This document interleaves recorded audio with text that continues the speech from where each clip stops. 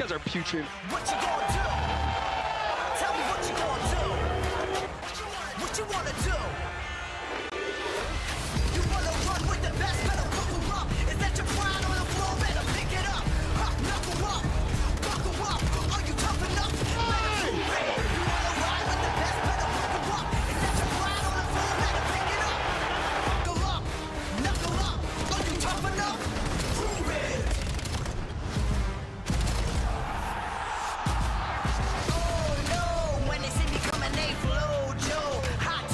Jump, get low, cause they know they don't want it. I'm a hate trigger, let it pop off with a small like smoke. Violate codes, throwing them balls and I'm cracking them bones. Now everybody knows that anything goes. I lose all composure until the case closed. Yo! You wanna run with the best, better buckle up. Is that your pride on the floor? Better pick it up. Knuckle up, buckle up. Are you tough enough? Better prove it. You wanna ride with the best, better buckle up. Is that your pride on the floor? Better pick it up. Buckle up, knuckle up. Are you tough enough? Prove it.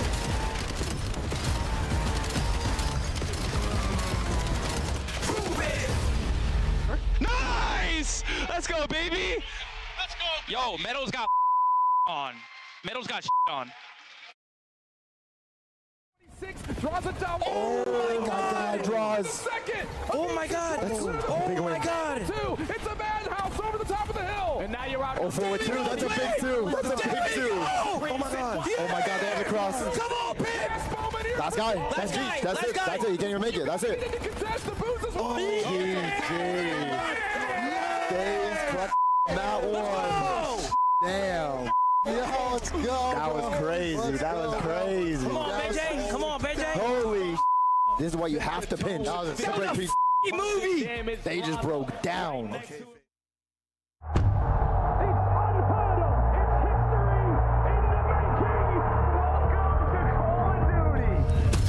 The Belgian master holding the line once again. Oh, Mendes 2, Mendes 3.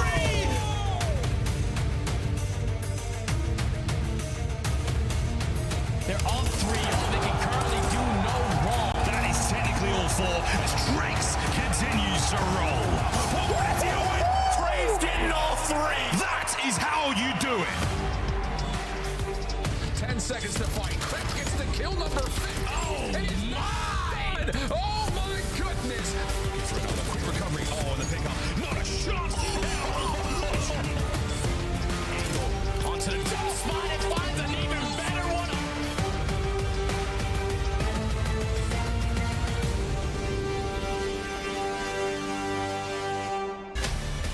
It's Championship Sunday live from Dallas, Texas. Welcome in to the first major of the 2026 Black Ops 7 season. Fans have been waiting outside and piling in to the Moody Coliseum to see the final four squads battle for the first trophy of the year. We've been fired up since 11 a.m. and now the fans get to witness all the action as it plays out live. We welcome Study to the desk alongside Rosalie and Nameless. Welcome in, everybody. I'm your host, Chris Puckett, and this is going to be a great day, Stud. Oh, yeah. Championship Sunday, these are the moments you live for. You want to be one of the teams battling out for the trophy at the very end, and we have some of the best teams in the game right now still left in the tournament, so it should be a good day. Rosalie, if we are looking at the bracket here, there are some big dogs in the winner's bracket and two ferocious competitors in the elimination bracket. Did you see it playing out the way it has this far? The way it has, absolutely not. If you did, you're a wizard. But I will say the biggest surprise is G2 being the underdog team that we have on Sunday. And as we take a look at that graphic, walk me through who is the most dangerous team in the tournament, because Optic has not dropped a map. I see Paris Gentlemates have only dropped one, and FaZe is on a heater through that losers bracket. Yeah, I think, you know, for different reasons, you could say Optic or Gentlemates. I mean, you look at Gentlemates and, you know, they've been unbelievable going through two of our top seeds. And then for Optic Texas, they're playing in front of this crowd and they've just been thundering people, haven't even lost a map. So that should be an exciting match. Winner of this battle is guaranteed top two, playing for the trophy on the year, and they've already collected back-to-back rings. Optic is on one this weekend. How does Paris slow this team down, and what do you want to see from Optic tonight, Jay?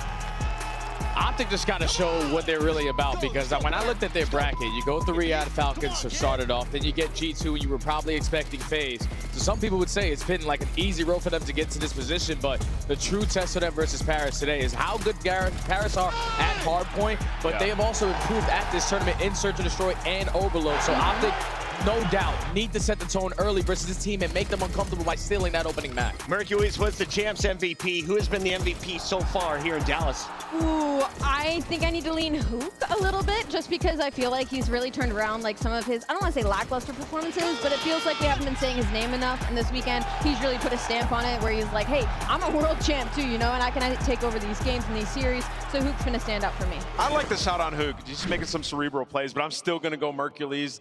He's the best Search and Destroy player in the world right now. It's absolutely insane what he's been able to do, and they're going to need him today. The one thing we pointed out is Optic has a small advantage over the rest of the teams here in Texas. What is that? That's the home crowd, man.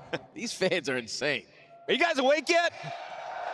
We had some beers last night. Let's talk about another team in the bracket. It goes by the name of the Paris Gentlemates. Allie, they gave you a bright pink sweater yesterday. They did. I feel I know who you are going to be predicting in this matchup, but why are the Gentlemates the #1 seed left in this tournament? Personally, I have no idea what you're on about, but I mean, they've just been the most consistent team throughout the entirety of this weekend. And what's difficult is, like, with the lackluster performances from Toronto Koi, you could almost take an angle of, like, have they really been tested in the way like Optic Texas? Have they really been tested this weekend? So I also think this might be their most difficult match on the weekend, but that's also what makes some of our best bang outs. Yeah, and I think it's just the way that they play the game right now. When you watch them at hardpoint, it's like poetry in motion. They do not allow any free space to not go their way. When they understand situations, 3-4 dead, I'm going to create that extra layer. I'm going to get the timings. They're always dictating the game.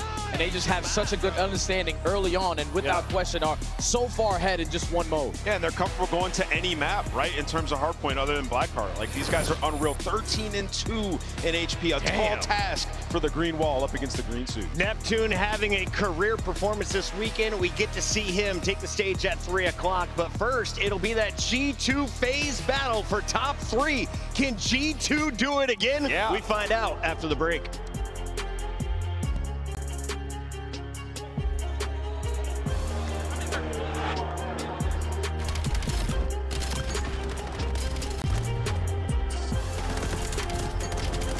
Let's go, baby.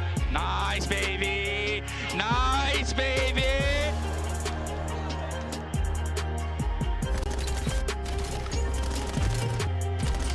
Come on, you better go.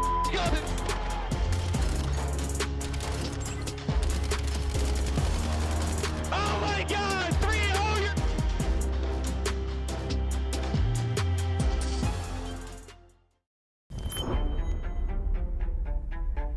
They ain't ready for you. They ain't ready for you. They ain't ready for you. They ain't ready for you. They ain't ready for you. It's your time, better go get it. No slow with it, move like you're so in it. Knock it out the park, yeah, show in it. They ain't think you had the guts, now they know really, man, you better come with it. You ain't playing no games with them. Your homeboy gave up, you ain't changed with him. Do it right, cause you never switch lanes with him. You gotta fight for the goal, just hang with it, hang with it. Knock down, no shame in it. But you gotta raise up with a flame in you. Put your fist in the air, let's push till we dare to the victory, yeah. We can picture it, yeah, let's go. They ain't ready for you. They ain't ready for you.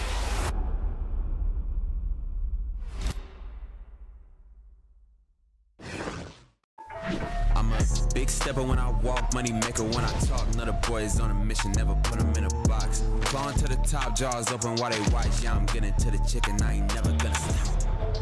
I'm the life of the party, know it's going down. If they wanna talk about me, I'ma tell them how. I'ma tell them, I'ma tell them, I'ma tell them, I'ma tell them, I'ma. Everybody wanna be like me, fast lane, steady whipping 2 doors off speed. Everybody wanna be like me, but that's something that they never gonna be.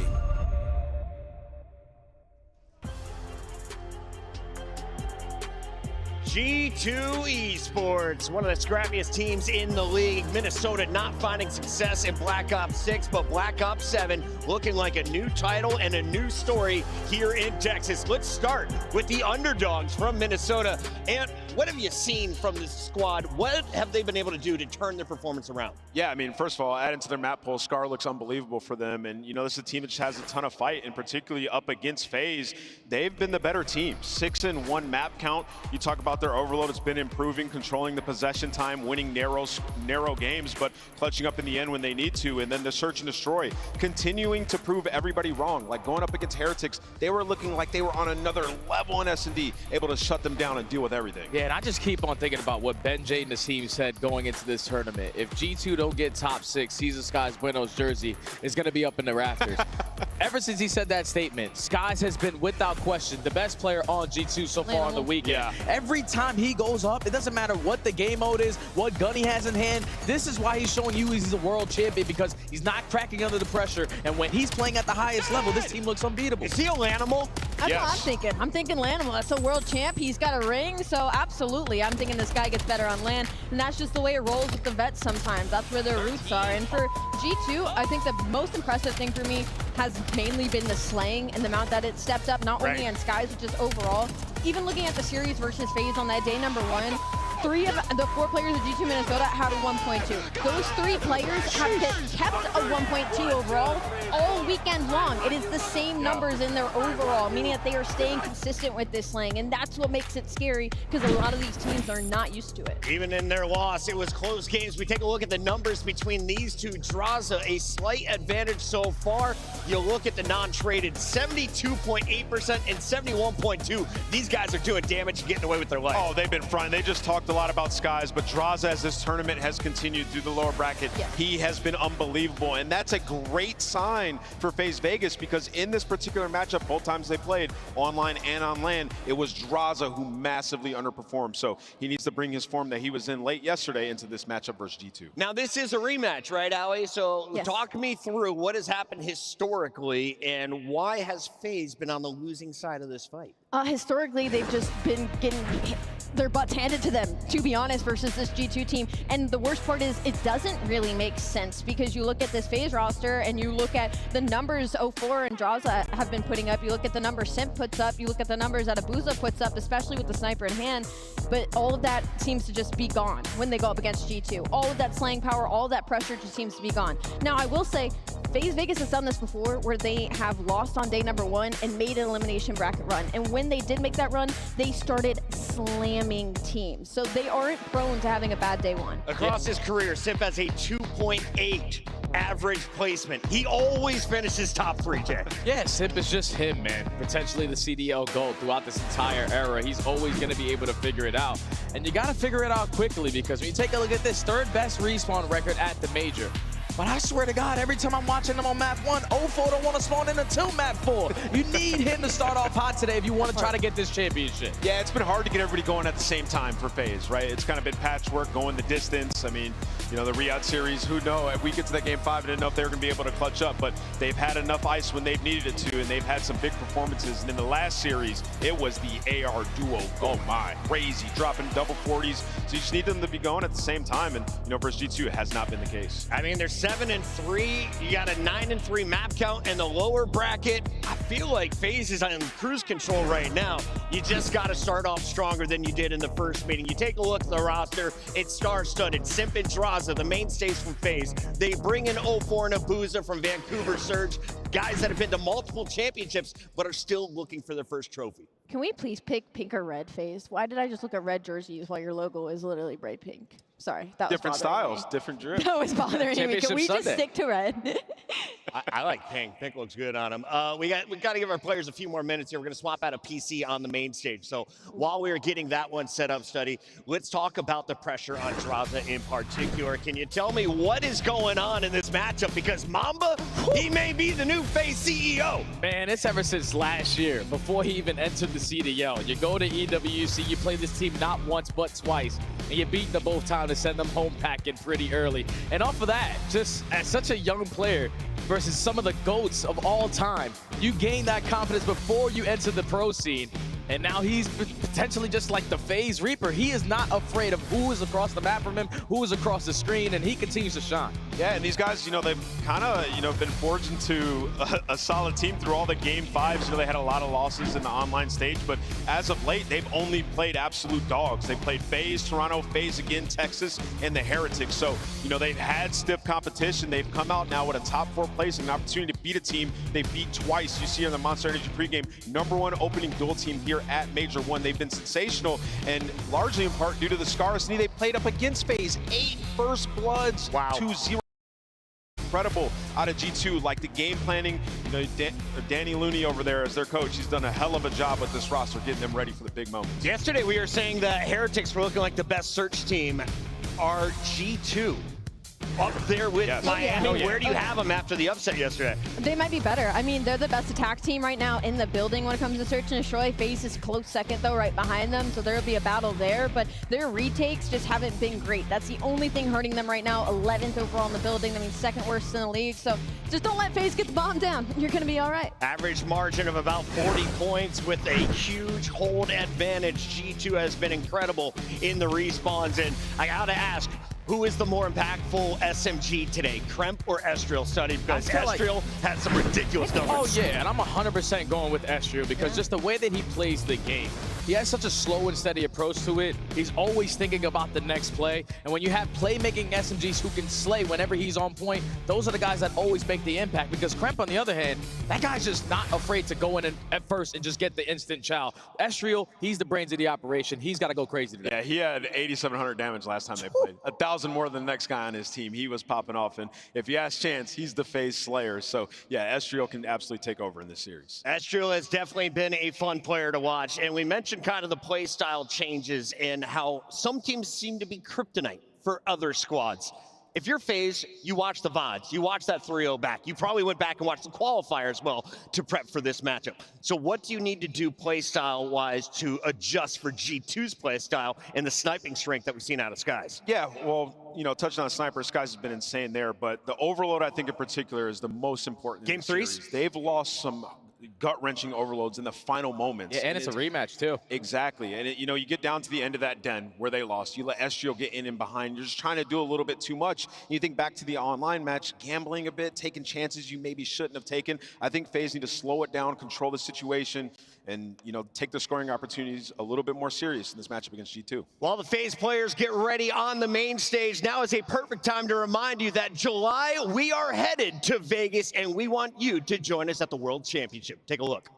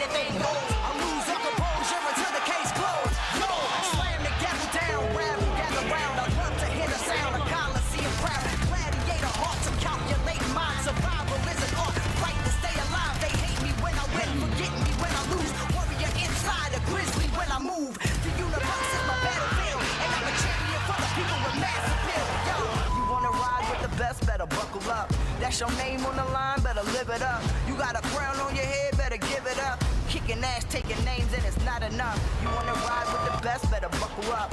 Yo, your name on the line, better live it up. You got a crown on the head, you gon' give it up. I'm kicking ass, taking names, and it's not enough. You wanna run with the best, better buckle up. Is that your pride on the floor, better pick it up. Buckle up, knuckle up. Are you tough enough? Prove it. Oh no, when they see me coming, they flow, Joe.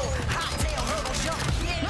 Cause they know they don't want it. I'm a hair trigger, let it pop off with the spark, I explode. Violate codes, throwing them bows, and I'm cracking them bones. Now everybody knows that anything goes. I lose up the posure until the case closed. Yo, slam the gavel down, rabble, gather round. I love to hear the sound of Coliseum crowd. Gladiator hearts of calculating minds. Survival is an art, fight to stay alive. They hate me when I win, forget me when I lose. Warrior inside, a grizzly when I move.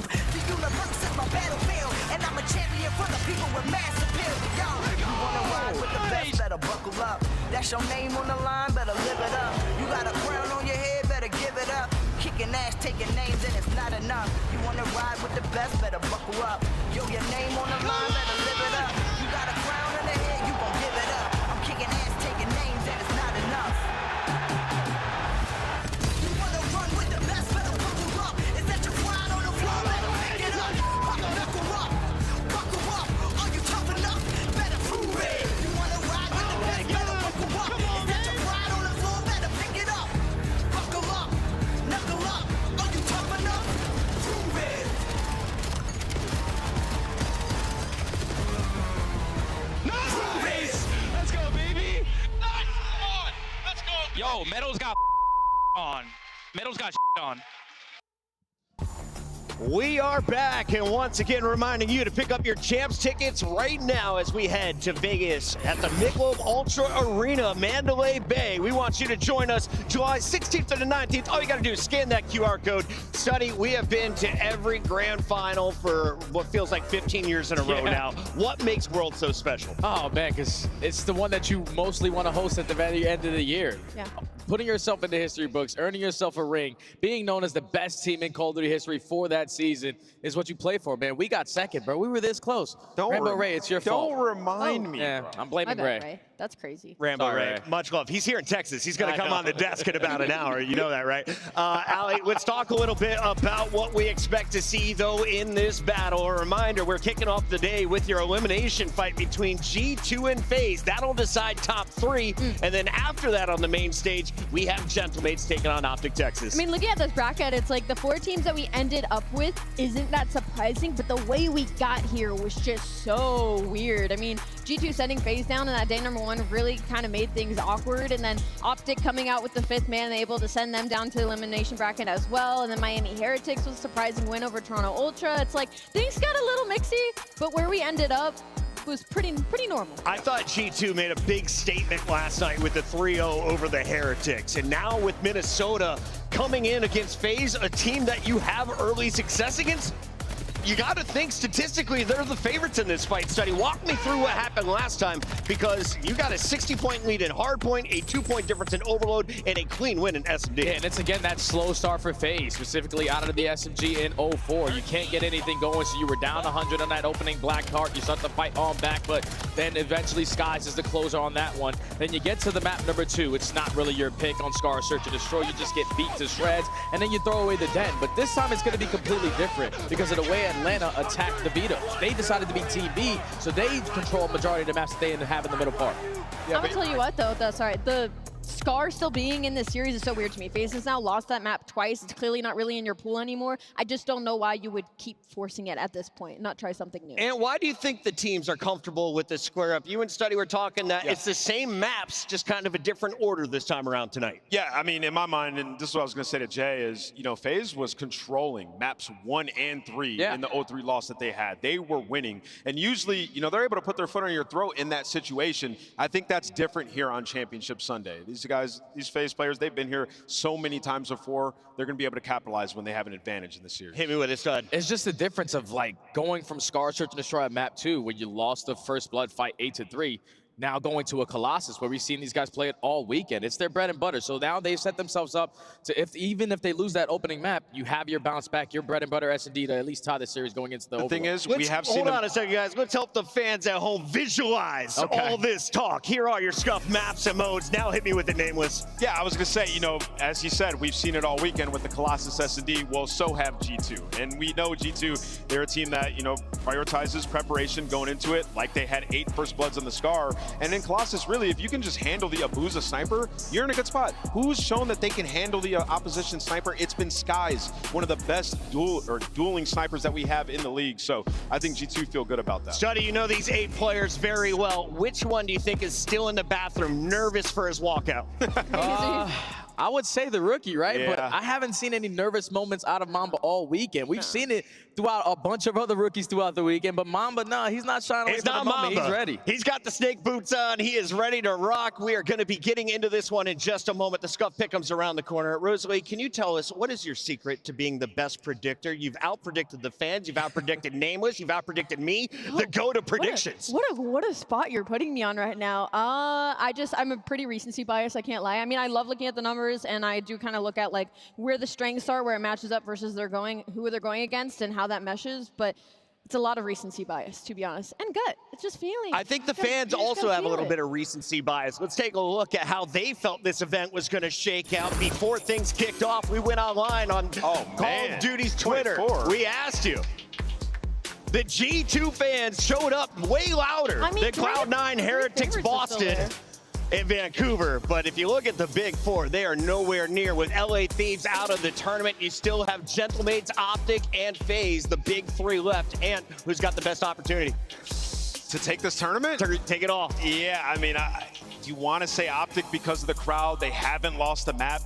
But Gentlemates, man, something about that team. It feels kind of special in this building. I don't know. I can't give you an answer yet. Number 1 seed for a reason. You get a chance to play one of those 2 teams if you win right here, and it's time to lock in your first Scuff Pick'ems of the day. Rosalie, let's make it 38. Where are we going? I've been wrong both times these teams have matched up, and I'm probably going to be wrong a third time because I'm still going to go with Vegas FaZe. Oh my gosh. Vegas FaZe going pink? I have to go Vegas. Yeah, I'm going Vegas FaZe in this one. I think that they're going to be able to close these maps out this time. Why is Chance pointing at me? Y'all know how I get down. You know how I get down. I'm always going with the underdog. G2 in a game 5. They get top 3 in this matchup. I really believe that Simp is going to finish top 3, but Study is so confident in this G2 lineup, and I've been sitting next to him for an hour. You've got me gassed up. I'm excited to see Estriel and Kremp take over. I got G2 moving into your top 3. A shocker here to start the day. Keep doubting them. I'm just saying. Fans, make some noise if you're ready to watch some Call of Duty. Oh, they're ready. Blaze, let's start this party. Thank you so much, Chris. The fans are ready. It's Championship Sunday, everybody, and you know it's going to be a great show today. Both our squads backstage are ready to go. And the first team coming to the stage know that they are in enemy territory, but under these bright lights, it's where they do their best work. FaZe up for FaZe Vegas. Simp, 04, Drazah, and Abuza. They've seen this matchup before, but it's a new day, it's a new dawn, and it's double or nothing. FaZe Vegas are here to take it all. Fans who are at home, I can't describe to you how cold it is in this building because they have to be blasting the AC with the amount of people that are in it. And FaZe, well, they look comfortable, they're gonna be warm, and for them, I mean, you gotta think, they want revenge at some point right now. 2 losses to G2. Let's see if they even it out, guy. Let's see if they can even it out, because the next team coming to the stage has never been this close to the top of the mountain, but they can see the trophy on the Championship Sunday, but they got to give it everything. They got to give it everything in which they got here in this series to keep going. Ladies and gentlemen, I give to you G2! Kremp, Estriel, Skies, and Mamba. With the spirit of the G2 army behind them, just a few more missions to complete for them to come out as champions. Welcome your dark horse team to the stage. They've been having a phenomenal run, and they have a matchup that they have loved. They've only dropped one map to Vegas FaZe. They look confident. The world champion in Skies is on top of his game once again, and he looks to cause another massive upset. Let's get it going. I'm ready to get it going. Ladies and gentlemen, this is just the first match of Championship Sunday. So Moody, I gotta ask y'all one more time. Are y'all ready to get this going? Miles Chance, the players see red. It's time to hop in. Oh, we're like a pair of bullfighters here. Actually, maybe not. I don't know. I'm going nowhere with the red because we're seeing red. You know what? It's a big day. We're going to start it off right with a good match. Mate, the desk is somewhat split. Are we split about this one? Who do you think is going to win? I see a guy walk out on stage with cowboy boots, and he's a rookie, and he's got sauce like that. I don't want to put anything past G2. I was going to go G2 as well. That's crazy. But hey, it's not easy to beat the same team twice in the tournament, and 3-0 is one hell of a way to do it. FaZe have had a strong run through the lower bracket, plenty of time to warm up and get themselves right here at Major 1. Opportunity, though, to do something incredible for G2. What a turnaround for their entire year. What a turnaround for the organization. Black Ops 6 did not exactly treat them well. Let's be honest. I mean, they had massive Game 5 issues. That was the name of the game even early on in this split. The same issue is plaguing G2, but making up for it. And on the flip side, I know one thing I'm paying attention to. I'm glad they have the soundproof headsets on. I'm not trying to get in his head, but 0-4 has had a painful tournament. A handful of games where he has been iced out as a player. And, well, when he has the good moments there, great. But he's walking today with about a .86 KD. That's the player I'm looking at to step up for FaZe. You can't have performances like that and expect to win a championship. I'm sure there's a pill to help with 1 in 5 games having issues like that. But until that gets invented, FaZe, they should be looking pretty strong going into this again. A lot of tape, a lot of VOD. We've gone over the same maps again. That's an interesting choice again by both of our coaches. But if you're confident, you're confident. These guys know something that we don't. And for FaZe, again, a very confident run into this tournament so far as they managed to walk their way through the lower bracket in a big way. For G2, you lose a tough one against a very green crowd. And now we go a nice shade of red. The championship red's on here for FaZe. Start the day off with elimination match bracket matchup. Let's get it, brother. And no slow starts on Blackheart. You lose out on P1, you will get absolutely clamped and locked down. One of the easiest hills in the game to hold on to. It is a simplistic style, and when you give something like that to Skies, he has been feasting in this tournament. It is not just the cracked out SMGs in front of him. He's been one of the best slayers in the game on land. We go into Blackheart, map number 1. G2 have already shown the goods here for FaZe.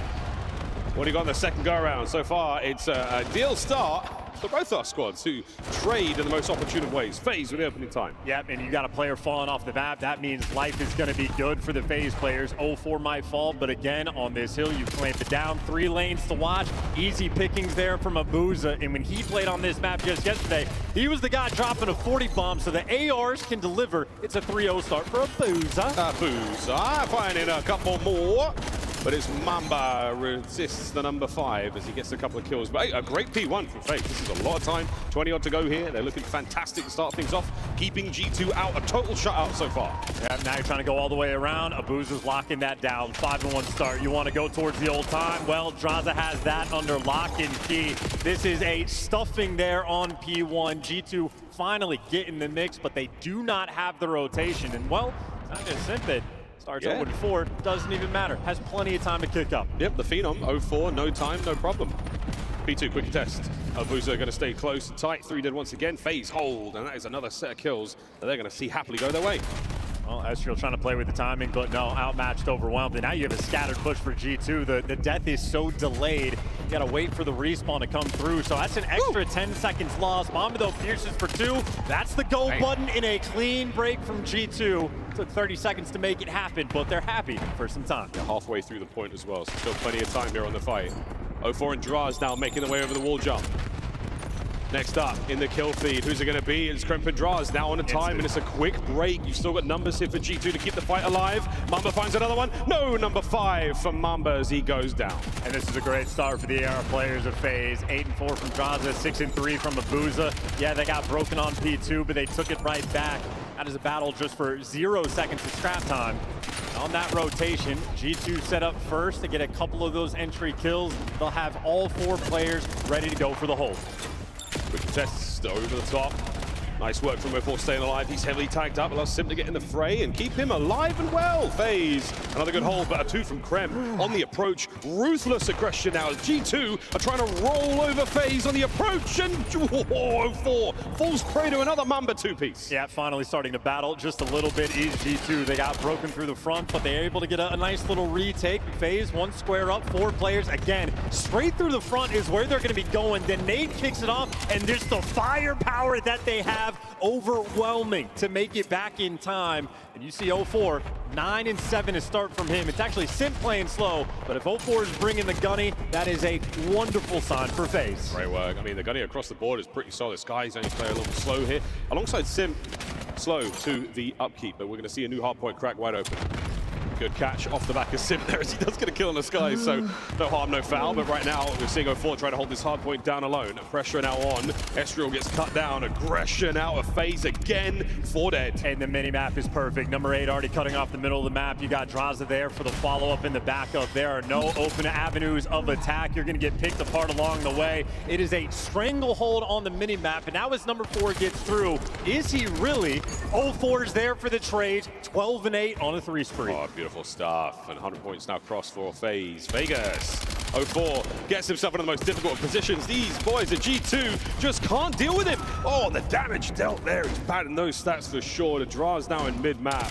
And FaZe are running circles around G2. Oh, and I mean, you had players on G2 even trying to hit the old time, and those left side spawns are open, so it could be a bit dangerous. And yeah, number 4 is going to be a little bit out of the mix, or maybe a little bit slow, but if it's parallels, it's going to be a foot race. 2-2 battle right now for the right side of the map. G2 objecting now to attack those players on the right-hand side. It's not going well. The firepower there. Mama's going to get a little bit more in. The stun will connect, so going to slow these players down just a little. Can Skies pick up the trade there on a Simp? As back and forth a little dance goes, and it is going to be Simp leading the charge. He finds that kill, and G2 with time, but we've only crossed 50. Big responsibility for Mamba as well. He got a 2-piece to set you up on the back end. He's going to need some more kills again. Wonderful job of playing his line, and he gets the kill on Simp. That is a clean 4-man down, and for G2, they can finally take a breath. G2 starting the motor. We're starting to get some air into the machine. Let's get it rolling. Still there with 25 on the clock. Next attack here from Abuza. Mamba holds it for only as long as he can. Abuza cuts him down through mid. Ezreal trying to find the trays. Great centering there on the man in the air. And Ezreal, a force of nature on a force spree. That's exactly what you need. 18 kills. He is now leading the lobby, matching the pace there of Drazah and Kremp with a little bit of follow-up as well. And all things considered, G2 had a very tough first set of rotations, but off of that P5, they make it just a 50-point game, and now that kill feed. 3 in the feed for them, back to P1, the tides are turning. Yeah, we'll see how this second set goes. First go around, solid work out of Vegas. Eyes on Simp and Skies to pull their socks up. And we've seen these gunfights from the first go around, but the same players, totally different positions. Ezreal though, man, he is rolling. 22 and 12. On board with Bueno still holding that time, getting lots of information. His teammates are getting the kills all over the place. G2 starting the second set right. And you love it out of Skies. He might be a 5-14, but at least he's playing his life and feeding that information. If you're struggling, you got to deliver somehow. They're giving the goods here while looking for the second rotation as well. G2, let's go free listen in.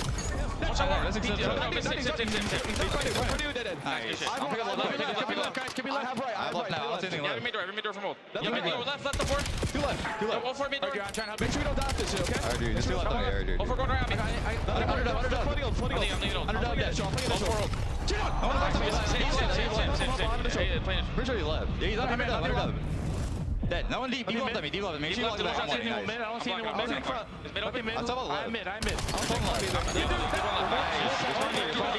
keep shooting. I'm on the left. I'm mid. Nothing front. Two left on me. Deep. They're deep. Two mid along. I'm looking along. One mid door. Nice. You make it short. S1. P4. Keep cooking, bro. Deep left on me. I have all though. Yeah, get up left. They can't kill you, bro. They can't kill you. One more. He's going in there. Nice. Good shit. I see one more drop. Here we go. Zach. Door. I spawned new. Dead. One shot. Play it back. Play me. Wait, that's on me. Wait, do you have a streak pump? Yes, I do. I'm the back. You can go back. Watch out. There's two back. G2, what a comeback. You heard Skies, keep the bowel movements coming, and it comes a Hellstorm. Yeah, and that is 3 players trapped in a corner. They are stuck inside, nowhere to go. That is free time for G2, and the comms are easy. They know they got him trapped. He just managed to miss the door by a couple of pixels. Wicked work. Oh no, FaZe. Yeah, they're trying to escape. Draz is going to find one. The trades are solid and up over the top here. Draz might be able to catch these players. He's got the high ground. It might not matter for Abuza to get involved now. 30 seconds to go on this time, and that is a clean 3 dead. Yeah, FaZe, they deal with the Hellstorm. They clean house and trying to restabilize and see if they can get the momentum shift in their direction. G2, you're just playing for kills. That's real. If you want to wait for the teammates to get in the mix, number 4 is coming through mid, but he dies a little bit too quick, and now you're falling one by one. But if you win the gunfight in time, all's well that ends well. Kremp can't get it done. FaZe continue to hold on, cut that lead down to 40. Cut the lead down, they cut the map in half. Top side is all FaZe Vegas for now. 4 spree Draz, 3 spree Abuza. Can the Zaza get going? Can they light up something special here on Blackheart? What a start they had. They're falling a little quiet. And they're attacking Sim. He's going to be the first man in line. Sim struggling in this game. Skies is there to drop him. Now Draza has to deal with 2 players, and even on time, you're being overwhelmed. G2, it is the Swarm and 0-4 gun down. They pierce from every direction. They now have the lead. They're taking candy from a baby. They break. 35 to go here. FaZe trying to get tricky with it. It's going to be Sim now on the pinch. Sim over the top. Ezreal, what an unbelievable gunfight he finds. And Skies now for the front. He's keeping those kills rolling. Abuza with a break. And now FaZe are in. It's a nice punch back. You're losing in the middle of the map though, but 3 players scattered around time in only 20 seconds. G2, a bit of a delicate game. You don't want to overcommit for the break. You need to set up on rotation. Guys like Ezreal already going to be handling that, and nuisances towards the time. Krempton's 2 players back towards their spawn, but is it going to be costly? It is the parallels, it is the foot race, and it is G2 turtle up because FaZe is closer to initial, and Simp falls off the map. Okay, for now, Abuza trying to hold this piece of cover.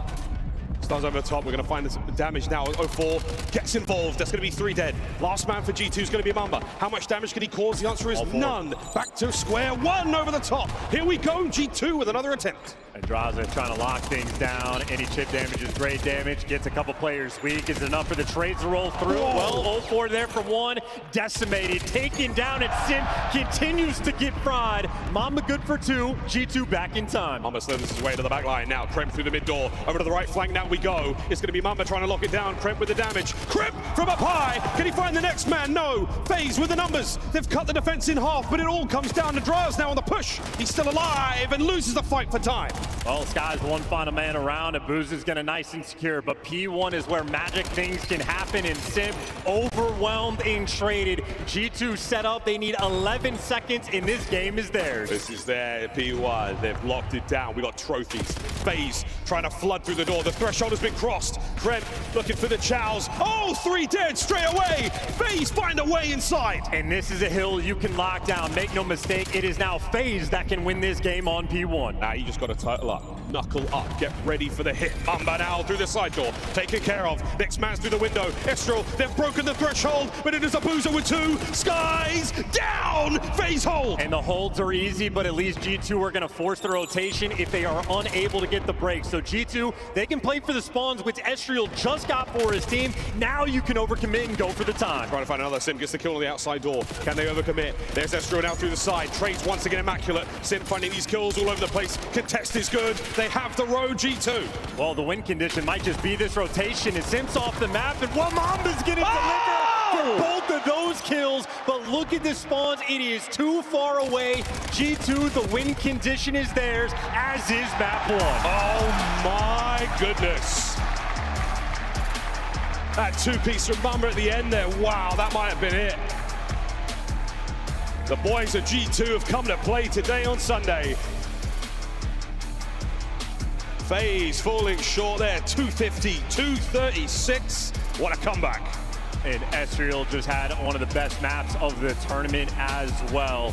Dropped a 40 bomb to strike first against FaZe, and it's not just those Mamba 2 pieces around the time. The gunfight, just to make sure you have the spawns for P2, is the key one. Ezreal had a 1v1. He clutched up in that moment and delivered his team the dub. But 40 bomb right there, 4,500 damage. I think one of my favorite listenings I've heard from this year was Skies.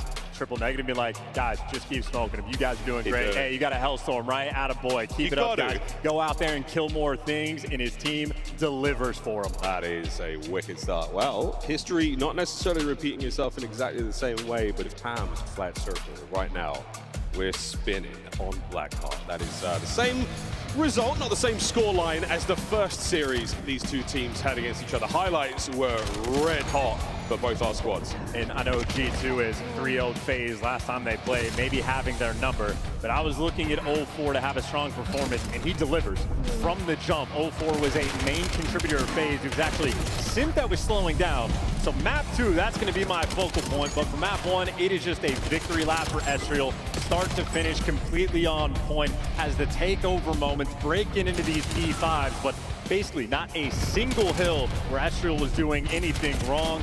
I mean, a menace from start to finish. Yeah, I mean, these highlights, you're taking gunfights in Black Ops 7, the ability to wall jump, find angles, find timings, find just that little opportunity for the re-challenge. It's so much more exciting here. And again, you're getting players the opportunity to get very, very creative with their movement. A map like Blackheart as well, very favored for those submachine gun players. And a team like G2, I mean, they might be the most fierce squad we have in the game right now on it. And they're very difficult to play against as well. I mean, you have 10 seconds left on old time, and Crimp is still flying in your face trying to pick up the 2 pieces, but just on the minimap alone, again, Ezreal wins that gunfight on the left side. He's sitting there patrolling that new spawn for the rotation and making sure you lock it down. G2, very heads-up gameplay, a very smart team.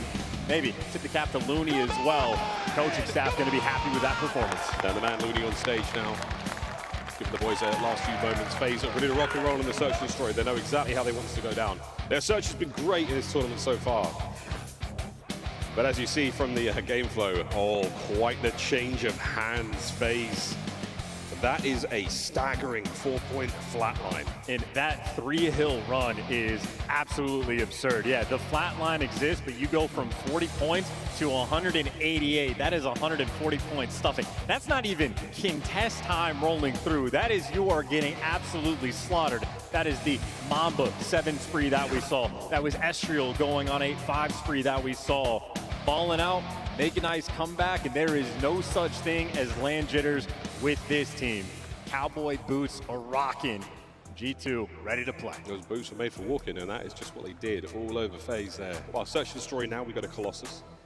And it's still, I feel like G2 have got so many, we've got so many sort of brand moments happening for them right now. We've got Kremp losses in the respawn, but again, for this kind of S&D, an interesting look from them again. They have looked very, very strong on the map all around.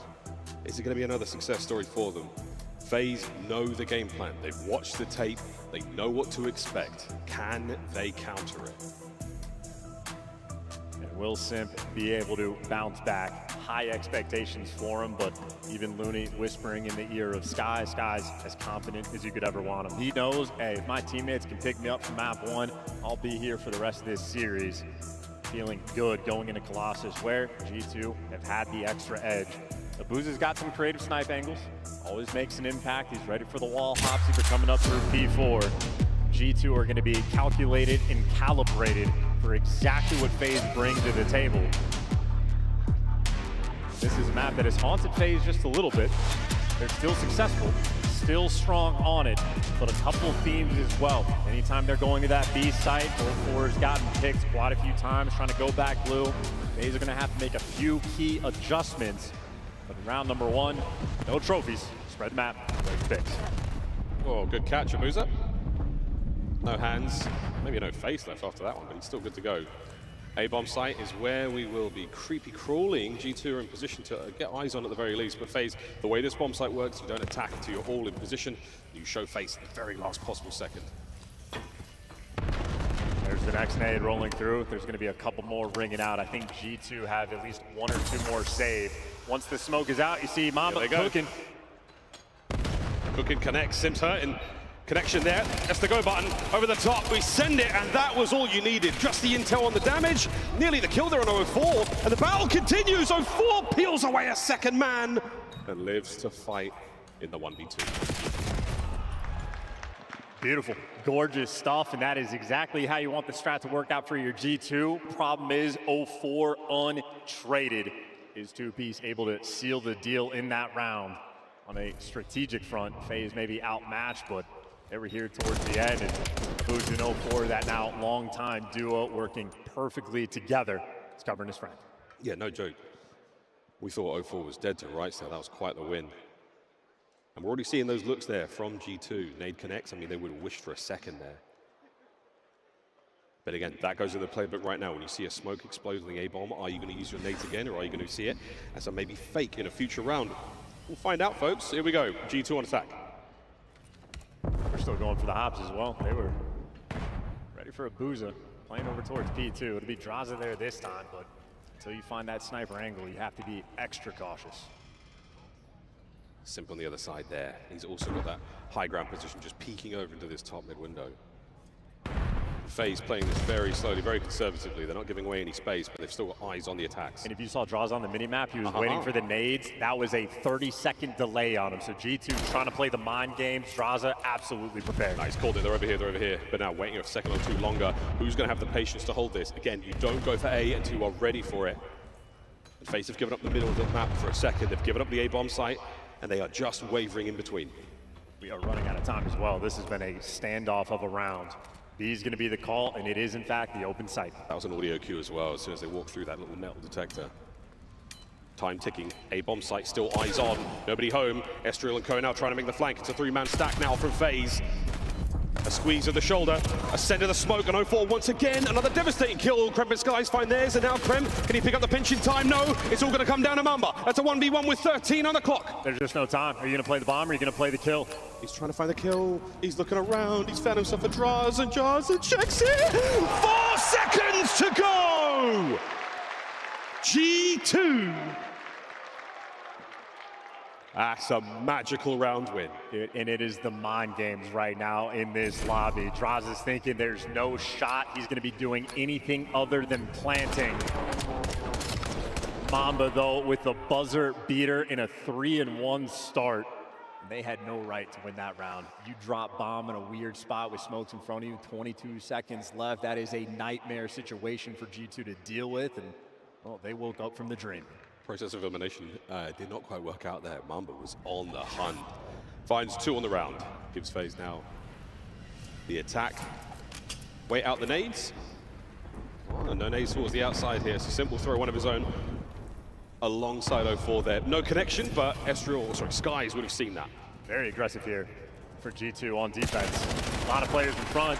04 able to get that first blood. Trades up top. Well, being exchanged now. Estriel trapped left in a corner. Nowhere for him to go. Sky's able to get you the kill. And 04 couldn't get to trade. 1v1. Once again, Drazah now versus Estriel as the smoke clears. Where the hell is he? Hasn't seen him yet. Estriel peeks. Draz looks left, he should have gone right, and it's good night, 2-1 G2. Unbelievable. They had Estriel trapped in a corner, and he peeled off just a little bit of magic, and shout out to Caesar Skies Bueno. Somehow finding that 2-piece exactly in time to help his friends. An X-ray vision out of Estriel. That's a hell of a first kill to get. It's a client-side smoke moment. As Drazah falls prey to 2 very unfortunate 1v1 moments there. They lose the lead for FaZe. For this round for FaZe on defense, pay attention to whatever arrow is playing over towards P2, that bottom right side of the map. G2 has been playing mind games with their tacks and frags. See, they're looking for the P1, and they're going to get it. Yeah, Kremp is straight in. They used the nades to bully it out, cleared some space, checked the A-bomb. Now maybe calling Estriel to bring that bad boy in. We've been shot in the back from top mid quite a lot this round, lads. Let's not let it happen again. As Simp on the hop check there. No moles to be whacked as he's going to stay alive. But he passes that info over. Does that mean it's going to be the hit? Smoke. Yeah, and it's the go. They're going to commit to this one. Estriel heavily damaged. Mamba with the coverage over the top. Mamba still from the statue. A bastion now of defense for G2. Hold it down. This is textbook right now in the round. FaZe trying to do this with a man down. It is a 3-man retake. They're doing it through front. Mamba finds the angle. Estriel in the close corner. The charge over the top. Ah! Justice delivers. A huge 3 from Estriel. And if you're a coach, you could not be happier with how that round plays out. Use those frags to get control of P1. Let Kremp roam back and forth. You get intel on Simp playing over towards mid. You feel the timing, you get the smokes out, and when you're going for the plant, Mamba there for the coverage. And then in a 4v3, as long as those arrows are in the right spot, you're good to go. Even if Escher loses that gunfight, they had a guy on the minimap pinching through mid as well. G2 playing extremely efficient Call of Duty. Yeah, they've got so many angles to work with there. Interlocking fields of coverage give FaZe no option. Once they cross that wall, they're in serious trouble. At 3-1 though, they're still very much in this search and destroy. No real success on the opening nade. Those salvos have been ineffective. Yeah, I think you got Kremp doing the Kismet spot, by the way. So yeah, you don't want to deal with the B site this round. A, though, more or less is going to be open. Mamba also with a little bit of elevation, but going to be a gun down in this situation. Talk about a moment FaZe need this round. Another smoke, another A-bomb hit. Oh, this time though, Mamba goes boom by Drazah. A rare time where a player doesn't shoot the barrel. That is a rookie mistake. Spidey senses more than Timmy, though Drazah knows something's coming up behind him. Lovely work again from Drazah. Frees the flank, massive damage to Kremp, but not enough. He tried to do a little bit too much there. Skies now, oh my word, he nearly found something there, but Kremp 1v3. Not a lot of time. To the B-bomb site we go. He's been one of the most clutch players in Black Ops 7. Kremp has the potential, but no, gets dropped, given the hands. A round that FaZe very much needed. And you'll see players all the time. Again, you can watch it on the mini-map for over towards P2. Basically every team in the league, they will shoot that barrel first thing. You don't want to have to deal with it. The one time you leave it open, FaZe jump on top of it, take down Mamba for the first blood, and, well, try to get back in the mix. Nice little turn there from 04. 04's got himself 2 first bloods alongside Draz there for FaZe, and they're 1 round away from that sweet equalizing round. They're certainly not out of this yet, but G2 on the attack once again. A-bomb site has been getting the love. The B-bomb site a little further away for them here. Are we going back to A? It looks like that. But you've seen a few looks now, and FaZe surely know what's up. Well, we're just playing the intel game once again. See if you can find a cheeky pick. 04 has used this spot a few times now over towards B. But G2 simply do not know this. Kremp poking around, see what he can find. Tunnel's clear. And a 2-1-1 split on the defensive end. Yeah, that nade over the top gives Kremp a little bit of intel. They still can't account for 04. Having a counter for 04, he's going to be the big surprise. But wait a minute, Kremp somehow walks away with 2. Perfect trade though, keeps it level. Mamba, oh my god, catches out Abuza. That is sensational. And now a 2v1 with 04. He's had quite the round so far, but he has eaten a lot of lead for breakfast. That is not going to help. FaZe is faltering as well. They would love to see 04 bail him out of this round because this was a tough one to lose. And they're tracking him down. They're looking for it. They've gone the long way around and the wrong way, but the wrong bomb site. But now 04 again. He's checking everything. Checking absolutely everything. Bomb plan. Opportunity for a massive clutch. There's the intel. Here comes the challenge. No good. G2 win the round. Absolutely shredded as well. We are squaring up for that challenge. G2 playing a comfortable game of S&D. And Kremp had no right to get those 2 kills. 04 would have had a freebie, but Simp goes for the challenge. Simp is not a player I will ever question, but it's worth pointing out, tough map 1 and currently 1-5. G2 taking down a 2-time champ right now with 4-2 lead. And FaZe have 5 out of 6 first bloods, and they're still down like this. G2 just so effective at retaking those bomb sites. We're going back to A once again. A much heavier presence here for FaZe. That's it, aggressive round, overcommit. Try to get involved as quickly as possible. Concussion lands, it doesn't trigger the trophy nearby as well, so they might be throwing a little bit more there. They could lose the smoke to that trophy. There we go, 04 gets rid of it. And it might just be a bait. Are we going to keep this play going towards A? Well, they can make it to the site if they want to. There's the smoke, and it's a fake. That's it. Out we go. Abuza, he's trying to clear this position out in the skies. Big guns up. Oh, and he finds 1 man. A lot of damage to Abuza as well. Trades are ideal. Here comes G2. Squirrely game. It is such a tight setup right now. You got information on everybody. Since you're bomb carrier, and you got players being sent on the pinch, so 04 is going to try to make the play in the meantime, and Mamba spots it out. G2 will shut it down, and now 04 isolated. Can't give you 2. Maybe a small mistake for Mamba, but hey, it's a 2v2. We're back over. G2 have held the line. They've not moved at all. Another coverage of smoke. Sim wins it. It's a big win. It's a 2 spree, and now it's a quick plant, but he's not being covered. Estriel, can he find another sneaky play through smoke in this 1v2? Well, the answer is just maybe. Holy challenge. Try to switch up the angle, see if he can reconnect. Not easy to win that gunfight against Abuza. Playing loose. Happy to take the shots, but an effective position for FaZe to trade from. 4-3. And once again, well, Simp gets 2 kills in the round, so from 1-5 to 3-5, that is a great sign for FaZe, but also 0-4. Tries to make that hero solo play.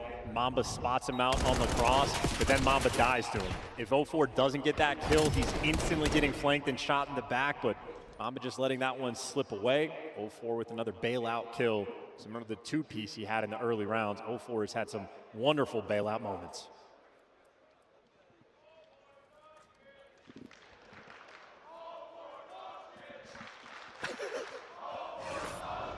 Dallas, you're getting creative. I love it. It's a plat crowd. They do not know ball. Rank play soon, next Thursday. Nade's not going to connect, but the stuns will. G2 rocking forward. Dra's going to be the only man covering up for now. He's going to have 0-4 to make a move soon, but trophy lands.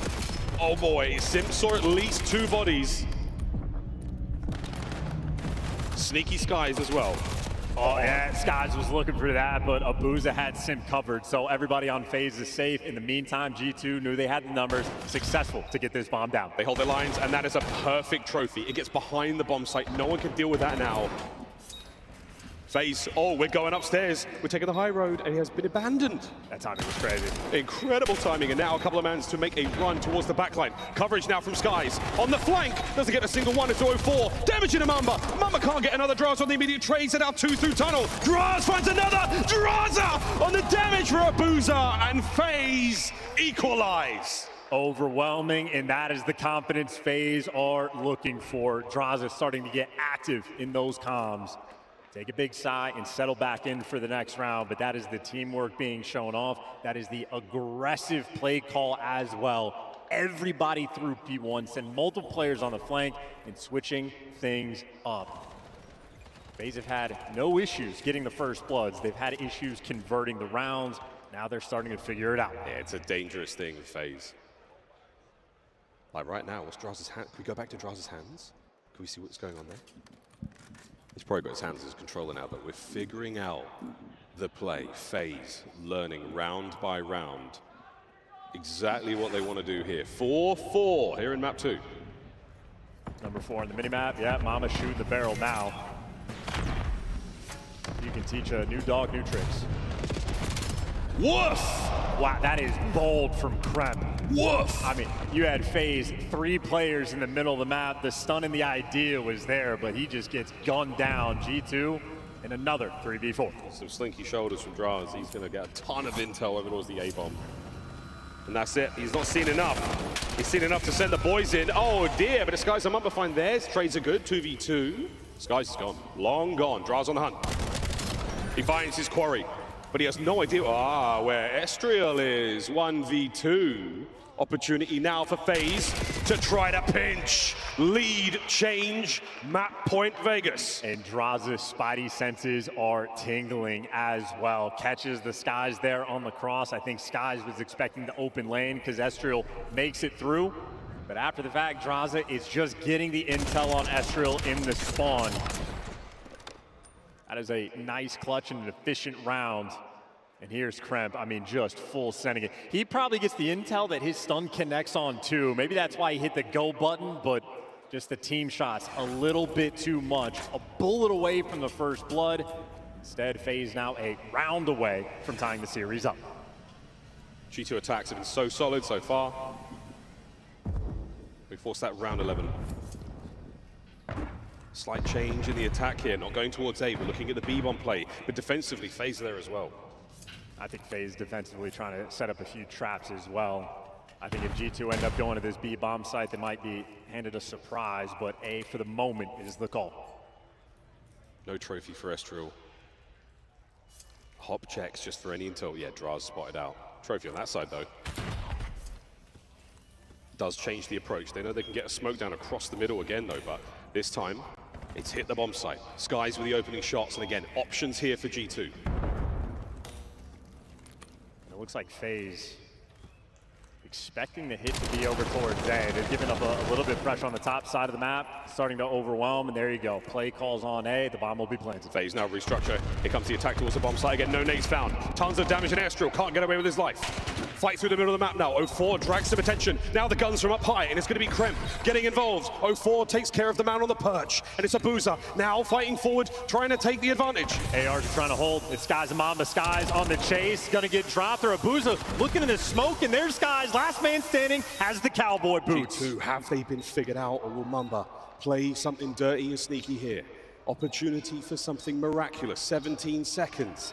No eyes whatsoever. He's going to check, but it is not good enough. FaZe defuse the bomb under an awkward post-plant situation for G2 tie up the series. Yeah, boots are made for walk-in, but a moment where you needed to sprint. FaZe with a 4-2 comeback in the search and destroy.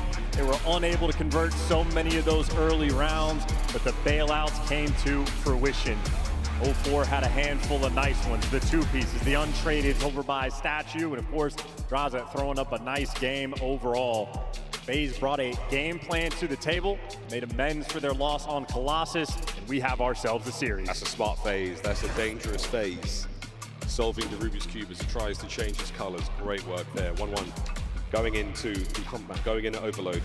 This makes the series that bit more interesting. Already, FaZe have managed to shed their skin. Despite the efforts of Mamba and Co in that map, they are looking like a brand new beast with a 6-4 there on Colossus. Yeah, 8 first bloods there from FaZe as well. If anything, maybe their coach is upset they didn't convert as many previously, but ultimately, things working out. Simp another struggling game in the kills column, so still uncharacteristic for him. Always be on the lookout there in the map 3, but ultimately it is double digits for 0-4 and Draza having themselves a feast. Great stuff. Massive damage there across the board. What a great game of Colossus. To Den we go. Double dose of Den. If that doesn't cure your ailments, we're going to go to Scar for game number 5. But Den Overload on its way. That will be the next match we play after this very, very quick commercial. Don't go too far, boys and girls. We're still playing some Call of Duty here at Major 1. When we come back, Den Overload. Don't go too far.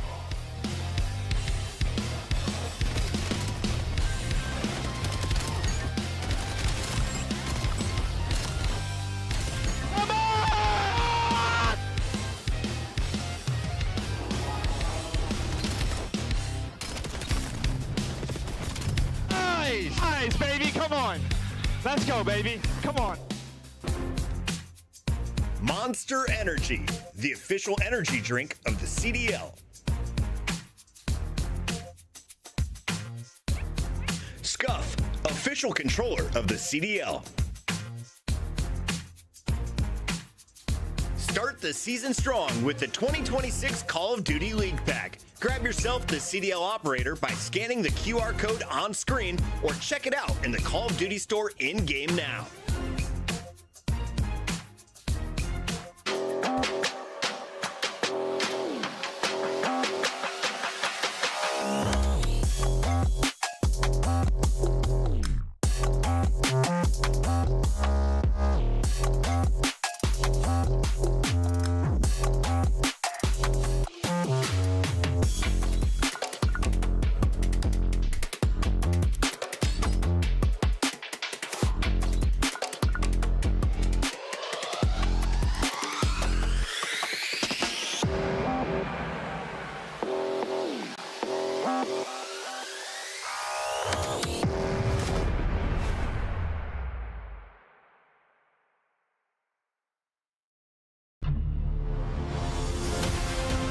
Let's find out who's built for the big save. Heretics ready to dive in. Thanks, Tim. 4 and Snoopy. Come on, wants some more. But Hydra with the switch impossible. He's making top room. So damn happy. It's Saints. Down Abuza. Dominance on the grandest stage.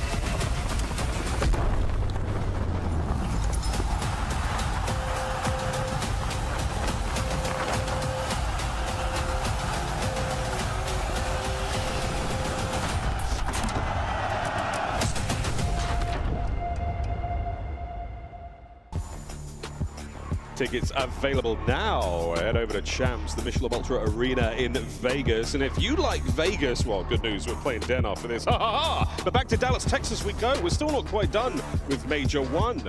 Hello, crowd. Thank you all for making your way in. And shout out those guys. He's an OG. Or is he a new fan? You never know. Challenges dumb lit at the moment. Welcome back, though, folks. It's elimination matchup between G2 and FaZe Vegas. Ezreal, he has been disgusting thus far, not only in this matchup, but in the tournament in general, alongside Draz. Yeah, and of course in map 1, Drazah had that initial hot start. Well, Ezreal's the man that ended up catching and then surpassing him. Feasted in map number 1, so Ezreal, happy to see another respawn in the mix, but Drazah, he grinds for a reason. Even if you're going to suffer in a map 1, he's the guy you look towards in Search and Destroy, and he is the guy that had 11 in that map as well. Drazah, ferocious. A lot of people on his back. A lot of people talking crazy stuff against these FaZe cats, but there he is right now, the lamp lighter at Major 1. He has been leading the charge. Yeah, these cats have been purring 6, 5, and 4 for Drazah, 4 and Abuza respectively. In their goals here on Overload, that's a lot of points. I mean, these fellas have played a fair few series, so they do have a decent amount of cushion for the pushing, but at the same time, G2, no slouches. Yeah, and just the fact that FaZe has 3 of the top 5 at this tournament, high scoring, very aggressive. We saw them against G2 on this very map. They built themselves a sizable lead on it, and then G2 orchestrated one of the most impressive comebacks on Den Overload that we have seen. Of course, though, when it comes to a third game mode, Simp is one of the best of all time. Whether it be a control or a domination or apparently Overload as well. It is a mixy map, and you have a lot of different styles, a lot of different ways that you can play it. He is the calculator that breaks it down. 8-0-0-8-1, you know where I'm going. Turn it upside down, ton of fun. Den Overload, here we go. Can we try something? Are you ready, kids? I love you, Dallas. Let's get it. Into Overload we go. I take it back. This is an Erie crowd. They know ball. They know ball. Let's go. And we'll try that a little bit later on. Now we're all warmed up, ready to party, and so are FaZe. Battling for mid-map, but G2 is a different shade of red right now. G2 trying to sort of hold the line. Kremp and Sky's doing what they can just to get the next line in the mix. Well, now Ezreal's trying to slow him down as well. Problem is, a little bit too slow. Gives time a guy like 0-4 to get to work, and he's getting handed absolute freebies. 2 in the feed, that's a 3 down. You got 5 pushed out. This might be a FaZe score. Raz's got it, and he's making a run. He's going towards B, and he's having some fun. Mamba's going to be there to try to spoil it. And he does. Great stuff. That FaZe still got numbers on point. They're going to get in there, but it's a close range battle. CQB. Skies can't get there in time. 0-4 on a slide. Yeah, he came to play on Sunday, by the way. 0-4 has had himself a wonderful series, a 4 spree, and he is still inside of your spawn. That's number 5, and now for G2, it's the panic button. You're getting outmatched, gunned down, and now you're coming off spawn, and 0-4 was there again. Anybody but Skies, it would have been a problem. We would be there for the rally, and again, defensively, this is a great read by G2. They clean out the top side. Bottom side, though, there's 2 remaining players. They've got to worry about mid. They've got to worry about the bottom deck. They have to worry about B as well. Here comes 0-4. Big kill up top. The A goal is now made secure. You've got somebody on the hang. Coverage again from 0-4. Gets the kill over the slide, and it's 2-0 for FaZe. I mean, that is just jumping all over. That is a minute and a half for a 2-score lead, and they're set up in the new time. Just in terms of pure slaying, FaZe right now are overwhelming the opposition. Running past players in the middle of the map, but this might be an opening for 0-4. Able to find another catch, and he's already got the Hellstorm. He's absolutely cooking to win. Hellstorm in the back pocket. Kremp fighting out for the bottom side. Third EMP in the spawn. It's going to be down low, and it's going to be Kremp finding a nice 2. Simp finds 2 of his own, and already the Phenom looking good so far. Well, a sneaky Mamba. He does get read by 0-4, but it doesn't matter. Mamba there for 2, so it's going to slow that push down. Simp gets dropped as well. G2 able to hold the line. Still, though, turtle up on the defensive end. They are having to sweat for this one. This is going to cause some problems. And Kremp is doing, he's done so much damage. He hasn't been able to stop the play entirely. That might be it. So no one there for FaZe to capitalize. A tremendous effort from G2 to survive the Hellstorm. Yeah, huge tool out of their pocket. G2 can breathe a big sigh of relief. Try to get the ball rolling. Sky's there with a nice kill. Instantly traded out, though. G2 have the numbers. 3v2 for the next few moments. And And they're sending Mamba on the pinch. G2 looking for their moment to strike, but as Mamba falls, so does this push. And now it's FaZe that are going to start to run him over. Oh boy, they're going to make a run for it now. Mamba, he's going to spawn in the courtyard. He's making his way across map as quick as he possibly can. Draza, can he get it in? It's good. 3-0 FaZe. I mean, they are just running the show. We might have an early half ending here. Minute 45 left on the clock with FaZe. They have just been all out and about. G2 have just struggled to get past the 50-yard line, and it's for moments like that. You make it to the spawn, you get shot in the face, shot in the back. They are just struggling in the kills column. FaZe, they're bringing the slang. Oh man, this is real dangerous stuff. Sims back, 13-7. We were speaking ill of the young phenom. He's fought his way back right into our hearts and right back into the feed. 0-4, if that lands, I'll shave the beard. Yeah, FaZe are just waiting, by the way. They've had Simp in position. That's the kills you're looking for. Next man in line, pick up this device, and we are going straight towards B. They're sending it absolutely flying forward. Skies might be able to catch a cutoff here, but he's going to catch the wrong man. Oh, he's down! Oh no! One more there on defense. Mamba and Kremp get theirs. Draz backs up.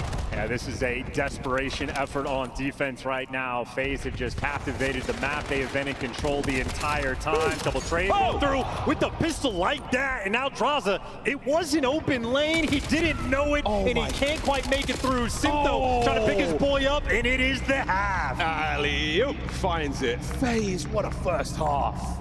Strong stuff. 0-4 spitting in the player cam, and Simp is back in form. 17-8 at the whistle blow. This is why the theme of the day is, hey, if 0-4's come into play, we expect good things. Simp might have had a slow start, but at this tournament, he has looked like he might just be King of Major 1. One of the best players, if not the best in the game. And once he gets rolling, the teammates there too, I mean, that is sheer and utter domination. G2 Minnesota outmatched and overwhelmed.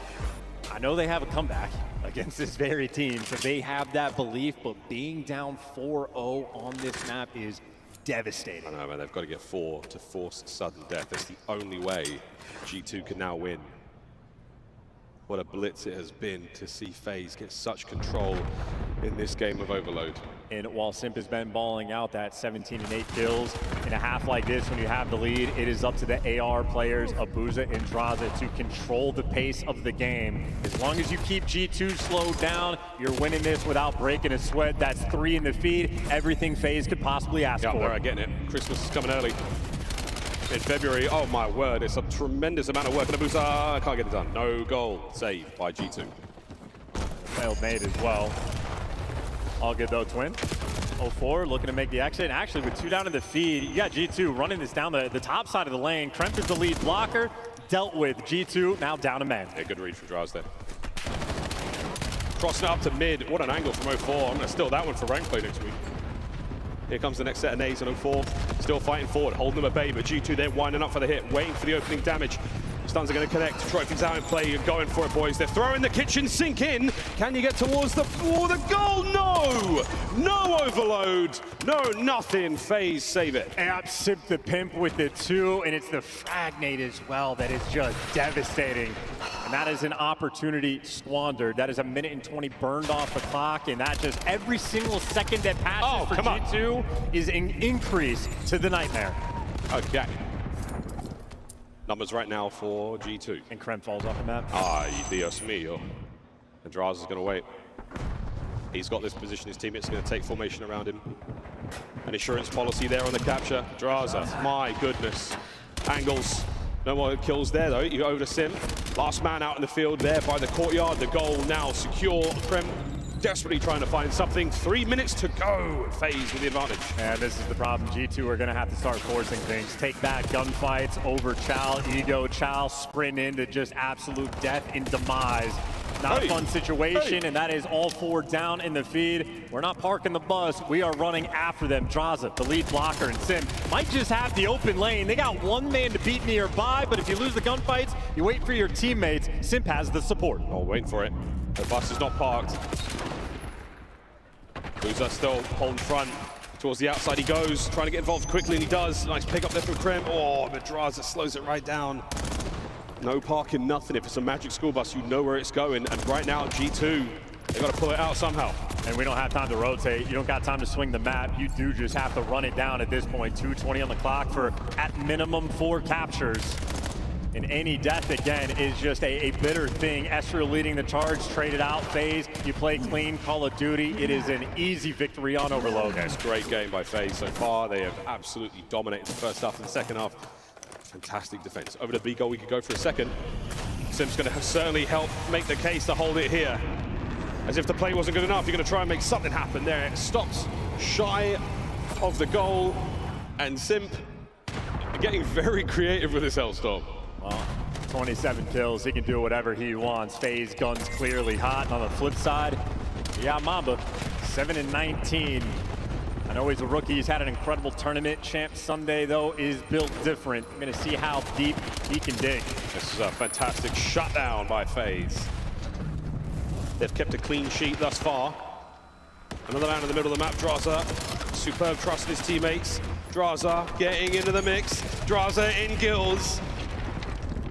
Over to Simp, next line of defense for FaZe.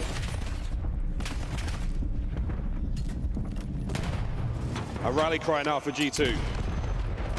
A minute on the clock, they're desperately trying to get in, but what a wall set up here from FaZe. Another 3-4 dead, as clean as you like. They're going for the 5th. And you just have to suffer if you're G2 as well. We're almost to the point where it is mathematically impossible for them to make this comeback. It is just devastation going into the map for 0-4. Nice little 3-piece there. It is just demoralizing, though, if you're Minnesota having to deal with this heat. 5-0 lead now. FaZe 2-1 advantage in the series. And you got Simp working like that. Yeah, they were trying to find the rally and a perfect maneuver there from FaZe to get it done, but it's not going to happen. We will see a 4th map. And now with FaZe in the lead, has it changed things too much? Final shot here to try to get on the board. And you get it, it's 5-1. At the very least, you walk away with a goal, but it's not enough. FaZe, too much on Den Overload. 5-1, the final score. Yeah, a consolation prize of that final cap, but a nice 3-piece for Drazah. That is feet up, no sweat. Simp Pop take over and the team there to back them up. Phenomenal work out of FaZe Vegas. No comebacks this time. They have made amends. Yeah, they figured it out. G2, everything was shut down. Mamba certainly had an uncomfortable game. Could not get anything going, and Simp in his bag. A brilliant performance from him after what has been a lackluster series so far. You'll take it 2-1. That's FaZe match point. And the memory of Den may be haunting for Minnesota because we're going to be going back to Den for the map number 4. But credit where credit is due. Simp, 30 kills, 3300 damage, led the lobby in both of those categories. Every single player on FaZe able to get a score, and the objective work on point as well. You got guys like Mamba trying to keep up with his teammates in the damage category, had plenty of assists, so still getting involved, but he's the guy looking at to switch it up in the gunfight winning category there for map number 4, because it's him rising to the occasion. Well, G2 needs someone to match him. While Scuff playing the game, it is going to be the other 5 goals that FaZe managed to get. Their overloads were so strong, start to finish, really aggressive and wonderful coverage of the map. They just managed to find that space. The lead man, the lead block, finding those kills all the time. FaZe with Simp, really, really strong stuff out of them. Drazah now on this side of the map, allowing complete control. FaZe, good possession, great routes, even better kills.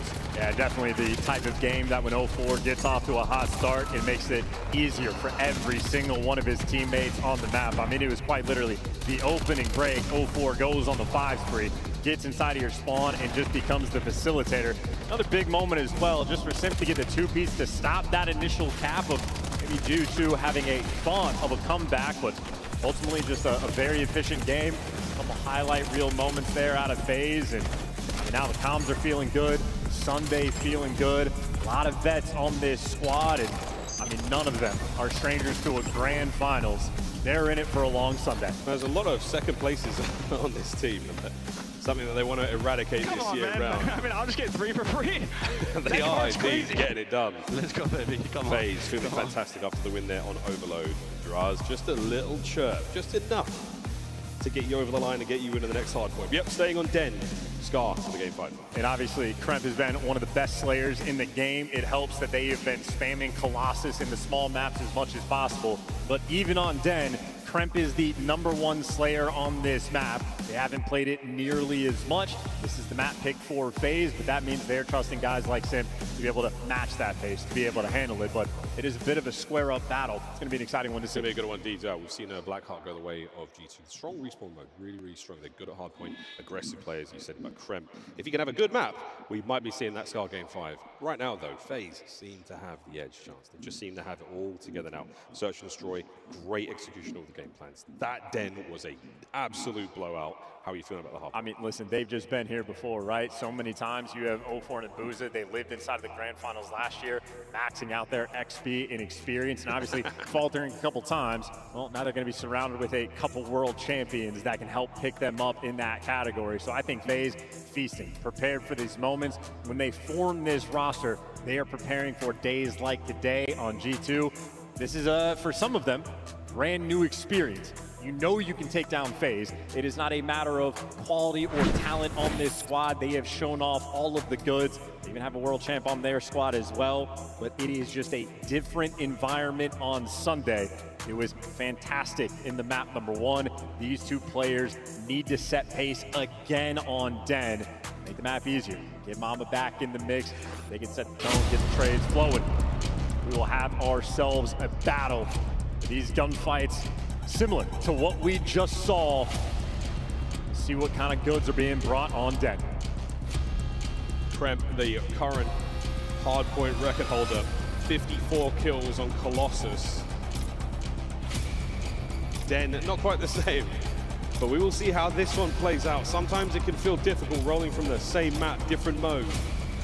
Can't quite shake off the bad map. But in hardpoint, you simply have to. Here we go. And just a quick tag on that map 5. Scar S&D is not something FaZe want to see against G2, so they absolutely want to be able to end it here. Opening break, nice and clean, at least in the kills column. Sim waits for his moment to strike, gets the kill, gets out, gets a little bit of that time. Oh man, Sim. Oh, Sim. He is having himself a P1. The contests and the kills, he's done it all, mate. No way is he going to go for the next man as well. It's 5 for Chris Lair. And that's going to be a nightmare. This is not the man you want to have the hot start. He is in cheeks, and for G2, well, they're respecting it, backing down for this retake. Doesn't get the Hailstorm, but man, what a start. Beautiful kills there, lovely motion from Sim, but again, not enough to really push the lead forward there on this P1. It's going to come to a close. 5 seconds. Well, no, I mean, actually, as hot of a start as that was for Sim. You got a tied-up game, and G2 flipped the spawn, so FaZe dropped the ball. They overcommit. It was too hot of a start for them, and now G2, they're going to be able to take the lead. Oh, Skies lines up one, not enough damage on the next man. It's good. Bueno still dancing. Eyes on the next set of spawners. Kremp trying to fill the holes. Defensively, an awkward moment as Estriel does put a couple of holes in him. Gets a Booza too. Ooh, and we're trading away a little bit of time as well. G2, as good as the start was, not quite able to run up as much as you want, but there's Mamba for 2, Estriel on a 4 spree, and this is the man you were looking at, the 40 bomb on map #1. He is prepared in hardpoint, and he's got the Hellstorm. In the back buckets. 5 spree, 3 for Mamba on the outside. Mamba 4 on the outside. It's going to be Estriel with 6 now in a row. He's soaring his way through time as G2. They're running dead. Yeah, so quiet and comfortable, and the player came as well. This is facilitating gameplay right now. That was a spree from Mamba, a spree from Estriel. Both of those players fall. Okay, FaZe, they got their get back. They've won the rotation, trying to get back in the swing of things. They dealt with the onslaught, walked away, down by 40. This is certainly going to help make the case to break that hard point. Lovely Tokyo skyline there. It's not going to connect, but should keep these players trapped on the inside. Well, the problem is Estriel is going to be so far away out of it that it's going to be tough to get the play back. So Abuza doing what he can to slow it down. They know a guy's over towards Dojo, but Mamba in the feed gives you 2 again. Mamba making up for his last performance. You love to see it if you're on G2, and the break is clean. Abuza get tags to everyone. He's trying to chase 3 assists in the next break. Those boys get their health back, though. Estriel now with trophies in play. Mamba, he sadly eats a little bit more there. Oh, he's found another. Wow, Mamba finding 2 in that life. Sky's now on the inside. The dance is so annoying, but again, the kills are good here from G2. They are locking it down once again on Den. Yeah, this has been Mamba's multi-kill madness. If he wants to build a multiverse, we can keep it going for him. Sky's now working patio. You already potentially got those back spawns controlled. G2 are just going to overwhelm these spawns. This is looking like it's going to be a break, and Skies continues to fry. A force free from him as every single G2 player has been teeing off on FaZe. This is an unbelievably annoying situation to be in right now. Sky's guns up and they're ready for the next fight. He's in a very predictable corner. We'll see how this one goes. Mr. Bueno. Oh, he gets the 5th. Trying to get himself on towards Draz as well, but he's going to be picked up. The trade's fantastic right now for G2. Again, they hold. Yeah, this has been the phase that you're worried about seeing. A 3-11 start from 0-4. He's been great at the start of all these maps, now struggling, and on the receiving end for another Mamba multi-kill. Yeah, Mamba's back, 15-8. Mamba's back. Here comes Ezreal, picking up with nothing now. Everyone has been taken care of, and that boy got that dog. He won't be calling it in, sadly, but lovely stuff from the first set. G2, what a lead. I mean, I think off the opening break, FaZe was able to get maybe 16 points. Since then, they've just been getting obliterated, praying and desperate for scraps. So yeah, a perfect first set. Clearly the bounce back there from G2. Whatever Looney said to him before map 4, clearly paying off. Buzo 4, clean dead. All 4 gone. FaZe time. Their P1 was not bad, but again, it was a hot start. They overheated, could not course correct. Trophies at play here, and they have control of P2 as well. That's good stuns, good nades, great tack usage from 0-4, switching up the angles as well. Simple Call of Duty, but Kremp able to read it still though. 2 in the feed there from FaZe. It has been a firing squad on P1. Abuza, it is a comfortable place for him to play. Loves the heady, great information the whole way through. FaZe is outmatching him on this hill, in this hill alone. FaZe, though, this time, mistake-free, maintaining those left side spawns. No one from G2 has been able to pierce it just yet. FaZe trying to set up for a big one. Abuza doesn't catch it this time round. Dodging the nade, staying alive. His teammates now reinforcing this P2 phase, maintaining control. But a G2 now, Minnesota on the encroach, and they are starting to collapse upon time. But Simp buys his boys a little bit of space. The 4 down there, that is a lung full of air. And you already got Draza pushed out. Yeah, you just get welcomed off spawn. A nade's already in your face. FaZe handling P2 right now to perfection. Oh man, they're pushing out.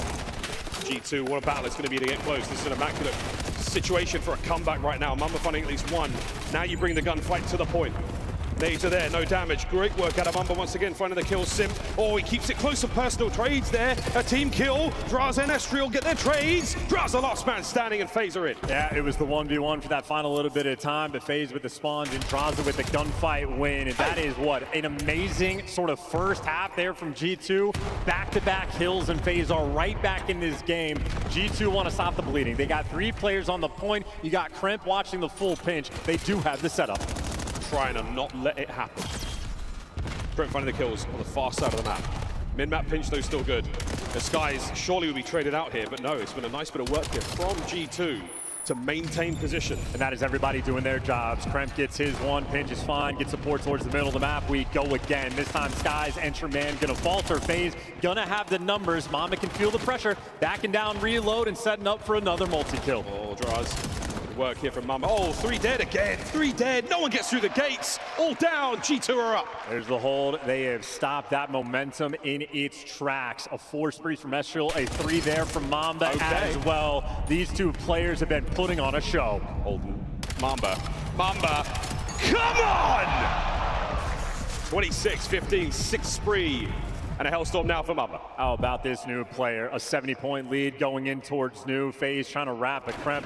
He's been bored. He's had, what, 2 kills on this hill because his teammates have been frying. He wants blood. He's not going to get it. But Ezreal trying to find some there as well. He's got himself at least a solid spree. And then Mamba 7 comes to a swift close. That had been a little bit too much, but Abuza there by 3. FaZe are in. Trophy's working very hard to keep that man alive. Still though, this is just contest time. You're looking for something extra. You're looking for somebody to get a 2-piece, because right now, FaZe, they're going to be in a pinch. Skies spawns out, trying to shoot a couple players in the side. It gets read by Draza, though, so FaZe holding on. Abuza, what a life this is. How many times has he regen from here? How many times have we seen it? 23 seconds to go on this hard point. FaZe We are far from out of the woods yet. And holding from the front is no easy feat. So yeah, you can look at how dangerous this has been from Mabuza. How many stuns and Semtex has just landed next to his ear. Oh. And ultimately 0-4 stamps it. Nice bounce back moment there from FaZe, and we go back towards P1 where they have been phenomenal. This time though, G2, they got to set up, watching every single lane, every single corner. G2 got many mans in mid. Many mans in mid and now one man less, but it's an equal trade on the approach towards new. Third and final set of hard points here on Den. Sky high though is Sim. Right back in towards the time. That's 2 in the feed, and Kremp gonna get overwhelmed. Yet once again, P1 FaZe have just owned it. They have been running the show. Mamba's gonna try to drop a showstopper on him. Well, should at the very least get the man off in time. A couple of trophies in play there will help against the Sidewinders, but for now, dealer's choice on where to send the main missile. It does not connect. 20 to go. Yeah, and you use that Hellstorm in its phase, it's right back in time, so that effectively does nothing for you. And you're gonna lose these spawns as well. Sim now working the pinch.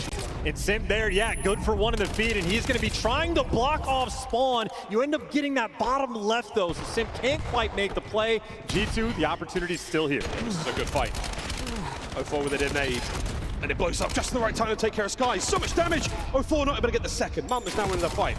Abuza through side door, gets blown up in a hail of Semtex, and Sim, last man on point. Reinforcements are here, and this melee is not over yet. FaZe, another wave of kills go their way. Yeah, and he gets the trophy out as well. This is going to be a desperation effort now from G2. You need to make this break good, and you got to start it off well. You got a player working the pinch. You got everybody now surrounded in time. You're in for the kill. Holding it. Oh, draws a couple of peels. Abuza, last man gone down, done.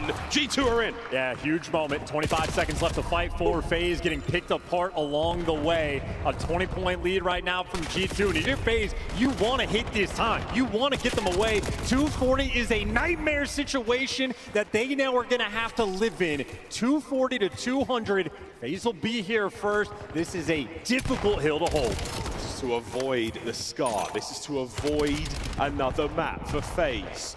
Hardpoint open. They're in. Oh, they're looking for one player. It's Kremp. Draza dealing with 2 players over on the full pinch. Kremp makes the impact, and there it is. G2 have found it. Oh dear, Draza the last man. Reinforcements on the way forward, but it's the final 10. G2 fighting for it, and we're going to 5. We're going the distance. One more here in this series.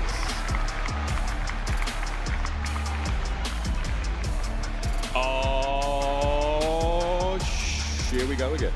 If you're a fan of G2, you always knew this was gonna be the final test. You gotta be able to get past the game 5s. They have bought themselves the opportunity to do it. We are going all the way. This is it. This is to shake off the curse. This is a real great one. FaZe have done an amazing job in this series to right the wrongs of the winner's bracket matchup at a 2-2. There's one final chapter in this saga to write. Oh my goodness. Mamba, number 35.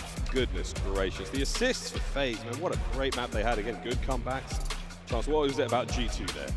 Well, Mamba, obviously, the multi-kill machine, having himself a feast, but how about Ezreal? 2 minutes and 30 seconds in time, 19 objective kills. If your man on the point is shredding like that, it is almost impossible to lose. Just like in map number 1, Ezreal Mamba running the show, and Skies gets the fist bump out. Hey, gentlemen, you guys did a great job. Yeah, that game flow looks like Mamba's mustache. That's really what that is there. That P2 right in the middle, that's where his nose sits. That's what I'm seeing there, folks. Strong map from him, strong map from G2. A couple of hard points that don't quite go their way, but that's how it goes. Scar. Oh man, one more map here in this series. This is, of course, folks, it's just joined us an elimination bracket matchup, so the loser goes home. One more map is all we get. These two teams, they've been going at each other all tournament long, and they're going to go at it one more time after this break. Don't go too far. This is the Call of Duty League.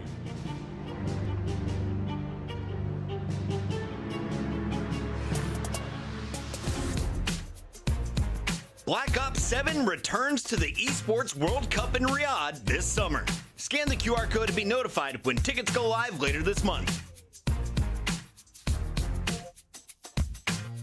Look like the pros to play like the pros. The CDL team skins are available now. Scan the QR code or check out the in-game store now.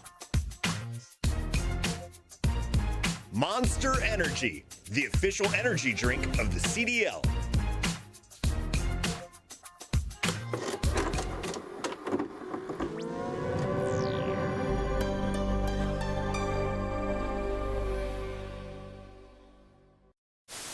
Long, nice. I'm holding back. I have the door push. Okay, Wait, stay alive. Too long. I have the door. You just two front door. Come on. Let's get front door. Let's get front door. Watch your front door. Watch your front. Nice one. Let's get late. Long. Stay alive, bridge. Oh my God. Let's go. Baby. We're sweeping them. I promise you we're God. Oh my God. This is awful. I'm going with Toronto. I got Toronto winning this series. I think they get it done in 4. You're like a mix of George Washington and a Disney prince. What does that do? LAG! Oh, okay. Production, this is a sick, weird joke. Give me my pick back now, bro. Flipping this. I'm going LA Thieves. Got him. The crayons I broke the crayon box. Shotzi, I got Texas, baby. Wait, did you just baby right into swapping it? Trap, bro. Where did you pull that out from? What the hell is going on in Columbus? It's the Emmy-nominated Esports Engine crew.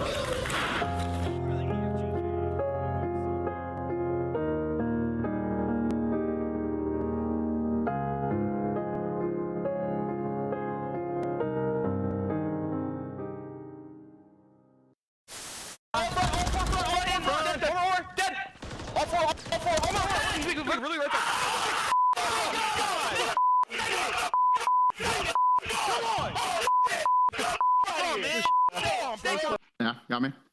Don't even worry about it. Got these guys on. So go next. Don't worry about it. Yeah, Did you go next?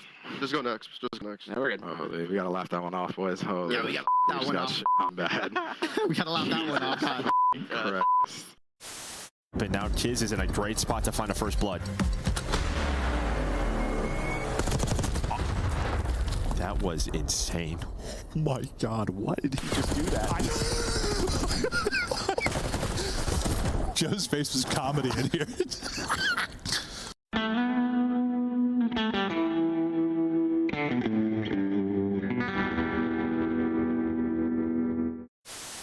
Behind enemy lines. He's getting loose early every round. Like, do a little dance, make a little love. Who's standing out? Nice pickle. Was right by Jen. Pickle's like close to on you somewhere. He's on the door. Pickle's gonna be close. Yep.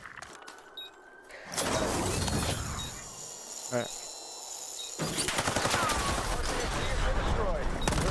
Oh my God! Come on. Good game. Like that. That Dante takeover. Game 5, 1 map to go, and only one of our teams can advance into the lower bracket final. Welcome back to the Call of Duty League. Welcome back to Major 1. And oh boy, are we having fun. Mamba is absolutely vibing. His first major land, and what's he doing? Having a great time. EWC kind of counts, but there, with his team, come on, son, he's having a good time. I mean, we're singing to ourselves, walking back out. If that's not a man with the right amount of energy for this, he's going to be having a great time. But here we are, another Game 5 towards the bottom. This is a $20,000 map of Call of Duty between these two teams. And of course, the opportunity to play for that top prize. Getting after it for FaZe, it has been a long losers bracket run. Of course, G2, it is the team that sent them there, looking to prove their dominance once again. Yeah, strong work there. This is how the prizing has shipped out so far. Now, what a leap this will be. Can you find the success to jump into that 3rd place? G2 want the Scarus indeed. They managed to pull this all the way to Game 5. FaZe, Chance, why don't they want this game?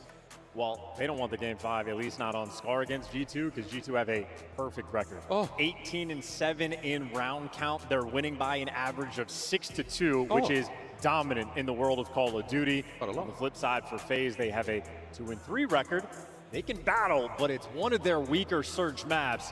G2 happy as a clam to see this here for the final. I see what you did there.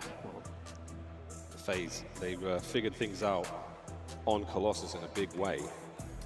G2 started that map off very, very strong, but they finished up with Bikini Bottom towards the end.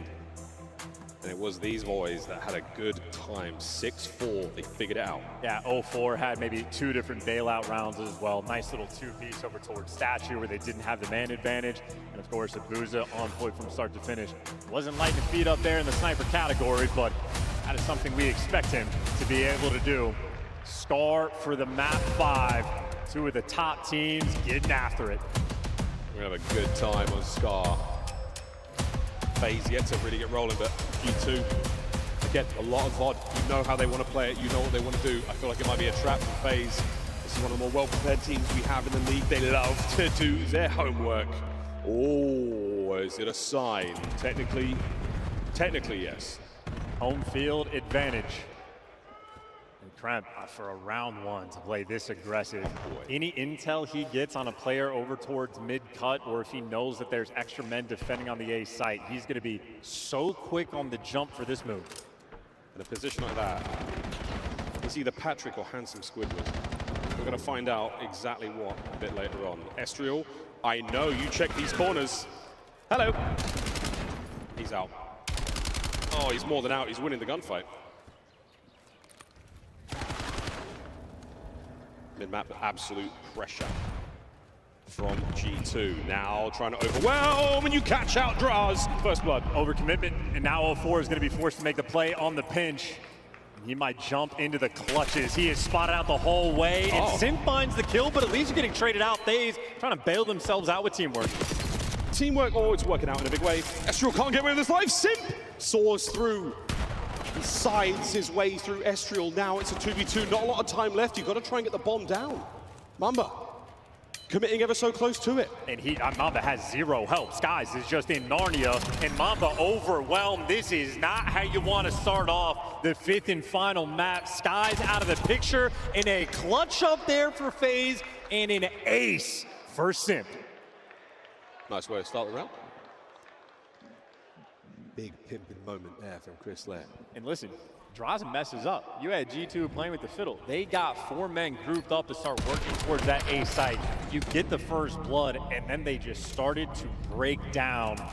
Again, Simp is a calculator. You are man down. You are forced to make the play. He is rocking it through that mid shot, just swinging back and forth, picking up all of these errant kills, 3 of which he did himself, 1 of which he had a little bit of help there from Abuza, but 2v4 clutch in an ace.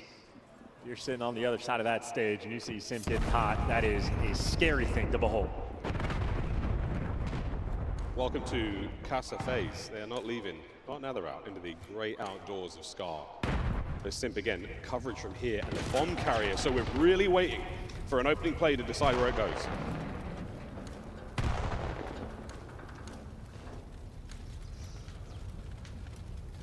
Nothing yet. Ooh, that's a big gun from Abuza. Oh my, Draza. All down to Estriel. 2-0 FaZe. G2 with a perfect record on this map. Faltering, making some mistakes, getting broken down just a little bit. If you are looking at the best snipers in the game, Super obviously one of the top dogs, but Abuza is in that conversation. Not only does he have a bevy of sniper kills in his favor, he almost never gets sniped back. And of course, in the meantime, Simp is 5-0, 2 rounds in.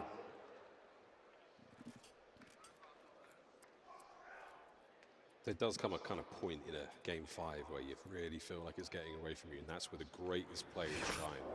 They don't let it happen. A wonderful test for this relatively young G2 Minnesota. Look at that onslaught of nades, by the way. FaZe have those dialed in. You are walking off spawn already feeling uncomfortable, losing space on the map, and now it's not just Simp in towards shop. 0-4 and him playing with the idea to playmaker SMGs. Oh no. And they got it, yeah, the switch up. You call out Simp in the middle of the map, you're not expecting that second guy there. Close for business. Estriel from inside, smoke, no way, 0-4 gets 2. He's finding more over the top, he now sends it. That's a lot of damage, and Mamba gets away with his life, and he's absolutely slip-sliding, not enough to get his way with his life. 3-1 now, Skies alone. And good luck, my friend, this is a tough spot. He's dancing. FaZe overwhelmed 3-0 here in the 5th. And right now, G2 as a collective unit, 3-12 in the kills column. Even when they got the first blood, just getting eviscerated. The trades right now from FaZe for the rare deaths that they have are being traded out within a second. Simp continues to be perfect, 6-0. This right now is just a bloodbath of Game 5. Yeah, really. I mean, that homework has been done by FaZe. Check the cheat sheet, Minnesota. Let's figure out something. Go back to old ways. Try something a little different. 4-hit something. Let's see how it goes. I don't know if that's the call you want to make on Championship Sunday. That is a tough spot to be in. FaZe doing the exact same thing they did the round previous, allowed Drazah to play up towards P1, get 0-4 in the mix, and he got the call. Yep, players there, sent him in for the first blood. Well executed again for FaZe. That establishment, there's a man about his business. And now Four finds himself further forward, a little dirty off angle here. Well, Sky's caught a Drazah. I was going to say that is aggressive with the sniper, looking to see if you could find the pick. They have, in fact, evened the odds. Of course, though, if they're back down, this is an open sight for the plant. He doesn't know that, though, thankfully. And he's worried about the snipe up top as well. And so he should be. Oh, the nade just donks over the top, doesn't connect. Oh, wow, Boozer. Oh, Skies is gone. Krem doesn't stand up on command, thankfully. He's going commando. Will he be a pro? He's going in. And Sim, yeah, he's getting closer. Dun, dun, dun, dun, dun, dun, dun, dun, dun, dun, and he gets it. Oh, and he gets a lot of damage to the next man as well, but it's now a 1v3, and he's going over the top. He's sent it. He has sent it. He's airborne. He was a shark a second ago. I think you got to defuse the bomb, though. That's the problem. You're about to be down 4-0, and Abuza annihilates him off the map. And it's not just the fact that Abuza with the snipe gets a ton of kills. I think he only has one sniper death so far this entire year. Never gonna lose that battle. Sky's on the receiving end, but just another first blood, another well-executed round, a slower pace this time from FaZe, but they can still do no wrong. You are now 5-16 combined for G2. Oh, come on. Sharknado, there it is. Damn it. You always get the joke late. Damn it. 4-0. G2 are running out of lifelines. Had a good Game 5 sign for making Sharknado jokes. Doug's here somewhere. FaZe playing aggressive as well. 2 players on that plane, Hetty. They were ready for a G2. Maybe try to get that 4-man hit, but now it's Mamba. A moment where he needs the multi-killer, maybe. He spots him out, ends up backing him down. FaZe not making any mistakes. No overcommitments. For G2, finally, they have store control. Bad news, there's no bomb site in there. There's a lot of goods. There's some form of coffee, alcoholic beverage or two. Could do with a can of Monster. Ay, ay, ay. Or the cross, Skies, you brave man. He knows rechambering is going to be there, but Drazah pounces from upstairs. A Mamba with a trade and a Boozer. He's playing Duck Hunt. A Boozer. He's not going to hit a thing, but it's still now a 3v2. Numbers for FaZe with the bomb planted.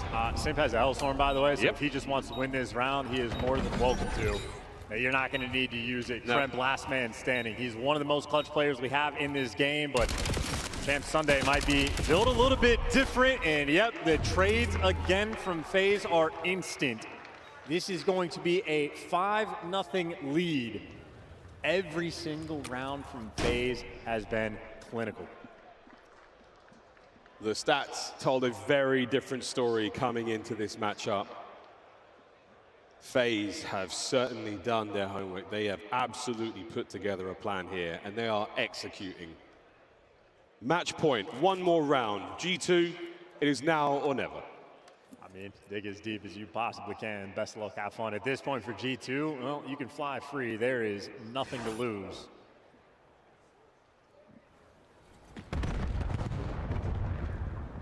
And this is going to be the Hellstorm round. How many players are going to be inside of this shop? They should all be in there, and bad news, very little cover on the inside. All right, G2, this is it. We're going out with a bang, boys. If you are superstitious, possibly with good reason, because you know that Game 5s have never treated G2 well. And this time, they managed to avoid the damage, but they cannot avoid Drazah. A massive kill from Abuza. A bomb plant now from FaZe and an overwhelming advantage. Sky's the last man. And it is done. A perfect game 5. And you can only laugh. The 4th game 5 loss in a row for G2 Minnesota. Welcome to LAN and welcome to Championship Sunday. We will crown champions at the end of the day, and FaZe are certainly on their way. A perfect 6-0 finish to an otherwise incredible series. Dialed in on their Call of Duty, the map pool paying off for them. Lethal threats, and well, the teamwork absolutely on point. Every single G2 kill they were able to get on that map, trade it almost instantly. FaZe Vegas, they brought the goods. I mean, I think the G2, there's a really like a nice bit of a response there to that loss. They can't believe that they lost, obviously disappointed, but at the same time, I think they have to feel good about this performance. They came in online looking good. They beat FaZe 3-0 in the winners bracket and have a decent tournament, all things considered. 4th place, not a bad start to the 2026 season for G2 Minnesota. An incredible reversal after last year. And any sort of question you want G2 to be able to answer for their individual team, you're able to get. Mamba played incredible this tournament. Sky's online. Maybe had some iffy performances, came out and is looking like one of the best ARs in the game. Unfortunately for them, the biggest question that they still have left unanswered is those game 5s. That is haunting for these G2 fans, and unfortunate for Estriel. Donut there in the game 5 has to be mentioned. Final map going to FaZe, perfect on Scar. That was a delight. The Den was, I mean, a tough one for them, that 5-1. The 1 doesn't really count, but it was a great look there from FaZe on Overload. Den certainly treat them right. The hard points, though, still G2. Great work. Massive comeback in map 1 and a really, really strong white fight there on the Den as well. GG's in the chat. Thanks, Minnesota, for rocking up. You put on one hell of a show, but we now say goodbye to them in 4th place here in the tournament. Well, on stage with Blaze, we've got Twin04. What a tournament he's having. Yes, sir. I got the Call of Duty League's favorite Twin. Ladies and gentlemen, show some love to FaZe Vegas. Now, you know the crowd is always going to be mixed for you guys in enemy territory, but coming into this series, these guys had already taken you down multiple times before. What was the game plan here? Because, you know, in maps number 1, you guys, you know, are pretty much able to steal the show there. Well, you guys kind of lose a 90-point lead there. Map number 2, 4 rounds in a row at the end, you clutch up. But let's talk about going into map number 3. You guys hit it with a hot 4-0 start. What were you guys wanting to do there to really kind of set the pace? Honestly, we knew our overload was like kind of insane. I know obviously it didn't show it the past couple of days, but you know, we're a real confident team, gritty team, and like they're kind of like defaulty to be honest. So we knew like what they were getting into, so we kind of like just countered it. You guys countered it very, very well. You know, the last 2 times y'all had played them on that map, they had taken y'all down. So definitely had a great strategy. You know, shout out to Coach and the boys for coming up with that one. Now, you go into map 4 and map 5, and, you know, Simp pops off in a hard point. You guys start losing all the rotations after that. But he has another hot start in the S&D, and you guys are able to capitalize. What is it like playing with a player that consistent on a Sunday as Simp? I mean, honestly, playing against him, I knew he was good, but now I'm on his team. That motherfucker is insane. Like, bro, like he's actually insane. He's definitely one of the greats. So. He really is one of the greats, man. And now, you know, as we got you in red on a Sunday, playing for these FaZe fans, you know you're in enemy territory. In case we don't get a chance to talk to you guys again this tournament, what do you want the FaZe fans to know as you guys continue to make this losers run to the finals for you guys to hoist this trophy today? We appreciate y'all. Just know if we down 0-2, know we a gritty team. We gonna come back no matter what. If we down 100 points, we got some dog in us. And like Chris said yesterday, we gonna win this shit. You heard it here, okay? It don't matter. They got that dog in them, and they're gonna take this all the way. Chris, it's on you. If that's not your favorite player yet, he will be by the end of the season. 0-4, aka Twin, getting another win to open up Championship Sunday. Simp stays true to his top 3 career placements, and now we get to see the big dogs take the stage next. But before we get to that winner's bracket fight, we got to break this one down because, Jay, you almost nailed it. Almost. Everything came true except the scar. Yeah, I wasn't expecting it to go like that because it's always fool me once, shame on you, fool me twice, shame on me. And FaZe, you can never catch these guys off guard on the same match that you just played them. They're always going to make those adjustments. This time, they don't allow you to take mid-map, and you saw what the result was. Domination there in the Game 5. Wheeler, you pointed out the number. 8 kills for G2 in Game 5. Simp went 8-2 himself. Let's talk about FaZe Vegas and how they're able to clutch up this time around on a familiar map. Yeah, I mean, it's always nice, you know, when you lose a map and you go watch the VOD and you adjust everything. And you talk about, like, the offensive pushes for FaZe on this map. You know, typically you like to go A, get that bomb down, but they're not giving up mid-map. And it's not like just easy as, like, we're going to watch mid. We're sending 2 up through, 0-4 inside of Deli, Draza with a little bit of assistance, and then we'll slow push over towards A. And it might just be one guy, but what that does is the presence towards mid, it draws G2 out, and then you can get up to the A-bomb cleanly. We saw that multiple times on offense, and they just executed at a high level, man. This is a FaZe team that they can make adjustments on the fly, and their game plan, it was impenetrable in this Game 5. And going off of that, you know, I was a bit critical having the scar still in the series with the way this search and destroy had looked for them, and I'm going to be so for real.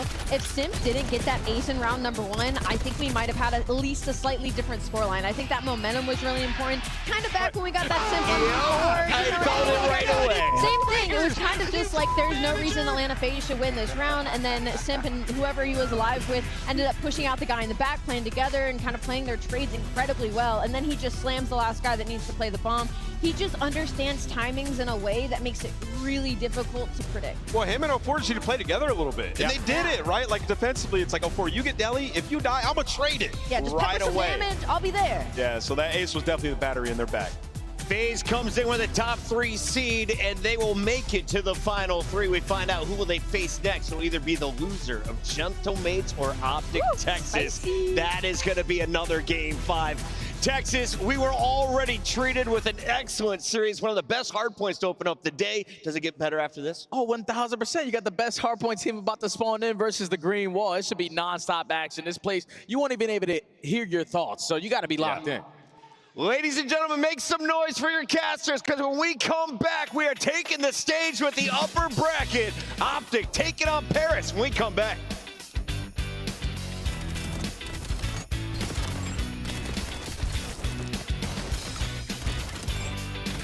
Let's go! Nice! Good man, bro.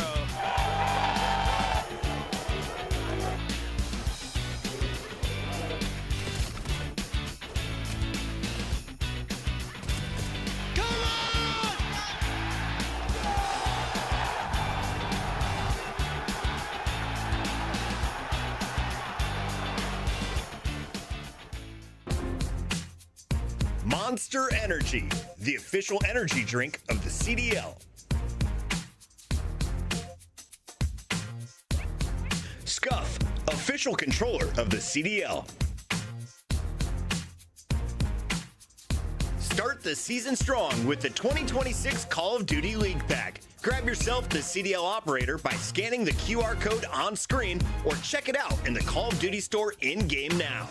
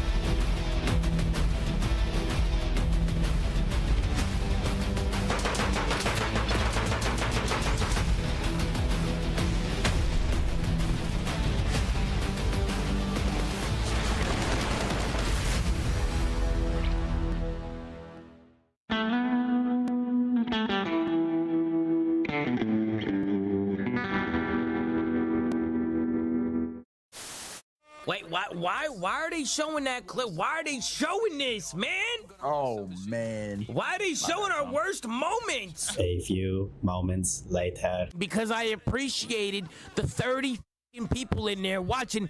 Why the f do they keep showing it? They added it to the montage. They added it to the montage.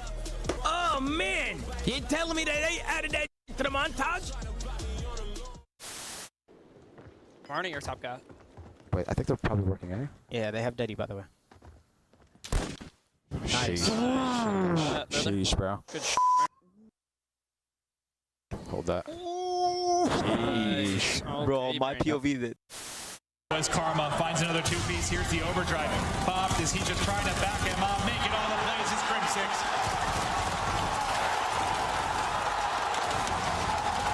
The curse has been broken.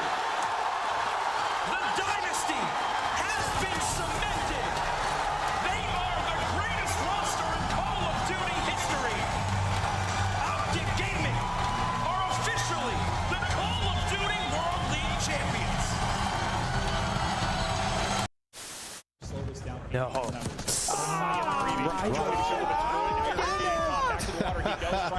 Oh my gosh, here it comes. Out this map. Get out of there. Come on, Ant. Where you at, Ant? Too late. Yep, now Ant activates. Oh, I love it. Just over 20 seconds to go. Where you at, Ant? Activates behind him. They isolate him. Yeah, get him. Taking on shot. Go! Watch it, man. S1. I have the cross. Crossing Joe dead. Other one hit. Nice. That has 65. So you have 60 for the outgo. Joe. Joe. What are you doing, Joe? That's that dog.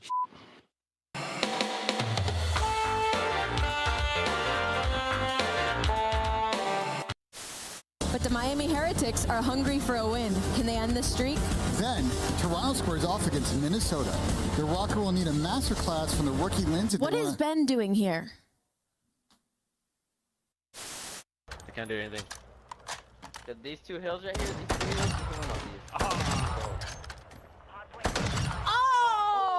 Oh, shit.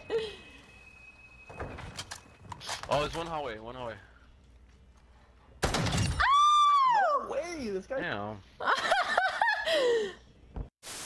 Well, hello there. We are back and ready to kick it into the map 3. A hot contest so far.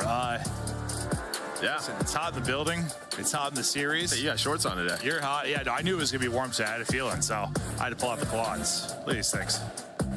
You think anyone's blinded? I've been see through them. I've been hitting the Peloton though. There's some muscle there. I'm telling you, these things feel like a couple of rocks, man. Okay. I'm so sorry about that, everybody home. Hopefully, no one viewer discretion is advised. Had their vision affected by the bright lights of my quads.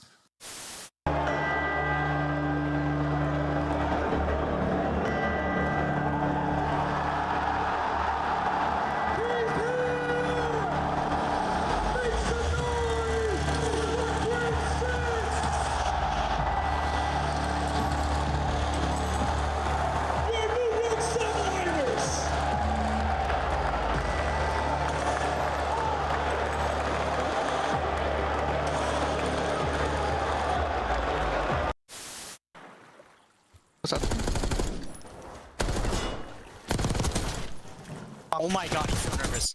Oh my god, MC, you're better. Oh my god, let's fucking go, bro. So fucking good. Dante, don't chow that, bro. You fucking suck. Oh my.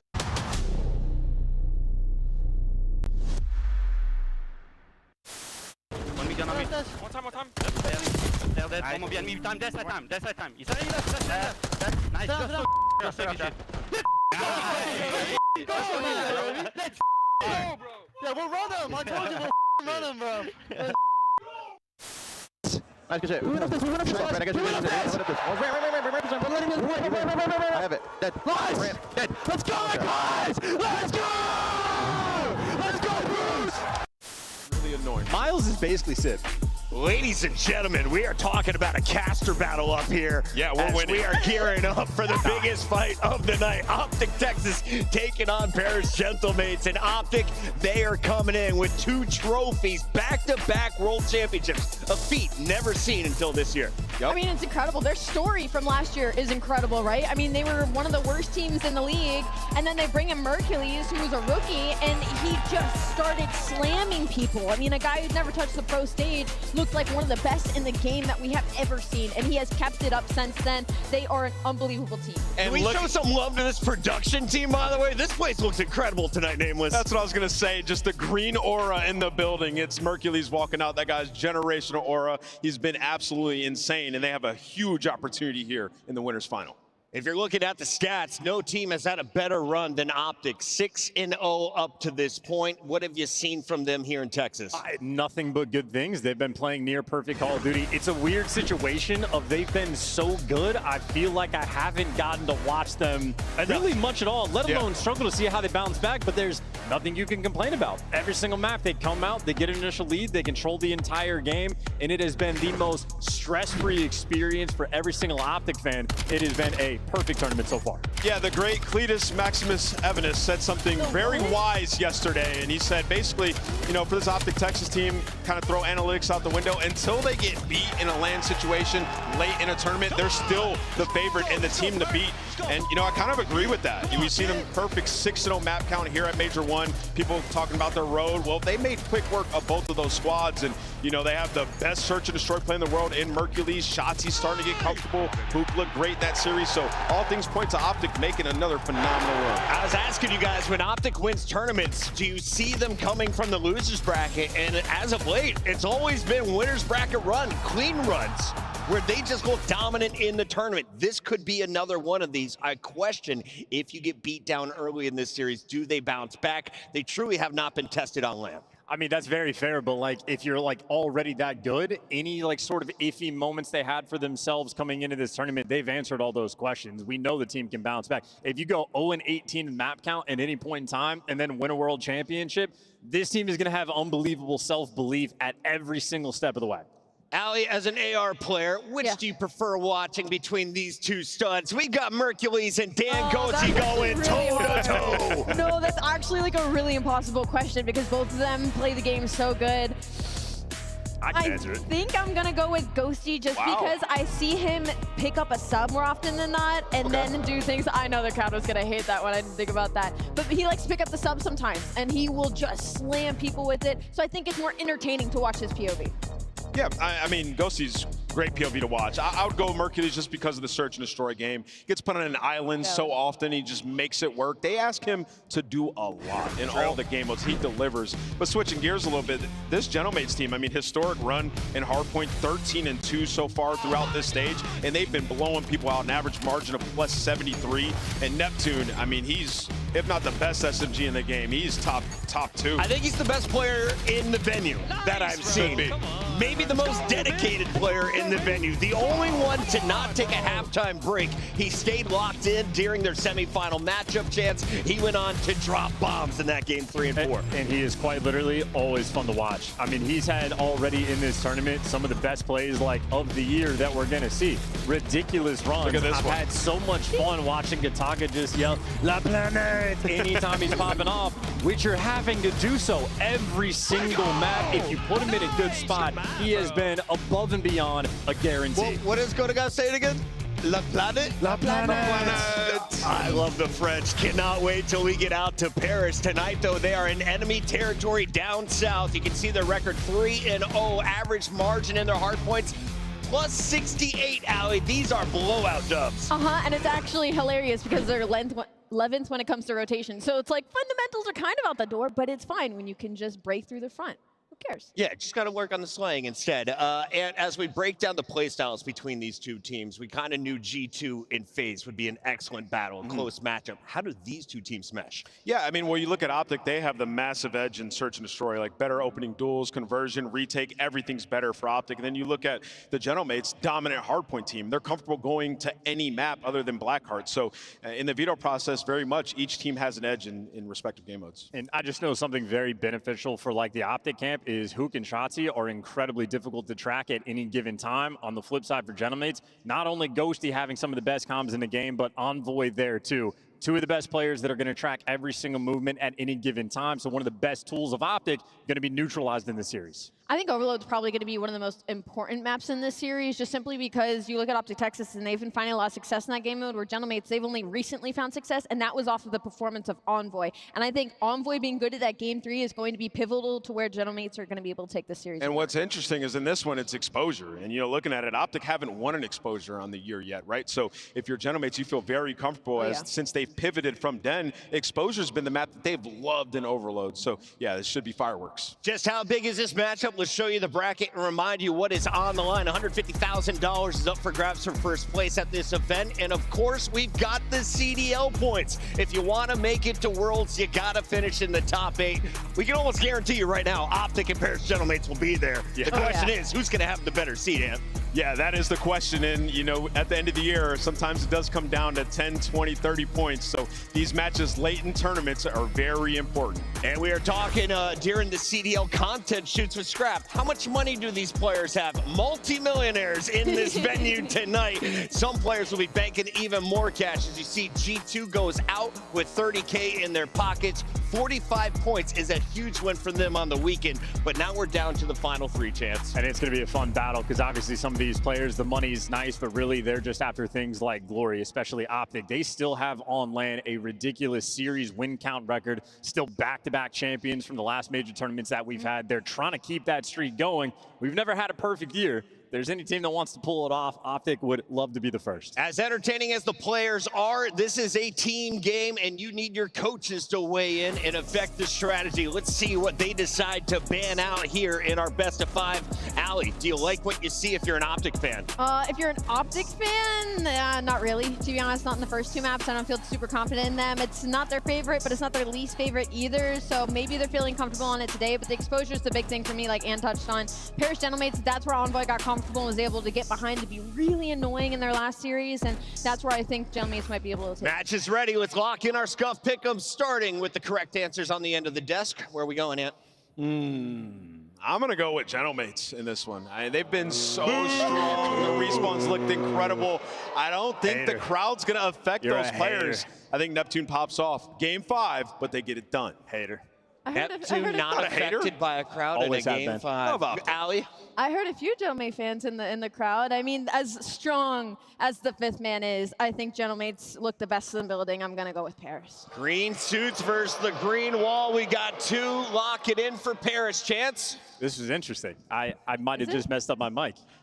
Well, whatever happens, I was going to have a little bit of fun with it. I was going to throw out Paris just to, like, troll. But I actually believe Paris is going to win. Yeah, I'm going Paris too. Yeah, my bad. I'm sorry. This is dangerous. My bad. Whenever we go unanimous. When was the last time Optic lost in Texas? It's been a while. 10 years ago. Not this weekend. Let's go into the game. This is your winner's bracket final of Major 1.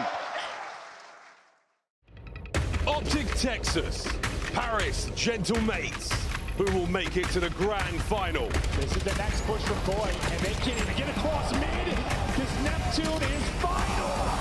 That's all 4. 6 straight, taken over in a massive moment. Hoop coming from over the top, but it looks like the defuse should be good, but wait, he's flying forward! Kyler Garland! Gonna find that multi-kill at the end of turn, but Envoy is here, and Envoy is here! Rotation on Moxie, looking nearly for him. 15 seconds. The green suits versus the green wall. The Major 1 winners final starts now.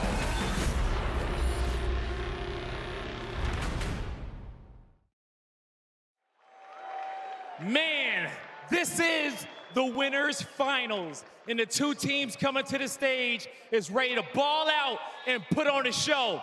But the first squad coming knows that they are in enemy territory, as it's looking like a whiteout here in Moody Coliseum. Get your voices ready, everybody. Alonzi, here comes Paris.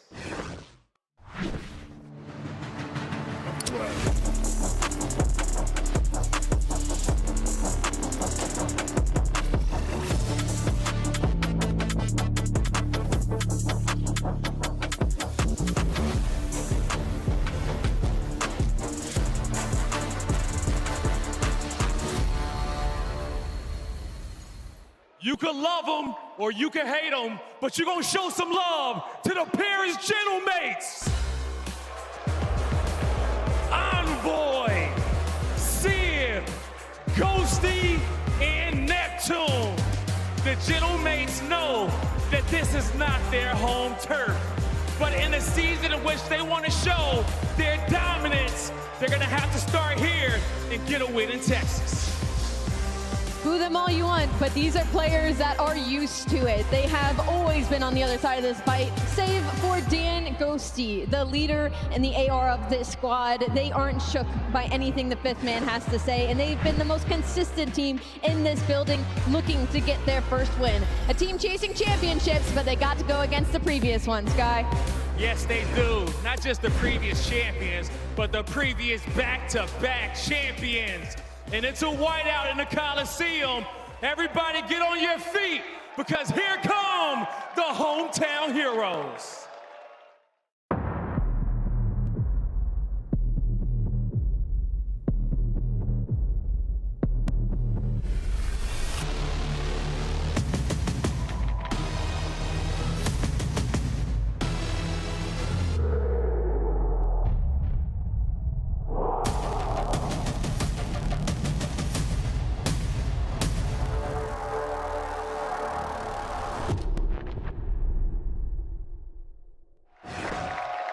Ladies and gentlemen, Optic Texas.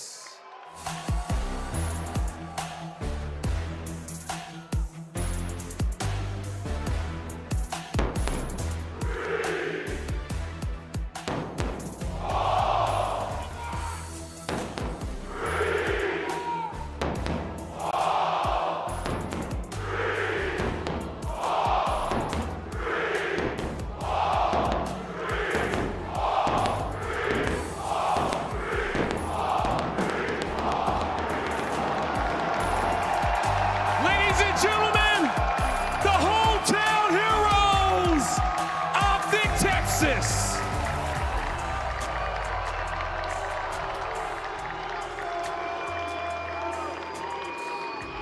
Hook, Shotzi, Dashy, and Mercules. Greenwall fans, get loud, because they need your help as they get ready to take on their opponents. This is going to be an absolute banger. The world champs trying to get back into a grand final, but they have to go through one of the best teams in the game. Let's get it going. I'm ready to get it going, and this Coliseum is chanting and cheering for their hometown heroes, and I can't think of no better casters to take it away but Merc and Nate. Listen, we're ending this run where we started. You think of the beginning of the year, these were the two that kept colliding. You think of all the pre-season events, these were the guys that were facing off in the finals. For Paris, you kind of kept that momentum going for the most part with a slump here and there. Optic, up and down for sure, but they seem to be getting back in form, and I'm excited to see this matchup again. Yeah, up and down online, right? Now back in land, we're back in Texas, 6-0, perfect map count. Yeah. I mean, this is just what these guys do. No, I mean, I said, like, after last year, you know, I'll be critical of Optic when they're struggling, but now, based off last year and this team with Mercules in it, for me, their motto is when it matters. You can keep this same thing. Online is kind of whatever them, I'm sure. Get back to land in battle. They prove it here. They make a run. They win this tournament. That is what they are capable of. Eyes on this team to keep it going. It's hard not to have faith in them after last year. No, that's just really it, right? I think obviously this fan base does as well. It just feels like with them behind them, as soon as map one goes, those first kills, the roars come in, they just find their flow when they are in that sort of their nature. That is when they are at their best. Well, let's talk about the importance maybe of the map one. We've said it multiple times with Paris over the weekend, the best map one team in the game right now. Team A picking the map one is going to be Optic. So how big is it for Optic to come and get in a win or Paris come in and steal? I think if like you're Paris, you probably just want to, like, I don't know, get one under your belt, maybe put some pressure on Optic, right? Don't get to, I don't know, maybe silence the crowd. But on the flip side, you know, like these guys are going to get going. They're going to get roaring. You sort of have to deal with that. But I think it's big because, listen, like you look at these early maps, these couple of scars, they have not been strong at all for Optic. If Optic can get to the back half of the series they get to expose their hard point, expose their search and destroy. That is where they are going to find success. When you compare it to like a sport, I think it's most similar to something like the NBA, like where the crowd gets roaring, you need to stop those momentum moments. Timeout. You don't have a luxury of a timeout though. You have, the timeout needs to be your gameplay. You need to shut up the crowd if you're Paris. You have to come away with some big play moments, because if there's too long of a stretch where this crowd is roaring and Optic are making plays, they become undeniable. Winner of this one may just win the entire thing. This feels like a grand final now. Reminder to those maybe watching for the first time, it's a winner's bracket final, so loser still opportunity to continue. They would play FaZe to get back into a grand final, but both these guys just trying to guarantee a top 2 finish. Last 4 hard points for Gentlemates. They have been lights out. Best hard point team in the game. Optic wanted to take this map 1 Scar pick so badly. And you know, one way to sort of silence a crowd, well, you have champions on this team if you are Paris, but you also have playmakers, right? You have to negate the multi-kills and get some of your own, get some momentum on your side early.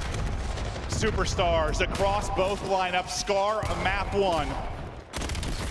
Into the war we go. Mercules, at times a god amongst men, especially in Search and Destroy, but God, his impact is felt everywhere.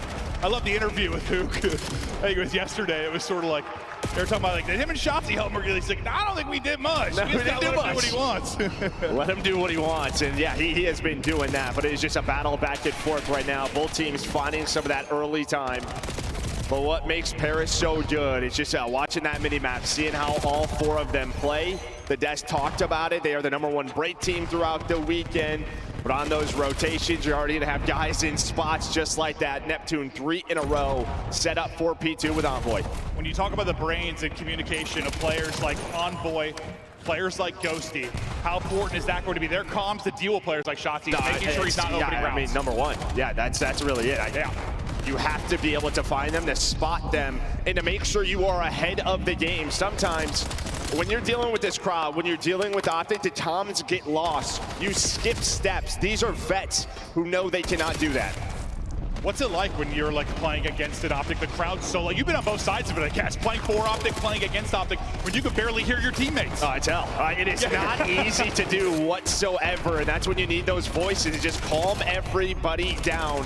And make sure you're just not caught sprinting. Sometimes it's just playing slow, playing a corner, getting a kill or 2, and well, winning a rotation. They do just that early in this map.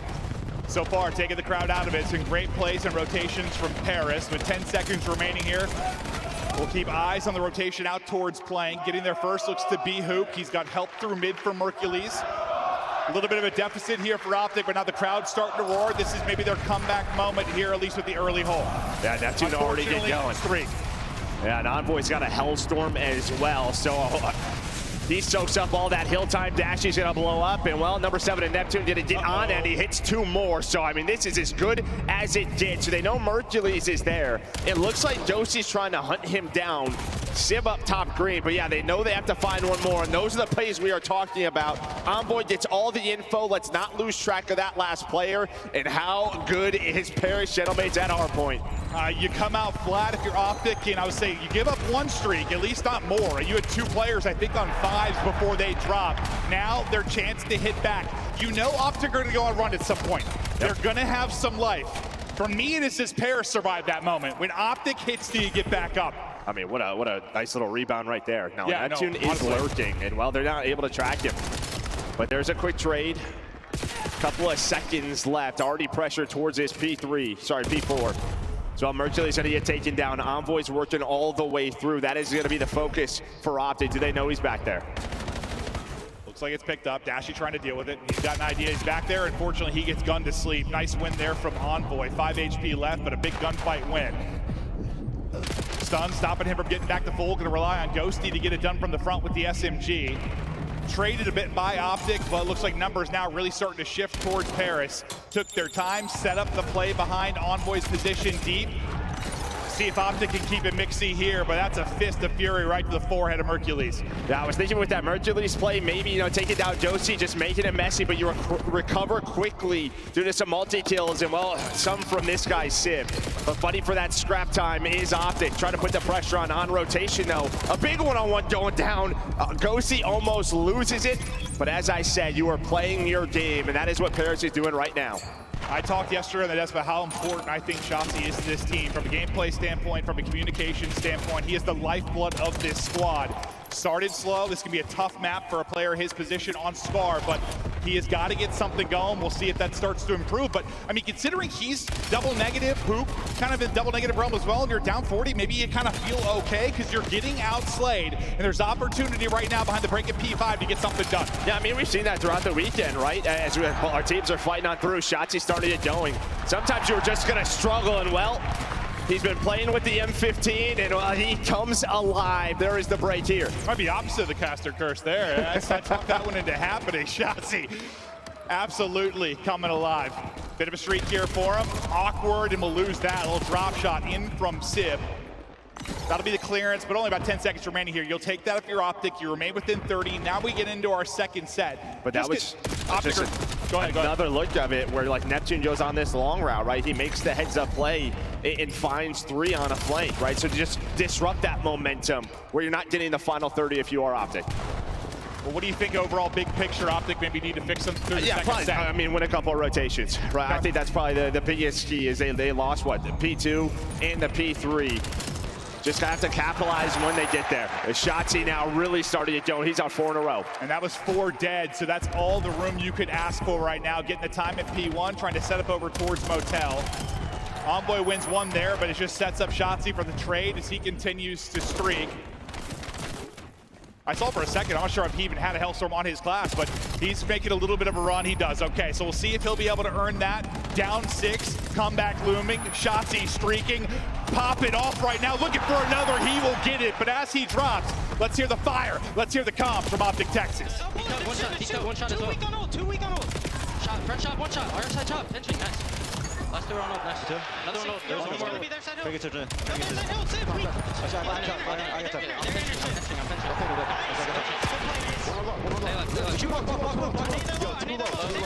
Too low, they're both weak. One's pinching, one's pinch. I'm top. He's committing pinch, committing pinch. Mind me weak, he's satellite. One's low chin as well. Low side of me. I heard that. He's, what's that? What's he doing? Left side hill. Side 1 shot, absolute on the way. Close shot, laying down. He was absolute. One point, watching his push. Yeah, I got it. What's that? Sat dead. Nice. Shit, what could be reverse up, Blue Storm? Don't work pitch. Where is he? What pitch is? D1. Back up. Guys, top, jump to dead. He's friendly. He's laying down low on the left box. We should roll, okay? Yeah, I have a streak, by the way. 660 this show. I have a streak. I need help here. One's still pushed out front. Just wanted to do. They're probably gonna try to work pitches. Ghosty's on the. P1 on you, P1. There's one probably P5. One shot. They can be new. They can be new. I know. No one knew. I'm holding open. Open set. Their comms is cool and chill as always, but you heard it. We got a roto. Let's get a 60 here. Yeah, I mean, but there was a chance, right? I mean, you win rotation towards P2, but then it's immediate break from Paris. Envoy makes an incredible play. He's able to find a 4-piece with an 8. Just great stuff from him, and that's why you're hanging on to this lead. You did earn the Hellstorm if you were Shotzzy, so we're headed to a P3, and it is just a battle for plane control. A war outside at plane, a double from Dashy gets them more time. Mercules trying to play from inside.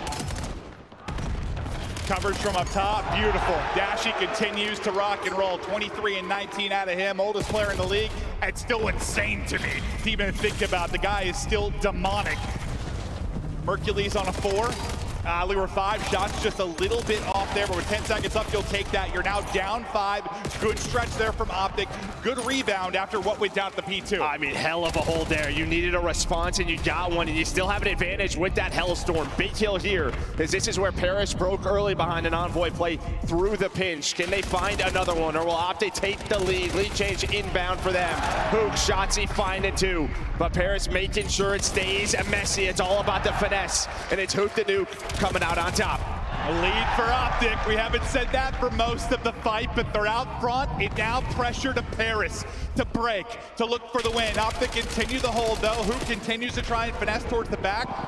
Great job, just keeping him out of the fight. And a beautiful nade there. Simtex will connect. His teammates getting it done around the point as well.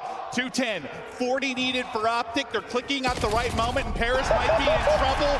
Dashy continues to go demon mode as he wins a big gunfight. I mean, that was a 6th sense. Envoy's hitting that with 20 seconds left, and he just reads that, pre-aims it, wins the fight. Envoy wanted to break up the scrap time. Look how close Optic are from winning this map 1. And I mean, you got to 182 at P2. It has been all Optic Texas these last 2 hills, and well, they're trying to win the final one. Hellstorm in. Like I said, for Optic, it is when it matters.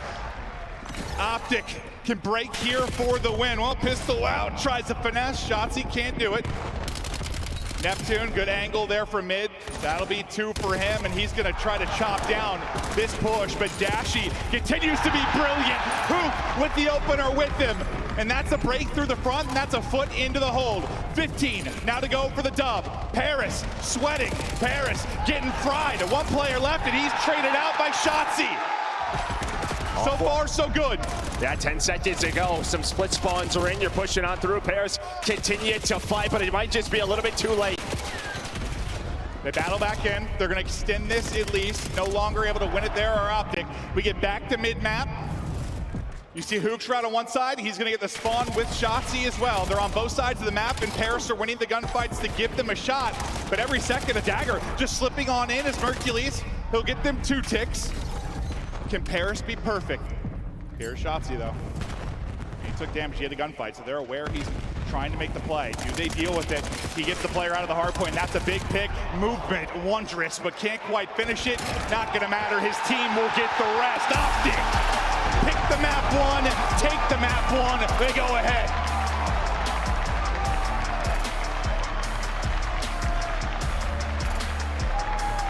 And well, that is the story. You're looking at the stats, you're looking at everything, maybe a little bit lopsided for Paris. It does not matter on Championship Sunday.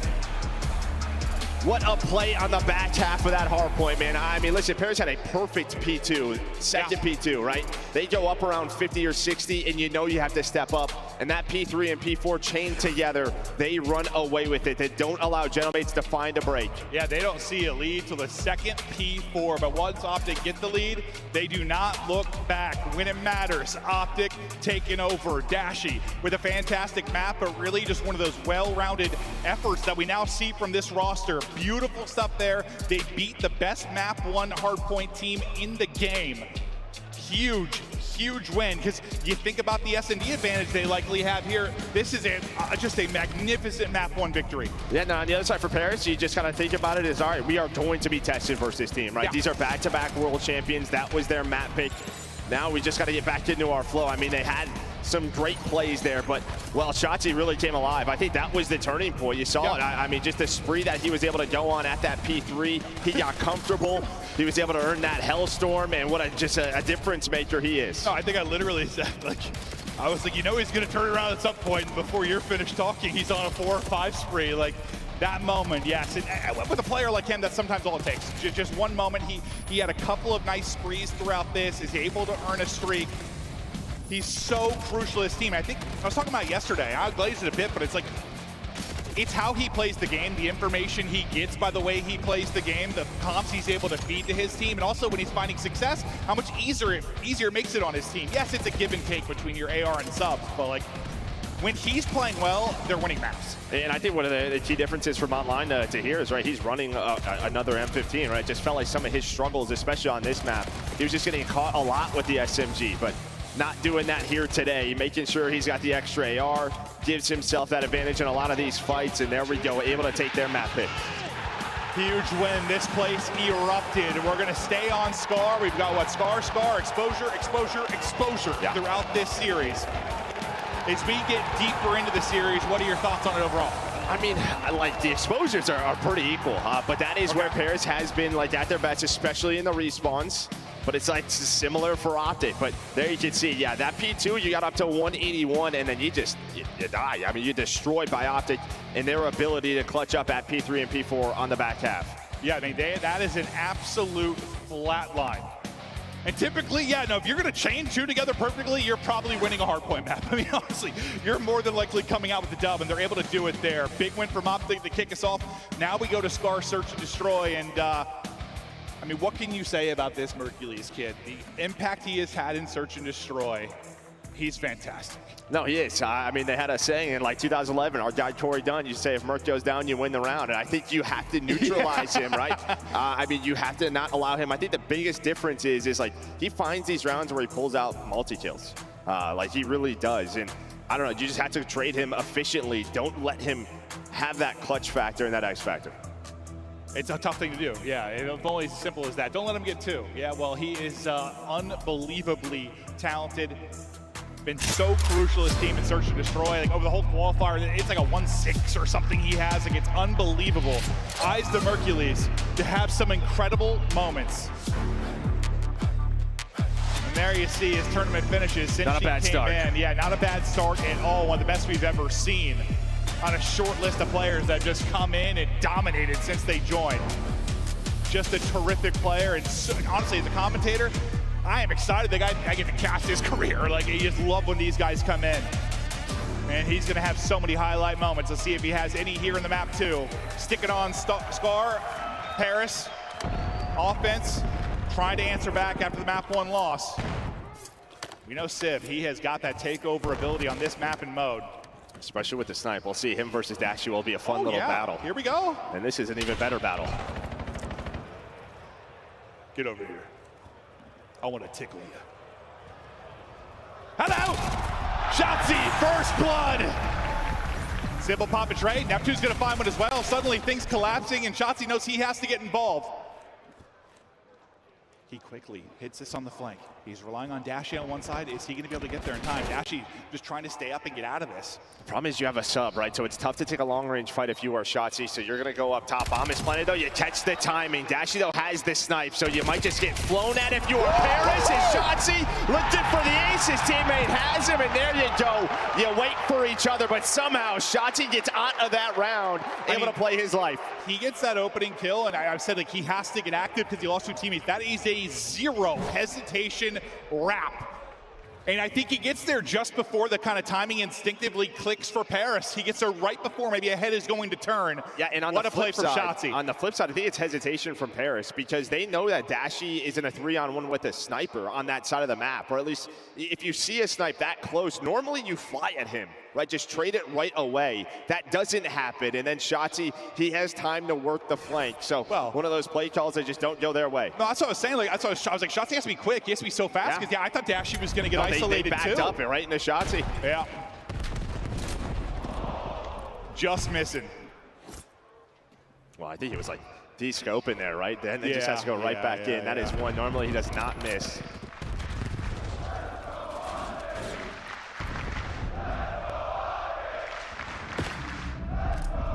This place is roaring. After Shotzzy and Dashy's 2v3, but it's a first blood for Civ. He's gonna find picks. On a map like this in Surge, he's so deadly, whether it's snipe in hand or AR. Dashy, that's one you want to hit as well. Just a little bit off. Mercules, I thought caught, but it slams him. Nice win.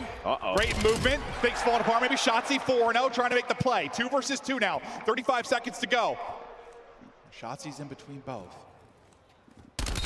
Spots it. That's a tough gunfight, but Dashy hits it. 1 versus 1 now. Big Brucey. All covered in ice. He lives for the clutch. I mean, Neptune right now, you're pretty much just playing that 50-50. A lot of time, he's at a plant. So you are hanging out. Hoping a timing goes your way. Bomb will be planted. He's going to check B. All right, there is the info that he needs. But Dashy right now, this is the perfect play call. Dashy snipe to work with. Neptune, AR in hand. A huge round here early. You already got 2v3'd. Neptune trying to make sure it doesn't fall apart again. You could hear a pin drop in here. 20 seconds now to go. Neptune. Here we go. Looking to engage. There's the spot. The chow from Dashy. The pistol will connect Dashy with the 1v1 clutch.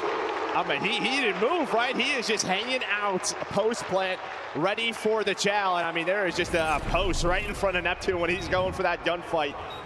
Couple of shots go through the wood, but not Dashy's. He connects with the pistols, one of the best in the world with this thing. And what a clutch. Brother, that is not an easy gunfight. I mean, I know he's kind of got the shoulder advantage with the Omni movement. I mean, but he has a pistol in hand. And Neptune, one of the best subs in the game. You think he's going to win it, but, well, Dashy does not lose his clutches. So what, is that another 2v3? Like, yeah, it's another one, too, where, like, you can't let Shotzzy get lost there, right? That's what we talked about, was one of the strengths. And, again, he's just able to find a timing under Gentlemates to make the play. Nade hits, first blood, goes to Optic. Dashy still cruising. Great map, 1, 4-0 here. Hoop gonna get caught. Still have numbers though. Zip trying to get through, not gonna happen. Optic Texas remain perfect.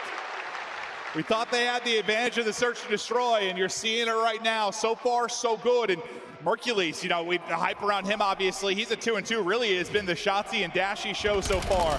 10-1 combined, lights out. Yeah, and it's been their show for a real long time. Yeah. Great flick on Envoy. Able to find that first blood with the nade as well. And if you're Gentlemates right now, you're just finding nothing. I mean, you had a couple of rounds with some advantages, but you let these clutches slip on through, and this is what happens. You have to take advantage of the situations when you have them. Just about worst case scenario, yeah, you lose the map 1, then you get clutched on basically twice.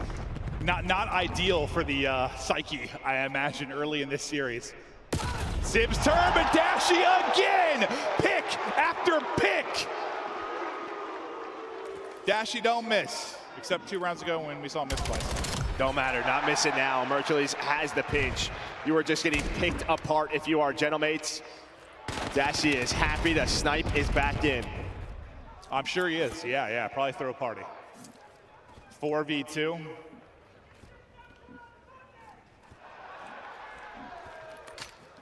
Taking their time, just trying to make sure no funny business. Don't get caught and throw away this round. Keep complete and utter control. Able to spot one. Should double chow here, Mercules, and there's the kill. Last one, drop pistol still firing. Optic still perfect. And while Dashy's still perfect, and no deaths throughout these first 4 rounds. Hook's hanging out, 0-3, having a grand old time. I'd love to be that guy. What was your G3 tournament run again? It was like 12-1 map count or something like that? 15-1? Yeah. They might just be going perfect this weekend. This Optic team is nasty. Maybe slumping a little bit online, but who cares? Back to land, back in control, back on top. Well, can we watch Dashy? I think we should. I feel like we got to. Ah, man. Of course he puts it away. Yeah, just trying to switch it up, right? Trying to catch them with the pacing. I mean, you had all 4 players here for Optic, but pretty spread strat. You do have 2 players playing side, but actually he might get caught here. Neptune's got to be a little worried about this. Instead, it's going to be a first blood for him. No, that's a great job. You're trying to pitch him. You got the info of your shots. Mercules like, oh, don't worry, I'll help you from mid. But nice gunfight win from Neptune. Then and he gets lost. A little cover there. Yeah, he does get lost. I mean, I think you're fortunate to get that trade to a 3v3. That was some great plays from Neptune, but he didn't really have any help after that because the rest of his teammates working on the plant. Paris really won a round. Well, guess what? If it's not Dashy's snipe, it is the missiles from on high. Doshi gets one, though. He just jumps into top green. Who doesn't watch the jump up? Shotzzy is there for the trade, so it's into a 2-on-2. 30 seconds. You do have the info if you are Optic on where these players are, and Shotzzy moving quick. 8-1, 4 in a row. Trying to dial up number 5, and he just fries him. Zip gets slammed. Envoy, we'll see you later. 5 straight rounds. Optic wheeling and dealing. And it Optic, it is Dashy and Shotzzy playing in simple, the 2-man game from the world champs. These guys have been doing this on this squad for a long time, and they are not stopping. 16-1 as a duo. Woo!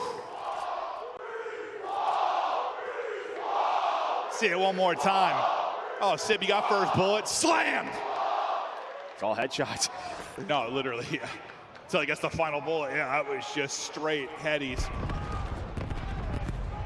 Perfect in map count. Looking to stay perfect in round count. Can they close it out 6-0? They'll try to get it done now on offense. Hook's like, thanks, boys. So I'm saying he's hanging out. Hanging out, vibing. Here they go. Dashy. 2 first bloods to his name and give him another flick-a-doodle-doo. Ghosty gone. Just going for a little jump spot, and while Dashy was ready for it, working the flank though is Sib, but you're just not winning these gunfights right now, and that is the difference maker. You're having the reads, but Envoy trying to do what he can, but the 2v2s have been all optic, all map, and that is continuing. Last player alive, Envoy. Have to be an ace for him if he's gonna get them around.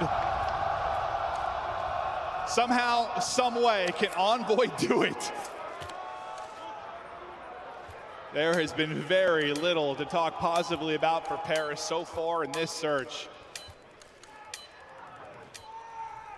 Optic get bomb back. 20 to go. Keep an eye on that white arrow.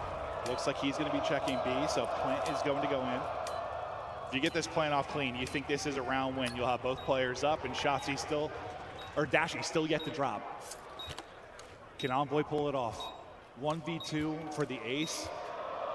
And maybe a lifeline to this game. Whoa, I saw the glint and I am very scared. Dashy, warning shots galore. He goes, he drops. Paris can't get it done, and Optic 6-0.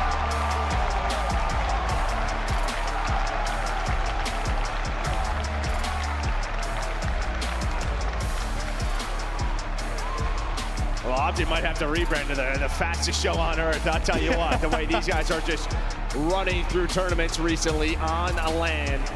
They have not been long series whatsoever. Another one. Is that a you got shit on champ? It is. True. That was utter dominance. We knew the S&D edge was going to be to Optic, but we were talking Mercules in the pregame. He had a moment or two, but that was just Shotzzy and Dashy take over the core of this squad for so long. The core gets it done. 18-2. Dashy 8-0. Did Hook have a donut for the win? Hey, my guy! Donut for the dub. I don't know if there's a whole lot of those for the history. Shout out Nicky D. I was about to say, I guarantee Classic has got a couple from back in the day, but wow. Hell yeah. What a map. And, you know, we've seen a handful of them. I mean, look at the scar in the last series. I mean, FaZe dominated that one against G2. Thursday, G2 actually dominated them. Like, we've seen some very lopsided scars. It's like once a team gets some flow there, what's happening this weekend? Well, I'll tell you what, I mean, it's just the first 2 rounds, right? I mean, you have advantages in these rounds if you are Paris. And again, versus this team, versus this crowd, you have to close out your advantages, and that's just not happening. No, all the things they needed to do to shut up the crowd has not happened. This crowd just continues to rip and roar. To talk us through the first 2 before the map 3, Desk, how you doing? How about my drum cheese, Desk? Yes. You liking it? That's the key. I'm vibing with it. Let's take a look at our Scuff play of the game. I was the only one who had faith in Optic Texas in Texas for some reason, but now you are all believers. Can I change my pick? You can.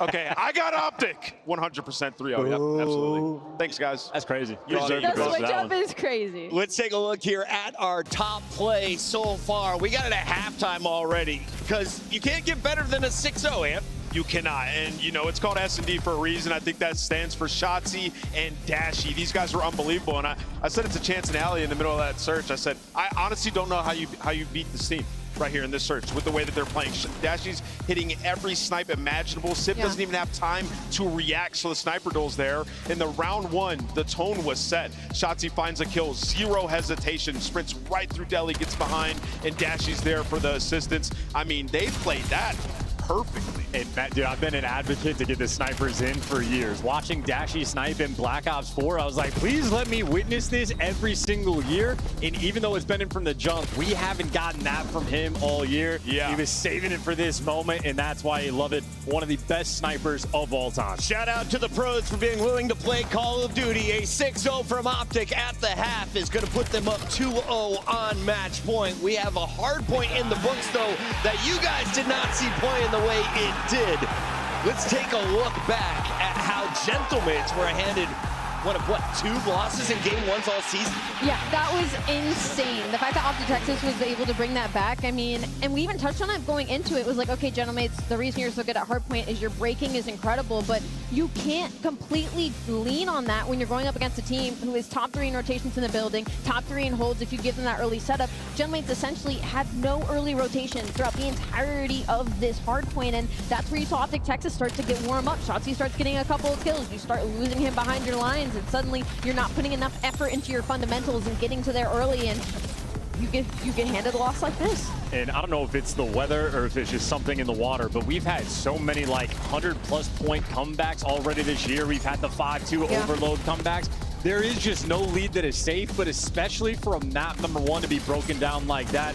I mean, that from Optic, again, on self-belief. You immediately know, hey, we're better than these guys. They just can't hang. Yeah, and like so calm too, because you think about it, they're down, right? And it gets to last rotation, the P1, and they're like, okay, we're gonna control blue, have them spawn in back green because the rest of the game will be that much easier. It's kind of a split on the P2, and then we get P3, P4, back-to-back rotations won by Optic in control of the map from then on out. So yeah, Optic, they just need it to be close. When they get their opportunity, they're gonna run away with it, especially with this crowd. We've seen some mistakes on the side of Gentlemates, and Optic definitely capitalized. Major credit to the casters. They called it out. It was Shotzzy Spree that turned the tide for Optic. Dashy catching fire towards the end, and both of those gentlemen riding that wave into the search and destroy. Dominant performances, 10 kills from Shotzzy. Dashy with an infinite S&D performance. The sniper was never taken out of his hands. Like I said, man, when he's hitting shots like that, I just don't know how you beat this team. Bruce, one of the greatest to ever do it, especially in the CDL, looking to get to another final. 3-0, 3-0. Only one more map will decide. Can Optic go perfect through this winner's bracket? We send it back over to the casters for Overload. I just want to thank our production team. It was what, last year Kenny had that like 11-0 on Rewind. It said 11 KD. I'm like, that's not how math works. I want to see infinite there. And that's what you see for Dashy. I love it. Infinite aura, infinite clutches. Dashy, God, he has been so good. And I just don't know. Like we talked a lot about it. Like, we know how the crowd is. We know how it can be for the home event for Optic. Paris had got to shut him up and make some big plays. It just hasn't been enough of that. Is there a chance for them? There's some very strong maps in this series. Yeah. Do you feel though like there's a chance for them to come back in this? I mean, like stats-wise, there is. Yes. Yeah. They, I mean, Optic. Okay. Now heart-wise. No. Yeah. No, I don't. I mean, the only thing for the Paris side is like you have veterans who have been in this spot before. Neptune was going up against these guys in finals, right? World Championship finals. Like they know that they can do it. You're getting to some of your very strong maps on exposure. Yeah, I mean, but it's just tough. It is just hard right now. Optic's like, hey guys, really good job in the preseason. And that's what's scary. Now it's the real major. We kind of looked at this map and said, like, man, this is a good top to bottom for Paris. And it just hasn't mattered. Yeah, sometimes it just does not matter. Paris, though, filled to the brim with talent. Maybe they can turn it around. This is the map where you look. Ghosty and Neptune have been terrific and have taken over at times. They've had some awesome stretches, but are they a little too shook from that 6-0, from that series? We'll see. Now if Paris can show us some life. Yeah, we'll get some game audio to you guys. We need it too. Don't worry. There we go. We're all good. It's so weird when there's no gameplay. It is very, very odd. All right. Optic look to not slow down whatsoever. Reload. And back to full HP just in time. Beautiful nade. I thought he's making the play there if he gets off the wall bounce. That's what he does, finds those multis out of nowhere, but instead it is Ghosty. He finds a double as both teams just fighting for map control. Watch that number 2 arrow. That's Shotzzy getting behind enemy lines. Of course he is. Paris have to know this. They're going to know it soon. No, that's going to be 3 dead. Mercury's off spawn, finds 2. The last player up is Neptune. And well, I think with that kill from Neptune, things slowed down a little bit. We'll see. Shotzzy still pushed very far forward. Gotta find him. Can't let him do this. What do you know? Him getting lost behind enemy lines, can't take down the second, and that's going to stop it. So defense good enough for Paris to stop that. I mean, yeah, it's going to be, can Neptune find the success that Shotzzy does? Honestly, those two are going to be trying to get shots into the backside of the setups. The EMP is so far up, they're just gonna run at it. And there we go, he gets it before it resets. So you had nobody back all the way up if you were Paris. You cut through the middle of the map, and now Shotzzy right back to his playground inside your base. They're just playing for the reset. It's just not going to happen. Now it comes topside, and there's already a presence here. Things could really unravel for Paris.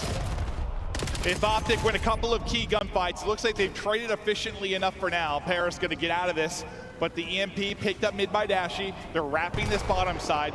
Ghosty already here on Roto to try and deal with it. And they'll keep to try and stretch this defense out.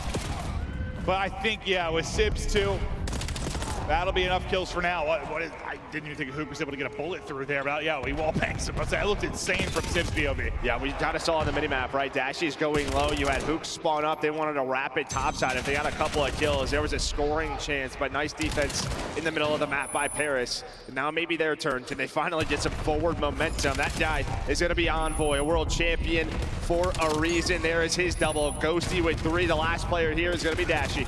They killed the EMP carrier though, so everything stalls out. That one kill stops it from being a score. Now everybody off spawn. 2 big ones from Shotzzy to slow this down, and a nice win mid-map for Mercules. There's nobody topside again, right? So it's a foot race over here. Ghosty and Sib are off spawn. They will slow some things down. Just had to find Envoy. Couple of kills, and yeah, there was another chance. I just saw it was a wide open, but similar on the opposite side now for Paris. Oh, hell. And it's a topside spawn. They didn't realize they might have been able to hit that. I don't know if they would have got there behind the utility usage, but what success does Envoy find? He's able to win his gunfight. That's going to be the call to bring this bottom. They're likely going to deal with Ghosty top. It's like, can he provide a distraction? Envoy gets traded out as well, so you're finding just enough kills here if you're Optic. But Paris, I mean, really in hardpoint, well, just the respawns in general, they have these streaks, these crazy stretches where they're so dominant. As much as we said, like, they need to neutralize that from Optic, Optic have done such a good job making sure it never happens for Paris. That's just really it. Yeah, the momentum, they will flip the switch, put up 2 to 3 in a minute. The switch has just been off. Yeah, no, it absolutely has been off. Or halfway in between. Like, they've never been actually able to turn it on. Yeah, that's like one good thing. I think sort of the easier side is scoring top B. But again, you have number 2 in Shotzzy just sort of waiting for his teammates. And well, he's gonna be behind them. Again, you see Ghosty looking for him. So he's calming that, right? We have to find this guy. He's behind us. The good thing is that his teammates are finding kills in the middle of the map. So Shotzzy has no help. He's really doing nothing right now outside of, well, playing a little hide and seek. Can he win the game of hide and seek, though, will be the question. They're trying to deal with him, and now his teammates are finding kills, and that's a good patience there by Sib to make sure that Shotzzy doesn't get through. Honestly, some decent play outside, for Paris outside that one moment. Yep. When they may be playing for the reset and leave it open for Optic to strike. We got 30 seconds remaining in this half. Maybe one more chance for Paris here to move something forward. Leaking through mid will be Mercules, though. And he's able to get some great shots there through mid-connector. Now things flip on their head where we thought it might be Paris with an opportunity. It's going to be Optic. Here we go. Mercules forward, pistol out. Beautiful shots there to distract Hook. Backside and through. A strike and a score with just 10 left in the half. Sometimes just the timings of when those kills are and where your teammates are on the map. You saw where Mercules was, so they just go. He just cut off the spawners, and well, Optic, they're up 2 at half.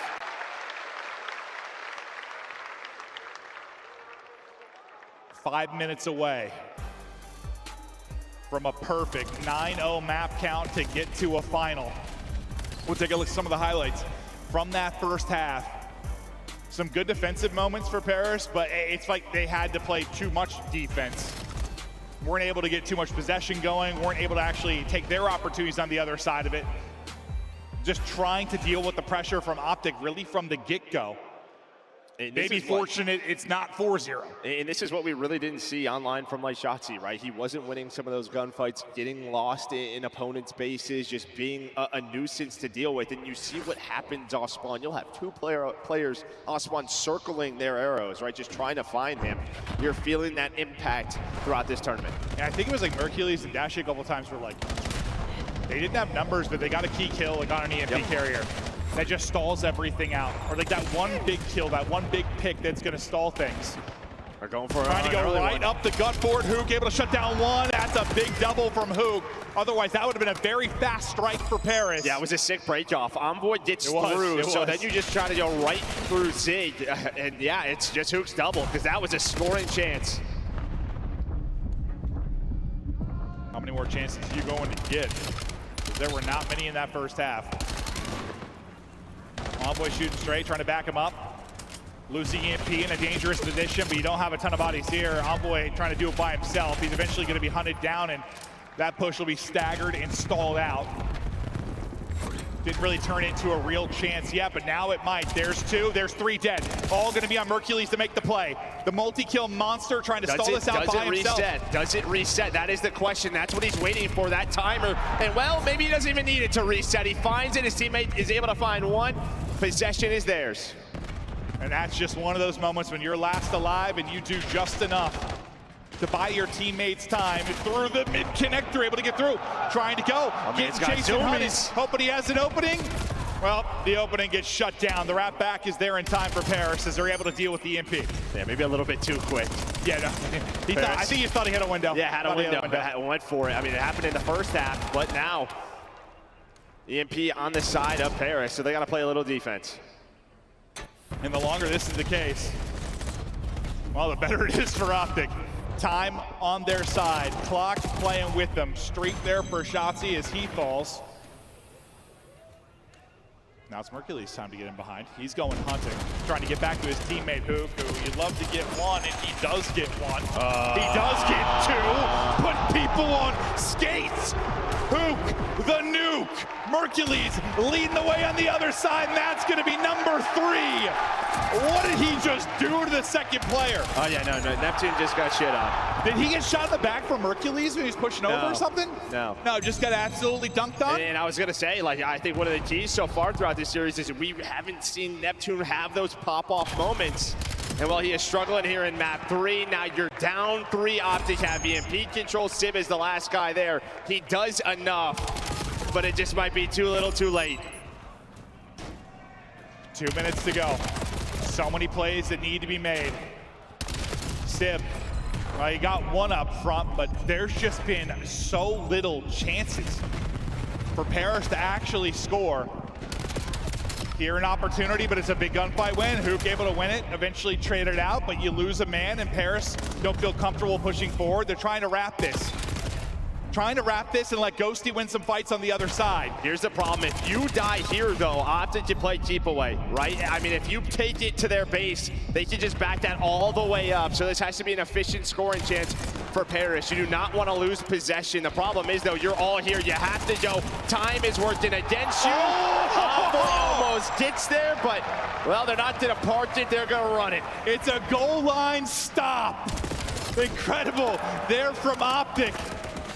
Minute 20 to go. I can smell, taste another final, but here another chance. Maybe for Paris to at least get one through. The unfortunate thing is your man forward is your EMP carrier. It's gonna get stalled out right at the edge again. They still can't get it through. Mercules locking it down. Just enough is done. Not letting it through.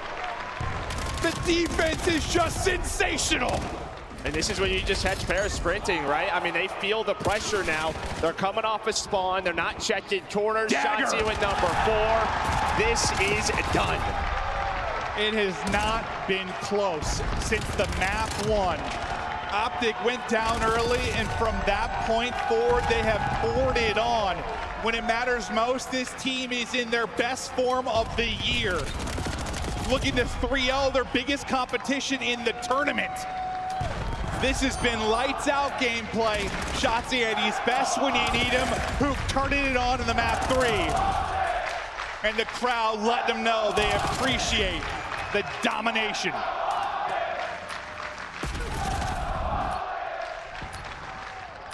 Just unbelievable. It is 3-0 Optic to another grand final.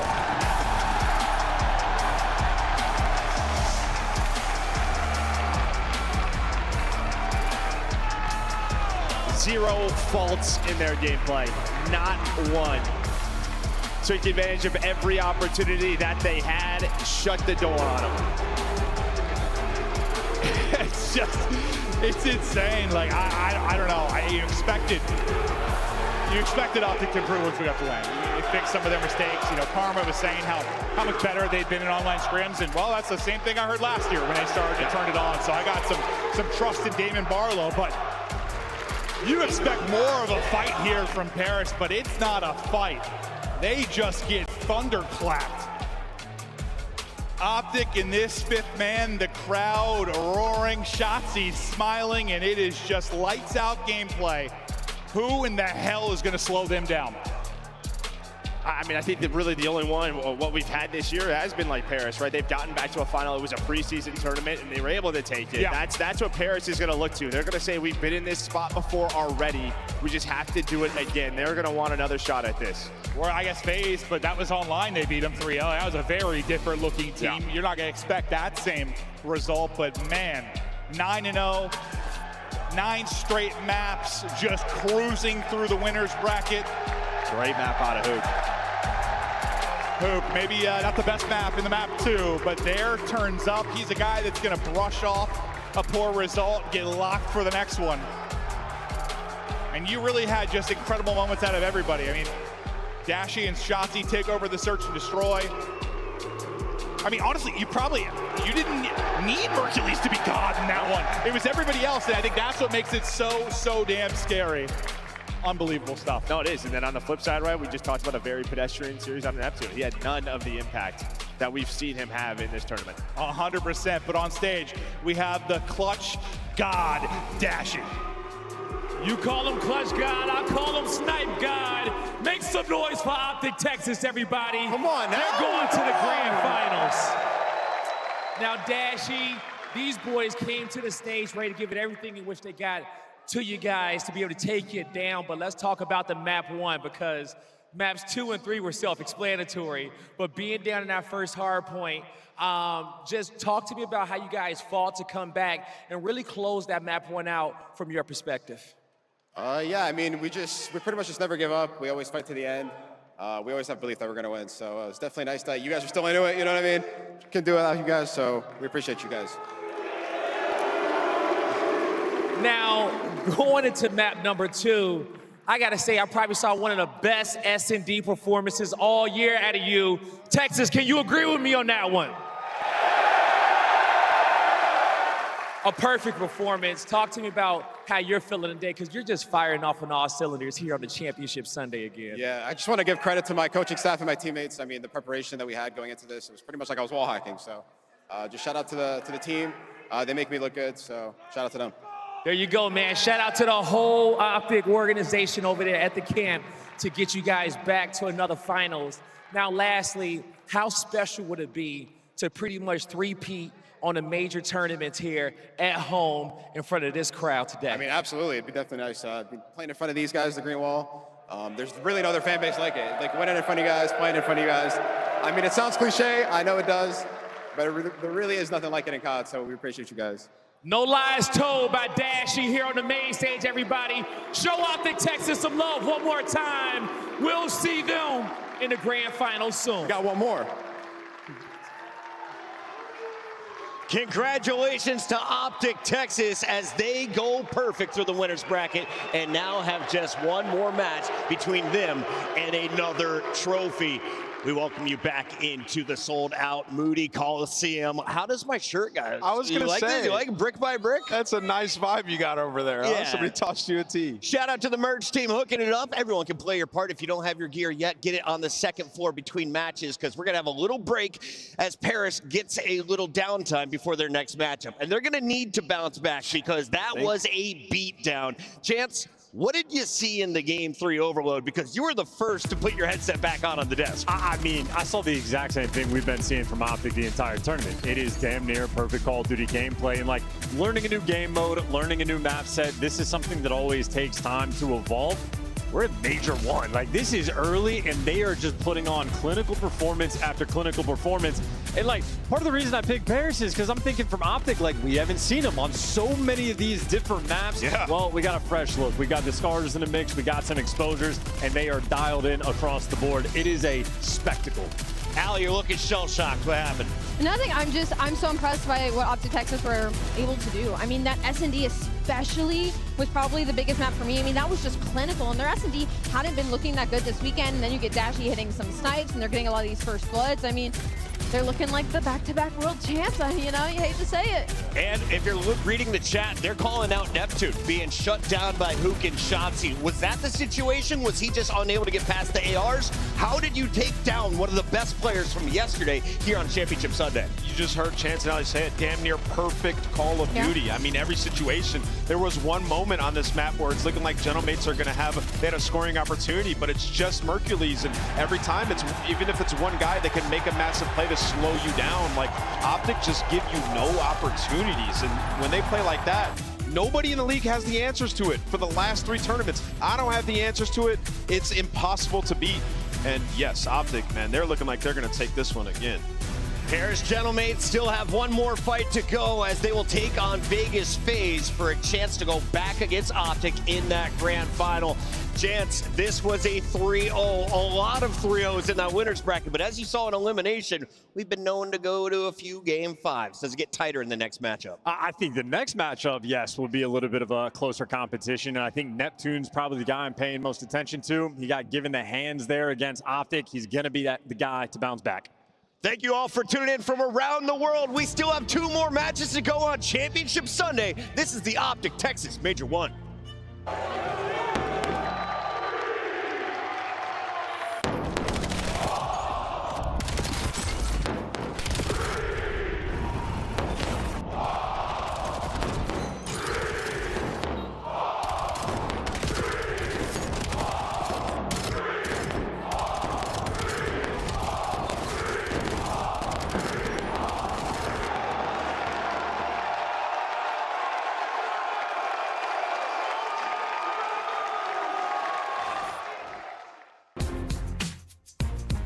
Black Ops 7 returns to the Esports World Cup in Riyadh this summer. Scan the QR code to be notified when tickets go live later this month.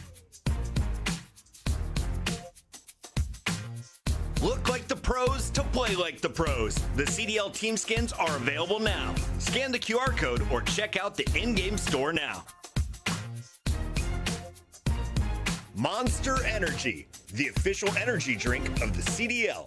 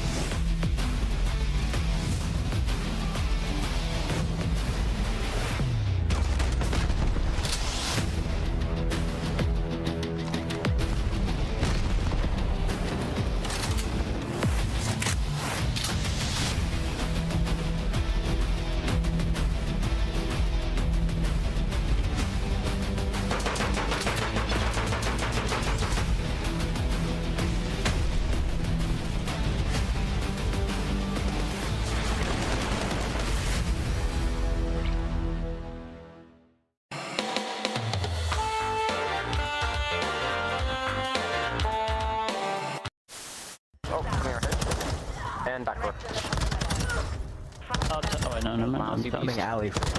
Oh my god. Oh my god! The paternity test is in. I am the father. Obviously having a big performance there over at that Train Hill. This guy is looking to finally really pick it up. He's had a few slower maps, but I guess he's finally caught his bearings. Now 16-9 and forcing the issue on the flank. He's inside of their face, as that's going to be 5 in a row. How about 6? It's 6 for Capsimal.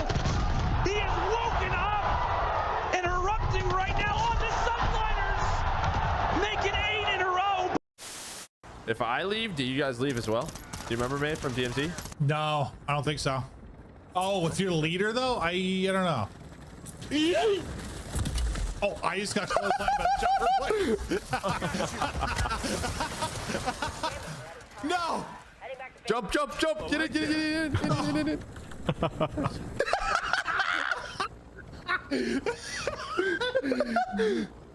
I'll be honest, that didn't cross my mind. I was trying to send it in, boys. Nice. Come on. Hey, we got the orange challenge, bro. Go. Let's go. Holy shit. Let's go clutch up there. Oh my God, here we go. They got the stack. Second tick is done. FaZe trying to go. It's moving so quickly. Can they get in and contest? They're soaring through. It's just about done. The contest is in. Shotzzy kills everybody in front of him, but FaZe are able to get in. Getting a point, man. Here we go. Gotta hold with no respawns. They're holding for now. They win one. Nobody left. FaZe hold with no respawns remaining.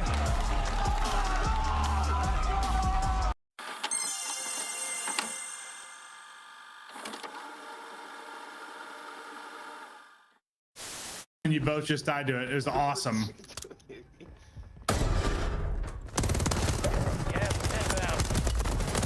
Oh no, mamma mia! Oh my God, mamma mia! Oh my God! Oh no! Wow! You are him. Oh no! How about you both? Yeah, perfect. Thank you all for tuning in. It's week 2, day 1. We'll be back tomorrow for another round. It's not.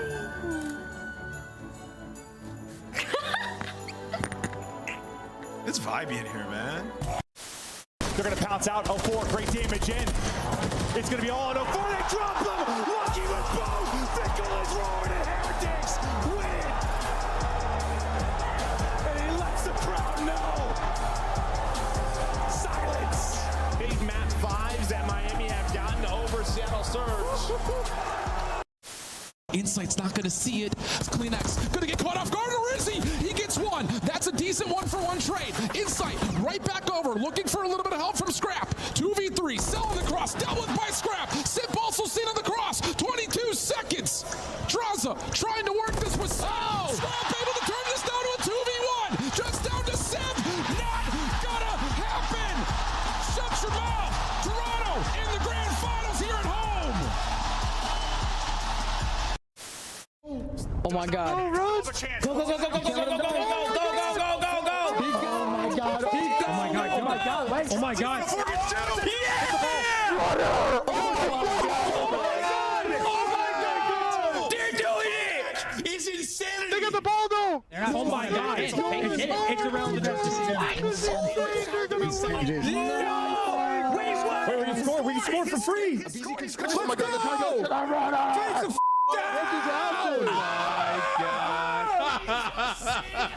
What just happened? Wait, why did BZ just do that? Dude. Overload's the greatest mode in Call of Duty history. Overload's the greatest game mode in Call of Duty history. What did they do?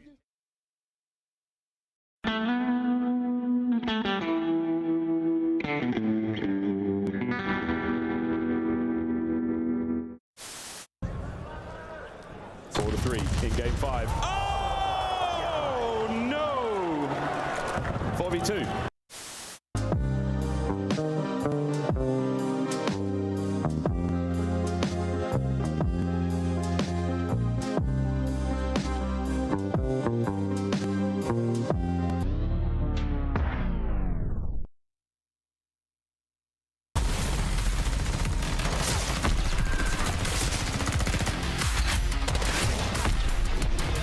Major One living up to all of the hype as we are now done with the winners bracket. We get ready for the final fight in the elimination bracket. Big news coming our way later tonight on the show. We'll have Lawrence Med joining us on the desk before the grand finals with the Season 2 preview and new ranked play details. Awesome to have Treyarch in the house. Always a blast to have the Activision fan with us. It's been awesome. They've been hanging out in the green room a bit, just chatting, always picking our brains and our thoughts about different things when it comes to competitive. I know I love the more the developers are interested in this, the better it is for us. It's great.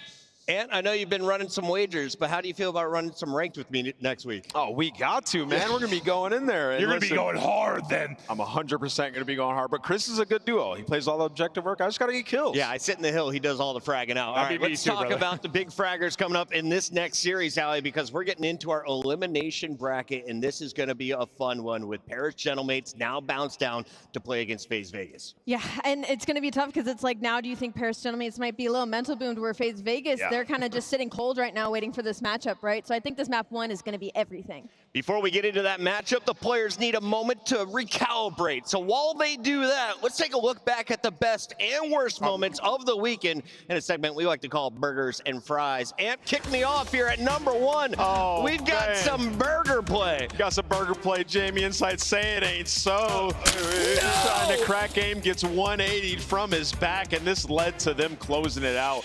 If you're Ghosty, you just should not be able to win that. The fact he gets a second, too, after that was literally the turning point in the game. Clip number 2, Neptune, Dan Ghosty's teammate. Oh, this has got to be Fries, right, Allie? Yeah, it's got to be. I think it's that final 5-piece that he got to really put the nail in the coffin versus the LA Thieves. I mean, they are disgusting at this P2. I know, unfortunately, they weren't able to win this map versus Optic, but they are unbelievable when it comes to that hill. Travis McLeod shutting down the Thieves as they routed them out of the tournament. LA bounce out in our top 6. Let's take a look here at our next clip. Number 3, it's more burgers. Carolina. How did you know that? You didn't even see the clip yet. Got to be onliners after this one. I mean, they came in. You saw like the fact they're going to be flipping them. Yeah, Clint, they might be. Yeah. No bedroom, says Scrap. That's where the burger's coming from. Clip number 4, it's a combo meal. Let's start with the cooking. An incredible comeback here from Miami Heretics. You could call it a burger by the Surge. No kill streaks called, and a big old L handed you. Yeah, I mean, this was an absolute collapse on the side of Surge, but for somebody to choke, somebody has to clutch. So Heretics get an absolute resounding fry. How do you celebrate a massive comeback? Well, you gotta shatter some glass, right? Relax, buddy. I mean, at least it didn't go everywhere, right? We got multiple angles. Glass to the back of the dome. He was turned. Reminder, there are cameras everywhere here in the venue. Thank you all for being part of this show. It has been a blast, and the Texas fans, well, they have been frying. The 5th man, Foley, here in support. They just helped Optic cruise to a 9-0 run through that winner's bracket. Yeah, no, I think it's a good time for Paris to get a little bit of a break. They need it after that because it was not competitive. I mean, you could look at the map 1 and say it was. Great comeback from Optic, but really, after Paris started hot, there was not a single positive moment for them the rest of the way. Like, Optic just dominated. Oh, from P3's second rotation to the rest of the series. Yeah, usually we say rest of the map. This is the rest of the series. See ya. So, yeah, for them, it's going to be weird coming out, though, because you're assuming the crowd's going to be behind Gentlemates in this one. They're always against FaZe. It will flip now, yes. Yeah. So maybe you use that to your advantage a little bit. Now, one thing we noticed last year is there was a rock star come up from Challengers. He went by the name of Neptune, and he turned the tide of Vancouver's season. Took them to multiple grand finals, but he has fallen every single final. He just fell in the winner's final, and my question is, can he mentally bounce back? Have we seen it from him in the past, and does he do it in game 1? I mean, it's the fact that it's the Silver Surfers battling each other now. I mean, it's the former teammates. You have Neptune going up against 0-4 and Abuza. You know what their ceiling was last year? It was 2nd place. They did it 4 times. Now one of them battling maybe for another 2nd place with the way Optic is playing, but it's going to be awesome. No, that's got to suck. I mean, right now to be in Neptune's position, especially with how the things with Vancouver Surge went last year, and with how he's been playing as well for the past 2. I mean, he has been unbelievable for this team. The problem is now, though, is the ARs on the other side, and Draza and Abuza, they have been getting hotter as the weekend goes on, so it's going to be a tall task. FaZe slipped up in the opening round of the winner's bracket. Draza did not have a great series. How has he been playing here in elimination? Oh, he stepped it up completely. And in the last series, you lose that map 1.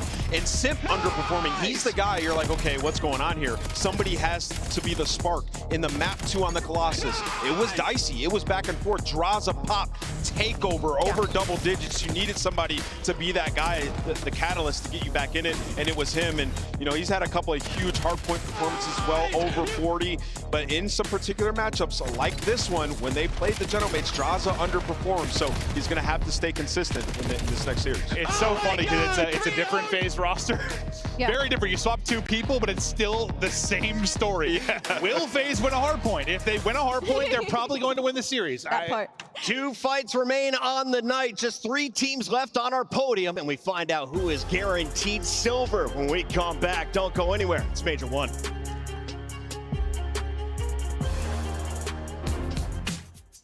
Monster Energy, the official energy drink of the CDL. Scuff, official controller of the CDL.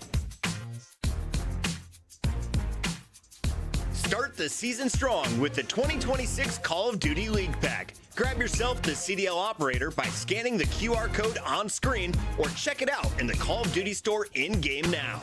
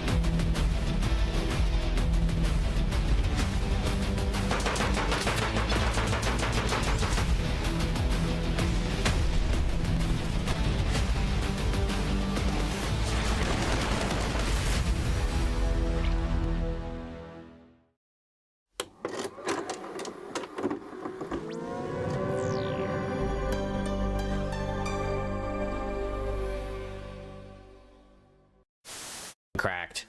Don't play with this guy, bro. Wait, that's me! Chat, I'm in the bottom right! That's me! I'm pretty sure if you have the ball. to work with. No, cool. I'm on the broadcast! Chat, that was me! No way! That's what he wants to do! Okay, bro. That's me! Okay, that's how the series ends. Okay. Oh my god! My barber insisted that I try out the look, and ever since I've been feeling pretty good. We've been playing pretty good, so I feel like I kind of got to keep it. It might be a full goatee. You never really know. Keep your barber, my guy. LA looks good on you. Nice, I'm in the game. Yo, CDL 2024. Yo, this is fire. This is fire. Oh. This fire, yo, feet. Hold up. CDL champ and the shit. Come on, huh? That shit clean, bro. This kind of clean. Damn. Yo, that's aura, bro. Come on, now. What do you think of my shirt today? It is a choice. It's a choice. Listen, guys, I put this shirt on. I felt pretty sexy, to be honest. Yeah, I looked in the mirror and thought, God damn. And then I got into the green room and everyone said, your shirt's too tight. You look like an idiot. And I was like, it's just a little too small, but it works. No, it's all down to Sim. It's a 1v4, and it's soon to be. Hold on. A minute. He's managed to make a meal of it. 20 seconds on the clock. Forward we go. Oh my god. Oh my god, Lucky. Oh my god. It's a oh my god. Sim. Oh, he doesn't know he's in the van. Can he do it? Oh my god. Oh my god. It's from the Sip, man. I cannot believe the phenom. Oh my god. Oh my god. That is top 10 maybe of all time. One round.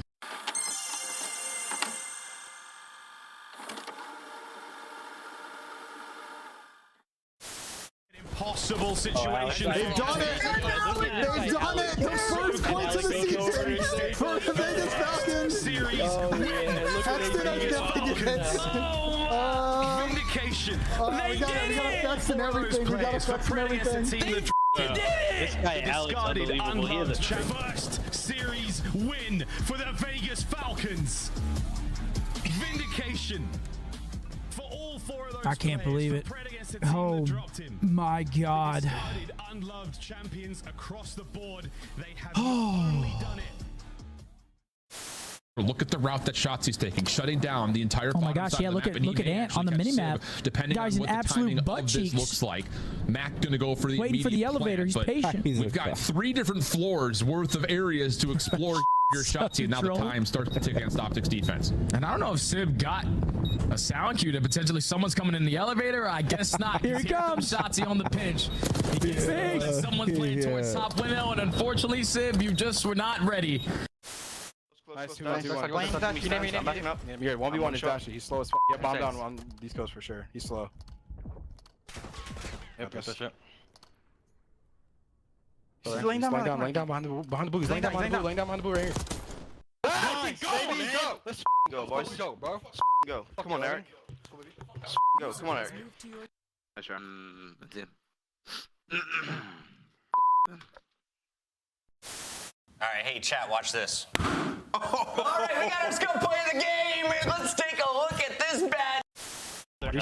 Don't run now. Right.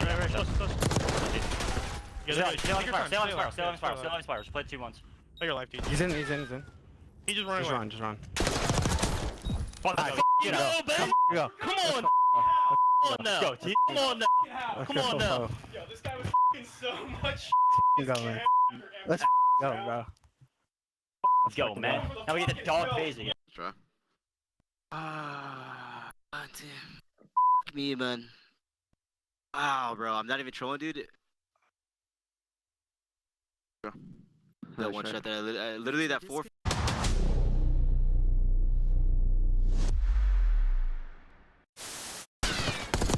You're better, bro. You're so much fucking better. You're good. You're good, God. You're good, bro. You're good. It doesn't matter. Yeah, I'm gonna Zach. You weren't meant to win that. Nice. Go, baby. Good job, man. I couldn't stretch it. Let's go. Good job. Needed that. 3 titans in the French esports scene came together in 2023, forming the Gentlemates, Brox, Squeezy, and Godaga. If that's a name you recognize, well, that's not a surprise. After all, Conton starred in the COD space from as early as 2009 all the way till 2016. He was on Vitality's roster for more than a moment and made big waves as the French monster. Once the sun had set, it was time to launch the Gentlemates org. And it was only a matter of time until he returned to a space where he once called home. He brought his family along for the ride, the green suits. This organized chorus first revealed itself at Major One Madrid in the 2025 season, bringing an impressive show of force and an electrifying energy to the arena. Despite the struggles, they never wavered in their support.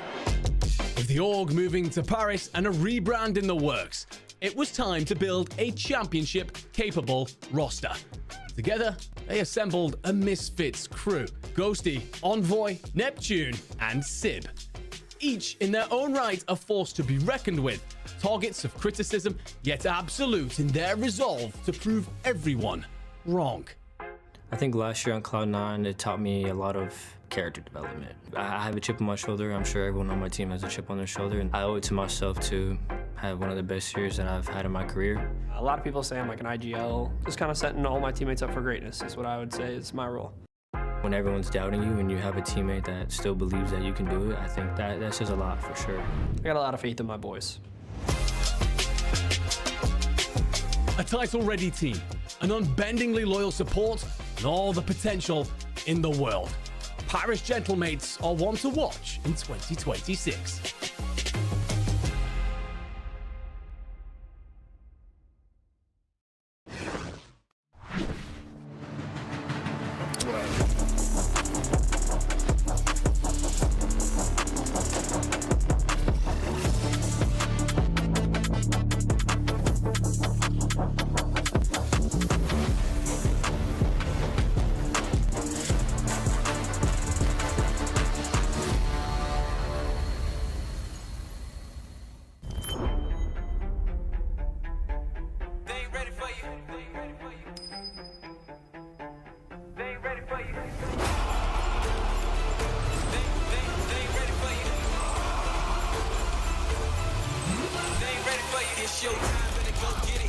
flow with it, move like you're so in it.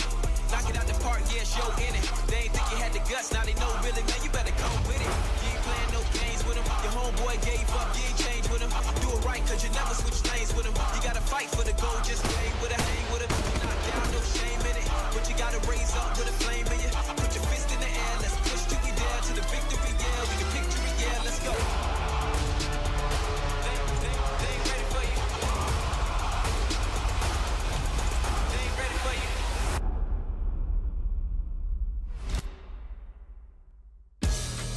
Man, study made me doubt Simp in, Vegas phase. Almost called him Atlanta there, Alley Cat. Instead, it is Simp guaranteed another medal. He is on the podium. The question is, how high of a step will he finish on as they take on the Paris Gentlemates? Let's start with the squad that had to make an elimination run after getting bopped by G2 on day one. They've been unbelievable. I mean, my only worry right now is the hard point, and I think Clint made a really good point earlier where it was like the year before last year, I'm pretty sure they were in a similar situation where they had to Nuzlo teams because they just couldn't win a hard point. Their fundamentals were off. They weren't rotating properly. Every year. But it's every year. And as long as they have search and destroy, figure it out, 4-0 in the last maps, as long as you have a game mode that you can secure for sure in a series, you're in an okay spot. Yeah, I mean, their last 8 overloads in S&D combined, they're, 8-0. They won their last 4 of each of those. And you see 4-1 at the major, 4.4 goals per game. They've been trying to possess the ball a little bit more. The last one, dominant, I believe, 5-1. So yes, this FaZe Vegas team, they can Neslo you, but if they steal a hard point, you're going to be in a world of pain. And we saw Gentlemates, when they do drop a hard point, what can happen to them? So far, I mean, other than Optic match, they've been dominant in game 1. So FaZe Vegas, a massive opportunity here in this map. Who has more pressure knowing the matchup on the other side of the field? Is it the ARs or the SMGs in this fight? Yeah, I mean, I think you look at the SMGs in this fight. 0-4's been prone to the bad game throughout this one. When he's played well, they've dominated. And on the other side of that, Neptune in the last series wasn't particularly great. Like the first adversity that he's really hit and wasn't able to bounce back. So I think 0-4 and Neptune are the 2 players you're looking at in this series. 100%. And then Maven, for the Gentlemates, we always talk about how difficult it is to bounce back after a loss in the winner's bracket. You wait, you wait, you wait. Then you finally get to play for that big championship match. And when you fall short, it's rare to see a team go 3-0 on the comeback. Sometimes they can squeeze out a game 4 or game 5. No, I think a lot of times we see just a team get double bopped from this position 100%. This is where I think Envoy is your most important player. I really do. Just the career he's had, the holes he's bounced out of. He's been the comeback story so many times and people have doubted him. Because outside of him, you do have some young players. So I do put a lot to Envoy. If anyone's not going to be shaken or phased by that last series, it's him. Like that call out. And of course, we know the most dangerous player on this team at times can be Sib. So how do you unlock that guy mentally? Damn, unlocking him mentally, I don't know. You got to think like it's just a reset at this point. Stick to the G game plan on game day, as he was a part of that Vancouver Surge team for quite a while, and that kind of mentality definitely got them through a lot of tough spots. And also for Gentlemates, it's just recognizing in their last series, they were getting so antsy. They were just throwing bodies sometimes. It wasn't the patience. It wasn't the teamwork that we were used to seeing. I don't know how to upset Sib, but I'm just showing him mean tweets or something. When that guy is mad, that is when he's hitting his headshots. Yeah, I would say, particularly in the search and destroy, because they got cooked on it, like give him a little assistance with the sniper. He had some duels with Dashy where Dashy would have somebody causing chaos on the other side of the map, Shotzi in particular in that one, and Sib is just kind of left on an island where maybe give him a little bit of help this time around. Get the sniper going early, put him in some positions to succeed, and he can take over. If you haven't met him yet, let's reintroduce you to this Paris Gentlemate squad. And Clint, tell me their identity, because they enter this tournament with the #1 seed. They have arguably the biggest fan base, if you can read French. Their identity to me when it came out was like the chip on our shoulder. Just like you heard Sib say, that was utterly their identity to me. When you think about what happened with Ghosty and Envoy being on that Thieves team last year, when you think about Sib bouncing around a little bit, like that is their identity. Now, if they come in and win this event, maybe that chip is gone, but that's what it is for me. The chip on your shoulder gang, whatever you want to call them. That name's horrible. Maybe call them something else. There's got to be something like a synonym or whatever, but whatever. Chip Boys. No, Hardpoint has still been unbelievable. Yes, it got snapped by Optic, but it was a within 15-point game, and honestly, it was a lot of mistakes on the side of Gentlemate Paris. You saw they had over an 100-point lead, so that's on them to fix those mistakes going into this match. But also, Post Plants rank 11th, so that means when they put that bomb down, their setup after that is getting picked apart, and they are getting retaken in. Yeah, a point you were talking about earlier, Ali, that was very compelling with this team is, you know, talking about their rotations. Not one of the better rotation teams. They've been breaking very well. And you saw the P3 and P4, the crowd's going crazy. Somebody maybe goes a little bit too early. And now you find yourself in a situation where they're chaining hills against you. So maybe switch up a little bit, prioritize some of the rotations. When you have a huge lead, cut your losses early because it got dicey in that last stage. Let's split the respawns this time around. No more 3-0s because it's the elimination bracket. We are guaranteed at least 4 down here. Scar, exposure, and a double dose of Colossus. Ali, give me the numbers. I don't love the Scar hardpoint once again, just because we just saw Gentlemates on it. I love it for FaZe. I love the exposures for FaZe. The Colossus is, I think, where Gentlemates are trying to make me steal this away. Yeah, it's going to be a good one. I mean, we get to the final 2 maps in this one. We've seen what Abuza can do with the sniper in hand on a map like Colossus. It's going to be a battle. I really hope we go 5. Time to lock him in, and I want to start with our very special guest. He's the big brain bald man. Let's go, Maven. Listen, I just casted Paris get annihilated by Optic, so I want to see something different in a grand final. I'm going FaZe in 5. That will make it 80 years of wisdom choosing FaZe Vegas. Alley Cat? That's actually a very valid angle that you don't want to like a repeat, but I like the revenge match. I'm going to go with Paris. She wants the rematch of the grand final. And yeah, I'm going to go with Gentlemates. I think they can bounce back, and the crowd's going to be on their side. They use it. Ladies and gentlemen, it is time for your elimination bracket with Guy Blaze. Are you going FaZe? Yeah, Chris, this one is going to be a fire matchup coming to the stage. Let's find out who's going to make it to the grand finals to play Optic. So without further ado, the first squad coming to the stage aren't looking to have anything gentle about this performance. Get loud, Texas, for the Paris mates. Civ, Envoy, Neptune, and Ghosty. Looking to come to the stage and get 2 more amazing performances to be able to call themselves champions here in Texas. Show them some love, the Paris Gentlemates. They've only had about 20 minutes to regain, but I gotta tell you, that was an uncharacteristic performance out of these guys, and more in particular, Neptune. He's going up against his ex-teammates. You know he's looking to dominate and impose his will. Let's get this game going. Yeah, and it's definitely gonna be fueling their fire, but the other squad has been going through so much since losers round 1 to make it to this moment. They pushed through the fire, but let's see if they can get to the fire of the finals. Ladies and gentlemen, get loud for FaZe Vegas. Sim, 04, Traza, and Abuza. They've left it all out on the stage, match after match. And wearing their red jerseys, they're looking to put on a statement in this series. Let us not forget that this is a team that changed simply because a couple firsts a year was not good enough. They want to take it all. And so now this is their first opportunity. They've had to go through the elimination bracket, but they've been doing it easily. I will say, though, there's one other player on the other side of this matchup that is tired of getting second. Let's get a banger started, Guy. We'll see what's going to happen, because once this one goes down, I'm pretty sure it may go down in history. So Shiv, Study, let's get it going.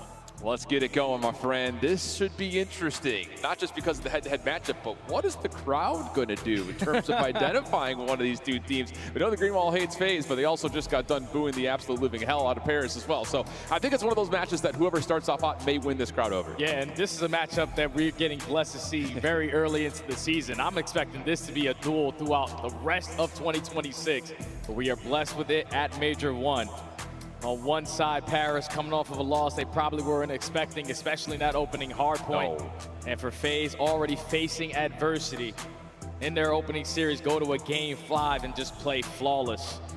A lot of vets, a lot of experience on that main stage. And it's just one more dance to get to that grand finals. I know if you're Paris, you are fuming. Oh, you yeah. need to come out here and just be ready, because that rematch versus Optic is in the back of your mind. Yeah, that's a series in the winners finals that really pisses you off. And you want to come back out, and you're going to see it in the map set. They're going to have a chance to redeem themselves on a handful of maps from their prior series.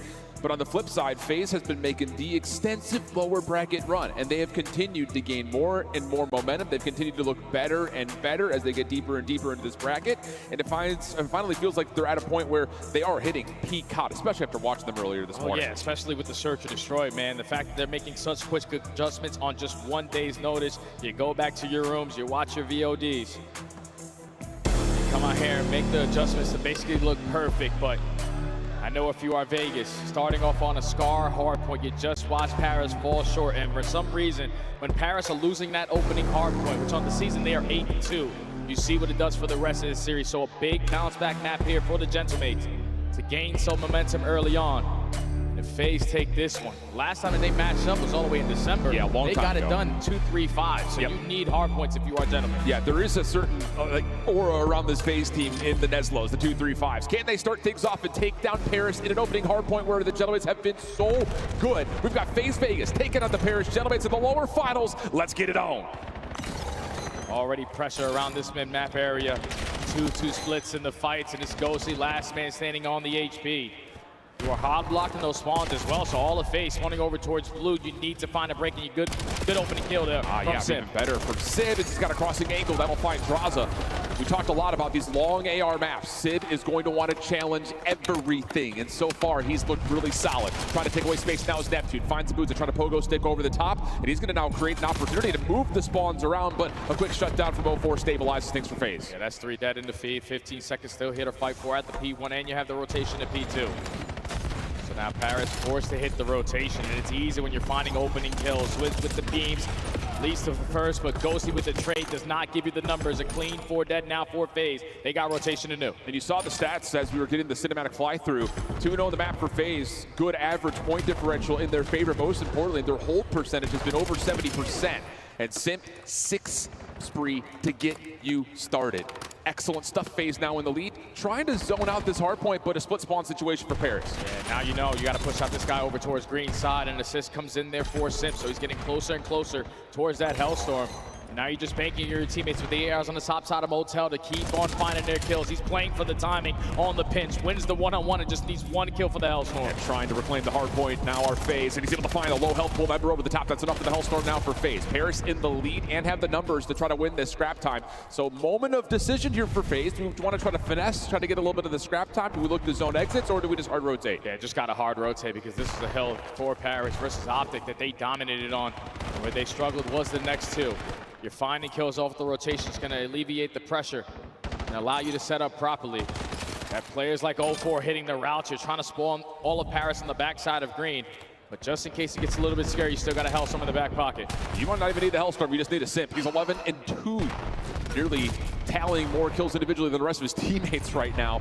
In a game where they find themselves currently down, but we get over to P3. Things starting to develop now as Paris hit through the middle of the map. Abuza there to meet the first, and he wins the second. That's a huge double and a lot of space now to clear out for FaZe. Yeah, if Paris are not winning the rotations, which they usually do, they usually bank on their breaks, but some of these hills are very unbreakable, and P3 so far has been the case for them. A lead change here for FaZe. Paris not willing to give up all this time for free, trying to apply pressure through mid-cut. You get 1, you're trying to get the second, but you keep on trading if your FaZe is still whole. Yeah, man, it's just those low number situations. When Simp is shooting like this and Abuza's just doing Abuza things, this scrap time battle ends up tilting in favor of FaZe. So great moment for them over 3. They enjoy a 17-point lead. Nate's now being exchanged as we turn our attention over to 4. And this is where FaZe are starting to be the aggressors. Potentially have a chance to spawn a couple players out behind you, but a good reroute. Out of Sib, through mid-cut, cuts them all down towards plane. So now FaZe have to hit the reset. Everyone through the middle of the map. Not a hill that you really want to use the Hellstorm on, so you got to get it done with the guns. Yeah, Envoy sees one cross, wants the blood, but gets punished. Neptune on the other extension will also fall, so spawns are now immediately out for Paris. Falling apart, all of a sudden the Gentlemates as Draza somehow tallies a second. Envoy, a slow start for him, trying to get the sub in towards the hard point. 6-12, not able to find 04 a pop. That's enough for FaZe to hold. And that's all 4 dead again for FaZe. The ARs popping off alongside Sim. Up by 20, you're forcing all of Paris to spawn over towards P2, flood their way through the middle of the map. And you are more than happy to just take this final 20, knowing that you got that Hellstorm for P5. Really clean start for FaZe. Really, really clean. And on the other side, Paris, this looks almost too similar to what they just had in the Winners Finals. We need to see someone start to essentially be a spark plug for this team. I would assume that most Gentlemates players would want Neptune to be that guy. He did not have a great winners finals, and you're going to have Paris set up with Neptune in the hill, but like you called, Hellstorm to have to deal with. Take care of the guy that spawns behind you. You're going to force the rest of Paris in towards top side of green. They're not finding the kills to get closer up on the map. Still Sib contesting it. Deli wins a one-on-one. FaZe is still trying to break from the front side. You have the map control. You just got to get to the HP. Yeah, but all these routes through mid and around the back have been largely shut down. So with 35 seconds on the clock, now if you're FaZe, you essentially just have to hope you win gunfights from the front. You don't really have an opportunity to create another route. 04 is going to try for one, but holding that is Envoy. Not going to win that fight off map, but as we start to go on over, Paris are going to have a chance to get over 100 points, and as long as they can deal with this last hit, maybe they can take the lead, but FaZe will find entry from the front. Yeah, they just outnumber them with the pressure through the front door. Last man standing. Dross is able to find it, and it's still those spawns for Paris on the backside of green. So Vegas are looking potentially chain it over towards the P1. Trap them on this side of the map, and with Simp triple positive, you got to start to slow him down. Yeah, running out of ammunition, goes over to the pistol just to try to finesse that exit. But Paris will find a quick transition over to one. Just down 20 points. FaZe trying to work on the Motel side of the map. 04 is able to sniff out to Neptune. Now back over to the middle of the map. He gets himself two. Looking for three, but his teammates beating him to the punch. Ghosty able to respond with two of his own. The hard point will stay neutral. Yeah, all information gained though for FaZe. They have to be funneling their way through backside of green or through the cut. So it's on you. If you are Simp to watch the OE, everyone else should stay alive in towards Deli. You keep on finding your kills. All these routes are getting shut down, and Paris are not finding successful breaks. Yeah, I mean, Neptune needs to, I was going to say, try to find timing to hit onto the hard point itself. And he eventually is able to sniff out and take down Abuza. 138 to 108. Simp, pistol out. That will work. Off the reload. Now a chance to continue to zone Paris further and further away from this P2 hard point. 12 seconds left before it opens up. And it's on to Simp to try to hold the angle. I can only imagine what Maven sounds like in the green room with Simp having this kind of performance. He is popping takeover. As you're up by 50, you got the rotation as well over towards P2, but you get gunned down. So this is the opportunity for Paris with a great P2 to take the lead. The spawns are a little bit all over the place right now. FaZe may be able to use this to their advantage as we jump into a FaZe. Listen in. Behind you. I'm coming. No. One more. Watch out. Left corner. Give me mid. Hey, take top of me. I'm a top. Two top. One more top. Nice. Really big top. Low left, I think. Low left, I'm not sure. I'm on the right. Nice. Watch out there, Black. Get out. Top. Oh my God, top. Top weak. Listen, I'm gonna tell you this. I'm nailing top. Yeah, alright. I'm nailing low. You're top. Low. Check out. Watch out. Let's go. Nice. You're better. I'm working at mid. There's three out right now. I'm gonna go. I'm mid-turn.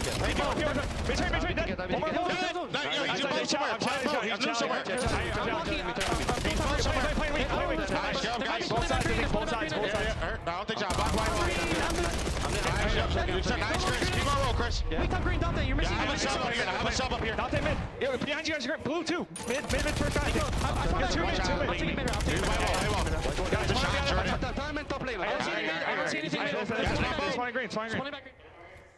FaZe enjoying a comfortable lead, but Paris continued to give themselves opportunities, and we'll see how the Gentlemates comp through this comeback. Two butt. Weak. And 04 minus one there. They are. Flip them. He's close right gate. There's two here, Trap. They flipped. It's just one or two. 04 behind us. 04 behind us. We got no though. One shot gate, two gate. We got no. Okay, guys. No, just one. There's one. Every pushing guys up. I know Jaws. Now Jaws absolute actually. Front tank. He might want front cheese. I'm so smart. I'm gonna go. Stay alive, Trap. You gotta try to live. I'm just living. Top juice, Jaws weak. And top juice. So top juice. And one shot top G's. One shot top right. Top G's and swap. I can take it absolute. Live in the back. Nice. He's still close ticket. Mike, Keep back. That's not him. He's slips. Yeah. They're gonna be in the back. Go for it. Get your rack. On to you. We're still swanning. Ticket. Mixi over the first 30 here at the hardpoint in blue. Eventually, though, with 25 seconds left to fight, FaZe in control. They've been able to win the spawns and then zone off this next hit from Paris. They can't find the kills they need, and FaZe get over 200 points. Yeah, just big shout out to Abuza, man. The sole man who stays alive towards blue, wins one gunfight, and then destroys Ghosty there for the second, secures the spawns, and allows Vegas to have the lead that they have.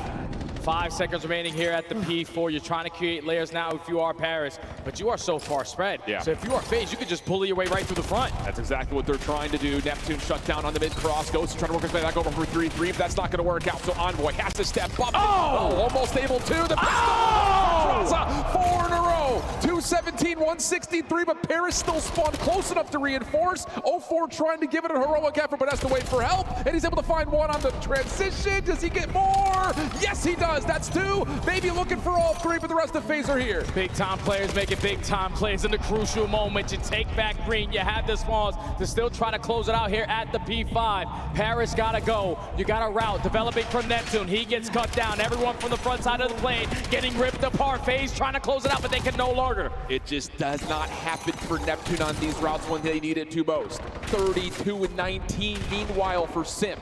Last 8 seconds, looking good for FaZe as 04 has the last word with the rest of his teammates around him. So they'll get over the 240 mark. Paris have to be perfect, and they've got a setup that they'll like here for P1, but Neptune again drops the opening fight. The opening fight is the biggest one because now FaZe can start to work on some of these routes, and you also got a Hellstorm in the back pocket, so you're gonna force Paris to scatter like roaches. Everyone in towards the deli, everyone towards the backside of blue, and FaZe are in. Yeah, they can just hold this as long as possible. Abuza wins another 1v1. Last couple of seconds, contest is in from Neptune. He's able to find one with a pistol through mid-map though. Simp almost able to get 2, but shut down by Simp. Last couple of FaZe members trying to win the game right here, and they're gonna find the kills they need. No one else from Paris gonna get there. FaZe open up with a win.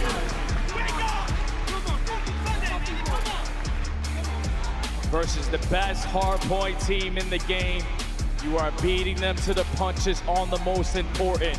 You're finding Hellstorms that are leading to massive breaks on some of these money hills, but it all was a turning point on that second half. When you get to the P2, when Paris win the initial fights, and then off the first attempt, FaZe are able to flood their way over through Motel at blue, get every single kill and just keep that one Mixi.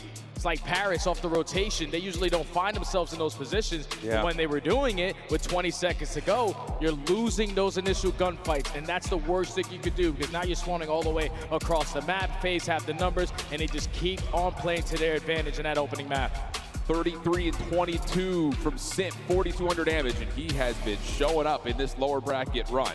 The other side of this, I really want to point out to that most recent the hard point with the blue house, where you're fighting for spawns for the first 30 seconds. That's essentially the game. If Paris win that out, get the back 30, that's technically a net 60 because you're taking 30 away from FaZe and giving yourself 30. It's a tie game, but you can't win those key gunfights. It's players like Abuza, it's players like Simp who come up big. Yeah, and it was Abuza who single-handedly got it done. His teammates go 3 dead. He's the only one sitting at white wall. He wins one gunfight and knows, all right, you guys all spawn back green. I have to back up and value my life.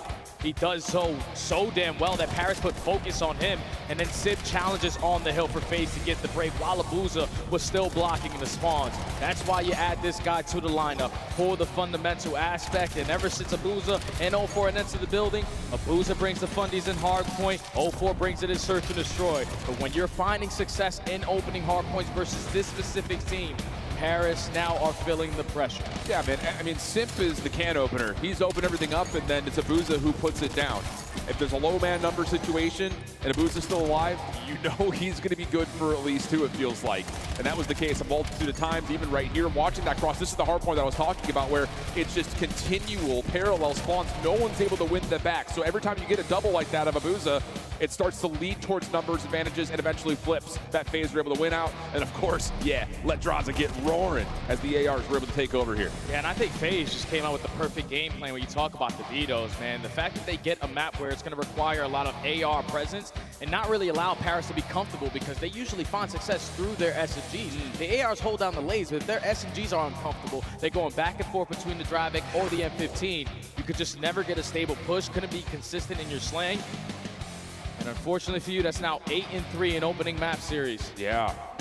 You need this bounce back on a search and destroy versus potentially the best S&D team that we have right now. Exactly, and I don't know, it feels like there is a sense of you have to win this map, I feel like, if you're Paris. Just knowing that Colossus is waiting as map 5, it feels like this is a series that you need to close out in 4, if at all possible. But like you mentioned, going into a Scar Hardpoint first, we're facing now 3-0 on it. You're the best hardpoint team of the game. You're not able to start off the series on your own terms. It forces you to have to make up that action somewhere else, and I think it has to be right here in map 2. Yeah, you have to gain momentum, man. You haven't won a map so far here on Championship Sunday. That's not ideal for one of the top teams that we had going into this event. You just need to turn that story around. Hardpoint really not working for you right now. Search and Destroy wins you championships. If you don't respond here, the last time they played that Overload on Exposure, FaZe dominated them. So this is a must-win for Paris. Yeah, FaZe have looked really good on that map combo so far this weekend in particular. And kind of just to reinforce the storyline here with this extensive run that FaZe is putting together, talk about the fact that they had not had Exposure Search in their bag. They busted out and looked pretty darn good on it. Legitimately, like the playbook looked pretty fleshed out both on the A and B executes. The defense was really mobile, and it really kept teams off balance. So that's another, I think, key here for this FaZe team, who continues to be one of the star-studded teams for Search and Destroy, but doing it on a map that we had not seen them play during the online qualifiers. That's why it's good to have a roster full of S&D players who are non-stop grinding, even while the season is going on in S&D Childs. Just because you don't play it in a professional match doesn't mean you don't know how to play it. So you have one rep on it, and it was versus Riyadh. You were able to close it out 6-3. But there's so much VODs on the opposite side for Paris, because this is one of their go-tos. Have to have it, it feels like, if you're the Gentlebaits. And just again, speaking on the season so far, they've been dominant in hardpoint, when everything else has come with questions. For FaZe, though, they have been beating the living hell out of teams this weekend. Of course, most recently, 6-0 Simp domination versus Minnesota. And after that map 1, I have a feeling we're going to get something fast and furious out of Simp. Yeah, the thing that's scary about FaZe is that online they have a 40% chance of finding the opening duel, but on land it's 70%. So FaZe trying to line up the strong arm nades over the top. Nothing's able to connect through bottom ring. Not any information gained on either side so far. Yeah, you got just a 1-2-1 split. Lots of wallbang tags coming through. Buza has to get rid of that position at window. Lucky to be alive, he's at 25 health. Neptune gets a little feel out over mid and then slides back over. The only defender towards this top side of the map would be Simp. You do have the ability, though, quickly for 0-4 to hit the pinch if he finds good timing, though. Yeah, this is the perfect guy you want to be in that island row, because he knows how impactful his position can be. Get some information, try to get one, or potentially just get out. Yep, not gonna go for that chow. I'm instantly gonna rotate. Oh, and FaZe are not gonna commit for that P2 staircase hit. Instead, they're gonna stack the box. Maybe look to use some of these defensive nades late for their retake. Bomb being planted. Draza still holding up towards middle. Post plant setup for Paris, getting established, and it's gonna be a 4-man flood from the front. FaZe know that they have the advantage if they go from this angle, but to give the free first blood to Envoy, Abuza there for the trade. 3v3, but the ARs have the crossfires. 1v2 for Abuza. So critical that smoke doesn't come through in time to keep them alive. Abuza, though, Mohol able to line him up, but just a little bit too much health on the final member, and Paris will get the opening round. Yeah, 0-4 just peaks a little too much there. Gives the first blood, trying to invest that smoke. And once the trades go down, you're expecting there to be a lot more players around that bomb site, but everybody on the side of Paris whipped out an extra AR, watching top plat, double stacking on the right side alley, and just walked away with the trade fights there to secure the first round. Clean. And I like that opening pressure from Paris to get Abuza auto window. It puts 0-4 in an alert situation that you just don't know how many members are there. You really can't commit on that pinch through mid. Forces your hand just a touch. And now Abuza will go over to the boomstick, trying to take the recon with sights over towards bottom hurt. No one home. Envoy maybe looking to get enabled to play through this staircase at mid. Yeah, him and Neptune try to clear out space early over towards B. Neptune down in a position to watch over as Simp is rotating his way to that side of the map. Abuza's gonna miss a shot through top window. But you still are unaccounting for where Envoy is. Yeah. Oh. And you get a huge first blood, shutting down 0-4 at dirt. So now you kind of have to rotate through mid. Envoy gonna make his move, able to find Simp before being traded. That will work out. Abuza in trouble, dancing, pistol out, can't get the regen. And Neptune, meanwhile, finds the other. So clean back-to-back rounds so far for Paris. Yeah, and I love how Paris were the aggressors there. They don't want to have a feel out round. No, we're gonna take the map to them. FaZe usually have these slow and steady opening rounds before they start making their adjustments. So take mid-map away, you find the first blood.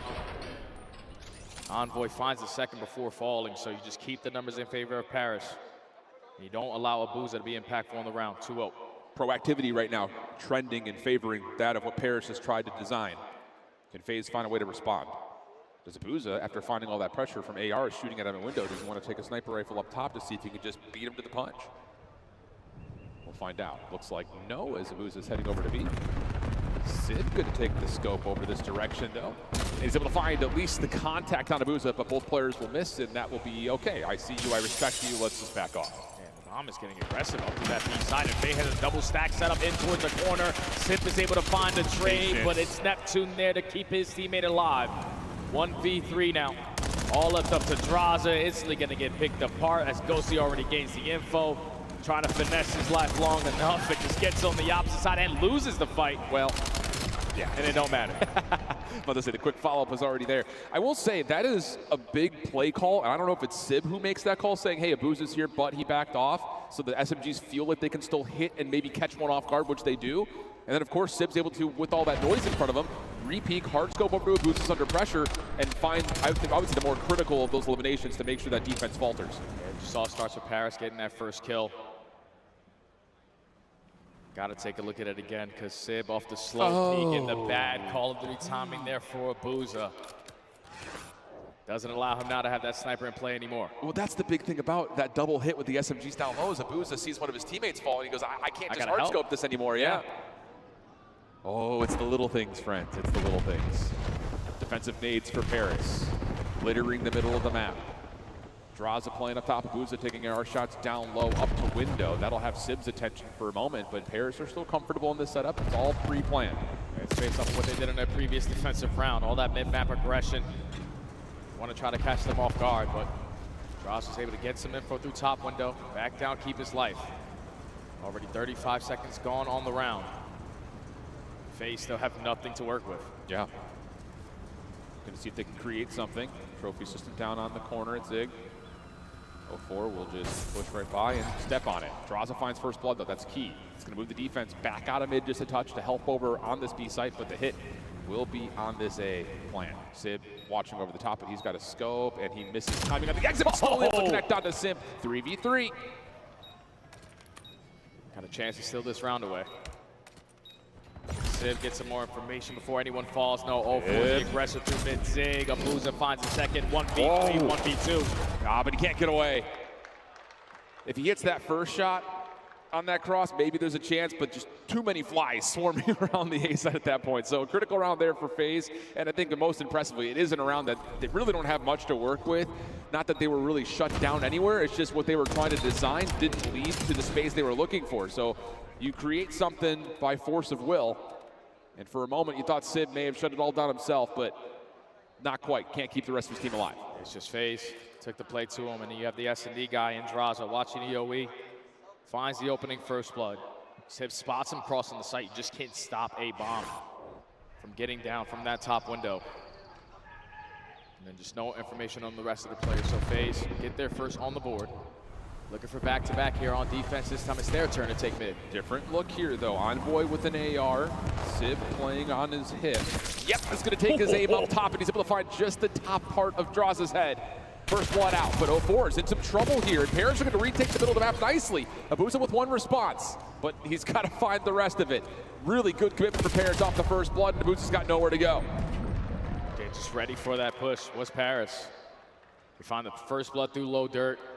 Ghosty head on a swivel, knowing that, all right, they got aggressive up through the middle of the map, so the SMGs are most likely on our side. So he wins his one-on-one, his teammate keeps him alive, and then Abuza on a 1v4 just stands no chance. If you were looking for a response out of Paris, this is ideal to what you have wanted. Yeah. Basically flawless here on the map too. They've done everything exactly as planned. So it feels like going in around 6 here, you need to create a narrative changer if you're FaZe.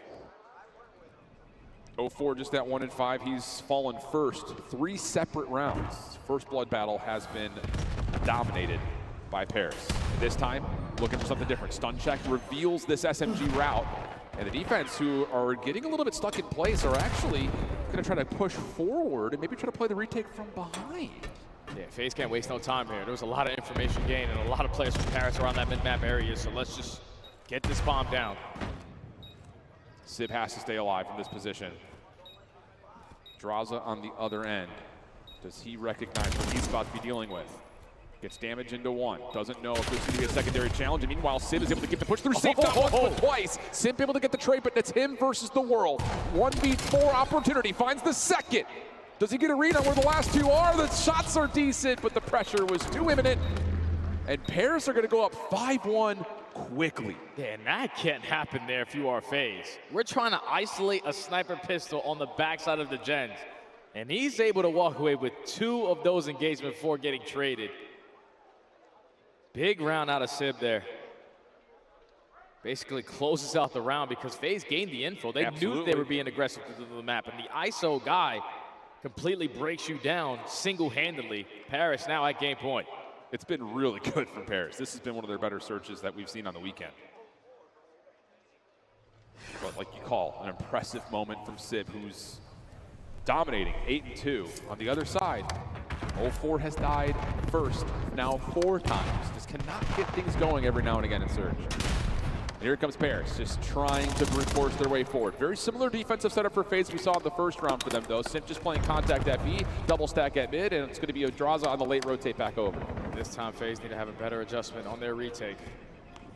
It's the same exact round as the opening. You're not rushing the bomb plant now if you are Paris. Simp knows that they're here. So watching the bench, Neptune trying to find some space in the post play. Envoy able to get one, help from Sib gets the other. 2v2 though after the trades come out.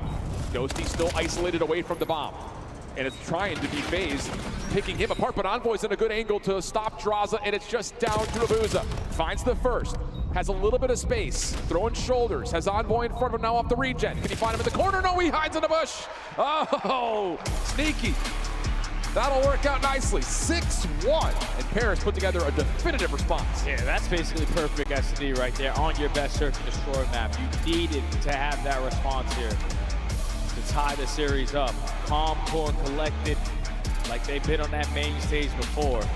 Just FaZe couldn't get anything going. All the information that they had gained, you couldn't do anything with it. You're losing your numbers advantage. And even when you find yourselves in a man disadvantage, certain situations where we need to isolate one of these gunfights, you try to, and you're just not winning the gunfights. Sib was a difference maker. Envoy and Neptune got real comfortable on that one. But that's just way too clean of a search and destroy versus the best S&D team. That one definitely caught me off guard. First bloods, my guy. First bloods. Sib gets 3. Some of it from the sniper. I think one of it's from a nade, but Envoy as well. We talked about him in the early rounds getting forward, especially on the defensive side. Kind of servicing as a scaling deep player that could do anything. You can come back to the play and help the defense from behind. He can try to push around the back and just create so much opportunity, and he found good use of it.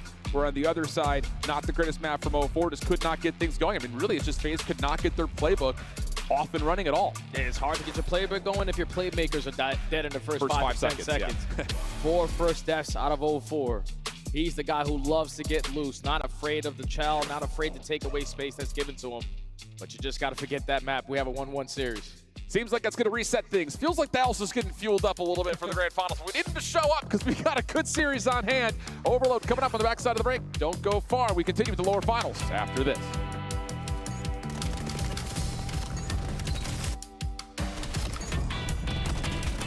Hey, bro. Come on, you wake up!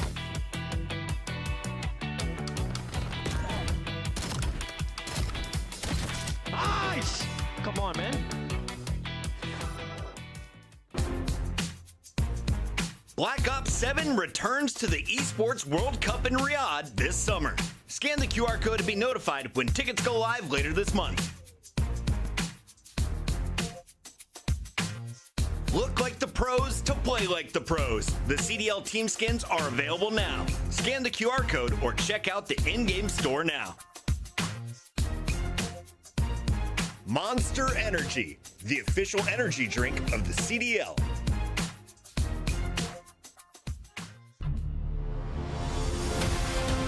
Let's find out who's built for the big save.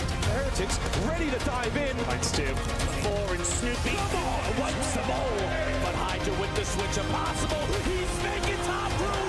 So damn happy. It strikes down a bruiser.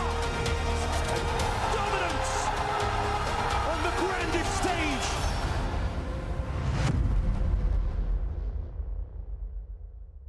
Oh, great. This again.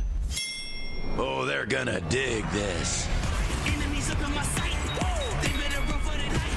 The when we show up, we load up, then we pow, pow, pow. Finish the mission. Hoorah! Can I get some help? On the way. Look out, freak bag. Rising, they climbing, they guarantee we never stop. It's you and me against the world. Controlling the show, blow for blow.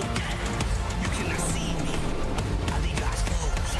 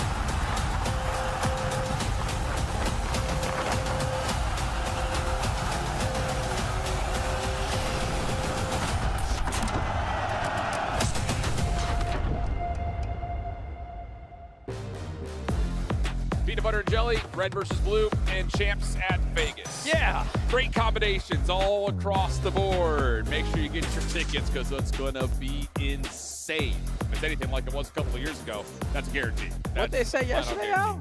I'm pretty sure half the floor seats are already gone, and we just announced it yesterday. Oh, you better get your tickets quick before they're gone. Telling you, the Super Crews are showing up. They always do. They're going to get those big tickets down front. Speaking of big things, I cannot lie. How about this overload? For FaZe, it has been insanely good this weekend for them, especially on this map, man. I mean, we've seen it. It's been Buddha quite often, but they get the early lead, they score quickly, and then they park the bus, and it works out nicely for them. That's something that you just cannot allow FaZe to get away with here if you're Paris. You've got to come out and at least match their tempo. Oh, yeah, because we saw it in the last series. The SMGs struggled a bit versus Optic, and then the opposite side for Draza, this guy has just been outstanding in this mode. Don't even know why his jersey was potentially trying to get called up, but on lane, he's a different beast. A 1.33 KD here at the major, which is number 2. First overall in goals. Like, this guy's like LeBron out there. Oh, man, he's doing it all. He really is. That's just, again, just like talking about this FaZe team, the general, more like umbrella side storyline about this squad. Preseason event, buzz is high. They don't necessarily live up to the hype of the roster moves, though. You get into the online qualifiers, slow start. To be fair, strong strength of schedule. Then you come back after the break and you start beating some teams that we thought were at the top of the power rankings, and they all of a sudden thrust themselves in the conversation.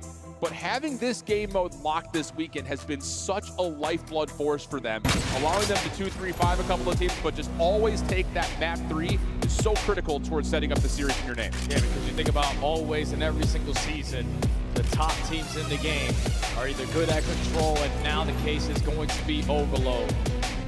Find success in the swing mode, you'll give yourself the advantage. All you got to do is take one of the other two, and just having that opening R point. Probably weren't expecting to lose the Search and Destroy the way that they did. Overload has been their best friend.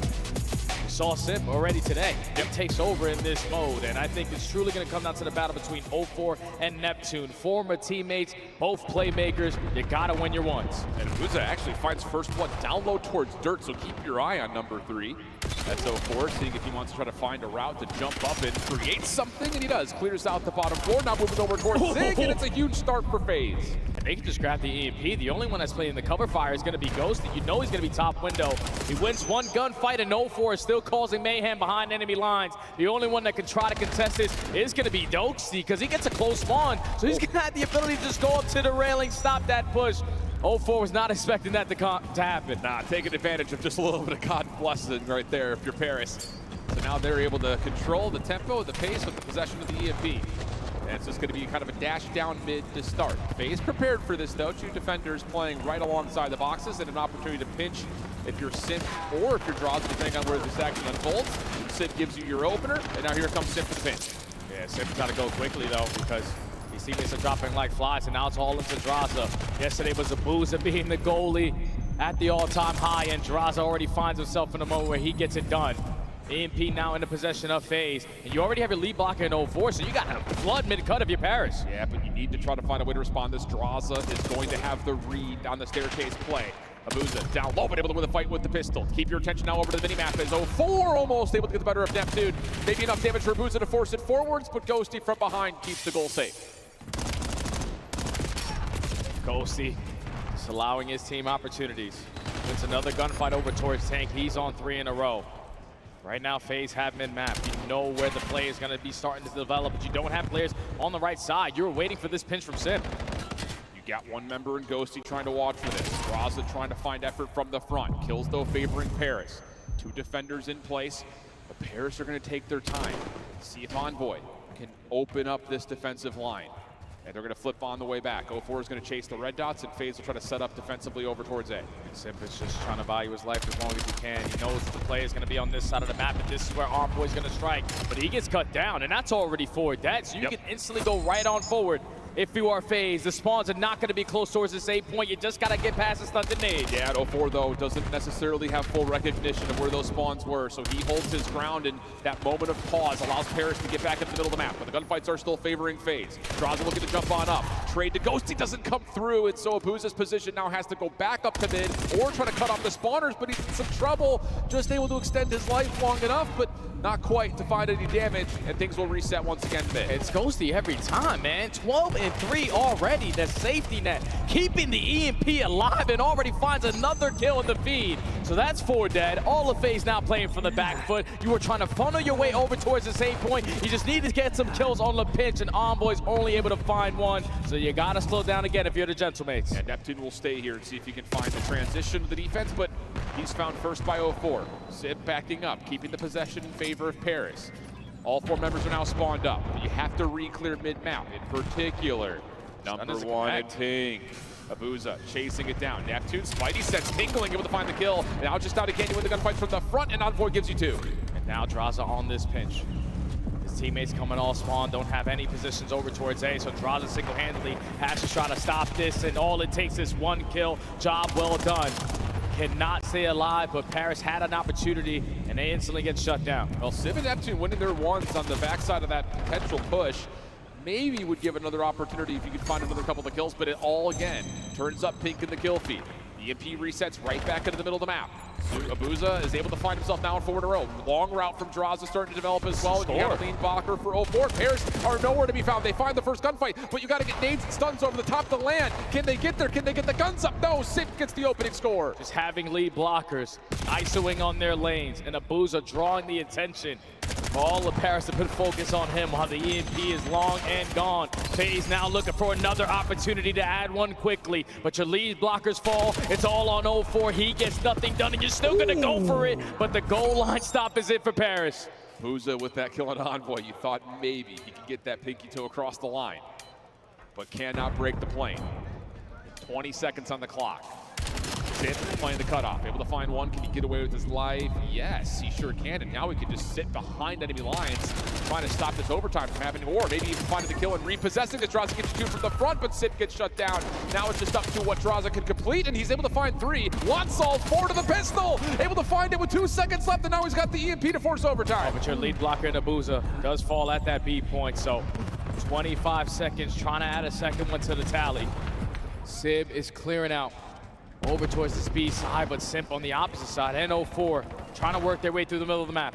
0-4 can't find his win at mid, and Team Nade shuts down Simp. And Hold you up, really 0-4 can't back up. 0-4's got to go quickly. 10 seconds on the clock. You need to force this forward here and now. 0-4 will drop. Draza nowhere to go. We'll end the half at a 1-0 tally. Yeah, that's just another round where you just want to give a big shout out to Ghosty, because that score could have been a lot worse. FaZe dominated the map control. They dominated the slaying. There were so many goal line stops out of Paris. Same thing could be said for FaZe. They just had a lot more opportunities. get it on the board. But a back and forth game around that mid-map control. Going into the second half now. Paris, no, we have one to make up. Yep. But we got to do it quickly because we can have that park the bus strategy pretty early if you're FaZe. Yeah, and really the opening score for FaZe really just comes down to a poor set of circumstances for Paris. Like coming off spawn and maybe not fully getting read of how far forward that last member for FaZe was. You lose your one gunfight at mid, and then it just turns into an open area for a quick run-up. So you're absolutely right. See if Paris have anything tricky for our opening break-off. Dosi was trying to play the window. Envoy just trying to absolutely force the square peg into the round hole on the backside of this play at mid. Counter nades for FaZe are working out, forcing Neptune to have to step up, but he only gets one. FaZe will have the numbers at mid. And look at 0-4 already clearing lane towards B. You just got the EMP carrier on that side. Sims does fall to the hands of Ghosty. Drazah trying to make up for it. He finds two. The rest of Paris just trying to keep the EMP right in front of them, that they're turning the corners and losing the fights. FaZe have an opportunity here. Yeah, now Drazah off the regen and the reload. Abuza gives you one on the pinch. Numbers for FaZe. Oh, we joking? Thought Ghosty had him dead to right. Simp now with the pistol, doesn't need it. 0-4 finds the kill, and a second score is gonna come through. Simp gonna take his time so his team can reset. Yep, just gotta get back over to the right side of the map. All of Paris are gonna just forfeit this score. Play over towards the tank. You have the numbers, you just gotta watch your pinch. Big kill out of Simp. Big kill out of Envoy. You take care of the guy on the pinch. Last man standing is gonna be Drazah. And you've got Envoy trying to play forward. He creates space for Neptune to follow up. Able to get one more, and there's the counter score. Immediate re-break coming out. 2-1 the count. Ghosty still finding exit kills, and now Paris are sprinting to the bottom part of the map. And FaZe gotta get over to the opposite side, man, because Ghosty isn't letting you out of your spawn, and Sid from a different angle is keeping the numbers on their side. But Drazah again, a big one-on-one gunfight. Clears out the spawn. You're allowing your teammates to reset back over to the 8 point, but Envoy is now popping off. Oh, for free! Off the spawn, FaZe are trying to flood forward. Nades are landing. The EMP's not gonna Envoy's killing everything, but the EMP's still down towards dirt. It's a heroic effort, but it may not mean anything as Paris could not support it with an actual push. And that's all off the communication. Someone has to grab that EMP. You're not expecting Envoy to basically pop a 4-piece in the spawn, but when he's clearing it out, the closest guy, grab it so you can potentially score. You waste time, and now FaZe off the respawn are slaying their way back through the middle of the map. Paris on the back foot. You cannot make mistakes like that if you're Paris. Dosti trying to make up for it. Holding this opening corner, but he's tagged down low. FaZe finding a couple of kills, having Ghosty needed to pop up. Pistol out, Neptune can't get back in time, and it's a third score for FaZe. A lot of daylight now as they get into the late stages of the second half. 2.5. Just gotta keep the kills flowing. Camp your corners, be difficult deaths. So far, 0-4 and Simp are just winning their ones. 0-4, 2 in a row. The movement almost finds kill number 3. Your ARs just need to keep the EMP in the middle of the map, but Drazah is not shying away from the chow. Finds number 3. FaZe got the EMP again. Call a doctor from the 50s. He's making house calls right now in the Paris spawn. And he's off the regen. Not quite able to find more into Neptune. But again, this is fine if you're FaZe. You can keep playing trades. Simp trying to find the EMP, but shut down. And hold on a second. Envoy now has the EMP with a lot of space in front of him. Just no lead blockers. Has to wait for your teammates to get in front of you, and FaZe have 3 guns ready and waiting on the front side of that B point. You find the initial kill on the backside. Sid finds the opening. You're looking for another wave of kills in sync, but you're not finding it. Abuza, the goal line stop. FaZe have a minute and 30, just need a hold. Yeah, Paris, that small stutter step, trying to wait for Neptune to connect to the play through mid on the pinch. Doesn't fully work out. Minute 23 on the clock. Paris off the full respawn. Trying to force something over to A. FaZe are prepared for this for now, and this is the guy you want up top. Let's keep Abuza alive. Team shots galore going down over towards this A side. Now 0-4 to clean up house. And this is where we start to slow it down. Force the rotation. Paris have a minute. Yep. This is the way it happens. Hate it or love it, it's a winning strategy for FaZe. Has been all weekend long for them. Force the sense of urgency now for Paris. They do get 1 member forward, but Abuza will spawn right back up to help out this setup. On the cross, Drazah's able to scout out 1.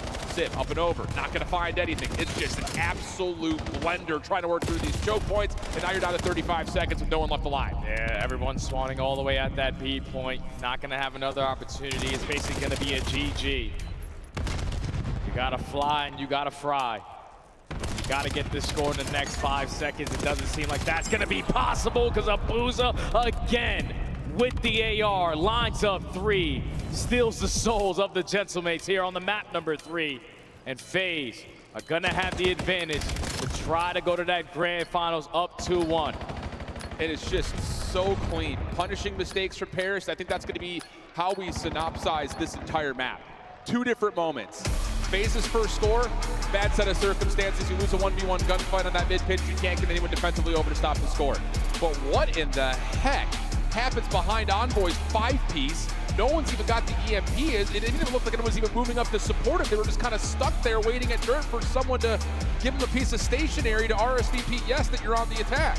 Yeah, that was truly the turning point of that game, man, because you're expecting Paris, their communication to be on point, especially in the respawns. Your lead blockers finding kills. The second guys, usually who you want to be up there with them. It was just a conversation between Sib and Ghosty of who was the guy to recover the EMP. You're not expecting Envoy to pop 4. So you're thinking, I gotta try to help him there. Just that misplay costs you a point, allows FaZe to counterattack off of it. And then with a minute left to go, you park the bus in the spawn. GG, FaZe, what is that, 5-0 and over on the last 5 attempts? Yeah, bro. They got that on lock. They got it on lock, especially on this map. And it really is. It's that stutter step of, like you mentioned, Envoy doesn't, you don't expect him to get as many as he did. So if you're rushing forward to help him, but then, oh, wait, he got 3. Oh, now I got to go back up and get the EMP. Yeah. Oh, never mind, he fell. I got to go forward. It's just that moment of kind of ping-ponging around dirt. So FaZe, again, like we talked about at the very beginning of this map, they get an early lead. They don't drop it. The only counter score that really comes out for Paris is the backside of the second score where Simp is just waiting, hoping his teammates can find wins. And honestly, like, I think the next thing we're gonna see in terms of, like, I know we've transitioned to I've got a lead, I'm just gonna keep EMP in the back of my spawn.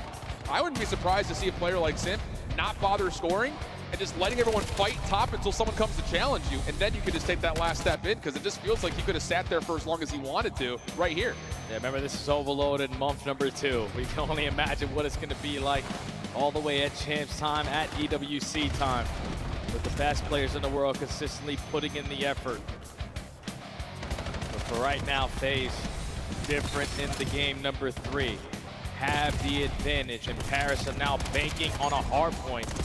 That's usually their go-to, but you just have it. You didn't win the opening hard point. It seems like you're a little bit out of sync. SMGs are a little bit inconsistent, and even though FaZe don't like to play a lot of Colossus, Paris needs to make sure that that SMG pressure is there, so Ghosty got to whip out an extra. Yeah, absolutely. I mean, it is, so statistically speaking, we'll talk about it here more in a moment, but Colossus has been really solid for Paris. You know, the map overall, so they're no strangers to it, but you're right. It's going to put more pressure on the SMGs, who maybe have not been keeping up with the tempo that FaZe were able to establish, especially in that last mode. More importantly, though, for FaZe, you've created a huge lifeline now, because we've seen them play this Colossus search all weekend long. They've looked really, really good on it, and that is a big get out of jail free card if you're FaZe, if things go wrong here. Yeah. If you get to that game number 5, you are more than happy to hit your best search destroy map, but you're trying to avoid that at all costs. Exactly. What do you think this would do for FaZe if they beat the best hardpoint team in the game in 2 hardpoints before they go into a grand final?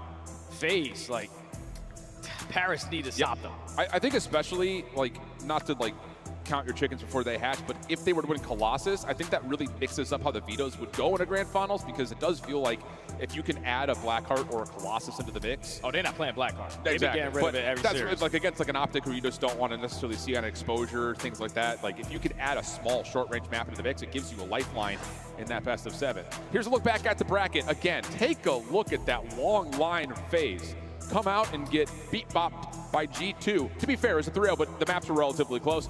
But then they start handling business, really without much cause for concern. Yes, the Minnesota matchup earlier today was a barn burner on a couple of maps, but map 5 was a 6-0 beatdown. So again, the confidence just keeps brewing.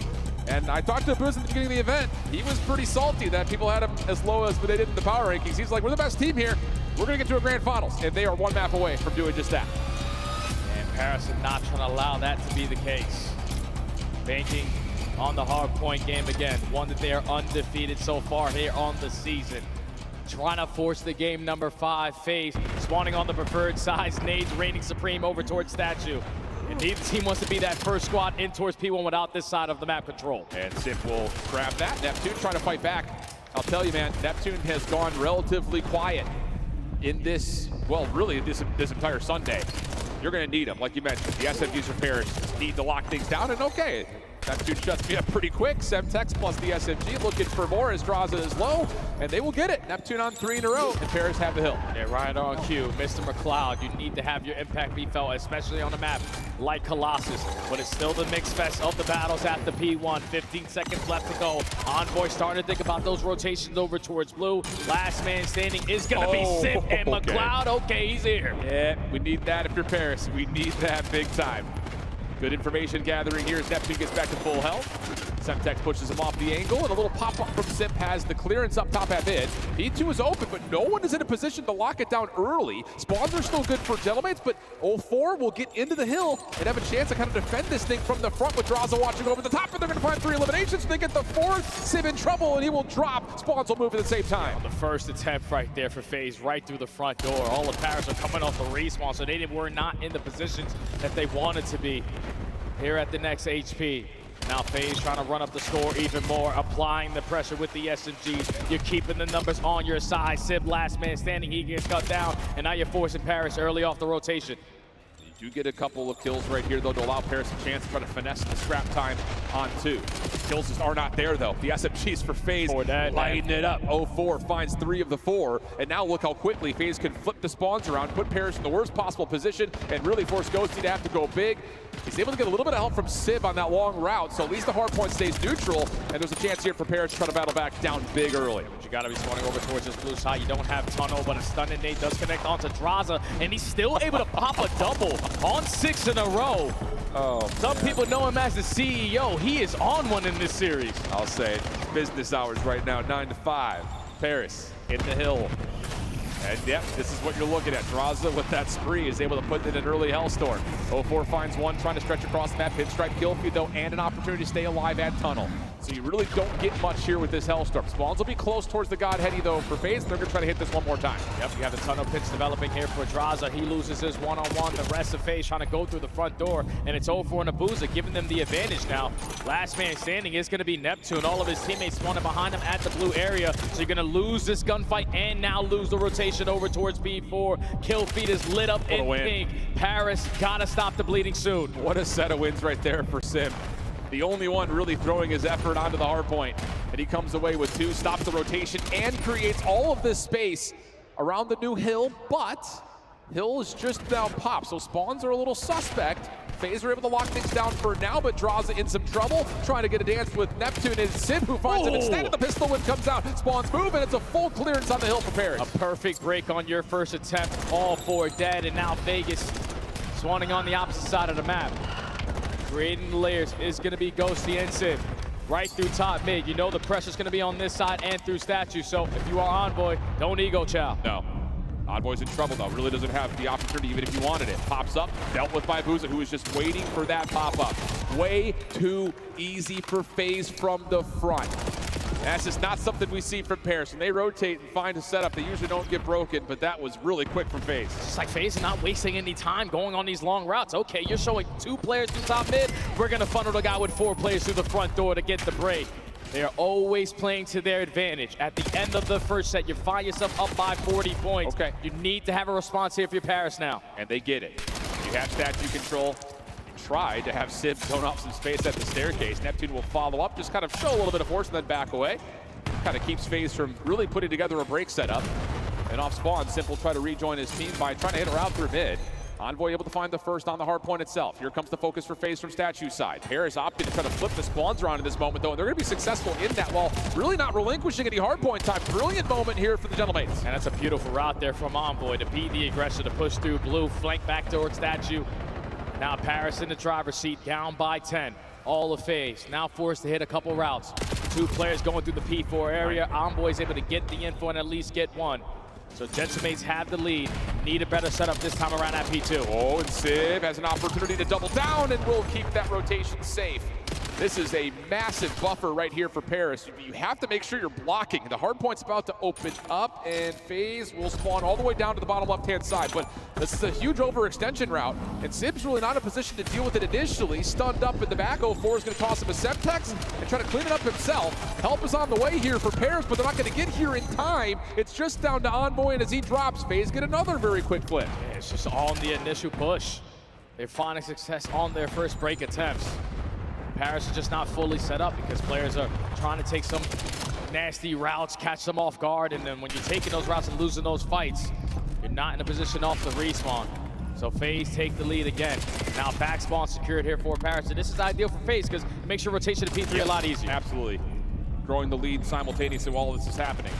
Win over towards the side door for Ghosty. Finds one more on top of them. Low health. Draza pulling it up and finding a couple. Keeping the hard point in the name of FaZe. Shut down. Draza roaring again. The player cam is FaZe taking another nice lead. This guy is unbelievable. He finds another kill and has a chance to have another Hellstorm over towards this P5. Everyone finding their kills for the side of FaZe off the rotation. Only one player on the point. Neptune gets caught, and now Paris are forced to flood the front door. I mean, when the ARs are dictating this much space on rotation for FaZe, they are hard to beat.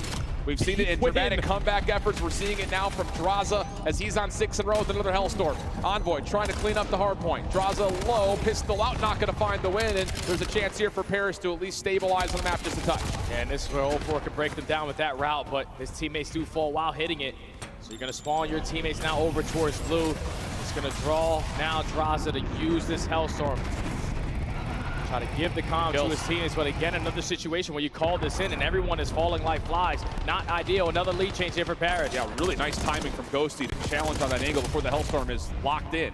And he'll find one more on the exit. Lead swap here in the middle of the map for Paris. Heading down over towards the bottom left-hand side of the minimap. You do have Neptune here first. Help is supplied by Envoy behind this as Neptune searching for kills, but he's shut down, and FaZe now rotating over to the middle of the map. Oh! Huge turn from Abuza. Pistol out. Not able to get the best of the Gentlemates, who will stabilize with the spawns, and they will get their setup on the hill. Yeah, no skills didn't even matter now from what Abuza just did, because that trade goes in, back spawn still secured for Paris, and now Neptune creating an extra layer. Another 4 dead. Back up, make sure we hard block and let Neptune get loose. This is a big heat check moment for Neptune. How much can he do? Catches one, backs away, and he is in and out like a ghost. And the timing here is exquisite. Nice shots towards Draza. Wants more and gets it. 4 in a row now for Neptune. Has an opportunity to get a read here that from Sib, the rest of FaZe are up top, and they're going to deal with it and have a chance to flip the map around again. Yeah, this is perfect, man. It doesn't get any better than this if you are Paris. You get the first initial 40. Now you flip all of Vegas to force themselves to fight this old time. And you have the stats under control now going into the 3rd set. Ghosty on 5 in a row. Everyone firing on all cylinders. Paris are going to be able to breach that 200 point mark. Just someone getting the HP. Yep, but FaZe are able to get some 50-50 battles to go their way at mid, but Neptune's catching fuego. 24 and 18, 6 in a row. Huge advantage now for Paris. Continuing to get time over the 200-point threshold on the P1, and Envoy connects off the SMG plus a nade. Sib to follow. 1v1 inside the hill will go the way of Sib. Chance here for Paris to take the game into their hands. Yep, just keep on maintaining stature control. You know, FaZe are now forced to headbutt the hill. The more time you keep on getting, the more frantic FaZe are going to play, but they find all the kills at the right time. A clean 4 dead. You're in possession of Statue, but you just don't get the trade on Sib, who finds kill number 3 and is single-handedly going to break them down. Yeah, this is just too much pressure for FaZe to deal with. They'll spawn out for now. Gunfights need to come through here for FaZe if they want to put together a comeback here late. Opportunity to play for the spawns, but the SMGs for Paris chasing you down. Envoy trying to block, trying to find a way to flip things around, and he's going to put himself on 3 in a row. Now all the Gentlemates can take their attention to the hill. They'll set themselves up and have a chance to win the game here. Yeah, and this is one wave of gunfights is what you're looking for before you potentially try to invest that Hellstorm to call game. You only need 25 seconds. FaZe have to funnel their way through the front door. And here they come. Sib, 04, open things up. Good contest early into the time. More kills tallying for FaZe. Paris trying to keep their lives, keep the spawns, get back to full numbers. Back and forth go the kills, but Sib has the last word to open up the hard point. Draza, I believe, is known on this crossing angle, and Ghosty's going to give him a lot of damage. And keep in mind, Paris can still win here, so the onus is still on the FaZe to try to find a break. FaZe got to go, man. You got to go, and you got to find some kills. Dre's going down, and it's Simp again, pops a double, keeps the numbers on their side. Simp, last man standing, you hard block the back spawn. Last push here for FaZe. Yeah, he's able to shut down a lot of the rotation as Simp. A couple of members will fall, but it's not going to be enough. A tight affair, back and forth, and then Paris say, hold on a second, this is our map, our mode. Let's go the distance. Said Krep, Lashes, Schmish, Moshes. We beat them on that team, on that map too. And this is our go-to HP when you can use an Astro SMG, when you can allow the flex players in Ghosty and Sib to be the difference makers.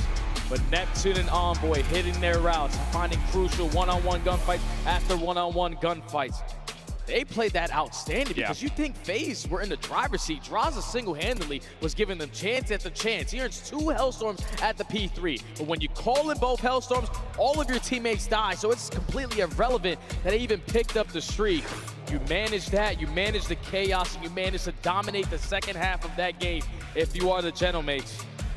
And this, I didn't want it to end any other way, man. We're going into another Game 5. How familiar this will feel for a player like Neptune after having done this all last year. Dropping into an emotional lower finals. If you find a way to win, can you keep the momentum and just the general stamina to get back to a grand finals? I'll tell you what, 7 players went on break. Neptune did not. He wants it bad. Wants a chance to get that grand finals win. We'll see if we can find a way to get there. It's going to be a Colossus search and destroy. And looking across the numbers, it just makes you wonder, are some of the guys that were hot here in the hard point just going to continue flying on the search? Yeah, because it's going to be the same exact map. So you know the angles. You're already going to be prepared for the pressure, especially out of the SMGs. The fact that everyone was able to switch it on up, manage 2 Hellstorm, lead change backs and forth, and then Genomates just pull off on the ending of that game. Yeah. FaZe just had no answer. You take the momentum away, and now it's 1 map to get to a grand final. Yes, sir. And like we said, it is Colossus, a map that FaZe has really used in their breadbasket to get them through series, whether it comes up as the first search or the last. Ooh, we're going to be in a good one. Get yourself ready to go. 1 more map here in the lower finals. Is it going to be Paris or is it going to be FaZe for El Clasico in the grand final? We'll find out when we come back.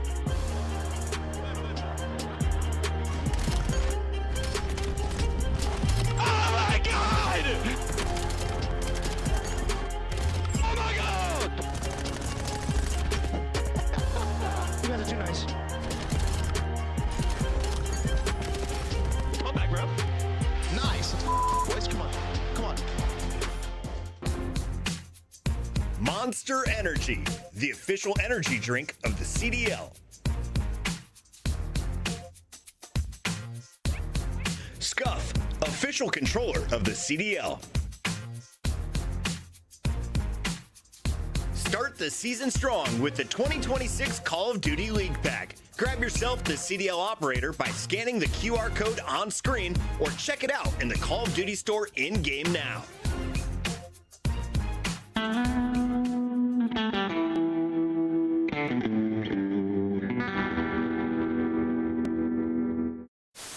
Do you agree with Smokes not being in respawn? I do personally, yeah. You do personally? I do too. I think it would make the viewing experience worse. What did I just see on my screen?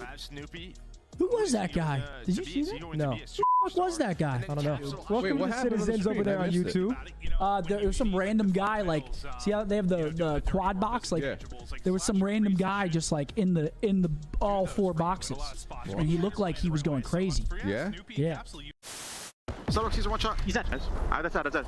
They can go there deep. That's it. Yo, pinch. Nice, let's get. That's above you. He went down. Down. Absolute, my bad. He's 1 shot. You guys got this. You got this. Money for you. Way better. Wait. Nice! Let's go. If I lose that, then just take the Porsche away. Alright. Another car, come on. Yeah. What do they have to give yourself a fighting chance here in the series? Real, ruthless aggression. Another upstairs, can't get it. It's Kremp with 2. It's now down to Lucky. And will he be that in this 1v2 situation? Here they come. Finds the first. Oh my God! Lucky! Dios mío, how has he done that? Something was going wrong, apparently. Don't know who it was or where it was, but Linz is MIA. Linz has been, I'm not sure if you've seen Tron, the classic from the 80s, but he has been sucked inside the game. And now he has to play a series of games within Call of Duty to win his freedom. I have the cross. Crossing Joe dead. Other one dead. Nice. 65. So you have 60 for the outbound. Joe. Joe. What are you doing, Joe? That's a Dutch.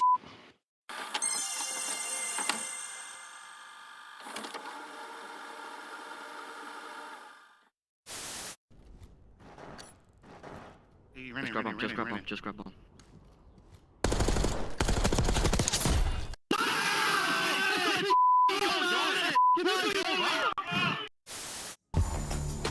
Lower finals here in Dallas at Major 1. FaZe looking to put together one of the most miraculous runs at a major in a long time. All the way from lower bracket 1 after getting smoked by G2 3-0 in their opening match. For Paris, it had been cruise control up until earlier today, where they got absolutely pushed around by Optic. So a chance at redemption here for Paris, whereas for FaZe, it's all about creating an incredible story, and they're going to their bread and butter. Colossus Search and Destroy. They're 5-1 on its nut. They should be 6-0 too, because the one time that they played it this weekend versus Falcons, they threw away 4 rounds in a row. True. And a Ninja Defuse in around 11. So this is their go-to. They are undefeated in Game 5 so far on the season. Paris sitting at 2-1, and the one loss that they have is versus this lineup. It was a different map, it was a different situation, and it also wasn't on land. Colossus to get to the dance versus Optic. Stands between both of these teams. I love it. And it feels like after map 2 gave us a 6-1 tally, Paris are not going to be estranged to try to play this one out with some heat. So let's get loud, Dallas. Map 5, FaZe Vegas try to take on Paris to see who gets to the grand finals. Really strong arm nades to try to connect potentially onto the player on the backside of B, but this is the first time FaZe having a different approach here. And hit marker onto a booster, you gain info once, got a sniper. And now 0-4 and Simp doing what they usually do best, slow working towards A. We'll see a smoke, you will see a plant, and we'll see if Paris will try to contest this with nades.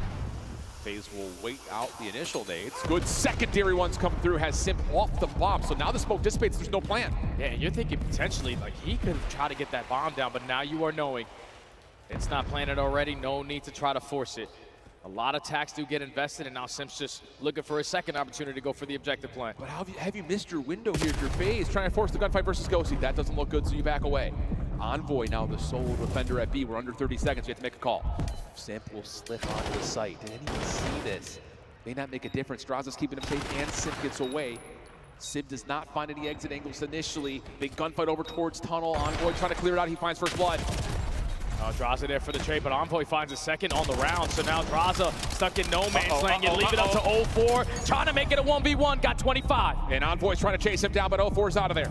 Off the reload, gets the shoulder, gets the information. A little hide and go seek, Envoy on the hunt, trying to wait him out. 0-4! Oh, the double jump over the box to get the 1v3. Playmaker on playmaker. Movement at an extreme high level. But Envoy starts off the round, 0-4 just closes it. A lot of time. He knows eventually he has to commit on the gunfight, but just gets lost, comes back, and destroys Envoy in the opening round. What a cheeky little route from 0-4. Late into that first round. You're having a hard-pressed time even getting the bomb onto the site, let alone planted, and then setting up a post-plant at 0-4. What an absolute statement that is. So now you go to Paris, their opening attack. What are we calling for here? Neptune looking for an off angle to keep mid safe. Sib is sniping once again, looking for the double jumps over towards A. Does the best of stunning and nade, so he's gonna force himself this round to play with the boomstick. FaZe aren't throwing anything at him for potentially getting sniped, but Envoy gets some info right over to here we go. Boy's in a little bit of trouble, but has an exit up to mid. FaZe allowing this to happen, very comfortable in this setup, at least for now. And really, for Paris, you just need to make sure 0-4 didn't get further forward. So you're waiting to see if Sib's gonna get any timing to get any information, but no, now we're running out of time, we gotta go help. And the Abuza has the boomstick in his hands as well. Holding down the top mid angle. You're banking on Drazah and Simp to get this information. Drazah spots him on the cross. Simp is just waiting for his moment to strike. A couple of shots from Envoy, tells FaZe that you can't come up top mid for free. Abuza, nice shot, finds Ghosty on the exit, but Simp responds with one of his own. Full flip from 04, clears out Statue. But look at this post-plant setup now for Paris. Envoy's it getting just comes active. down to if they can find the timing to get here in time. Envoy coming up over, he's able to find the diffuser. 2v2 situation, Neptune turns the tides up and over, and he'll win the round win. Huge play for Neptune to repossess mid, and more importantly, the trade of the snipes early. Yeah, it's crazy how former teammates make the same exact play. 04 does it in the opening round. Neptune said, all right, chaos is happening over at A. I'm going to set up on this late bench. He cuts back through top mid, closes out the round with 2. And even though FaZe got a read that the bomb was going down, they could do nothing to stop it. Tie game.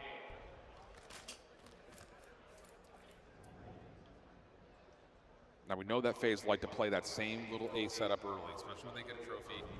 It's all about just taking Statue, finding that smoke, get the quick plant.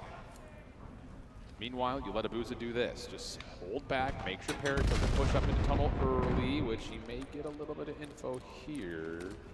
But no, I think he misses his window, because you've got Envoy already in tunnel. Envoy gets lost. Ooh. A very crucial position. A stun is going to connect, and Envoy's going to go for the peek.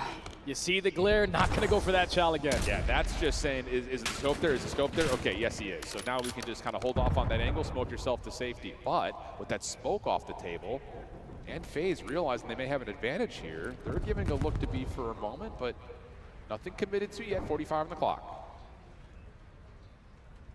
Just forcing Paris to keep their head on a swivel. Try to predict where the play is going to develop at, but now Simp on the cover fire finds the first blood. Drazah unfortunately loses the second battle. Still a 3v3. 04 in trouble though. Paris pulling a play out of FaZe's book with that late wrap back up to mid. And Simp was never able to get onto the bomb to plant. So now he's got to try to play for his life. He's only able to find one elimination. Abuza forced to try to snap out, finds the first to the 1v1. Up and over, the pistol was decent, but Ghosty was locked in and finds the win for Paris. The auto mantle right there for Abuza. He was just trying to locate a weapon, but Ghosty with the wall bounce has the angle. And Paris just initially showing FaZe over towards B. You're forcing now FaZe to slow down. Because once that smoke grenade gets invested, that's why they work their way back through tunnel to guarantee that this has been cleared out. And now Envoy rotates on back. But then when you try to go back over towards the A site, they are ready and waiting for the push. Simp finds the first blood. Drazah just can't fall there. Yeah. It's just these early power pieces, feeling out the scopes. There's no more. No the rest more. of the game. So that's going to change the dynamic on how this map is played out. Early trophy system for Paris, looking for quick nade aggression onto the A site. That'll get Envoy forward at tunnel. Neptune's watching his cross for now and goes to the bomb carrier. Needs to kind of get a read on how many FaZe defenders are here because you're going to get one player forward and Simp, and I don't think anyone's seen him. Yeah, Simp's just trying to stay alive as long as he can. Paris is slowing it down because it was early commitment from FaZe on this side of the map, so just want to make sure you clear out all your bases before you execute a play. Simp trying to find an angle outside the back container. Abuza just playing for context, safe in the back with a trophy system there. And they don't like the look of that. So now we go back over, and Mr. Commando, Simp would be the one that can turn the tides here. Neptune stepping forward. No one bothering to look for this. Simp with the trigger discipline knows that if he can get the bomb here, he probably wins the round. He gets one, and help from Drazah allows a second to come through. FaZe now with the numbers. 25 seconds, you guys scramble. If you're Paris, not gonna find a kill. Flawless round for FaZe. Yeah, and that's just Simp doing Simp things in Search and Destroy. Trigger discipline at its finest.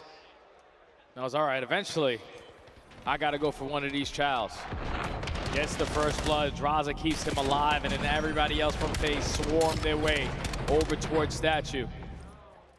And just that initial information game from Paris forced them to be slow. You're just not ready for this spot. No.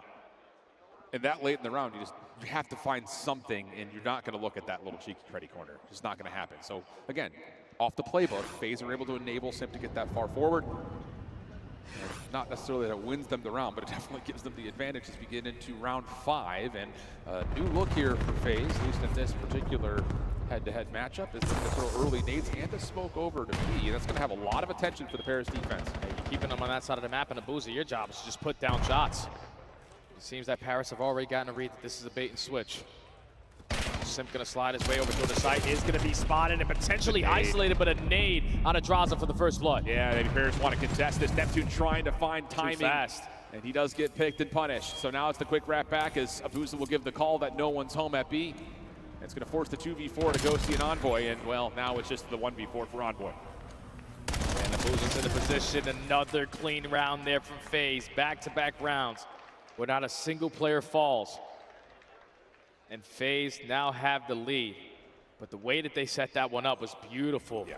You have Abuza consistently every single round on your attacks, showing presence over towards the B site. But this time, once that smoke grenade goes down, just that small second where Paris thinking that the play is developing on that side, you allow FaZe to take a lot of space over towards Statue. The frag good enough for the first. Neptune tries to make up for it and he gets caught. So FaZe now up by 1. Yeah, and FaZe are getting earlier first bloods now. It's allowing that space to be converted on quickly, and FaZe aren't going to lose rounds like that. They just aren't. So if you're Paris, a lot of attention to detail needs to come into these first 30 seconds or so. We're going to get a little bit of a mad scramble here over towards the sub. Envoy throwing shoulders, stuns and nades coming over, but Sid can keep this safe for now. FaZe will get some control at tunnel, but it's on to the response for what Paris wants to do to deal with this. Yeah, just with FaZe being the aggressors, taking tunnel away. Again, Paris are forced to slow on down on their approach. Neptune not able to spot 0-4. Former teammate trying to have a battle in towards the tunnel. He sees Simp, but he still can't do anything about it. Yeah, and they do see 0-4. Simp trying to isolate. They will find first blood. Now Paris can cut back through tunnel. Puts the attention to Abuza defensively on the container. Finds one for free. Almost able to get the second, but the trade is out. FaZe looking to re-wrap the map to give themselves a different angle of approach in this 2v3, but it's an advantage to Paris. And this is what Paris are expecting the rotation to come on in for FaZe. But now time is ticking. You still don't spot anyone. Thankfully, you throw the right shoulder. Sit. Somehow, some way is able to pop a double. 1v2 for Neptune. And this is not where he wants to be. Simp's gonna come up from behind. Neptune gets one, but cannot slide away to give him a chance at the second. How does Simp get two there? I don't think there's any other player that I would want in a game 5 than this guy. The untradeable situations even has Nameless and Maven mind blown on the desk. But the pimp is popping takeover on the biggest stage that he possibly can. Let's take a look at it again, because the shoulder is great from Envoy. It is. You gain the info, but Ghosty just gets caught off guard. Envoy's expecting him to be a little bit weak, and the fact that Ghosty is missing every shot there. Simp is dominating here in the game 5. Can't happen. What an absolute switch up that means for this map now. 4-2 the count for FaZe, but 5 in a row for Simp. And it looks like FaZe are looking to see if they can just land a solid blow here. With another quick look at B. Nades over to Simp's direction, but he's not affected by that. It does force Envoy to rotate over for a little bit of early assistance, but everything will once again come to a bit of a pause. They're trying to isolate onto Sim, spot him on the jump up if you are Simp. But the more information that Sib continues to get on this side of the map, now it's drawing his teammates to potentially think the play is here in the same exact thing they did in the last attack. Draw the attention, let's get the bomb down A. Yeah, but do you have a response to this play on top at mid? 0-4 will get a read on it. Bomb will be planted to the 4v4 post plant. Exit is also going to be allowed to happen. And now it's down to who wins this fight up top. And Sip's able to find the first cleanly. Oh, goodness. 7 in a row now for Sip. Numbers advantage to FaZe. Sip able to give you one, but Ghosty cannot do on the other side. Easy cleanup. 5-2 map point to FaZe. And he's on 8 in a row with a Hellstorm in the back pocket. Simp is single-handedly dominating and taking over in this game 5. He has 2 bomb plants. He has 3 first bloods. He's on 8 in a row with a Hellstorm in the back pocket and has found back-to-back rounds with 3 kills in it. He's one of the best of all time, man, and he continues to show it. As he gets the objective, finds the first kill. You're afraid to play for the Chow. And when you do, he makes you pay for it. Game point FaZe. Yeah, we're trying to 1-2-3 chow that, but Abuza is able to get shots over the top from the backside of the FaZe spawn. It gives Simp that just a little bit of extra breathing room. Holy cow. How do you come back here if you're Paris? Simp, he's looking to go forward, and a lot of nades coming out will allow him to do just that. There's no way this works again, right now? Surely not. There's just no way. This can't. They gotta make sure they check it if they decide to go over towards this A site. Because Sim's thinking that currently I can make no mistakes, and now he's just gonna go for the Chow. Why not? Doesn't find the kill, though, First Blood Paris. Yeah, I mean, damage into everybody, though. And 04, I think, is feeling that call out, saying, I can make a play. And he's able to somehow catch Sim with a knife out, just throwing constant shoulders. Long route now from Envoy. That may be round changing, but he's holding back. He's going to try to catch the defense on rotation as the bomb will be planted at B. And Drazah, hopefully you clear out your corners because Envoy is ready and waiting. FaZe have the info. Where are we now. going? They are over towards the B site. Envoy tries to get lost, 2v2. There we go. Ghosty responds. Neptune on the corner. 04 trying to find an angle to get damage in. Now the true 2v2. Not a lot of time for FaZe to find a rewrap, but they're going to take it to the deep route. One last check for Ghosty down tunnel. No one home. Neptune just throwing shoulders. Nice opening damage on 04. Slows us down once again. Also hit markers through the wall, and there's just nowhere to go. 04 smoke out. Able to find some damage, but it's going to be an extended map as Paris find their third. Oh yeah, big shout out to Neptune, because once Envoy falls, you're obviously in a man disadvantage, but just valuing this life, finding kill after kill to close out that round. Keeps your dreams alive here. Having that rematch versus Optic. But in the back of your minds, you gotta know, Simp has a Hellstorm. We gotta play indoors. Yeah, so what are you looking at here for if you're FaZe? You're trying to call it in here and open up space to get the plant that B? Yeah, and I think if you're Paris on the opposite side, you're taking the space away. You're either flooding through bottom tunnel, taking top mid, and forcing FaZe to play on the back foot in their spawn and waste a lot of time. On the flip side, FaZe could just hard say we don't want to use it here, see if we can catch Paris doing something strange, because they have to respect that.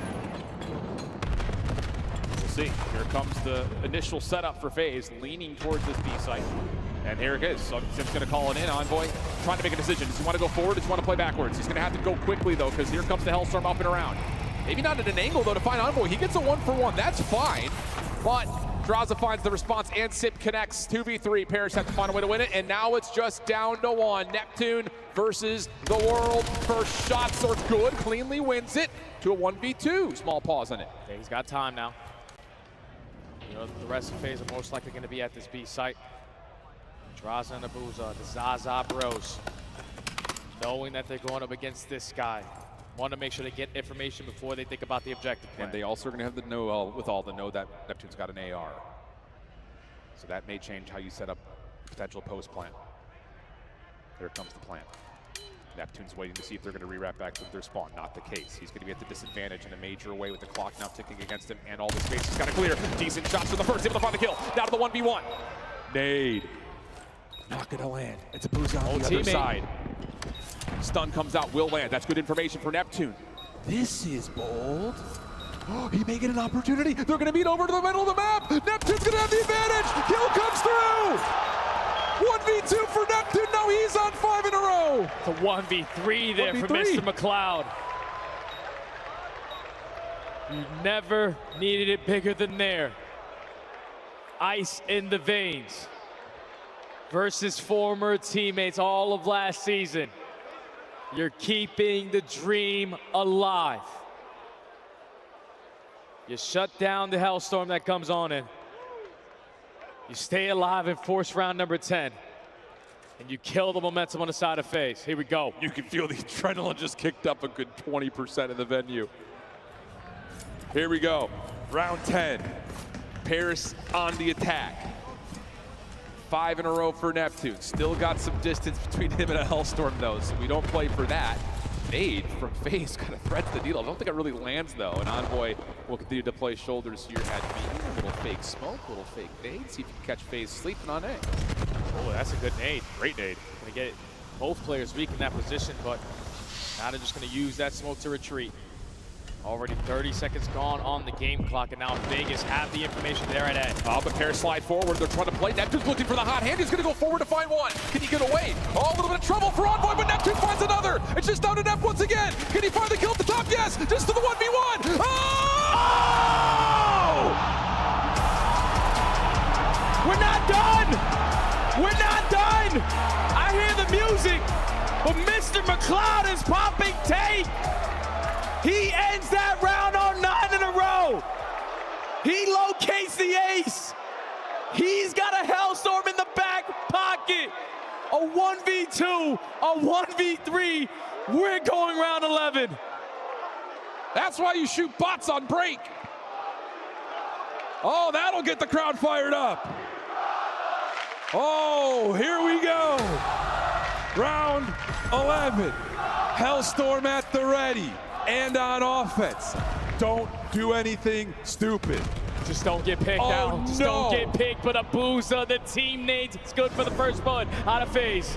Information here for Neptune, but you just don't have the ability to quickly clear the space that FaZe just created for them. 3 players up top at mid.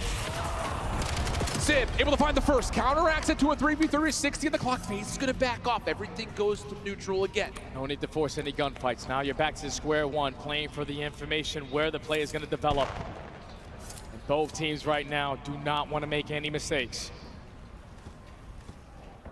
Space clear. Initiation now to A. FaZe are gonna re-clear B.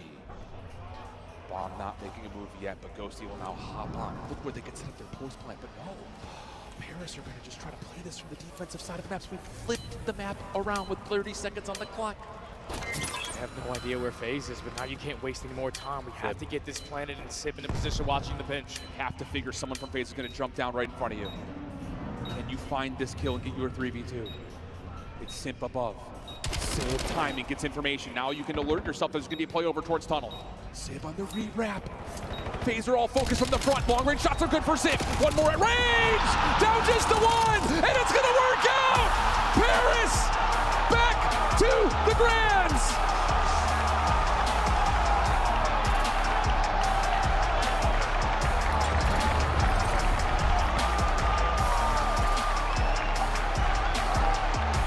Yeah, and that's the guy that I want to see. McLeod, Neptune versus some of his former teammates. Goes bonkers in those last couple of rounds. Single-handedly gives his team a chance. Hellstorm in round 11, your team doesn't find first blood, but this is where your teammates need to step up. Sib evens out the numbers. It gets mixy, time is ticking, and it's Mr. Sib again with 3 on a round to win it 6-5, have the rematch versus Optic, and that's 2 times this weekend where FaZe find themselves up 5-2 on Colossus, and they lose 4 in a row. But this time it's a little different. You're going home top 3. Unbelievable. Unbelievable. What a series.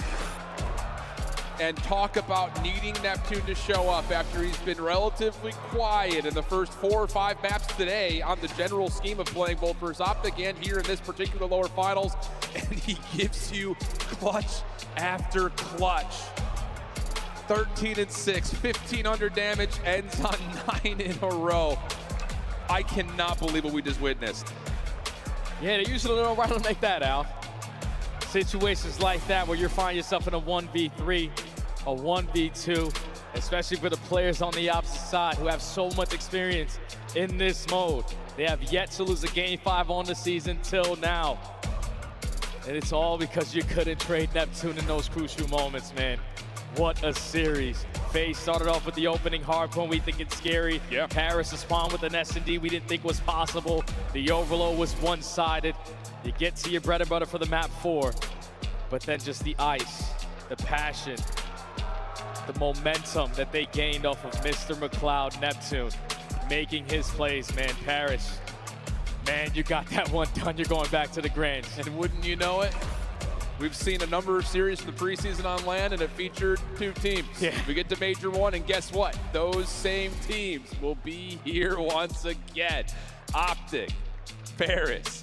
What do you want to say about that one, Shay? Because it's going to be a banger quickly. I got nothing, man. If I'm Paris, let's just win a hard point this time around. Something. But wow, we're fueled, we're amped, and we're ready to go. We'll head back to the desk to give us their thoughts, their reactions, and see how mind-blown Nameless is. Brother, the dirtiest back-to-back rounds I think I have ever seen. He's the coldest player in the venue. Neptune, certified dog, bro. Travis McLeod, I will never doubt you ever again. I didn't know if Paris Gentlemates would be able to bounce back after the beatdown from Optic. You lose map 1. I really think FaZe has this. Then they go up 5-2 in a game 5, and Allie looks more depressed than I've ever seen her in my life. I don't know what you're talking about. I was just frustrated with the way that they were playing, but I mean, all the wrongs are righted now with that one, so it's okay. Yeah, so let's talk about it because you're Simp. You're dropping double digits. You're dropping a streak in a round that is supposed to send you to the championship match, Maven, and then it all starts to... After Simp got that double that he had no right getting whatsoever, I was like, this shit's done. Yeah. That part. And then Neptune became God. Like, that was insane. You actually... Ant, like, literally threw the desk. Like, when you stood up, this desk moves, it just flew forward.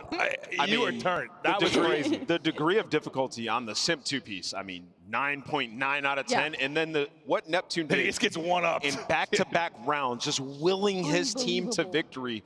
That was awesome to watch. I mean, that was a special performance. Everybody in this crowd should feel good about that. I instantly loaded up YouTube, threw on screen capture for a few of these rounds. Let's take a look at some of the big plays because it was all FaZe early on. After going up to match point, you thought they were going to close it out.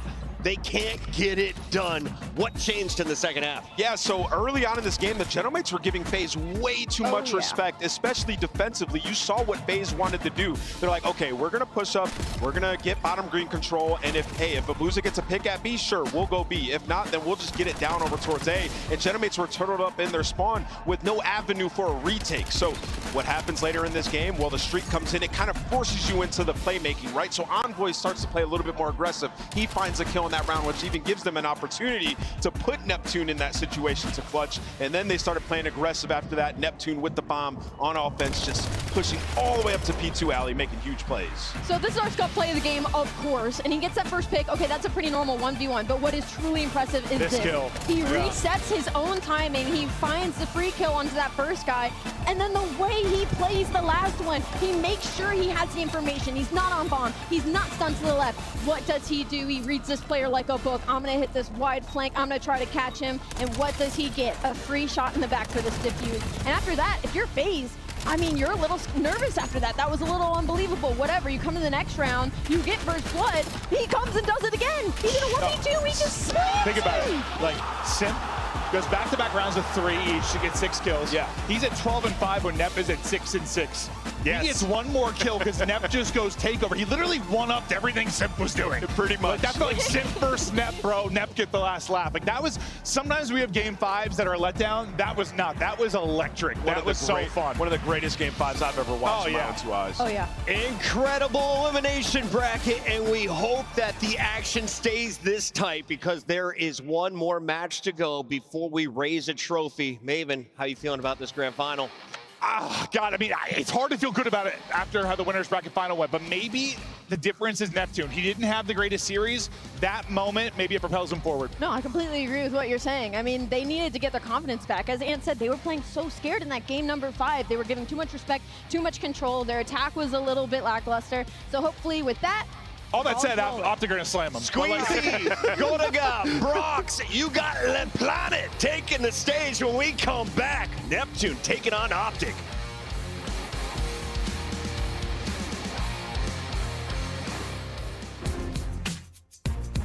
Black Ops 7 returns to the Esports World Cup in Riyadh this summer. Scan the QR code to be notified when tickets go live later this month.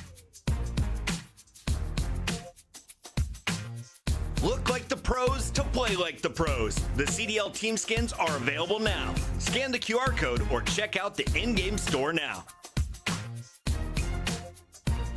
Monster Energy, the official energy drink of the CDL.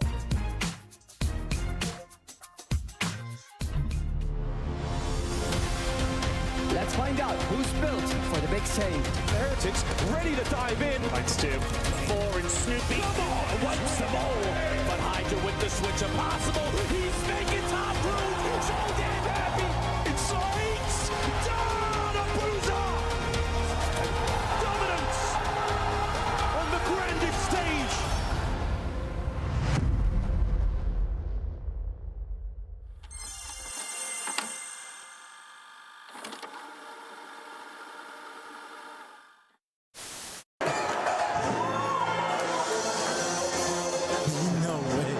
CDL song. No way.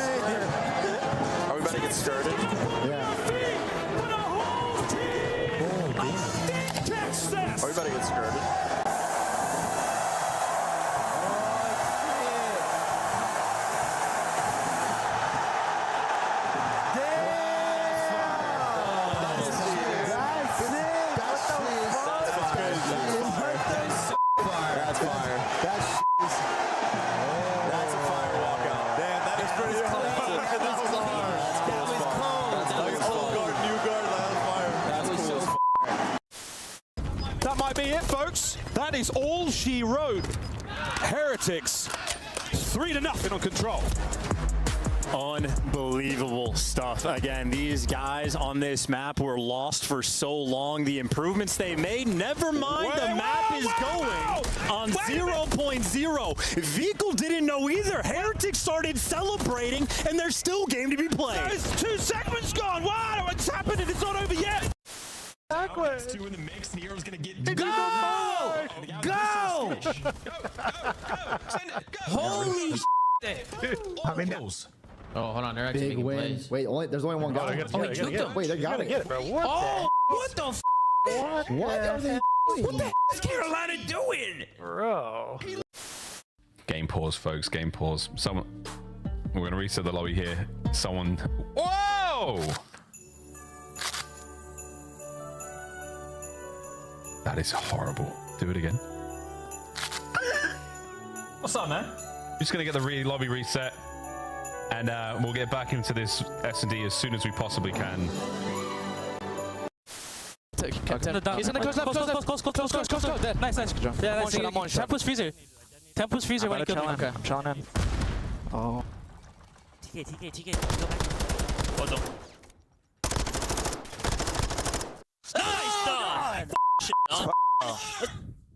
Nice. I was side door and it killed me. I was like right inside a side door.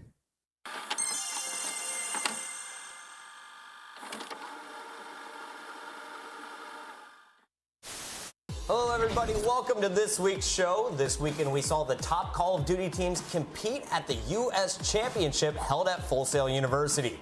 In a surprising turn of events, Strictly Business, the 9 seed, came out of nowhere to dominate the bracket, defeating 9-time champions Complexity twice to secure the #1 seed at the Call of Duty World Championship. Pull the cable funny. Okay. Ladies and gentlemen, welcome back to the Call of Duty League. We've got the grand finals just around the corner here at Major One Live in Dallas. But before we get there, we got a little bit of housekeeping to do, some fun news to share. My name is Miles Ross. And joining me, Lawrence Benton, Associate Director of Design at Treyarch. So welcome back. Thank you for having me. Yes. Yeah, what a weekend it's been, and what an end to that Elimination Finals. I'm buzzing from that. That was incredible. It was a good one. We've got some fun stuff, not only in the grand finals, but also next week, Black Ops 7 Season 2. Yeah, Season 2 is a big one. We're really excited to get it into your hands on Thursday. Some big updates coming to multiplayer, zombies, Warzone, and more. And we think the folks here will want to hear about what's coming with Ranked Play, which also drops with Season 2 on Thursday. We got some cool news for Ranked as well. Firstly, though, let's get into maps. Let's talk some maps. What we got? Yeah, so we have 4 new maps dropping on Thursday, more coming later in the season. The first you see here is Sake. So this map takes place on a Japanese sake brewery. It's a kind of medium-sized 6v6 map. One of my favorites. I think it plays really well competitively. Excited for you guys to jump in. Nexus is a small-scale face-off map in a brainwash facility. The Black Ops 1 vibes run deep on this one. Torment, a twisted 6v6 map. Some fun routes on this one. And our final map, returning Black Ops 2 map with Slums. It's back for the first time since Cold War, remastered. Looks great, plays great. You heard the crowd. That is a favorite for sure. Slums is back. Very, very excited to get into those maps. Anything else we can look forward to when it comes to Season 2? Yeah, we got some new weapons, new things to shoot, new things to take people down with. So let's look at them here. We have an assault rifle. This thing's fully auto, and the bullets ricochet. Bouncing so bullets. you can take down enemies in some fun scenarios, throw some rounds off the wall. This is a super fast-firing SMG, the Rev 46, and this thing's got a folding stock. You can fold in and out during gameplay, changes the recoil and the handling profile on the fly. A power saw, dedicated melee weapon, why not? Yeah. This thing is fun. In week 1, in the weekly challenge system, you're gonna get your hands on this special weapon. It's a pump action grenade launcher. You can run this in your secondary with it being a special. And the SG-12 shotgun will be something you'll be able to unlock in week 2 through our Escalation Directive camo event. This is a bonus reward, and excited to have that event in week 2. We think it's going to be a big one. That sounds really cool. Well, we got weapons. We had to have camos, right? Yeah, so we have a bunch of camos in Season 2. We actually counted. There are over 50 camos to unlock in Season 2. And one of the primary ways you're going to be unlocking camos is that Escalation Directive camo event, which launches in week 2. Complete weapon class challenges across all 4 modes in the game, and you're going to unlock camos to use with those classes. And complete all 9 challenges in one mode, and you're going to get an animated mastery camo. So that's a total of 8 camos, 4 of them animated mastery camos in this event alone, which goes live in week 2. So much stuff to get. Well, we've got new weapons, new maps, new camos. Let's talk about rank play. What can you share with us? It's going to be a big year for rank play. We're really excited about all the updates we have. We have a new set of rank icons, which we're excited to show off here today, and some big updates coming throughout the year to ranked. One of the big updates with ranked is placement matches. So in previous versions of ranked, you've started in bronze, you've earned SR, you kind of slowly made your way into the higher ranks. Well, that changes with BO7 ranked. You're going to win 3 matches to get placed. So jump in, kind of buckle up for your first placement match. You're going to get a projected rank after your first win, where the system kind of predicts you might be based on your performance. Win a second game, does that prediction go up or down? Win a third game, get placed, get an SR, start your rank play career in BO7. So if I have a tough first game, it's going to be like, hey man, it's a bronze year for you. I'm like, okay, I've got to change this, and I can improve my performance over the next few games. Yeah, but there may still be hope for you. You know, you got 2 more wins. You can raise that projected rank and ultimately hopefully get placed a little higher than bronze. That sounds good. Okay, so placement matches are back. What else can you tell us? What else has changed with ranked? Yeah, I mean, we've really been taking a close look at the competitive integrity of the top end of the system, and we have 2 updates that we think will foster more competitive matches in the top 250 and Iridescent in rank play in BO7. The first is restricting to parties of 2 in Crimson or above. So we want, whether you're jumping in solo, whether you're jumping in a party, we want competitive integrity. We want a strong balance of matches at the top end of the system. And we're excited to see what that does to the top end of our ranked system. Additionally, losses are going to hurt more at the top end of the system. We don't want the top 250 to be about who plays the most. We want it to be about who performs the best, who has the highest win percentage. And so if you lose matches in the top 250, it's going to hurt. It may set you back. And we'll be watching closely. We'll be collecting feedback. We'll be monitoring. We're excited to see how these 2 changes change the top end of our competitive system in BO7. Now we know what we're playing. What are we playing for, though? What kind of rewards are we getting? Yeah, so I wouldn't be rank play without rank skins and rank rewards to play for. We have a new set of ranked competitor skins. I think they've never looked better. And this year, you're going to get a set of skins for both the male and female competitor home and away, so you can play on both factions. Additionally, we have win challenges, so win your first 3 games to get placed, and then you'll unlock an emblem. Continue to reach higher win milestones, you'll unlock another set of skins, a gun screen that tracks your wins and tracks your win streak, and some additional rewards. I think there's an M15 blueprint in there and a sweet knife blueprint.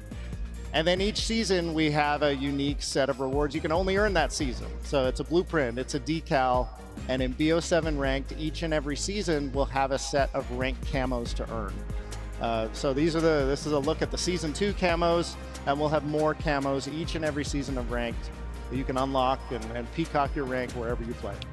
I'm getting FOMO already. If I miss any action in any of these seasons, I'm going to be down and behind in the camo grind. All right, mate, so we've got very, very cool news. That sounds really exciting. Any other secret changes? Any last-minute nuggets? Yeah, I mean, so one thing that is news, and I don't think anybody knows we're doing this yet, is we have an update coming to our competitive system in the near future that's going to change the way you play in ranked, and this is what we call the ranked series. So this is an end-of-season ladder that pits you against other players that finished in the same rank for the ultimate bragging rights. We have additional camos and additional rewards, and we're really excited to share more about Rank Series as we get closer to our first one. find out who the king of Crimson is towards the end of the season. Very cool. Lawrence, thank you so much for joining us. Thanks for the news. Thank you for having me. Next week, we grinding. We're all grinding. Cannot wait. Much, much more coming. Season 2, multiplayer, zombies, you name it, all coming soon. Next week, Season 2. Eyes open, weapons ready.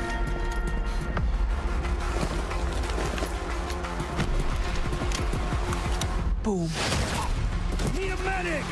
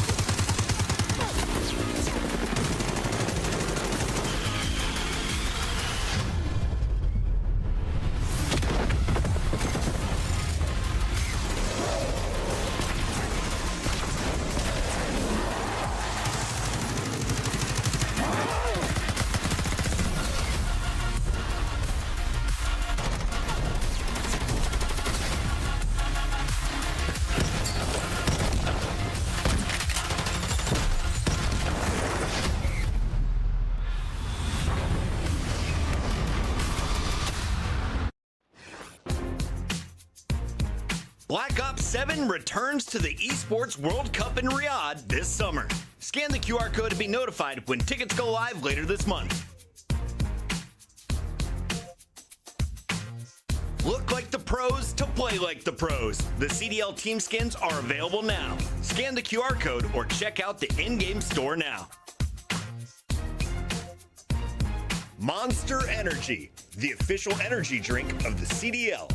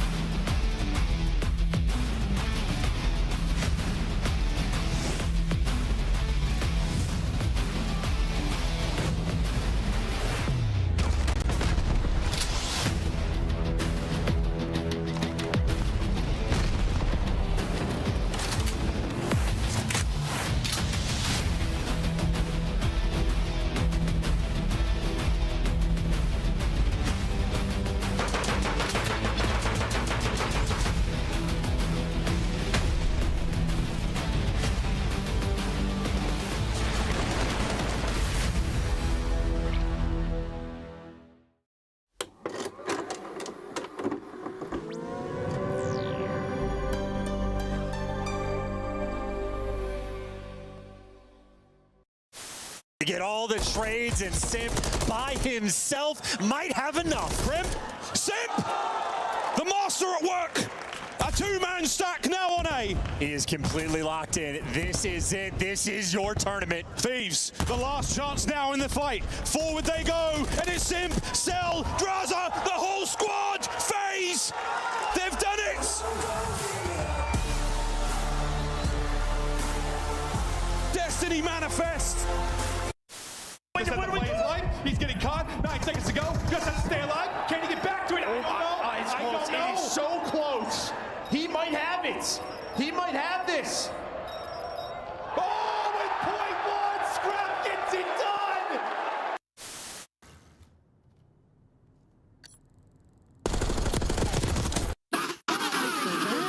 Holy shit, yo! You are dog shit. Your dog. Oh my fucking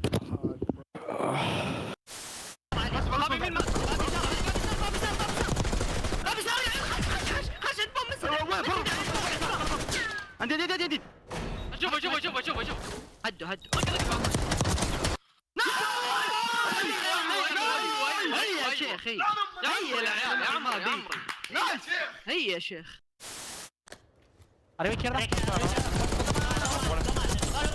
Qué buena, queda uno, queda uno. Sí, dale, sí, debe. Sofi juega solo. Sí, Sofi juega ese solo puede y ser se que la pueda puede jugar coger mi espalda. Qué buena, Sofi.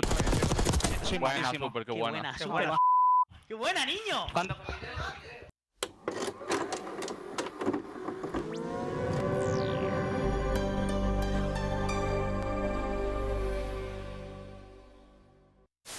Been magnificent. Miami take the lead. They're trying to close it out.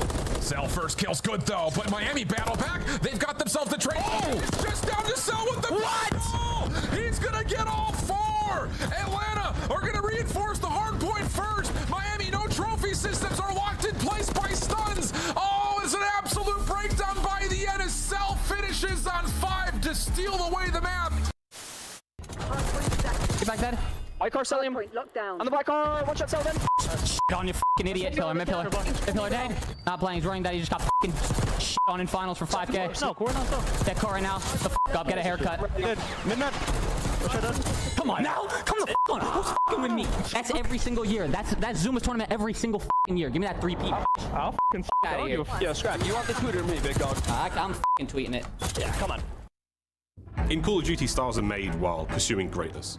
They channel legendary performances through the sound of a ticking clock, a high-stakes situation, or an unfavorable scoreboard. One such star is Mason Mercules Ramsey.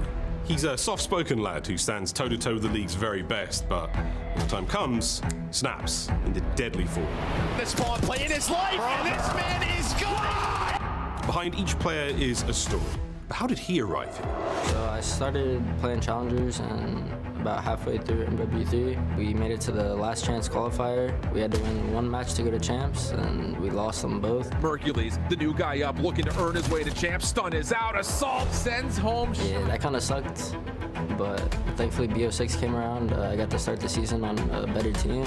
Cross from on top of the Lambo. He has a chance at this. Count. Stop Takes it. some space, but Mercules is able to catch him.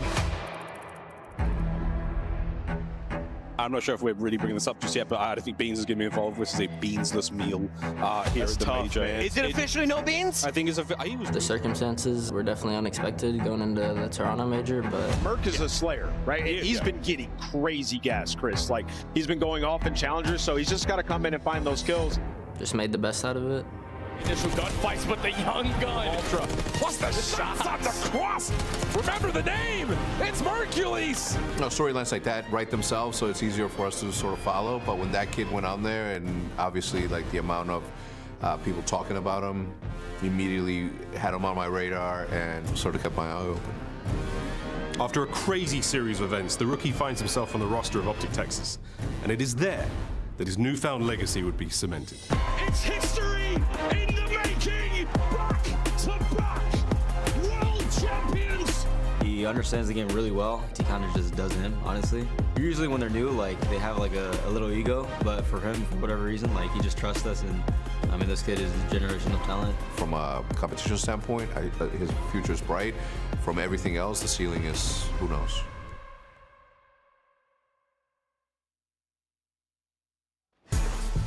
From Challengers competitor to world champion MVP, Mercules was a breakout star in 2025. But here in the new year, ROC starts off with a first major open victory as they get the job done over Bush. Hell of a ride for Telluride, but it comes to an end with the boys from Saudi Arabia walking away with the trophy. We caught up with Steve Vortex, the coach in the lobby. He's been around since as long as I can remember. And he said these guys are hungry. They're willing to learn, and it's obviously paying dividends. Yeah, great player in his own right, Vortex. And you look at this team, man, what a run they had. You know, beating Bush, a team with so much steam, so much hype.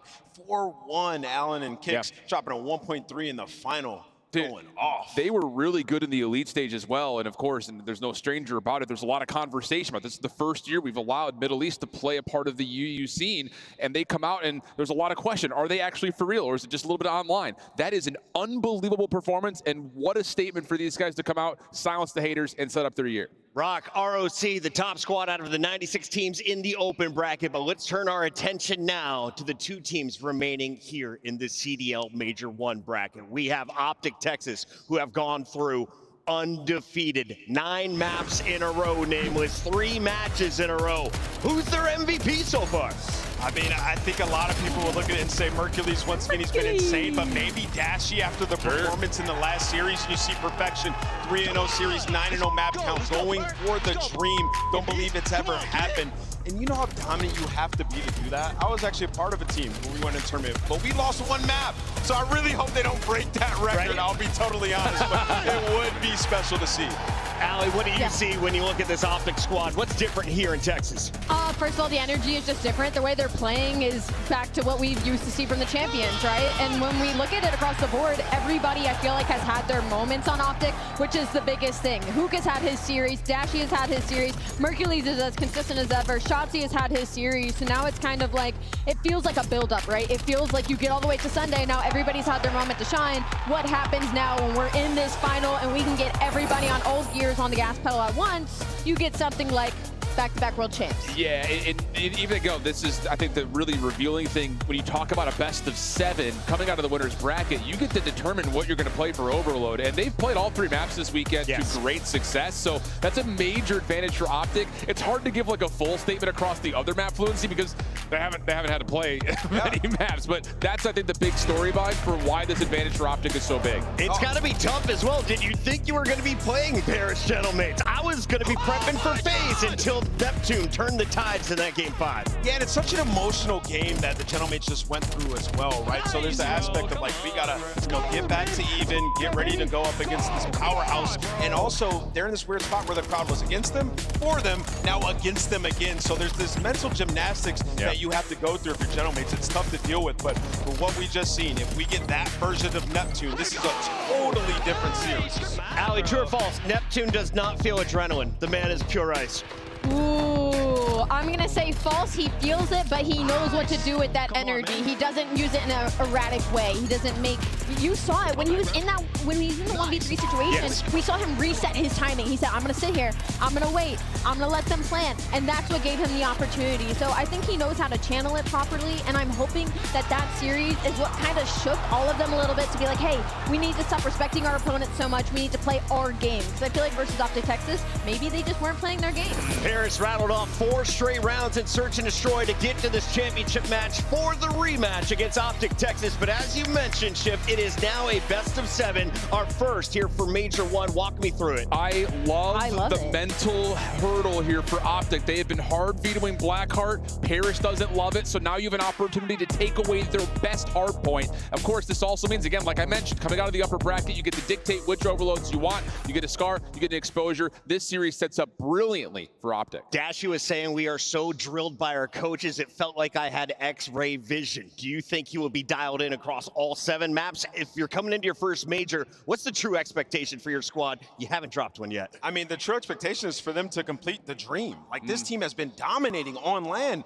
for the last 3 tournaments that we've had. They just thundered these guys. So the map 1, you have to come out, impose your will once again, and let them know, like, you can't beat us on a map. It's so important for Optic to get off to a hot start once again, because if you remember, it was a narrow game on that map 1 in the last series. Like, Gentlemates were controlling it for a while, and Optic ran away with that opportunity. Big shout out to Comp Ops. The match is ready. Let's lock in our Scuff pickup, starting with you, Shift. Who wins the first major of Black Ops 7? Optic is playing top-tier Call of Duty. They're able to finesse the vetoes to make sure Blackheart's no longer played, but they get to veto out Paris' best hard point. I've got Optic in 5.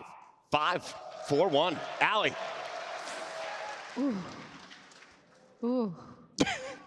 Are you okay? Imagine I did that right now. Who am I kidding? Paris Gentlemates. I'm gonna go on 7. I think we're in for a long one. Whoa. Trying to be the first to 40. She's going with Paris Nameless. We are slipping way back. How do you catch up? Optic are gonna complete the dream. They're gonna do it. I think Optic win this one convincing. Got Optic. They're taking it. Neptune used all his gas. Maybe. The adrenaline just crashed. Seriously, though. I hope so. And Dashy is reaching new levels today with the sniper rifle. I got Optic. I got it done in 4. Let's go perfect here in Texas. Ladies and gentlemen, Major 1 Grand Finals start now.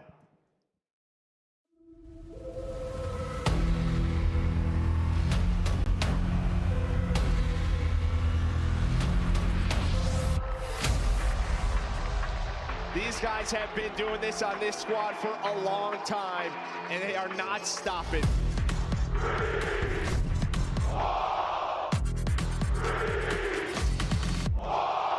Looking for kills and looking to push through when they find their opening and opportunity. Beautiful shot from Sid. That's just disgusting work. Neptune is beaming. A double, a triple.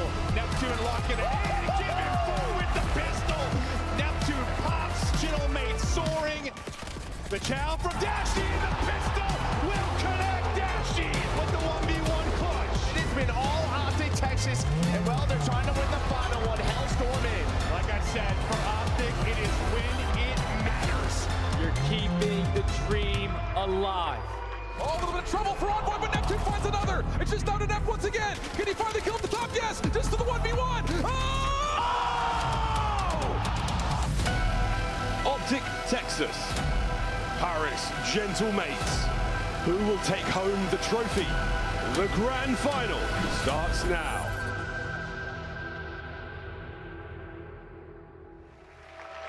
Ladies and gentlemen, what a weekend it has been as we have went through so many crazy matches to get to this moment. You guys ready to get to this grand finals? Because as we know, the gauntlet that is the CDL is not for the weak, but these two teams coming to the stage is the definition of what it means to be champions in our league. And they're ready to go in the back. I can hear the embers of passion popping off, so it's time to get it cracking. The first squad coming to the stage, looking to get it all done with the green suits behind them. Get ready, because here come your best mates.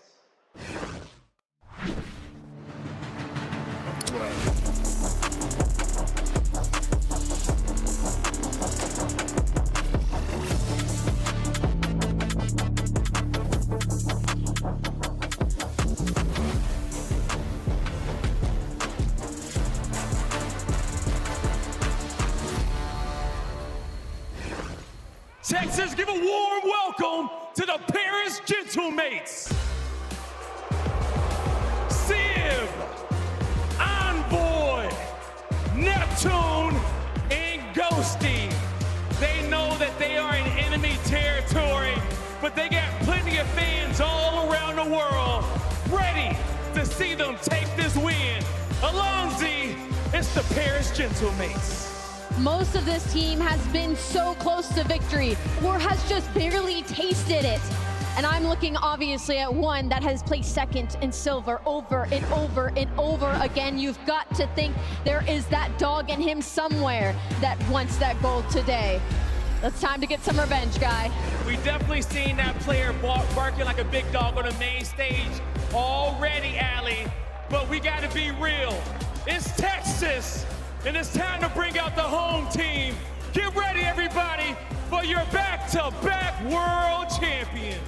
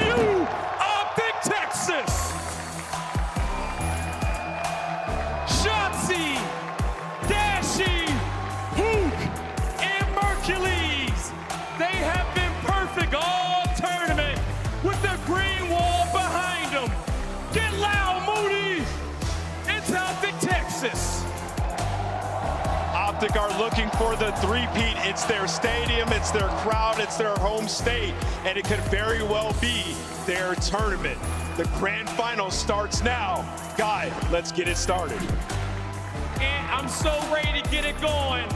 I can confirm that the stage is ready. But come on, Moody. It's a sold-out house tonight. I need your help. Are you guys ready? The crowd is ready. Miles and Chance, are you? Well, there's no time like the present to find out. Let's get this team. What a day, what a match, what a week of Call of Duty it's been. Optic, undeniable. No maps dropped yet. So far, so good. Smooth sailing. Gotta let that go, Miles. I've let it go. We don't say these words out loud. No, it has been an incredible time, and I love how after Optic knocked down Paris, Gentlemates, you with the crowd chanting at Paris on their walk back. You just got smoked. Will be at PG. They're yelling at him, the entire crowd against him. And now after watching what guys like Neptune just did, I mean, they have bought their respect and paved their way into the grand finals. It is two lethal teams sitting at the edge of this stage. And these guys, obviously, no stranger to the grand finals. We are in the middle of history with this Optic squad. We do not know when their run is going to end, but they have been spectacular, undeniable, and so dangerous on lane. Truly undeniable. Unable to count out a squad that had their difficulties, had their struggles, their challenges, and at times it was comms, at times it was map pool, it was technique, it was comms, whatever it may have been. Chemistry was off, but there's all gone now under the brightest of lights. This green lit stage here in Texas. They could not look stronger. The Paris Gentlemates, though, a squad who are very much desperate for their first win as an organization here in the Call of Duty world. That man on the right-hand side absolutely trying to get it done. That is Neptune and Mercules, their stats from Major 1 all together. That's crazy, too, because Mercules, if anything, has slowed down, whereas teammates have picked up a little bit of that work, but nonetheless incredible. S&D at 1.46. The fact that that is lesser than Neptune is absolutely bonkers. We know we can expect greatness out of both of those players. We know this is going to be a lit grand finals, and we know the map won. Many times this weekend, it has been the decider. When they faced off early on, the Gentlemates that went up early, blew a massive lead, and Optic never looked back. That was the only moment of this tournament where Optic were on the back foot. Other than that, they have been nearly perfect. So dangerous, and there is no better map than Colossus to kick this off. Here we go. The first map of our grand finals here at Major 1. And into the hard point we descend. An immaculate opening there as Mercules. Whoa, you're never going to guess this break off. First two go his way, and so does time. Everybody knows Mercules cracked out SMG Speed Demon, the first man in. Everybody knows it, and we will remember it. Optic, great start. Watching the pinch, they got statue side covered, but you lose the gunfights on time. Good news is you have Mercules. Good news is you've lost the point. Gentlemates punching back. Yeah, great work. Took a couple of solid hits off the rip, but now they find themselves back on it. Ghosty playing with tremendous pace as they continue to set forward. Lead change on the cards here as Dashy's pistol. You'll hear a lot more of those ripping off those 45s throughout this match. Yeah, he owns that sound rattling off in the background. You expect to pop up in the kill feed, though. You see Optic have the rotation while they've lost the lead, or at least tied up going into new time and trying to overwhelm, but you got Chatsi taking him down. He has no team support. You know Gentlemates are in the back. Yeah, they're in the back. That's tight spawns to the back. Mercules trying to hold him down. He's not going to get as many more out of this life. Wait for the regen. Wait for his teammates. They're going to keep you pinned in there. Now Merc at full health going for it. A shoulder thrown and a trade found. Wicked stuff over the hoop in the middle, and he's going to get his as well. Still, the battle towards time is won. Mates are in. And you love the patience out of the Gentlemates as well. 4 men spawn up on the right side. They make sure to solidify their kills before they go a little bit too quick. So vibes still flowing after their last series. The hold looking good thus far. Another lead exchange, admittedly early on, but the cheeky spots work to perfection. Neptune, 2 in time. Neptune, a extremely dangerous anti-air system. Clear skies for the Optic boys now as he continues this run. No way. What a dance! Neptune! A bullet away from another highlight play moments ago. That is handling business on TP2 for Gentlemates, and Envoy already here on rotation. Mercules, though, just walked straight through that time, so now the Optic arrows surrounding. Both sides pushed out. They got the setup they're looking for. Top side of the mini-map, our next hard point. 50 seconds to play for it, and here comes the counter-attack from the Gentlemates. Optic trapped on the inside.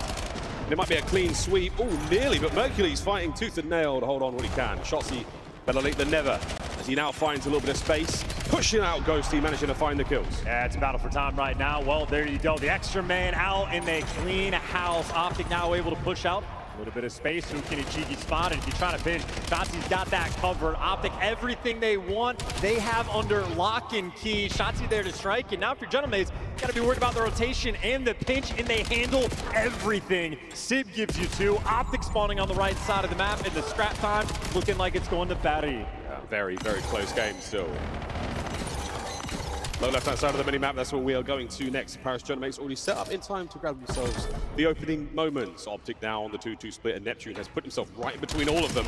And a Thunderous Dashi now rocketing past him. He finds that opening kill. Top side of the map now is the next wave of Optic players as its Gentlemates are holding on. And Neptune, high IQ, not blocking those P2 spawns because that's where things get weird. So now he's going to falter, but it is easy. Facilitation. You know where the green wall is going to be coming from. Sib might fall, but it's all guns forward. There we go. Net the first line down, a couple of big kills. Envoy wins the fist fight, but it's going to be the trades good. Shotzzy the last man up for Optic. Can he win this fight? Oh, Trophy's going to help out over to Merc. And he's dancing and diving, and he's finding somehow another, but the Gentlemates win again. Yeah, another clean hold. They were solid on P2 and looking solid again on P4. Hook with the pinch though. A couple players are shooting the back, but nope, the trades are there, and Gentlemates right now looking to be in their final form. A P4 handled perfectly, and after the first set of rotations, they built themselves a 40-point lead. First set, strong. Optic still trailing somewhat. As far as the kills department goes, it's only really Dashi a little slower so far, but we will get to that later. An unbelievable run thus far from Neptune. That 14-8, very impressive for the Planet. They're hoping this spot's gonna work. It's atypical. Catches one, can't even catch the second. His teammates there, but the trades are through, so we're trying to be a little bit cheeky, but all's well that ends well. 50-50 battle now on P1. The trades getting exchanged. This is an absolute battle right now between these two teams. Whoa. So difficult to get a little bit extra, but Ghosty delivers. You have Gentlemates from time to time. They will run a 4-Dravic setup on this map. It is a nightmare the pace they play at. That is a muscle attempt to get themselves in there. P1 still sitting pretty in the middle of the map. P2, that's where we're going to next. Neptune already in position. And a wonderful effort there from the Paris Gentlemates to squeeze as much time as possible out of it. We're spinning in circles looking for Mercules. Finally, you're able to catch him. And once again, Paris keeping the map stable. They have been so consistent on P2 and P4, holding the spawns, reaching out 4 at a time. And Sib, an extra kill. Keep in mind, he's got the Hellstorm in the back pocket. So already playing a heads-up game. Of course, now the spawns are getting weird. Yeah, only man there on the point gone, so we're going to now dive over. Optic, up point goes Greed. But Nays over the top there from Hook. Sib trying to provide some coverage on the approach forward, but his boys are all getting cut to pieces. Ghosty going to be the man in there. And unfortunately, a little bit of friendly fire. Neptune somehow finds another. And now the mates are in again. Sib, the Overseer, 21 kills already. Paris right now, they are thriving, they are flying, and they are frying. Neptune, 19 kills, chasing a Ghost. You finally lose the gunfight on the backside, but you still have the time. Hot hand for the Paris Gentlemates coming into the matchup. Let's go to a listen in. I hear. There's 2 outer. Break outer. Yo, nice. One more there. Dashi. He's outside in the side. One shot. Dashi. I heard one player. Outer. He rotated. I have a trick for now. Yeah, it was Shotzzy push out by the way. Yeah. Dashi, one shot color, guys. Good shot. Take your trick here? Yeah. Just one shot. Okay. I'm gonna. I'm pointing Blue Curry. Some Blue Curry. He could be out, guys. He could be pushed up. Okay, wait a sec. He's on tunnel. Wait, no, one shot time, by the way. Okay, you're one shot mid and one in the yellow lobby. The guy top mid is tunnel, actually. So tunnel, Shotzzy? Yeah, there's gonna be 2 shots. Don't shoot the hill. Okay. A tunnel, one shot, Shotzzy. Take your time. Keep it white. Keep time white. Close, mark that. Tunnel weak. Tunnel weak. Time in. I pinch. Dashi. Turn. First 2. Stay down from front. I'm getting it. Okay. One shot, keep more merch. Oh, wait, one shot, yellow lobby merch. He got it already. I've got it. Heard you, I'm going in quick. One tunnel, one shot, Kyler, bro. Yo, one shot, Kyler. There's that statue. There's statue. I'm close hold there now. I don't see him. Oh, that almost got him leading. Great listening, very conversational, back and forth between the Gentlemates, and they are executing still. Yeah, now though, for the first time, Optic actually have the spawns, but Envoy is trying to strip them away. A P4 is where you make the comeback, and Envoy knows it. He is there to break it down. He's now pre-firing the back door as well, just causing problems, and that is it. Beautiful. All bases covered. What a perfect break for the Gentlemates. Sib now through front, trying to buy space. Not going to happen. The front line now brought to time, but once again, it is Envoy finding the kills on hardpoint. 5 spree from time. He's looking at Hellstorm. And that is the momentum killer. The first time Optic had a setup, it is always Envoy making those heads-up plays to break it down. Now Gentlemate's a little bit more free, a little bit more clear. They got the back spawns, they got everything covered, and these are free B kills for Neptune. Him and Ghosty again facilitating the map. Optic left direly on the back foot. 200 points now crossed. We're in the deep end of this hard point. Contest there on time. That's going to be old. We're going to battle for that. But the third and final set now upon us. So the Gentlemates, they've come in real hot from that lower bracket matchup, and they are soaring. Optic, though, first in.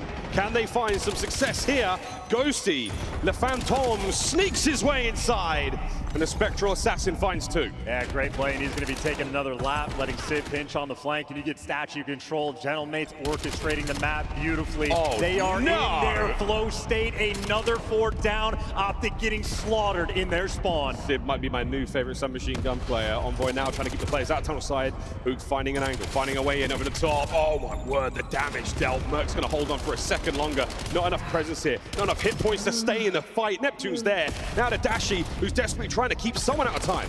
I mean, this is just too much. It feels nearly overwhelming as Optic break through. It's only for the final 15 seconds. Ghosty now, though, his entire team is spawning across the map. The longer he lives, the better. Still holding. Towards the back. Oh, what a win from Shotzzy. That keeps the back now open.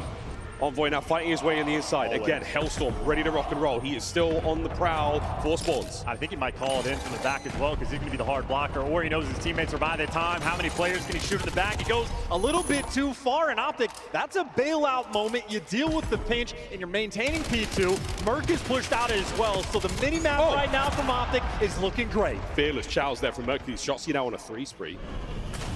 Here comes Envoy's investment. Hellstorm above. Opportunity to get some damage into the players on time. Good curve. Connection. Bang. Finds 2, all dead. Yeah, Envoy is out here calling game. Look at that spawn, P4. You got 2 players in the middle map for the cutoffs. Neptune just called out the entire team. Yeah, straight away now, the wall set up. The Paris Gentlemates, the Maginot Live, but this time it might be a great success. Final 5 as Paris Gentlemates dig in. Here comes the next wave of Optic, the final chance, the last hope they have snuffed out in map number 1. Paris strike first, and the venue falls silent. Balling out at map number 1 from start to finish. That is a suffocating performance, and all of the clutch gunfights being won by the Gentlemates. Both P2 and P4, at least on the first set, completely locked it down. We had maybe 4 or 5 lead exchanges in the first few hills. They get a 50-point swing there on the P4, and they never looked back. Second hard point set is always the most important, really is. That's where you see the turnarounds, and that was the separator. Huge work there from the Gentlemates still. Hot hands coming off of the previous matchup. They deal Optic their first loss of the tournament. Yeah, and now you get Sib, your brand new favorite SMG. 33 kills leading the lobby. He is always top of the scoreboard there in damage, but it is the objective kills from the team of Paris Gentlemates. 18 for Ghosty, 12 there from Envoy, and of course, those key gunfights on the rotations as well. As a perfectly played map for Gentlemates, couldn't ask for anything more. I like to say a lot of good luck here for both our squads. Mercury's again fearless in the challenges. Just knows when he has an advantage over a player in nearly every fight. Wicked stuff. But the Paris Gentlemates teamwork made the dream work. Yes, we saw some great individual plays, some amazing gun skill, but ultimately it's their trades and their assists. So good for the Gentlemates. Optic players barely able to stay alive in those fights. And even like managing the pace of the game as well. Like that initial P2, it's when Optic had the spawns, had players and corners and pairs, just able to take their time with it, not rushing, able to identify the situations. And if they're the ones that control the pace, you're gonna see in the kill feed. You're at Sib, half the time with an AR, half the time with a sub. These guys have this map dialed in. Yeah, really good stuff. Again, what we would expect from 2 squads who are very adept in the mode. Paris Gentlemates touted as one of the best hardpoint teams, if not the best, in the game right now. And a performance like that goes to show. Strong work. A couple of Hellstorms there either side. Dashi with a big spree. This big 2. Big splash towards the end of the game. Certainly helped break that side of the map wide open for the Gentlemates. Then walk on through to the win. And of course, the dream that we speak of in competitive Call of Duty is winning a tournament without dropping a single map. It has never been accomplished. It is seemingly unattainable, and the dream from Optic this tournament is dead. Of course, though, care less about that map record and more about the trophy at the end. Either way, though, for map 1, Tippett Gentlemates, again, a battle for the first few hills. Once they got the lead in that first P4, they never looked back. No, it's a difficult thing to do to keep pace with such a strong slaying team, and that was the Mates. Huge work there. You see the damage column, the assist column. They're keeping Optic at bay. As soon as they get 3-4 dead, they immediately reposition for those next wave of players. The kills were always good. If not the kills, the damage as well. Great stuff. Well, a classic now. Raid, Search and Destroy for our first grand finals here of the 2026 season. Thoughts, brother? Feels, where are we going? I mean, listen, it's a bit of a mystery map in terms of, teams like Optic, they've played it a little bit, but it's never been their primary go-to. And I know on the flip side for Gentlemates, when you're watching teams at the start of the year, you're Hook versus Shotzzy, when they do these 1v1s, when they're exploring the maps and they learn anything. I remember watching Neptune and Sib on it, the dance battles they would have over towards the steps, the wall bounces that these guys are learning. They have mastery over this map, an incredibly dangerous team. I know they're going to be bringing the heat. See if Optic can bounce back. Obviously, they have had the hot hand in Search and Destroy. Obliterated Paris the last time they matched up in this game mode. Shotzzy and Dashy, 2 players to look out for. Obliterate is the right word. It was not pretty. It was very, very decisive. Very clean from Optic. So you know they've got the capability. You know they can get the job done. Question is now in the grand finals is a slightly different environment, a different flavor, something in the air. Fist bumps complete. That means it's time to dance. Gentlemates now on the other side of the stage. They will be ready to go. Keep riding that momentum. Don't let Optic get steam. Don't let this crowd, this very loud and wonderful crowd. You are fantastic. But when you guys are loud, it certainly helps. Here we go, map number 2. And I see a pool. You know what that means, guys? Might be time to swim. And Neptune, king of the sea. We're going to see him at it from one point or another. Shotzzy there for that duel. Sib versus Dashy with a sniper. And of course, Dashy, one of the best sniper players of all time. And that includes all the OGs. Throw him up there with the likes of Zergriz. It's a deep cut.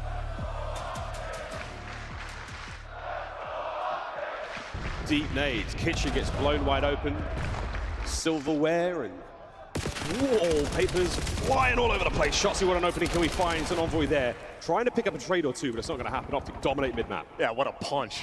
Hello. Never seen that strat before. And Optic, running you down. Shotzzy is in your ass. First 2 kills going his way. Advantage Optic. Get him out of here. I'm no doctor. That doesn't sound ideal. Shotzzy, he's on his 3rd. He's pushing for the ace. The last man is so close. No way he gets this as well.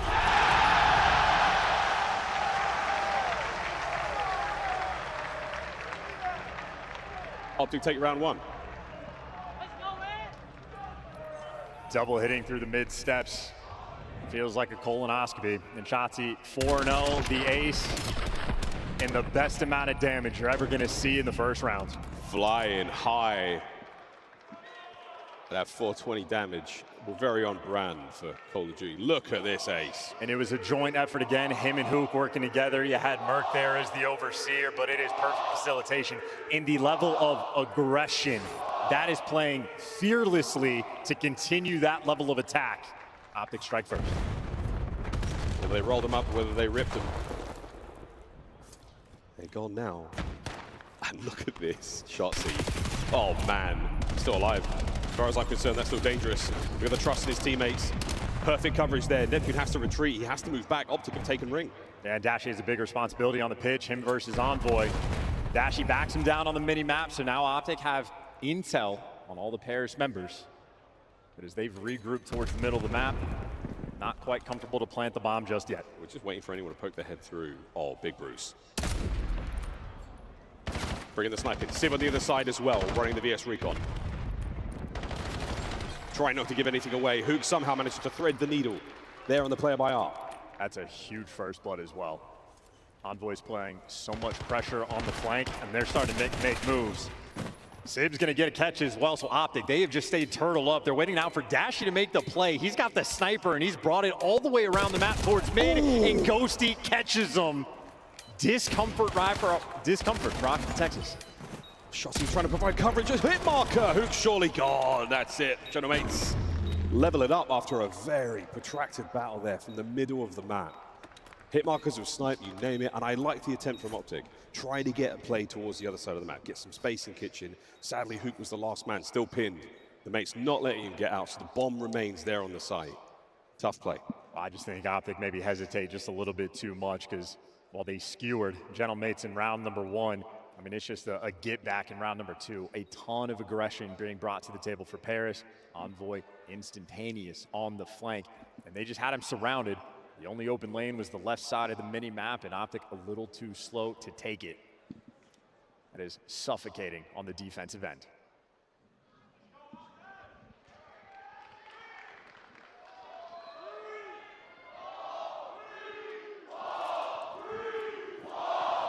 Bit of crowd synergy now as the chance from Zoom. The third round almost upon us.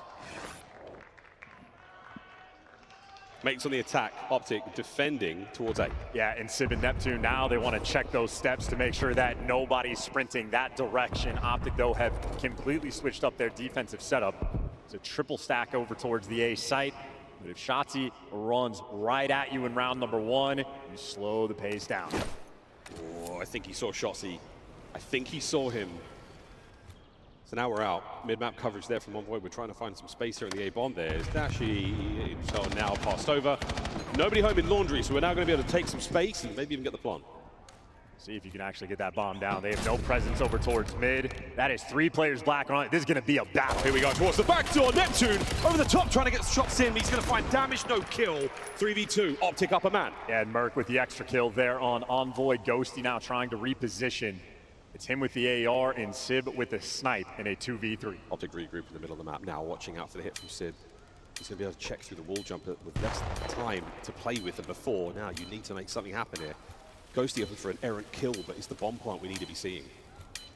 And now if you're Shotzzy, you just peek your head out, check the bomb, it's clear, do so again in 5 seconds. Oh, I like the attempt, we're not going to be there. Let's attempt to go. Mercules brings the bomb carrier down, and the mates, oh, what are we doing? We're sending caution to the wind. Sib is going for it from smoke. No bomb plant, no hope in the play. And sniper life down for Sib as well. A defensive shootout continues. And this is early on to start losing access to that weapon. Oh man, full send. I think a lesser player might have tried a no-scope through that smoke. Not Sib. Pistol out. Ineffective in the round. Now Optic take the lead.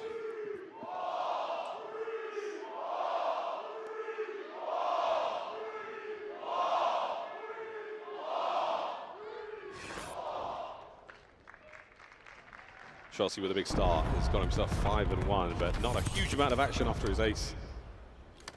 Now that's fine. Slow hit now towards B for the Optic boys. They vacate bedroom. Into the great outdoors we go. Oh dear, that is Mercules out of the play. And yeah, they killed him with a snipe last round. Wasn't expecting to have it out for this one. And Envoy, they got him out mid-map, but he's a little bit isolated. He's going to use the smoke, that cover, to be able to survive. Keep in mind, Shotzzy on the pinch. Those arrows are near each other. Optic just looking for a kill. Shotzzy still holding mid-map. Again, he can, at this point in time, you can jump over the wall. You at home will not be able to do that next week in ranked. But he's got tons of information on mid now. Knows he can make a move, makes a play, stays obscured. Now in the approach towards kitchen, and he's got Neptune dead to right. Next man up. Shotzzy wins the next fight. Sib there on the jump shot enough to get it and make it a 2v1. Sibby gets away as well. Hook couldn't quite pull it off. He has information on both these players, but it's opposite side spawns. We can let Hook get to work. He's in the kitchen on the hunt, 20 seconds. They're going to check the A-bomb. Sib from mid. If he checks it, which he does not, it's a freebie. 2-2. Never want to switch away. Hook's a dangerous man. Got to watch him the whole time. Nonetheless, the defensive shootout continues. Great aggression by Paris to get out through the middle of the map. And if you control this space, you have access points to everything. So it was Envoy early on, Sib a little bit later. He's been hitting some nice shots. Not just this one, the one from basketball, much more impressive. Oh, yeah. A great connection there. You miss that shot. Shotzzy breaks you down. Sib all the confidence in the world. It's all good and well until you start missing. Great work. A big Bruce yet to get on the board. Look at that. There you go. Oh, baby. We're going to absolutely bang the mates down to half strength. Okie dokie. Envoy, you're up next. And Optic completely flattened the Gentlemates. Yeah, you know they're going to be going for the wall hop. Sib's been keeping that sniper out every single round. Well, no more a problem Optic have to deal with. They sent the whole team. They say, hey, he might get one of us, but we are going to guarantee these trades.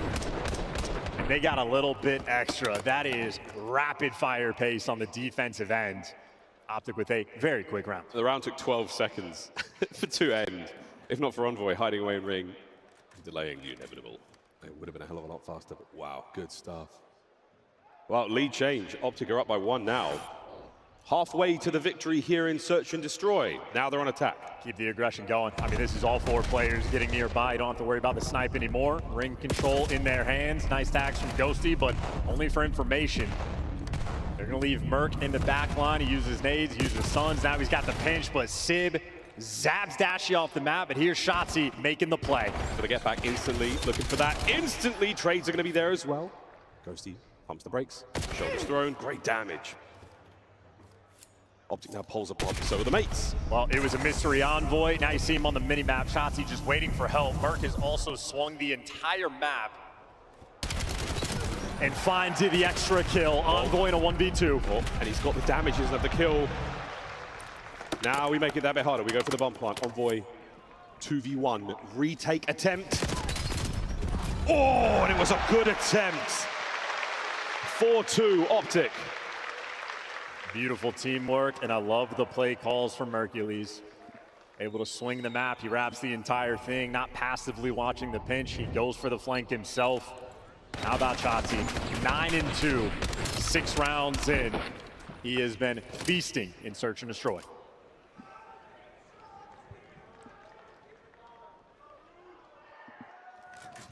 Eating good. We are COD fans. Unintentional Yoda there, yes. 4-2. Optic starting to pull away with it. Momentum now going their way. The wind's in their sails and they're in cruise control. Big smoke there obfuscates the play towards Laundry. The king of the seas. Will he live up to the name? He is in a prime position to dodge the players. Oh, wow. And that is a Neptune moment. Natural habitat. You get the buff. And he gets away untraded as well. But all of Optic right now are surrounding this site. It is a delicate moment, even with the numbers. Yeah, needs some presence there towards Kitchen. I know Mercules is up as well. Is it going to be an option now to go through mid? Yes, Sib. Oh, he traps him with Dashy. Skeet shoots Ghosty now out of the air on the crossover. You don't have the bomb. That must be recovered. Neptune. A depth charge to remove the king. And now Dashy again in mid. The back line. Sib's trying to make something happen.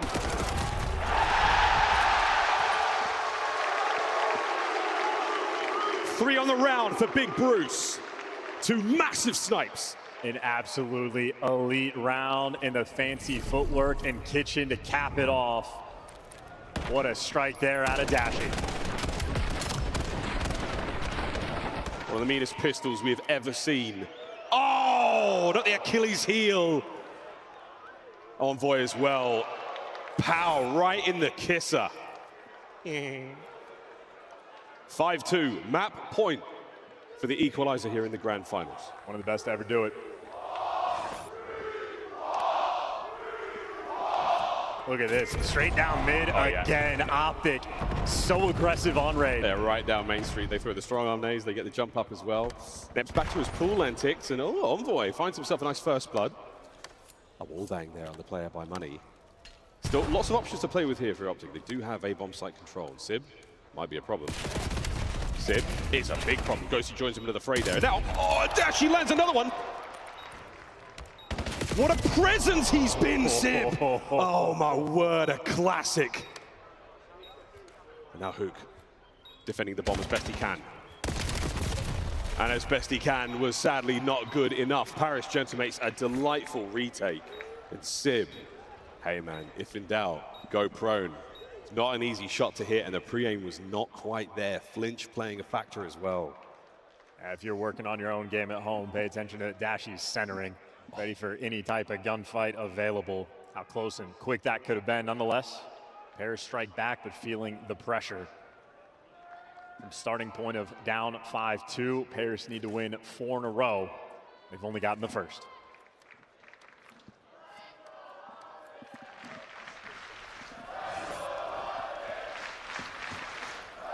Genomates on attack along Z into the middle of the map we go. Mute field for Envoy.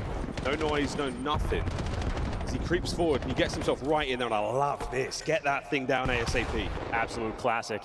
Now from Optic, I mean, they have a very passive setup. What choice are they going to make? 2 players wrapping back towards Laundry.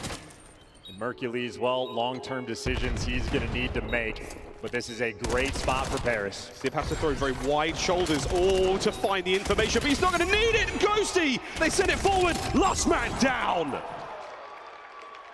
And a volatile attack there from the Gentlemates on the retake. They sprung, and once it was done, it was quick. And this venue knows you cannot count Paris out of a search and destroy. Lethal comeback potential. And it's interesting too. Optic have had maybe 3 different rounds where they have just achieved full control of the middle of the map. Envoy, he just senses it, pops the mute field, gets straight out through mid, instant bomb plan as well. He had the timing perfect. 2 down, 2 to go for the mates. Optic attacking. It looks like they're going towards B, but they're going to take a little bit of time there. I think Neptune has not been spotted out yet. None of that pool stuff anymore. Hook, the lifeguard, not letting anyone get away with that. Well, Neptune's a nuisance. He's got Sid there for the backup. This is not a direction I would ever go, and Dashy gets caught in the meantime. Sib with the beamer. Back we go. It was the middle of the map. Hook still our bomb carrier. And this time, no gunfights, no problems about dropping it. A bomb site is look his at target. Look at this in the middle of the map. Envoy's in between a pair of them. He doesn't know. Does he know? .gif. Shotzzy, you know something's up. Oh, you sneaky beaver. Well, Shotzzy just got through for free. Shotzzy's going to be able to shoot multiple people in the back. Big tags, big damage. Shotzzy's still going to be there. The phalanx now from Optic Texas from one side to the other. Ghosty brings him down. It is all on Shotzzy. It is all on him, and Envoy knows something's up. And he catches him out. Slowly but surely, a masterclass from the Gentlemates on Raid. It is now time for round 11. A 4 spree from Sib, or Envoy, and a 4 spree there from Ghosty. Ghosty might get the Hellstorm. I would love confirmation. He's very, very close to it. And he'll be the man defusing the bomb as well.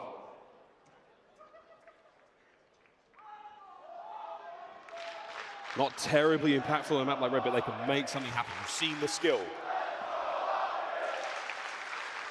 Last chance. Final opportunity to cause some shenanigans. Round 11 here on Raid. What's the play call? We're going to have a tense, slow one. Are we banging out the middle of the map? Optic on the attack. Hook's got bedroom control.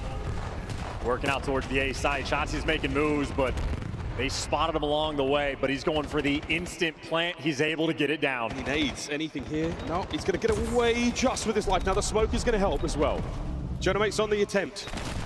Neptune, the first point of contact. He's the closest man now to the bomb, and he's desperately trying to find these opening kills. And we just had crazy timing on the top side as well. Shotzzy falls for the first blood. Clock's ticking. 25 seconds to go. Genomates finding their way forward. Envoy now. The perfect pre-aim! And it's an immaculate attempt. He's got a Hellstorm if he needs it, but there's no need. Paris, Gentlemates. Unbelievable composure. And 4 straight rounds. 2-0 here in the grand finals. He hits the defuse at 9.5 seconds. It was not enough.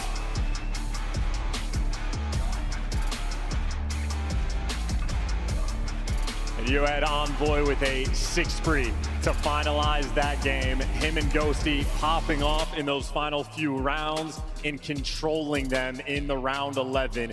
Absolute decimation. The routes were there, the play calls were there, and again, the venue has now discovered Gentlemates are to be feared. They are not to be messed with. Their comeback potential is unbelievable. Yeah, 4 straight rounds in a game like that is very impressive stuff. 2-0 in our grand finals.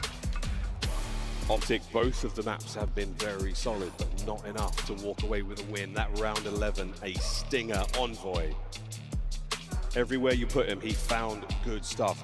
Great damage across the board, 10 and 5. Yeah, and how about the 4 first bloods there from Neptune? Sid with the sniper, able to collect 3. In the end, able to outmatch Dashy.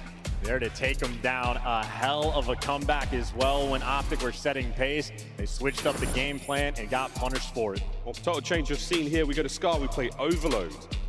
First 2 maps, very, very solid. The mates have come to play straight out of that lower bracket finals. They go into this grand finals very, very strong. Looking good so far. Over to the desk. Wow. A little bit different than what we saw in the winners bracket finals. Oh, yeah. And poor Rosalie, I feel like you might have just made it happen because we all went Optic. Yeah, you're right. I actually And was then- playing not Neptune. I was sitting there on the controller 1v3, and that was actually me. For some reason, you're getting a lot of credit on Twitter.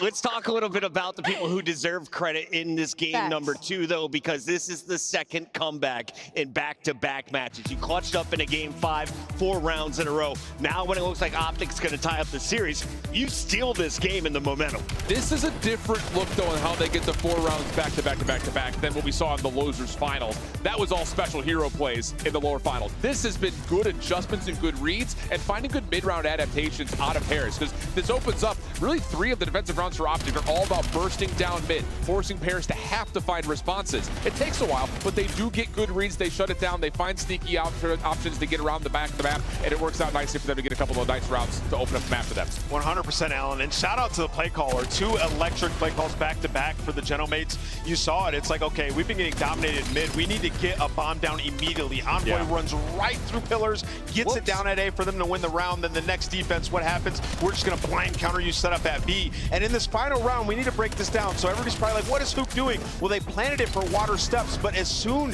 as Neptune finds that kill in ring, Hoop needs to get a little bit more involved. So discombobulated in the communication for Optic Texas leads to a round 11 breakdown. Some special plays from Neptune and Envoy getting slippery. How did he sneak through? That's what I'm trying to figure out. Did it twice, man. Oh my gosh. Huge plays as it's Neptune distracting 3 players. Envoy gets behind them, and the round 11 comes through in back-to-back series. This time in the biggest one of them all. Major 1 has a 2-0 lead, and they're just 2 maps away from securing a trophy. Rosalie.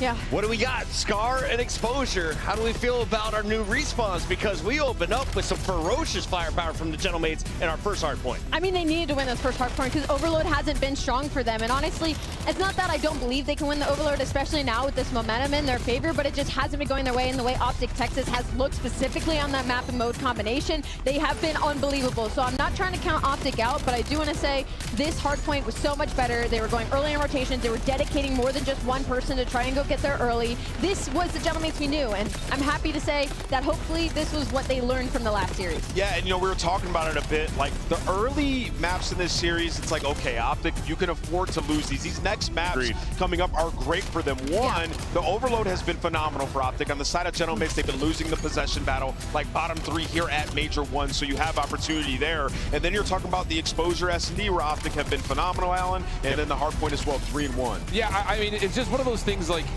Allie's talking about. These first 2 maps are a bit excusable, right? I mean, Optic Texas have looked good on Colossus, but when you're playing from behind the entire game and you're just getting out-rotated, it's so tough to find that little spark to get you that extra 60 points to get you back to a neutral game and take over control from there. But as we look at the part of the map set, as Optic get into not only this Overload, but their hard point, that's where the change comes through, where you can rely on the ARs to dominate space quickly and then take that over to find your lead early, which they've done all weekend. So can we talk about the objective masterminds? We've seen all the numbers for the SMGs, the ARs. The slaying battle is one thing that you're going to have to win, but also making the crucial decisions when you have that EMP. Who do you want to watch when it comes to scoring an Overload? I think I'm going to go with Hook. I mean, he's breaking ankles out here, man, making plays, so he's going to be a pivotal part of this Overload. And Allie, on the other side for Paris Gentlemates? Probably Envoy. He played really well in Overload in the series before last, so I'm going to go with him. Love that call out. Players are ready to go. Texas, are you ready to rock? It's like, I have an answer.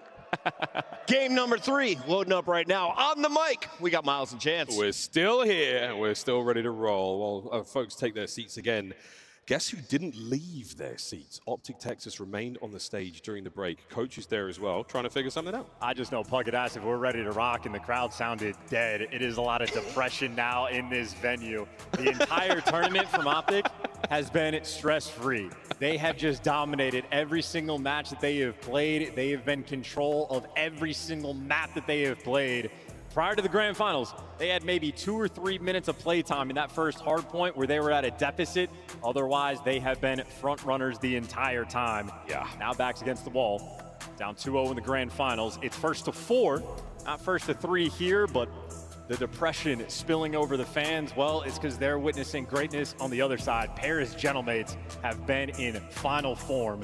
You had a monster comeback against FaZe, and they have carried that momentum right into the grand finals. Another 5-2 comeback in Search and Destroy. This is a team that now knows, has confirmed, has proven they can come back from anything. They can be the best. Yeah, they have already shown some amazing looks. Both Hardpoint and the S&D, strong chops, and now we got to Overload, a very different look. I mean, everyone, Snipes, Neptunes, 1v1s, you name it, it's all kicking. Optic need to pull out something special here. That momentum is starting to get away from them, and the mates are running it. Overload, a brand new mode here in the Call of Duty world. If you just join us. In the first half, you score 4, we will force the half change. You get to 8, it's game over immediately. And this is a fun map for Overload as well. It is snappy. You can get rally captures going through like crazy. We have seen wonderful plays from both of these teams. Optic have seen success on this map in this tournament. Happy to see it here for the map number 3 when they need it, but it is Neptune that strikes for that first blood. Yeah, we're fighting over mid. Nobody's there just yet. Optic, they pull right back. The mates pull back as well. We're worried about these sort of overextension kills. And so far, 2-2 there, respectfully in the feed. Young Merc finding a couple. That's a big 3. Yeah, Sib just got given the hands. He was actually in prime position for Paris to run it up. Instead, he gets thrown down, and now it was a hook behind you, but he gets caught as well. Heads up gameplay there for the Gentlemates. We go back to the stagnant 50-50. We're playing for kills before we touch that device. No one's getting away with anything right now. No one's getting away with any flanks, any cheeky plays. Those shots, he's trying to make a case for it. You see the bottom side of the map. That's where the mates are spawned. Merc now trying to cut down mid-map. This is an opportunity to get towards A. And you got Shotzi in position. Finally have a little bit of control. There's one extra kill, and he does the damage and stays alive. That is huge value. Here we go. Back over the house. Oh dear, Hook. Cutting down the defenders by Blue. Here comes the objective. Over the top, Neptune. What a cut down. What a save. An opportunity now for the mates to fly. Well, Shotzi takes that timing, though, for down low, so Neptune able to give you 1, but now Shotzi's underneath. So, yeah, Neptune gives you 2, but the trade is instantaneous. I got to be worried about a few players. Number 6, Sib's going to be in blue. Ghosty's near the device. Gentlemates are crawling around your spawn. Sib goes high. Mercules brings him down, and you're still trying to keep that middle control because the device is going to reset any second now. Forward. Optic are in position for this. Oh, the pickup, no reset, no nothing. Sib's got to find a kill here. He doesn't. Hook holding it forward. Here comes the first. Optic detonate A. It's snappy just like that. You get a clean 4 down. The capture comes through a few seconds later. The top side of the map. That's where the rally was going to take place. And Sib has overshot. Hook gets 1, and the device is still upstairs, still anyone's game. Yeah, you got Sib trying to keep control of it, so Shotzi has to worry about that angle, but if Sib is actually not watching it, he's just going to be out of the picture, and now Optic can run it straight through A, so Sib's worried about the spawn kills. Meanwhile, Optic is just trying to win the game. How about that in the grand finals? Optic up 2-0. The rally successful now. To the bottom side we go, back over to Motel. Paris Gentlemates in position with the numbers here. They need some of those kills. Close corner there from Hook. Sib, a long gunfight there. He manages to take down 1. The trade solid. Hook holding the back line down. No coverage, no control just yet from the mates, but they're still fighting. Wanting a lot of gunfights on the back end. You still got Neptune pushed up, looking for some spawn kills, and a team kill actually comes through. This is Paris's opportunity. Oh, that's another big kill. Here we go. Envoy's gonna be the man with the goods in his hand. Mercules, though, fighting from spawn. Oh boy, that's big depth. That's enough to get the job done, to slow it in its tracks. Can Sib keep this play alive? No, Mercules, another big kill. Goes to be the last man on this side of the map for the time being. Oh, and another. We're going to fight forward now. Optic, opportunity to make a run. Merc just playing keep away, or maybe Merc is playing run away. He's not going to be able to capture this one, but he's buying his teammates a little bit of time. Optic have just been getting spawn trapped. Finally, a little bit of room to breathe as we're pushing out towards P2, but these guys flying in your face. Neptune crawling around it, Sib nearby, Gentlemates with a ton of pressure, but Optic have handled it well. Yeah, handling it so far. 1:25 to go in the first half. Oh, everyone getting tricky with the Omni movement here. But a beautiful 2 there from Ghosty. This is going to be the 3rd man down. An opportunity now. Oh, it might be an open goal. Hook there on the cross. Lovely damage. No kill. No pickup. Here comes Sib. Trying to find space. Trying to find a couple of kills on the defending players. And it looks like the play is snuffed. A minute to go. Yeah, this is iron defense coming through from Optic Texas. They've had a turtle in their spawn for maybe the past 2 minutes, but not even a close attempt just yet. Paris struggling right now to give you a little bit extra, but another opportunity. That is 3 down. Make it all 4 in the feed. Now we go. 1 man up. Merc wins the fight. It's going to deviate the course there of the EMP. We're going over towards A. There might be the opportunity to go for. Chances again for Neptune. Pick up the flank. They've gone all the way around. They managed to get it in. 30 seconds to go. Successful detonation. Yeah, great juke call as well. Trying to force it through B was not working. Now we reset that device to mid. They've spotted out Merc in the spawn. Merc just world star Ghosty in the feed. Still those splits. This might be a situation of whoever grabs the device last, trying to orchestrate a hero play. Paris have the advantage. We're making something happen here. Big win from Dashi. We have the device. That means we will be getting some extra time. 5 seconds of regulation still to play. Another big kill from Neptune. Oh, we go. Mercury's guns up, and Ghosty trying to buy some time. Once again, are we going to go for the sneak play at A? Envoy finding a kill in the middle of the map, and Ghosty trying to make something happen. He can't die. He has to run towards his teammates off spawn. He got 18 seconds to make something happen. If he dies, the round ends. Still holding firm. Sneaky plays again. Optic, their backs firmly against the wall. 10 seconds to go here in the first half. At the end of stoppage, the whistle blows. Ghosty, 5 to go, and Optic hold it. Their backs as far against the wall as possible. A nervy moment. They keep the lead going into the second half. And listen, a couple things happening right now for Paris. Envoy, 8 and 17, struggling in the kills column. But ultimately, it's the second score that goes through where Sid is so focused on getting spawn kills, he didn't have an eye on the devices all. Let his team out to dry, and that's why Optic went out 2-0. And yes, you had your get back. Finally, Paris start to crank up the pressure. But nonetheless, in aside number 2, it is Optic with the advantage. That 2-man capture attempt towards A at the end was very admirable from the Gentlemates. Again, great possession there from Ghosty. Holding on. Give your boys as many options as you possibly can when it comes to trying to score goals here in Overload. Well, second half, only a single point separating our teams. We've seen wilder comebacks already. It's Hook with the first blood. Envoy, yeah, 8 and 17, yeah, struggling, overwhelmed. 2 players there to deal with, and Optic have the device, running it straight through the middle of the map. Ghosty here to slow him down. And, wow. Yeah, Merc trying to bait there with the pistol. Ghosty, though, ready for it. I got the man advantage, but not a lot of pressure. It's Hook on the pinch on a 5 spree, doing fancy things near the device. Still keeping the gun up, still keeping the fight alive. Envoy with a quick grab. Trying to thread his way through the middle of the map, not going to happen. The duel there in store with Hook goes the wrong way, and now possession of Optic. And this is the man you want to have it.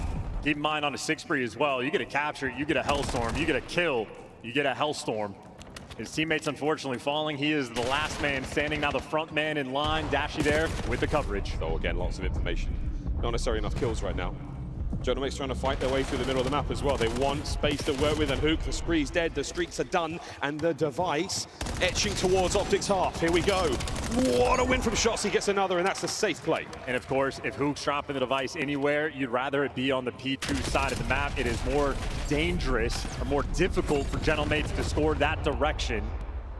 Still from Optic, any time wasted is going to be an advantage for them. They got a Neptune behind them, but that might be the call to start pushing forward. I think they might start trying to cut towards A. They want to go for the rally as well, don't forget that. But they've got to get the device across the entire map right now. Oh, he might just go for B. Over the top. No, good enough. He's going to die, and the device is going to respawn where he left the ground. Envoy getting caught as well. Optic, plenty of pressure on the map. 3 there in the feed for him. Now you hit the go button. Still got space. You've still got time. It hasn't reset yet. Inch by inch on a desperation attack there. 3 dead, the Gentlemates now. 3 minutes to go. Are they going to let it reset or pick this bad boy up and get going? Well, their lead blocker has already been shut down. Again, if Optic want to slow the pace, that's why guys like Shotzzy having the AR in hand, you're looking to keep everything under control. It's Hoop, same thing. So many M15s. Of course, now the device guy, Envoy just trying to do a little too much. Gentlemates are feeling the pressure. 2 minutes and 40 seconds left in this round. They have to get something. Optic possession, bottom center of the map, and they're still trying to find a play. Slowly but surely, again, any time Optic have the device is a good thing for them. The mates need to start getting moving. They need to get that out of their hands. Big wins, another 2 there. Last man cleaned up, that's all 4. Spawn towards the top side of the map. A set up towards B. An open lane now to play with. Here we go. Envoy on the run forward. Ghosty holds it down. Equalizer found. Just like that, you managed to get it through a tied-up game, and Ghosty and Sid, the ARs, able to battle back. And, well, now you might want the Dropix in hand, because we might be setting up for a rally capture. These Gentlemates players crawling around your spawn. That's the rally. Hoops managed to slip his way in the middle of the map. He's down and out. Ziv, what a win! And there's the 3rd! Lead change, Gentlemates. And how quickly the tables have switched. Ghosty towards the middle of the map, 2 players out towards P2, and this is the most difficult device spawn for either team to get a capture. You gotta dig deep now, Paris. Their fate is in their hands. Magical moment from the Gentlemates now. A kill now towards the front line. Can they cross the street? Mercury's there with the damage in. Neptune unable to complete the kill. No carrier either, so Optic technically have a bit of map possession here to play with. Yeah, Shotzzy making some really heads-up plays. He's had it in shop. The moment he touched the device, he made his play on the pinch. Neptune overwhelmed by 2 players, but we're going to hit the reset and go again. 1 minute and 8 left on the game clock. Numbers now from the middle of the map. It's an even 2v2. Envoy always brings open a massive moment now for the Gentlemates once again. Final minute of play. Final minutes for Optic to try to level it up.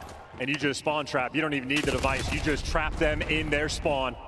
Gentlemates still, holding on to lead, holding on a map control, but currently no possession of the EMP. Next man from spawn is the top side of the mini-map, so still out of the play for now. The Gentlemates still living in B. It is just a nightmare. You don't have to overchow. You don't have to take any crazy gunfights. You are spawning them across the map and just playing keep away. But now number 8, going for the capture. You get the extra score. It might as well be a game. Optic have stopped it. They have shut the spawn down. They're making a run for it. They're making a run forward. A last-ditch attempt. 20 seconds on the clock. Shotzzy!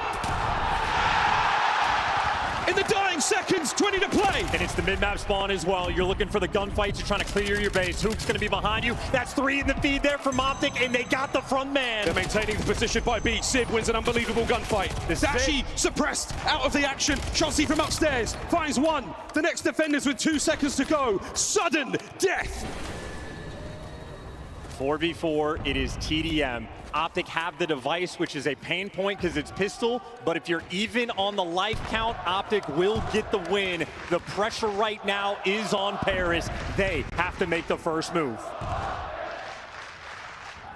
Squeaky bum time for Dashi at Topwood. You get the first blood, and now it is a 3v4. You have 2 win conditions secured for Optic. Shotzzy, one of the greatest power positions in the game. That broken plane, a quick retreat now. Optic have all bases covered. Dashi far left flank, absolutely set. Shotzzy on the wall jumps here. He surely stays alive. Bruce is in a superb position. Ghosty crosses on the other side of the van. Paris not making moves just yet. What is the play call going to be? They just have no intel on anyone. 2 through shot. They are desperate for a player to show face. Mercules, that's massive intel. Gets away with his life for now. Sib's trying to make something happen. He has infiltrated the house. He's out on the back line. Trades there, man advantage Optic. And it's a 1v1 right now. Dash is going to be going against Neptune, but it's actually Neptune last alive in a 1 versus 3. Wait, last man! Nerves of steel. And a miraculous last second capture to 4th sudden death.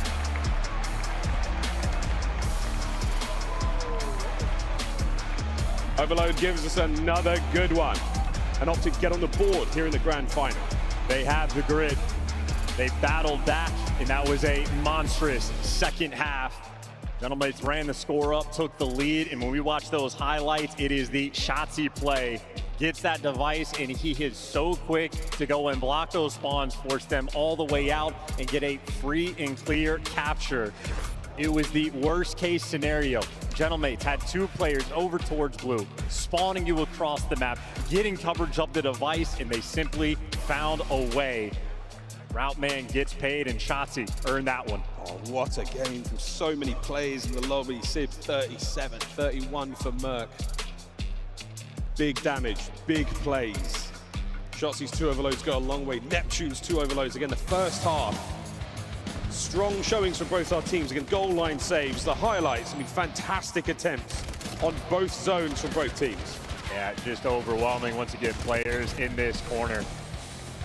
It's going to be a fun one to deal with in ranks in a few days. Make sure your mics are plugged in and you're coming towards your teammates, because this is a tough game mode to track exactly where everybody is going. The teamwork matters that much more. But we're just waiting for the highlights of Shotzzy with a clean movement to find his way through absolutely the moment of the map. He does a sort of backslide to get the 3rd goal. And once we get to that sudden death situation again, additional time to play with only 1 life either side. I mean, I love what I saw. The last man, Merc, Envoy, making a play. We see it in a moment, but Merc goes for a goal. He goes for goal to try to make something happen there. Obviously, the boys are backing him up, but this is it, though. Game clock turns. Shotzzy finds 1. And there's the slide forward to equalize with 20 seconds to play. Unbelievable. And, you know, all the criticism Shotzzy has had this year, he's 48th out of 48 players in hardpoint. Look at him. He has been making intelligent plays the entire time. And when their coach, JP, talks about Shotzzy as a player, he describes him as AI.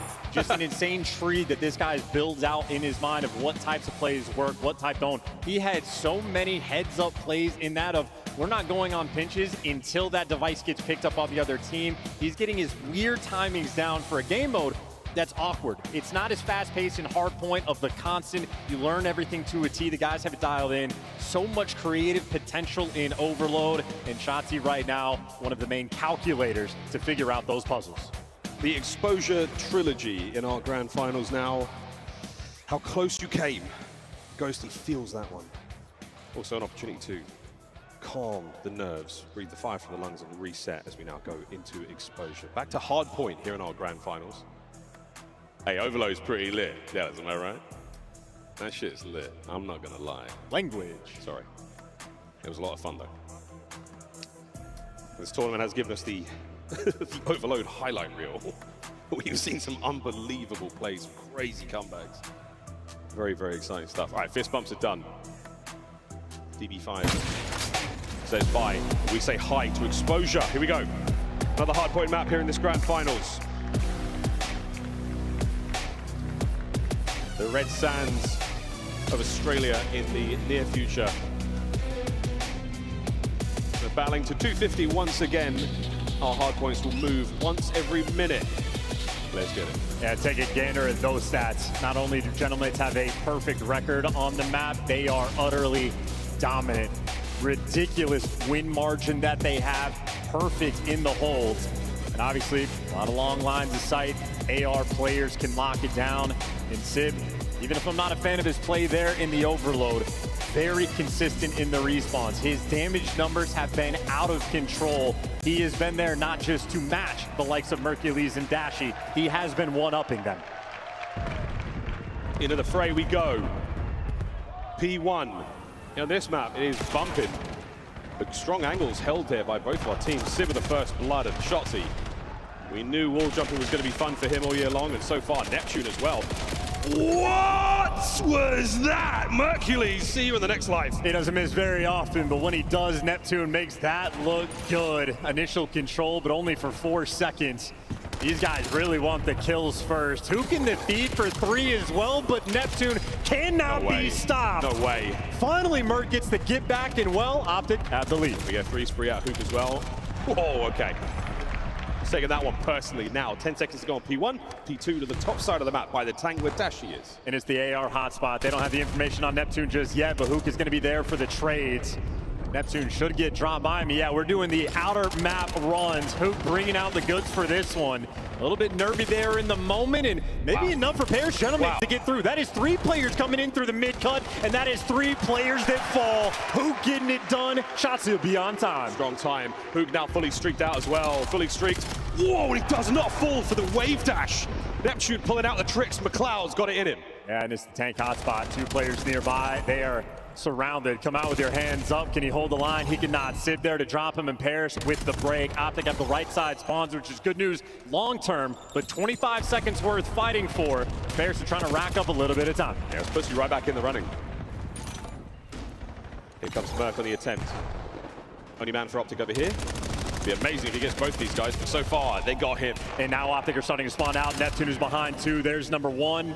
The spidey sense is tingling for the other guy to be nearby, and well, he gets taken down, but the trades are good from Sib. Gentlemates, not only did they win out on P2, they have secured the rotation as well. We saw the stats. It is a 100% hold rate. They are perfect in these situations. They're holding down now. Optic through the middle of the map, that's sort of be going, and Mercury's not going to be able to make entry towards the rear. That is a good read from Ghosty. Oh, but he wants it, gets it. 3 dead for Optic. Well, Dashy lining them up, taking 2 of them down. Problem is, now Optic have the back spawns. Is that good news if you want to spawn close? Yes. Is it bad news if you lose these gunfights? You get daggered, and welcome to the show. A 4-man wipe. The question is for Optic, where do you spawn? In absolute hell. Well, one of them, Mercules, must have gifted something to the COD gods. He gets the spawn on the other side of the map. Dashy might be joining him, so now a parallel attack here from the Optic boys. Neptune's pistol starting to fire out, and my man is not only streaked out, but 14 and 5 going into the next point. Yeah, unbelievable stuff. Another perfect hold, virtually uncontested. And they want to hunt him down. I mean, they're sending 2 players in. Mercules going to get after him, and that is going to force the spawn out. Got number 4, Dashy, blocking the spawn, so okay, everything for Optic is nice and secure. They're looking for a stronghold of their own. This is a fortress in its own right. Neptune's going to try to soften up the defenders as much as he can, but it looks like individual gunfights across the map might be the name of the game. All right, boys, turtle up. If he threads the needle, only finds 1. Yeah, and now you got Envoy trying to block these spawns as well. He has made it to the back end, and this is going to be an eventual break. Shotzzy and Hoop inside the time, overwhelmed. Paris bailed themselves out, and it is because of King Neptune. And Neptune, nobody plays Cut-Off Kills quite like this, man. He is always there. You're trying to get into the fight, he's shooting you in the side. Yeah, give Neptune just the perma-cam on this one. Man's got 18 kills off spawn. He's going to be a dangerous competitor. Still only 10 seconds left on time. Maybe the good news from Optic, you actually deal with the Hellstorm, manage on P4 to make the comeback. Paris will still have the lead, but you've cut it down to something extremely manageable, and Optic have the rotation 1. 18 and 8. We will continue to check in on Travis McLeod's attempts. His unbelievable kill streak so far. Optic hardpoint. Gentlemates attacking from upstairs. Neptune finds himself 1 and done. The number's starting to dwindle just a little bit, and it's a great hold from Optic from down low so far. They got the time. Yeah, they're going to get barraged by nades, though, here shortly. I don't hear any trophies in the background yet. The stuns are connecting. Dashy going to do everything he can to stay alive. As long as you keep that top mid safe, then Dashy will be able to stay alive on this pillar. Isolates the gunfights. Envoy's going to bring down another, and here comes the contest. Gentlemates flying forward. Dashy still alive, still holding. Optic somehow find a way. And he might get a Hellstorm of his own. That is going to come to him in short order. Dashy with a nice moment to strike, and Hook has one in the back pocket as well. So all of the utility in the world now from Optic, and we have seen rotations are key on exposure. That'll be the battle in the second set. Optic starting to make a bit of a run here. Double Hellstorms and the lead. Let's go for a listen in. On time, 1 HP. I'll let you know where they go.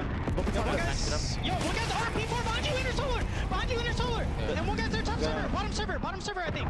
I don't know where the other one was. I don't see this guy. I'm picking up P5. I have your long, In a second. I have long. He's still long, still there. Low P5. On time. He's short. Our side, 1 HP on time. We're good. There's 2 on time. 1 push our long. He's our close long heady. They never spawn again. Dude, really long. He went P10. Okay. Super big. Watch out. Could be our short. The Envoy's new. Okay, I'm aping con. Top server. He's our side outer. He went tank. One tank. Take me.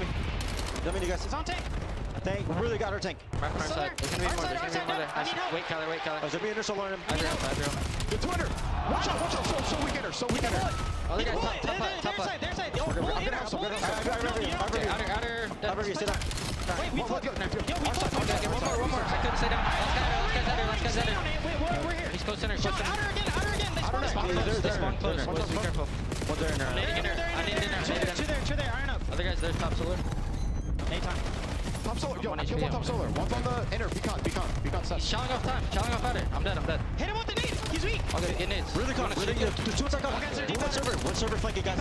Server? One is server flanking. Pick that up. Yo, just hold it. Ice one on, you guys hold. Close left net. He's one shot. Kill this guy, roll. You guys hold. I'm server dead. I got him. There's running deeper than me. Ready.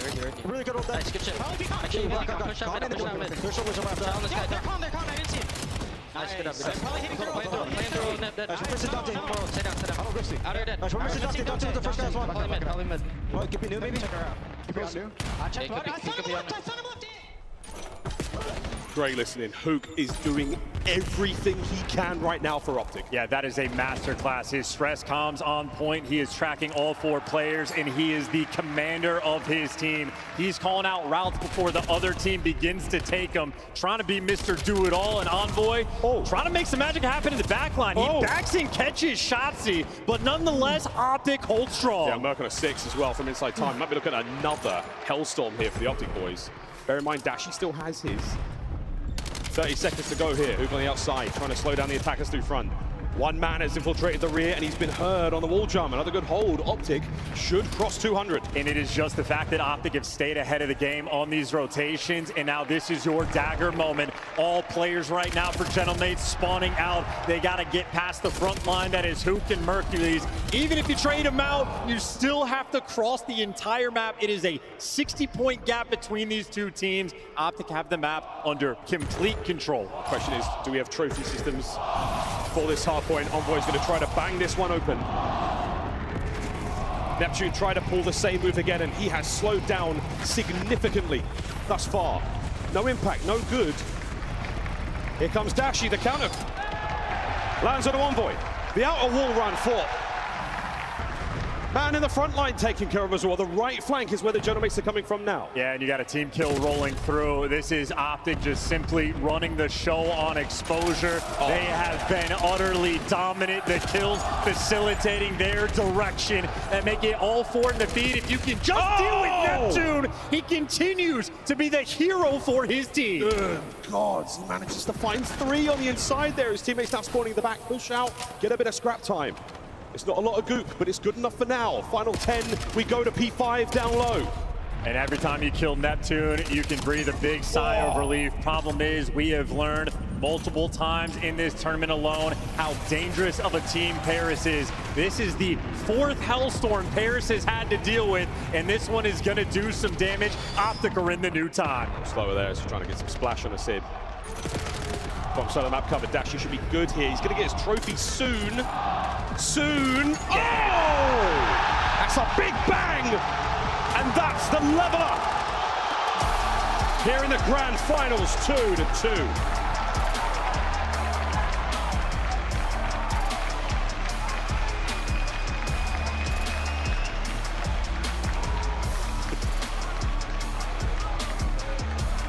And on exposure, it is an assault rifle player's world, and we are all just living in it. Guys like Civ have been topping the damage charts all series long. Well, Optic just took them to task. Again, I love the communication. Hook, a genuine masterclass in his ability, facilitating the map, and he's doing so as an SMG. The in-game captain for the squad. They have brought themselves back in the series, tying things up 2-2. Those stats, we're gonna be tipping it to Big Bruce. King of the Hill. It is his role. He did it at his absolute finest. And he did so while not shooting the guff, while shooting everything in sight. 3,400 damage. He was able to ring out with 2 minutes in time. 14 of those kills on the objective. He gave you everything and then some. He was cooking with propane, Bobby, that time round. 23 on trade as well. Wow, 28 and 19. Dashy, big stuff. Neptune, we were giving him gas to no end with good reason. That 11 from the hard point, 33 and 25. The middle of the game, though, did not treat Travis McLeod lightning. I mean, listen, he gave an MVP performance, but if your ARs are just getting gunned down, there is only so much you can do on this map. When you had Gentlemates winning those rotations and getting set up, they were able to build a significant chunk of time. That first P3, it felt like the map was great, and then Optic won virtually every single rotation for the rest of the map. Back and forth. And now back to back. Mates start the series strong. Optic now on the bounce back. Search and destroy on exposure. What do you think, mate? Yeah, it's the Louis C.K. portion of the series right now. It's going to be an interesting switch up in the pace as well, because obviously after the hard point, we're going to be slowing down just a touch. Slow down just a touch. We're going to slow down as well. We're going to take a very quick break. Allow you at home, get a beverage, you in the crowd, to maybe hit the restroom, get yourself something to eat as well. When we come back, Search and Destroy here in the grand finals of Major 1.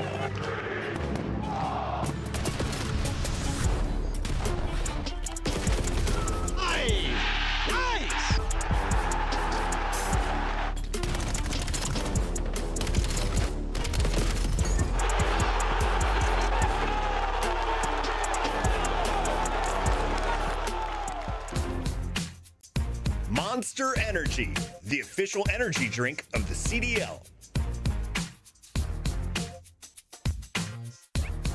Scuff, official controller of the CDL.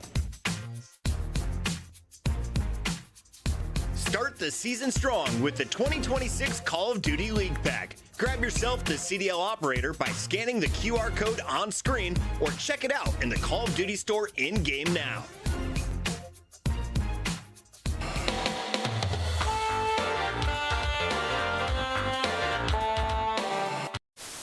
Forget about him and instead try to play for the quick retake up the middle. Inside, well, he sees a lot of it, but not able to find any kills. So now Kleenex, he's really far away with the Rival 9 at the moment. He's going to wait for Envoy to be the first one to move from the flank. Smoke is out. Envoy to check. No one's on the bomb. And Envoy holds his position a little while longer. Oh my! How does... Leave him on the right somewhere for sure. So he's calling behind us. Back right. Office, outer, last guy, last guy.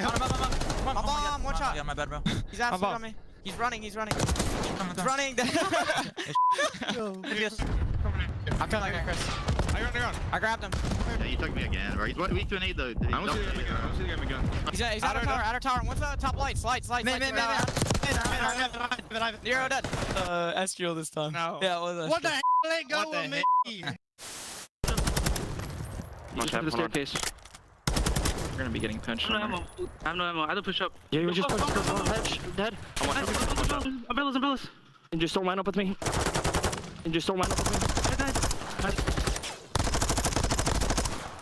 I had no ammo, bro. Dude, that's so tough, bro. I had no ammo, bro. There's more than just the game on the line. It's like, you know, a lot more bragging rights. I think the very first map is the most important map. If you go down that first map to Optic, chances are you're not going to win the series. I think they have like over 90% win rate after they win the first map, so it just really comes down to that first map, I think. When you go up 2-0, it's really hard to come back, and we're really good at sealing the deal and just closing the... We've been practicing pretty hard and, you know, watching a lot of film and stuff like that, so I'm just fully confident we're going to walk away with the W. Welcome back to Major 1. We're almost ready to get into another Search and Destroy here in our grand finals. You at home, welcome back as well. And everyone here at SMU, what a time we have had this weekend. A delightful display of Black Ops 7 of the 2026 CDL season. Our coaches are still on stage, getting our boys ready for what will be a very tough Search and Destroy. This is turning into an endurance race in the grand finals. We are in it for the long haul. Optic obviously showing the resolve to bounce back, and well, Gentlemate's no stranger of a comeback either. Phenomenal Call of Duty being played. I think we've learned this game, or at least teams like this, faster than I've expected. Even maps like Overload and completely on point, but where Optic have had a near perfect tournament, doesn't matter if you fall short in the end. Gentlemate's taking them to task, looking for their revenge. Yeah, 2-2 already in our grand finals, and what a run some of our teams made. FaZe all the way from lower bracket run. A superb look from them, the mates as well. They bring down the Thieves. They struggle with Optic in the winners bracket finals, but now in the grand finals, all square, even Stevens exposed for S&T. Battle for the start, and keep in mind, every single year, at least for the past few in the CDL title, whoever wins the first tournament has been good for 2. These back-to-backs, if you peak, you're going to be able to achieve that for a long time. So Optic are going for the back-to-back, trying to achieve history because they are in the middle of it now. And Gentlemates want to be the guys to break that down. Get one for Gataga. Got to get one for Gataga. He's up there, and he's been screaming. We've seen him He's been handing out merchandise. He's been having a good time. Obviously, I hope they're enjoying themselves here in Texas, a legend of the scene. He can't hear us, but that's totally fine. For everyone else here in the venue, thank you again for sticking with us through the difficult weather at times, but it has been a great first tournament here for BO7. Hook was, I know he can hear me. Hey, Kana, I know he can hear me. What a great listening we had there, willing the boys to victory, to maintain that incredible lead they had in the hard point. But now in the search, man, it is anyone's game. We have seen some good stuff. The first one, a round 11 finish in what will be a long run. You know how in professional sports, anytime coaches are talking on the sideline, something like that, or in baseball, they cover the mouth so you can't see what they're actually talking about? I want a camera shot on JP's phone. He's not hiding it well enough. Oh. Let me read those notes. Cameraman, can you get the... Let me read those notes. Don't actually do it. I am being sarcastic. He would hate me for it, but I want to read those notes. There's no emojis to be seen. It's strictly business. Because keep in mind what Dashy was saying after that Scar S&D. He gave props to his coaching staff. He said, I'm basically playing with wall hacks because I know where every single player is going to be. Both JP and Karma have it dialed in. Any degree of information they have, they are going to make sure they get an A+ on their homework. JP is a graduate from a top-notch university. Fantastic. Tertiary education. Getting him here. Back-to-back world championships as well. And for the Gentlemates, what an unbelievable thing for them to find themselves in the grand finals. A transformation not only of the brand, of the spot in the Call of Duty League, but for many of those players now, an opportunity to get that glory they may have been denied for some time now. What a chance they've got. And the winner of this map will be sitting pretty going into another game of Overload. We're going to get through this first, though. Here we go in a search and destroy. And these stats, Optic have broken out their exposure S&D on land. Phenomenal on defense. Medium sort of in the opening dual front, but I know with this sniper battle, always a theme in search and destroy. Dashy's a bit more aggressive than you are accustomed to seeing. Him and Sib going to be an absolute battle, and if there's a Creddy angle, Neptune, of course, is going to find it. Or maybe it's too tough to hit. I don't know what he's cooking up over there, but the action over towards B. Optic have crossed the halfway mark.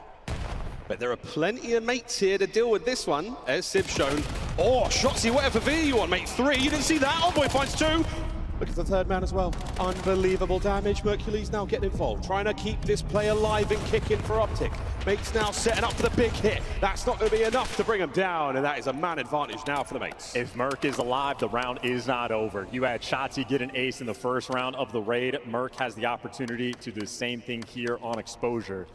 Problem is Neptune and Envoy, these are not players that make mistakes often. You can see what he's doing. Hitting the reset button, messing with the timings, and that actually pans out for him. Neptune and Envoy back away from the B site. He just might be able to waltz into that bomb site, recover that bomb and plant it.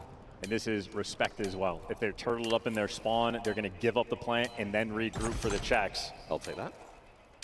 But massive respect being shown. Oh, back we go though, Envoy Neptune now toe-to-toe. Can the Miracle Maker conjure up something special here? Envoy, great round he's had so far with a 2. And we're going to hop that, and we're going to take care of that. Now over the top, we're going to make it a 2v1, and this is over halfway, so Mercury's nose full well. And it's not enough. The Gentlemates get it done. Envoy is the perfect player in these moments, how smart he is. Once he sees that red dot on the minimap, he just has it calibrated in his head what the timing is. Do I stick this bomb? Do I play for the kill? Literally a 0.2 second difference there. And of course, talk about high IQ. See exactly what Neptune has cooked over in this section of the map. He was stationary on the minimap after the fact, so I think he eventually got something. Yeah, well, we'll check in on that one another time. Well, for now, though, Paris Gentlemates on attack once again. Oh, and Sib has managed to land it. Hot stuff over by the solar farm. Yeah, establishing dominance there with the boomstick. Now you got a 4v3. Oh, and baby! Look at that. That's Give him a another. pixel. He takes a mile. He's gone and got another one. A little bit of information passed over now from his mates and the big gun. Here it comes. He's got a long line of sight to work with. Oh, no need. Ghosty's found it. Last man left alive. Mercury's gone. 2-0. Gentlemates. Evisceration. Shout out to Sib. Big 2 in that round, and you can see him chirping as well. Starting to feel a little bit more confident. Thinking for that spot from Neptune. He's obviously getting great information. I just wonder if he's like, it just looks like a jump spot. It looks like a jump. It looks like he might be also just trying to get a weird angle. possible. Well, again, the information. Catch that player come by, yeah. Well, nonetheless, you got Mercules, 4 kills to his name, goose eggs for everyone else on Optic. In the meantime, Paris playing with confidence. They've lost 2 maps in a row, but Search and Destroy and a little bit kinder to them on Championship Sunday. Hookah bomb carrier going down low. 3 members of Optic now through the middle of the map. No snipe for Dashy. Opening trade. There it is. Done. That's what I was looking for. That's it. He's got it. That's it. Well, the bomb has been dropped to the. Oh, look at this. Yeah. Treyarch's in the house, guys. Don't worry. I mean, you know, for some like the Kismet spot, broken. That one might just be legit. It might be new tech. Either way, though, it's now a 2v1. Neptune, the last man left alive. Well, whether he's in a rock, in the sky, in a stairwell, he can find it all. Now he's in a 1v2. Got another one there. Bomb plant over towards A now. This is going to be a very, very difficult situation to be in for Neptune. He might just sit this one out. Absolutely not. You are 2 spree. He's pretty close there. No, he's not. Going for it. Mercules. Oh, we're going back. Ah, information gains. Big nade. No connection. We go low. Merc has enough of those shenanigans. Optic get on the board, 2-1. Yep, took down the cheeky spot. First blood doesn't matter. Optic able to get on the board, and everybody there in that round from Optic getting involved. Dallas letting Neptune know how proud they are of him finding that spot. Might be regretting that a little bit. Neptune has been a dangerous man today. Yeah, I wouldn't make him angry. I saw that movie with a guy with a dog in a car. It was pretty serious. I'm just going to write that one down and remember it for ranked. Round 4. No sniper this round for Sip. And Optic actually making the moves on the defensive end. You got Shotzzy and Mercules running up straight to the middle of the map. They are taking the fight to Gentlemates. Ghosty gets a little bit of information, but he's not ready for player number 2. There you go. What a play call for Optic. All right, call it. Give it up on that side of the map. We're going to fly now towards the people site, try and get this thing down. Maybe not that quick. Try and overwhelm the defenders towards the backside of that. Near the Generator's Envoy, electrifying. As Dashy finds 2, though, so goodness gracious. 2-2. Optic tie it up quick. I mean, very different map than Raid, but just running it down the middle of the map. Optic have had so much success when they are bringing that level of aggression to the table. And if you send Shotzzy on a solo mission there, what happens is Ghosty reads them, gets support. Eventually, they isolate the gunfight, but Shotzzy brought his back pocket friend of Mercules. Get the first blood, and then they swing the other side of the map very quickly. Play calls from Optic these past 2 rounds have been on point. Yeah, 6-1 for Mercules so far.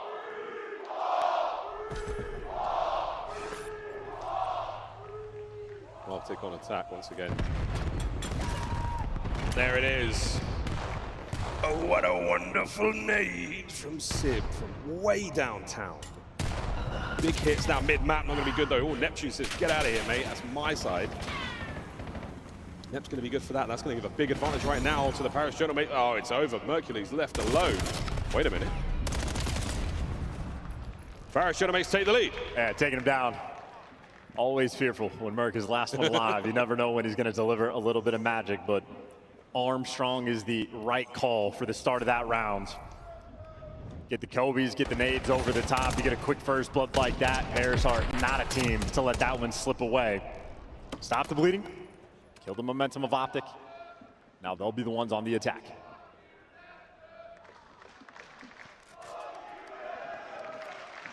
I'm telling you guys, John Wick, I'm telling you. He's a nice guy. Nice guy. I'm telling you.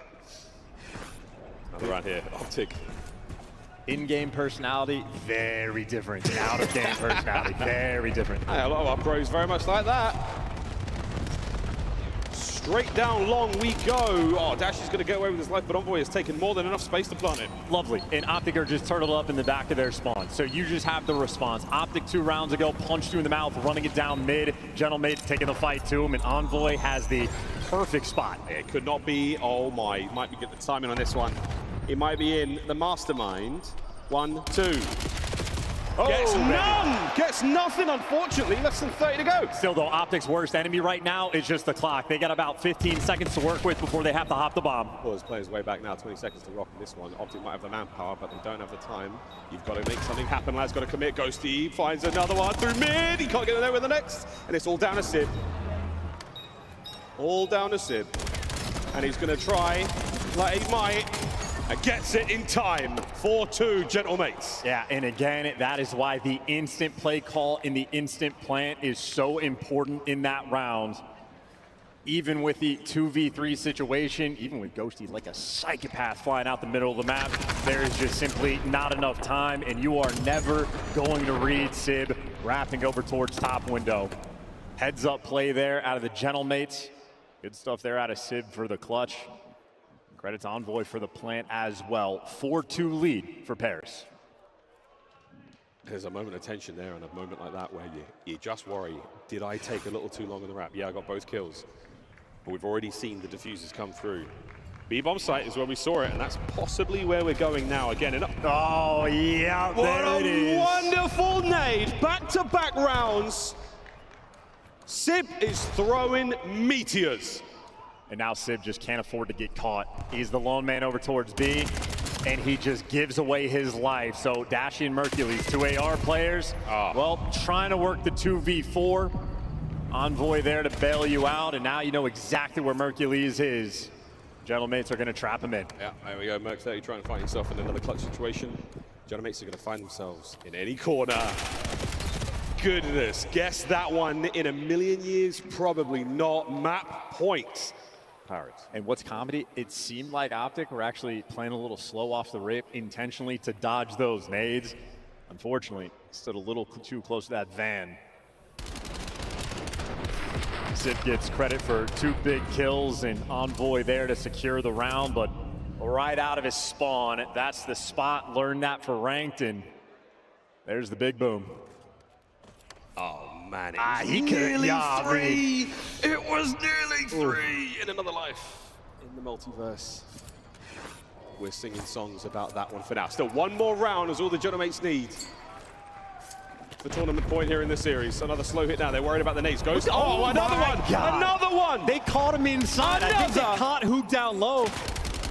Oh, the coverage here as well. The Gentlemates trying to bound forward. It's going to be Dashy. Oh, coverage with a snipe! Envoy can't get another one, but here comes Sib to pick up the last man, and it's going to be Dashy. Do what he can by the tank, and it's over. 6-2. Exposure. Paris Gentlemates from start to finish. And if we get the camera shot of the coaches walking out, bow down to Mayhem on that one. That is 3 rounds in a row, getting nade kills there for the first bloods and immediately setting the tone. The double kill there is the biggest treat, but yeah, smiles all out and about for the coaching staff. A+ there on the grade. We were thinking the cell phone to JP had the goods, but no, it is the flip side. Mayhem, if you don't remember, he was sort of a challengers player back in the day, even in the Black Ops 4 season, playing with the GGA guys. Always one of those threats of a guy making it through the open bracket, has the opportunity to make the impact, and got picked up year 1 of the CDL by Toronto. Had an interesting career path, but solidified himself as one of the top coaches in the game. Fun one there for Paris. They've re-attained the lead. Map point. I think Mayhem was the battery player. He was the War Machine player for his team as well. Yeah, the bonus damage on that bad boy. And he was something. He was something. Put a flak jacket on, for God's sake. Well, there we go, 6-2. Gentlemates taking the lead. Snipe's good, but the nades are even better. Magical openers for the Paris Gentlemates. They barely had to fire their weapons. Fantastic stuff, and the play is just lethal the entire way through. We're breaking out the goods as well. I'm cool with that spot for what it's worth. I don't hate it. I mean, he's got no cover. That one in my mind is perfectly valid. Yeah, if when you see it from the other side, it's going to look ridiculous. We have to ask Clay for the final say on exactly what's going to happen, but he's had a lot of spots he's got to run through after this one. Mr. Eubanks. We'll see how that one goes, but another big clutch there from Sib. We did see some diffusers get through. Very, very impressive stuff. They get a big map like Exposure seems to happen. Yeah, those nade spots, that vehicle. Don't forget to overclock your frag grenades in the playlist, friends. These final moments just overwhelming. The onslaught from the Gentlemates together. Allons-y. Nice. Let's go, boys. as a calm washes across Texas. Tournament point right now. One more is all the Gentlemates need, and can they do it on exposure? Or do we get to go to Game 7? Man, I mean, think about that Game 7 as well for the Scar S&D. We saw it in their previous series, and Optic ran them over. It was perfect gameplay. Shotzzy and Dashy effectively 2v4'd the entire Gentlemates roster. Now, Paris eventually want revenge on this map, but I don't think they want to get that revenge today. They want to end it in 6. And obviously, we've seen both teams play very good exposure games throughout the weekend. How are you feeling about exposure overload, especially at this point in time in the finals, Johnson? I mean, listen, the first one we had was a 4-3 battle. I think the tone that has been set on the map is the AR shootout as well on this map. And Dashley, certainly the leading force there when it was hard point for the map. But I think in the meantime, Civ has been on point all series long, except for that individual hard point. He bounced back, sniper shot on point as well. And again, we saw him chirping with confidence. Paris Gentlemates, always a professional approach. You got guys like Envoy on your team, you have those high expectations. Both him and Dan Ghosty, some of the best comms in the game. Now, if you're Optic, it's all hands on station. This is your last chance in the tournament. But you've hosted a banger. There's no doubt about it. We have thoroughly enjoyed ourselves here in Texas, as we always do, as have the fans. Thank you all for coming out. Thank you all for your energy and your support this weekend. It has been one hell of a show. See if your boys can get you another map, get us a 7. We're almost ready to get into this. Guys, we did this a little bit earlier, but I just want to sort of get you back in the room. Are you ready, kids? I'll take it. Let's play a game of Overload. Terrible timing with the music there. Still a great vibe, though, from the crowd. Yeah, it was a tough time. Optic looking to get their punch back. But sometimes the music just drowns you out, as Paris have been doing so in this series. But you saw the men that were highlighted, a Neptune v Shotzzy. When Neptune's at his best, absolutely MVP caliber player. If you want to learn how to play Call of Duty, pay attention to that #2 arrow on the minimap. Shotzzy, He is built different. He is made for this kind of game mode. He's in, and he's managed to dupe Ghosty. But Ghosty! Oh, call an ambulance, but not for me. Mid-map still, where the EMP lay. Yeah, now you're setting up Hook maybe to go on some pinches. He's able to get a kill in the feed. Merc right now just watching over that device. But all these Gentlemate players are nearby. Envoy's there for 2, and if not for that catch from Dashy, it could have been a problem, but who's really going to have the bigger issue? You got Neptune in one spawn, he's dealt with. You got Hook in the other, and he's still alive. He's causing problems here. Stun connects as well. Where could he be? Oh, Envoy, big win. Possession goes to Optic. Dashy will be the front man. Waiting to make the call of what direction you want to go. Civ right now is the lone defender. He's got a little bit of help towards the middle of the map, but Optic, they don't have the same information we do, but they get just overwhelmed by this zone. That's 3 in the feed, 1 man to beat, and they don't know where he is. Neptune have got no idea. They got no idea. Dashy now sending it. Damage in. There's a trade. The pistol. Anybody picking this up? Anybody getting moving? Just waiting again for the opportune strike. Ghosty saves it on the line. Paris Gentlemates stave off the attack. Yeah, that's a bit of a disjointed effort there from Optic. Not as smooth as you were looking for. So the first opportunity squandered. Paris Gentlemates protecting that device. They want it to reset. They have got it out of that dangerous territory. Going back to mid. Still big possession here for Optic. They've still got that soft side of the map to work with, technically nobody home. Here comes a quick reinforcement to QRF right now from the Paris Gentlemates, trying to reinforce the goal. Optic, over the top, we may be flying. That's going to be a big stun. Not enough to stop the runner, not enough to stop it, and it's going home. 1-0 to Optic Texas. All that effort from Paris to force the reset to mid, but they let the device go, and now you got a Mercules in your spawn. Dealt with, he's only able to get 1. The minimap looking very mixy. You got fights all over the place. If you pick up the device, you got an open lane to be. Yeah, technically a rally here. They're still making it happen. Shotzzy has to deal with the next 2 players. Number 1, damaged. Over the top. Lovely work. The second goes through. They've maintained presence, but they have to cross to the bottom side of the map for the next device. Well, Hook already in position. Dashy worried about some of these spawners. They are applying the pressure to their spawn. Pairs, Gentlemates feeling the heat, feeling the pressure, trading feeds, getting the kills. It has been a trade fest, and Merc knows can't do this one by yourself. Need the support. Let me back this bad boy up. It's the importance of possessions now. You dictate the play. You now pull the Gentlemates where you want them, but great work there from Envoy and Sib. Find their respective kills. And a worthwhile attempt, but not enough. Now, you do have the device in a position where Dashy can keep an eye on it. Here come Optic from spawn. Maintaining possession still, even though not in the hands of a green player. Wow, Dashy just got intel on every single player, setting his teammates up for the kills. He achieves a lot of assists, and he just made sure Optic get a lot of map pressure. But Shotzzy, given the hands, that is Neptune's second kill of the map. And he's tough. He's tough to deal with. Well, reset now, bottom side of the map. Looking to maintain that grab. Very good shots once again from Neptune at range. Now Envoy trying to drive his way up the middle. Oh, we don't get it. Shotzzy now hands one back. Still, nobody's ball. Possession now should go the way of the Gentlemates. Not just yet. You don't have any lead blockers. It is a standoff at the 50-yard line. Shotzzy able to heal up, but Sib still there to take him down. 2 in the feed for Gentlemates. And now they've picked up the device. But look at what they're setting up on the minimap. Maybe a little bit too much. Neptune is able to get one. You got Sib in the spawn. The top side of the map is the open lane. On a Sib. Oh, he gets brought down by Shotzzy. It's a 1v1 right now. It's a 1v1 and it's Huge. one. Anthony Cuevas Castro there as the save atop the solar panel. Whoa! He gets another. Wait a minute! It's done.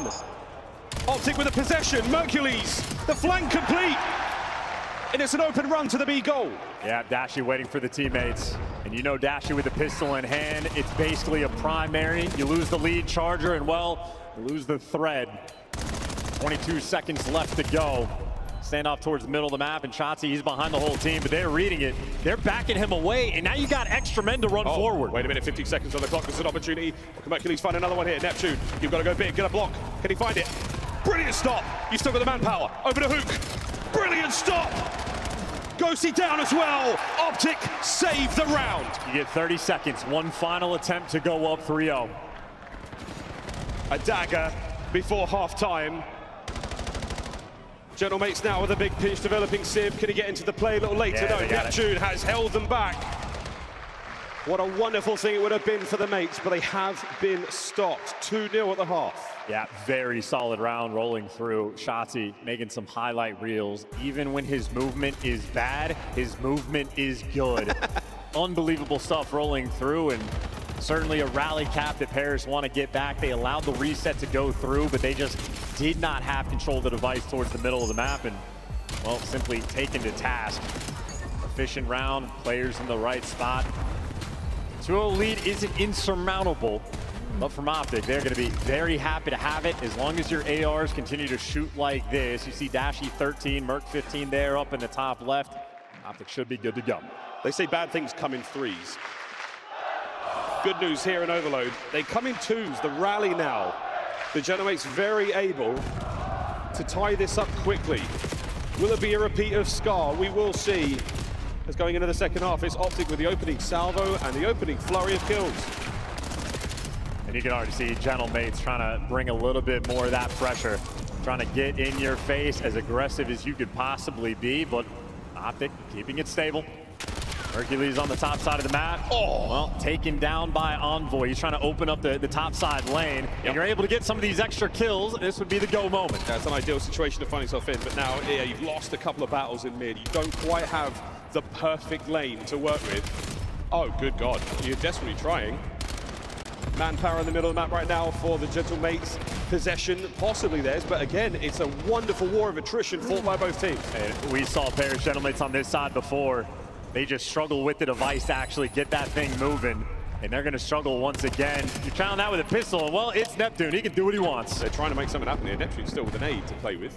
Oh, Shadow. And Shotzzy, more than a Shadow, becomes a very difficult contender to deal with. That stun and beautiful work. It's another to his name. Envoy now plugging the hole, but it's a 3v2 here on the top lane. And if you don't touch that device, it's going to reset.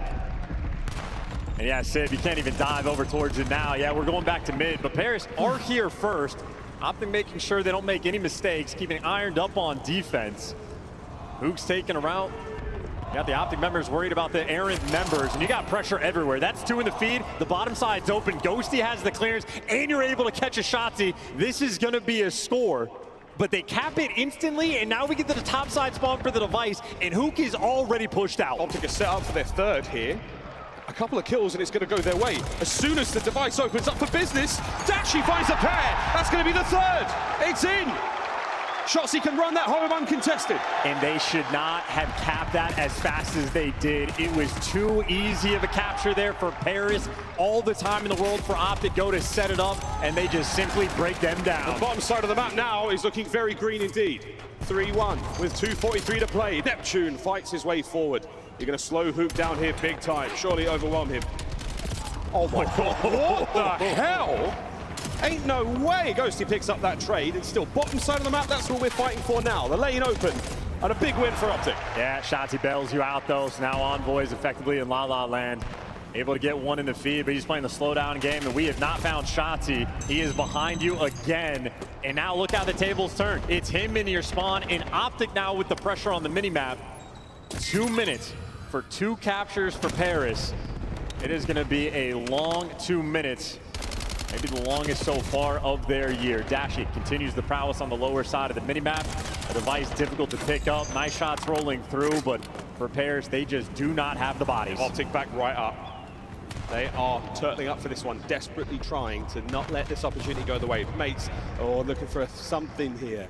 Can we find an errant kill? A nade over the top, maybe. No, it's a brilliant hold from Optic. Strong defense. 3 of them down, 1:38. What do you think they do? Park the bus, go for it? No, they're making moves. They are running it straight at them. Yeah, straight to first gear, second. Starting to wind things up, slow it down. Okay, hold on. If the device guys here, all of Optic are actually now a little bit too far forward, so a moment of mixiness. He does die in that open position where Sim's going to back on up.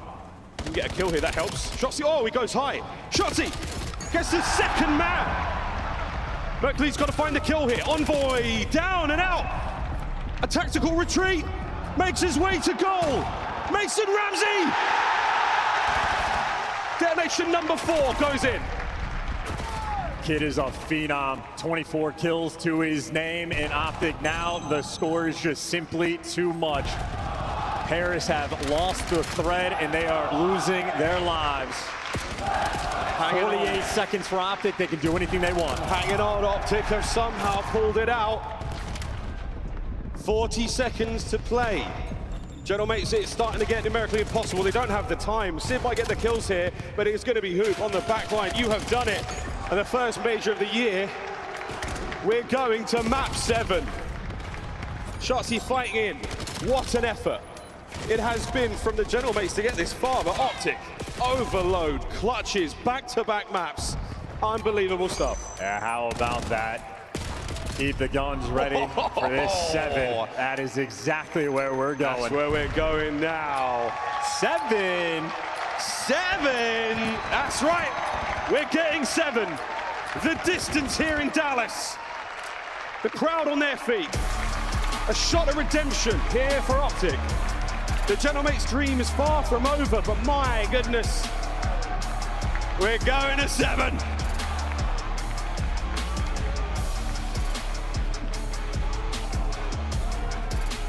We wouldn't have it any other way. Overload is so much fun. The hard points have been stellar, and the Search and Destroys have been nail biters. Full of incredible moments, but now to Scar. Oh boy. How's this one gonna go? Well, just a quick nod on Overload, right? Moments on the minimap where we can see what's happening, how obvious some plays look in game. It is impossible sometimes to track. These teams right now on point.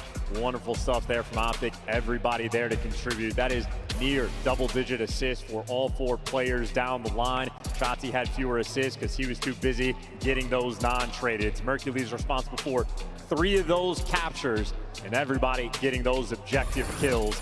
Optic running the show, battled back in this series. And now that old Scar S&D where Shotzzy and Dashy put on a show. Oh, they just can't wait to be king. Oh boy, 7 indeed. The final map of the series.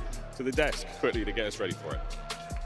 Gentlemates unable to close it out, and we are getting the Game 7 we all deserve. This guy's fired up, but you pointed out something. If you are an Optic fan, you have to be ecstatic because the 7th and final game is Scar Search and Destroy, where they obliterated, like we said, Shotzzy and Dashy taking over that map. They need to do it once more to close this out. For the Paris Gentlemate fans out there, though, you have a lot to be proud of. This squad went up 2-0. They got the 3rd win first. Do you think they're the first to get the 4th? I'm about to say, don't count them out just yet. I mean, if anything, they should have hopefully learned from that. And the Search and Destroys in the series have been going their way. Did we just forget what they did to FaZe Vegas? They're definitely feeling themselves in that game mode right now. While we give the players a moment to rest, collect themselves before the biggest game of Black Ops 7, let's jump into the highlights from game number 6. Overload, Mercules. Is this the guy, the best drone runner? We thought Luke was going to be on top of the scoreboard. Everyone playing for the win as Optic's able to put in 2 in the first half. Yeah, man,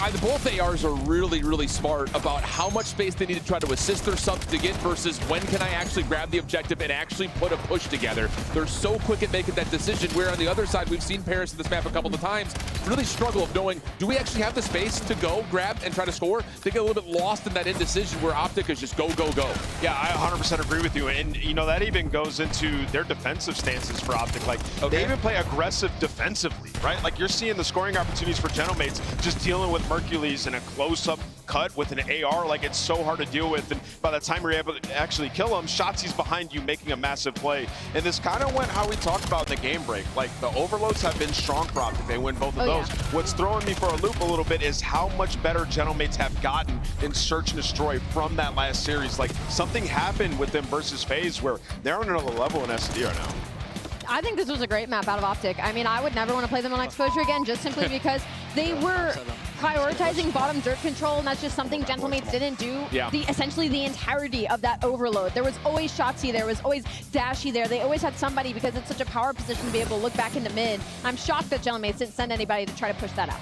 Speaking of Gentlemates, they took control of map 5 after letting Optic win Exposure Hardpoint. Let's go back to the Search and Destroy because that is the next game mode, and I have a feeling the snipes could come into play again. Yeah, you have to figure that there's definitely going to be an early element of that. I just kind of wanted to point out not necessarily what happens on this map, but you got to remember that even though it was round 11 on Raid, that was a 2-5 comeback for Paris. So you talk about this idea of they're finding the adjustments. They're finding what Optic want to do and putting together the perfect responses. This map just happened to be that they started off with great first bloods and they converted on them. What was terrifying about this map was the pre-nades that we saw. I mean, we saw one landed window, and that's going to create a little apprehension if you're Optic Texas in the early round because you don't want to die to a pre-nade. You're going to slow down naturally. It's just going to happen because Sib and these guys, they've been in the lab. That's all they did in between the last series and this one is talk about timing our nades perfectly, and that's going to be a massive factor, especially in the early rounds on Scar. By the way, Call of Duty community, if Chance doesn't win Colorcaster of the Year, I'm going to be so disappointed in all of you. He has been crushing it. Great call out there with Mayhem on the nades. We have the final Search and Destroy loading up in just a few moments. Reminder, what's on the line? Well, a whole lot of money and a whole lot of pride. Allie, walk me through the bracket. How'd we get here? I mean, at first it was a day full of upsets. Carolina Royal Ravens essentially didn't spawn in, and then Gentlemates were able to take down Koi a little bit easier than we would have thought. Optic handled Riyadh Falcons. They drop down and they do win one, but it's FaZe that goes on a tear and sends essentially everybody home to try and make it to that final, but will get sent down by Gentlemates in our final now. And here is how it is sorted out up to this point. We have 175 points still to dish out, and of course, some serious money. 150K going to our winner, 90K to the runner-up. But you know, for folks like Neptune out there chasing their first trophy, the cash, that is the last thing they're thinking about. This is a one and done, man. You know how many one and done wagers these guys have played on that stage? A one and done for 150K and for the trophy. Let's get it. Let's lock in on the mic for the final cast of the night. Make noise for Miles and Chance. Woo, woo. Thanks, guys. Thanks, guys. Thanks, guys. All right, let's get it. One final map, one last game of Search and Destroy for the night. Oh, man, our teams. The nerves are here. The absolute tension in the air. 150 on the line. Send the chow. Yeah, what a tweet.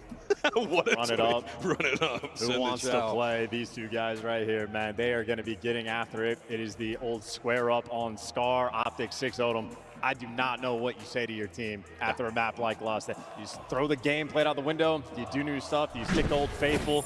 Bears gentlemen, it's going to have to dig deep. They have done so in this series. Two MVP caliber players.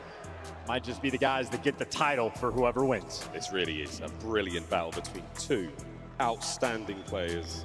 This is the series so far. And the Scar S&D though, yeah man, it's all bets are off, balls to the wall, here we go. A final map 7, the final map. Here at Major 1, Dallas, thank you again, let's do this. Optic have had one hell of a run. Can they find another tournament, another major tournament under their belt since adding Mercules? It will be the first for Neptune. It'll be the first for the Gentle Mates, and into the first round we go. And what are Shotzzy and Dashy gonna do? He's got the angle. Don't give him a pixel. You gotta be careful. No one showing face. Sniper will be played with another round. Net once again getting tricky. This guy, oh come on, dude! This guy knows everything. This guy. Also, that's a stair glitch. This Not guy. anymore, but good lord. Shotzi's first blood over by the A-bomb site absolutely throws this round into disarray. Guys, you have to admit he's really good at finding them. Another kill. You trade out Shotzzy. He just gets way too over-aggressive. That is an old mistake Shotzzy has made in the online portion, and they catch him once again. He got the first blood earlier, so he's already done his job, but we got a 3v3. Oh, you're hit, Sib. He is tagged. Gets away with it, though. B-bomb site completely muscled up now by Optic. 30 seconds to play. I like the spot, can't lay down. Yeah. That's how I feel. Yeah, that's it.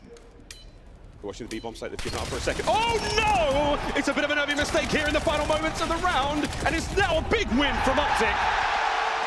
They take that mistake. They do not interrupt the Paris Gentle Mates in doing so and close it out. And there is absolutely no doubt in my mind at the end of the year, Civ and Ghosty will have the most team kills, primarily with nades. This time with a bullet to the back of the head, and Dashy out here getting the credit. That is a 2-0 start for Big Bruce.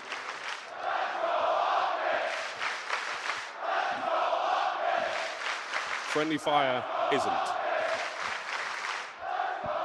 Shout out COD 4. In my mind, the GOAT game. That is 7 rounds in a row for Optic on Scar S&D versus Paris. They have had the hot hand.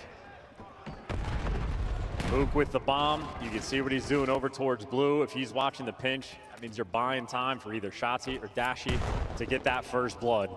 It is a slow crawl over towards P2 and a delicate game here against Dashy. A lovely smooth transition there from Dashy there. Neptune sees him, he knows he's been spotted. Can Shotzzy find something? Oh, it's a brilliant catch from Envoy on the other side of the map. Oh, and Sib. The big guns ring out. Shotzzy, though, springs to life. Oh, boy! An immediate counter now, 2-2. Ah, Ghosty once again with the wallbangs. Ghosty, can he find his second?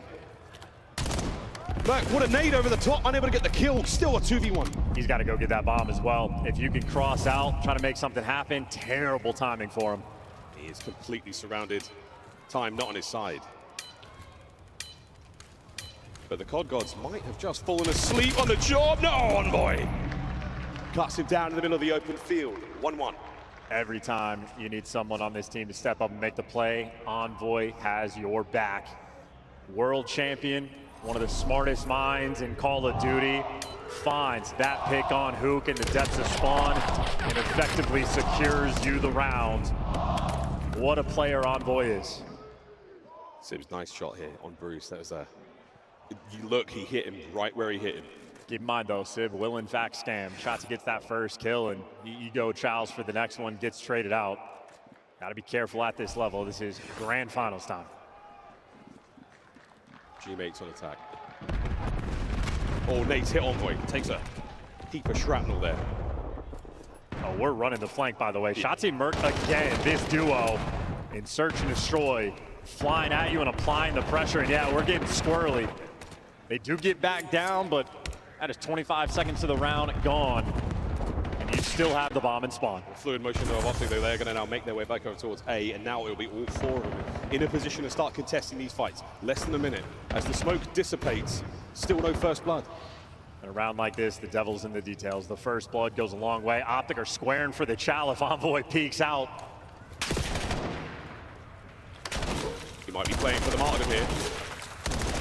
He's caused a lot of noise, and he somehow got away with his life. That's unbelievable. Sib, a silver bullet! Oh my goodness! R2! Somehow walking away with a second. Optic now scrambling on the defense. Gone. A decisive round. Hey, listen, brother, I know he ego chows, he could scam, but he could also make plays like that. You have a sniper inside of shop in the middle of the round in a 4v4. Somehow, some way, he finds 2 kills. Maybe that's the mix-up in strat calls there from Paris. Let's throw wild stuff in the mix. Here we go. And here's your look. On the cross. One man. Oh, no way. Get out of here, mate. That's what I'm talking about. Echo. Play the kill by 30 seconds to Mars. Yeah, practice makes perfect. He had a round like that on exposure. He was chirping the same way, and after he got the 2-piece with a sniper, Pears did not lose a single round after it. The Island Man now far side of the map. He's not might be alone, and he's doing what he can, but Shotzzy fearless on the approach. He's desperately trying to neutralize this sniper play, and he might just be able to do so. He's being fed nothing but good information. There's the kill. Picks up the weapon, can't get away with his life. It's the trade. Well, you made your impact. Now we're playing a 3v3. Who's got the more experience with a man down?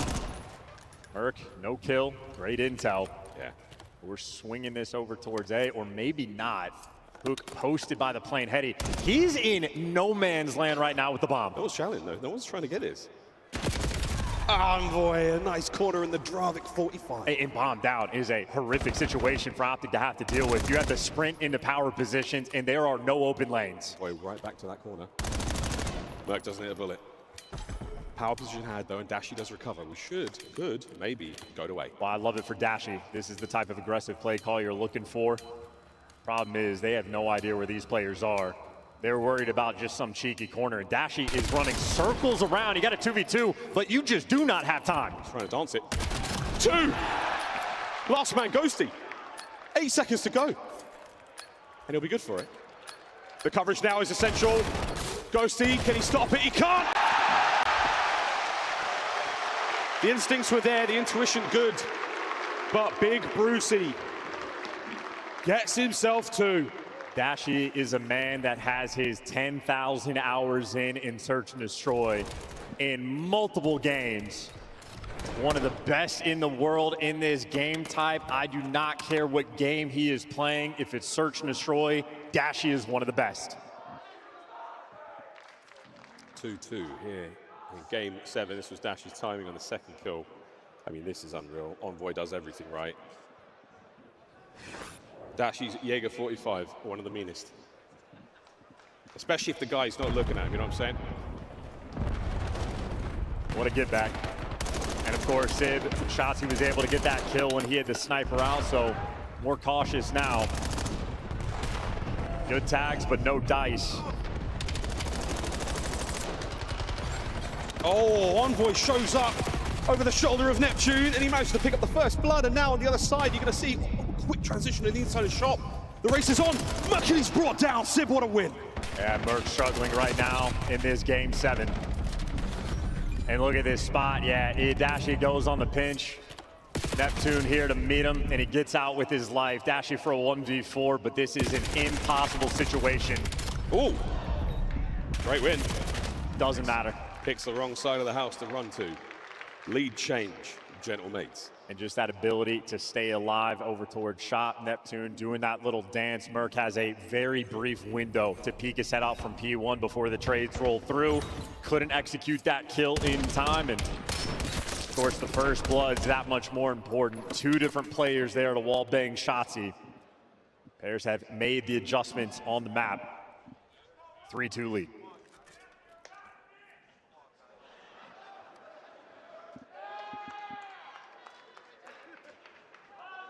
tension and profanity across SMU. 2-2 split from Optic. Both of the members of the Genomates cross no man lands briefly, but it is going to be a big opportunity now for Envoy to find a couple of tags. Shotzzy Heat and go back and forth in that position. And I love the wrap back as well. Don't want to get naded out over towards that plane. Hetty, Paris not wanting to make any mistakes. And the shots are ringing through, but if Dashy's not reacting, supporting, they do not know that Neptune is here. Neptune is in the kill spot. This is it. A lot of noise made. Trophies, you name it. That's bad news. Neptune strikes. He knows there's another player here. The trophy gave him away. Stun connection as well, and he goes for it. He gambles wrong. Ghosty trying to level it out, but no. Advantage right now, Gentlemates. Yeah, still got the 3v2. Mook and Merc working together. 2 and 8 combined. See if they can pull off some magic. Merc with the damage, and you got a 2v2. Sib on the pinch. But they don't have him trapped just yet. Optic roaming together. You got number 5, Ghosty, spotting out the cross. So as they're wrapping, reads it the entire way. No ammo. The gun goes dry. 20 seconds. Sib on the bomb site. Hello, a surprise! Another gift! Mercules. Heavy ties. Can Sib close the round out here? As young Merc sends it. Sends it forward. And the battle won. Paris Gentlemates 4-2. And that is great communication from the AR players of Gentlemates. Look at that duo working the map together. Ghosty's trapped them on one side, Sib has the cross on the other, and no scams there. Sib will take the gift of the man falling out of the sky, but it is just that aggressive positioning. Sib is an extremely difficult player to go against. A couple of gifts either side. Patience paying off for both of our squads in separate rounds, and now Sib's 3 spree looking real good.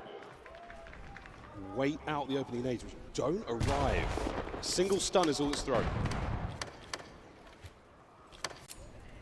And low key, waiting 15 seconds to force the guy to put away the sniper if you want. Also seen this happen a few times now. The nades don't go over the top, and it gives Optic an opportunity to get into the forward position. Shotzzy now will retreat. We think the play is over towards A. There's the lethals, but Envoy is just as lethal with that M15. Oh, nice pick in the middle of the map. And you know Shotzzy's inside. You can spot the cross as well. You send Neptune in for the kill. Got him. Pounces. Advantage Paris Gentlemates. Hoop trying to get involved. The battle for high ground gone. Dashy now left alone. And it is Travis McLeod who sends it towards the rear. Tournament point, the Paris Gentlemates. 1 round away from Paris. What a series this has been. That 5-2 comeback on Raid. What a trendsetter to give Paris this level of confidence. Black Ops 7, we are about to crown our first champion. Optic, you don't want to count them out. You know they're going to be digging deep, but Paris, they can taste it.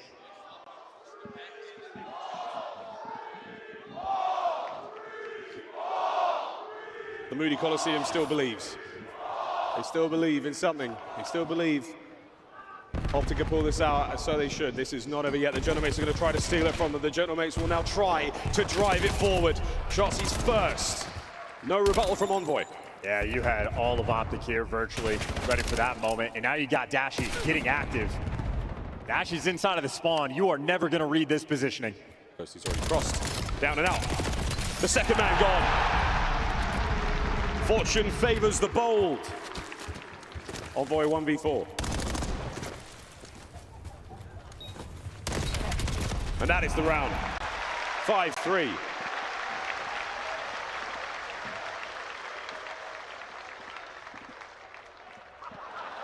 My guy, put it away. 1v1 finish here from Shotzzy. The final kill. Smothering attempt there as the aggression of the Gentlemates punished furiously. Lovely stability there in that round, and Dashy making the heads-up play. 10,000 hours he's got in the game mode continue to thrive for him. That is not the player you expect to see inside of your spawn that early in a round.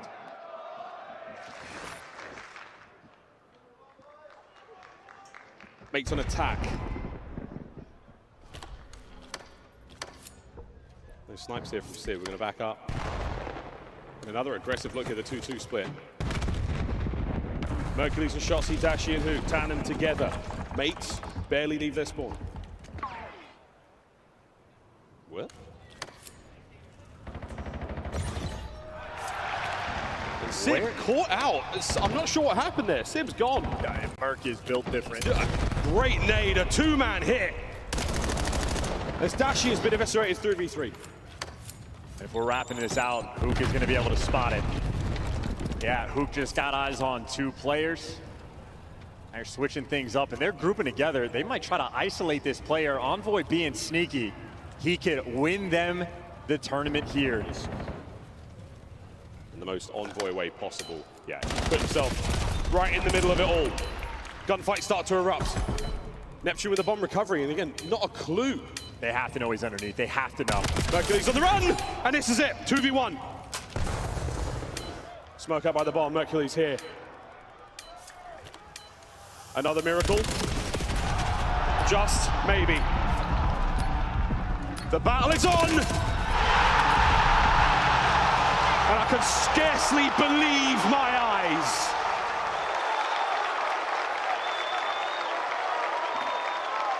Got another one in him.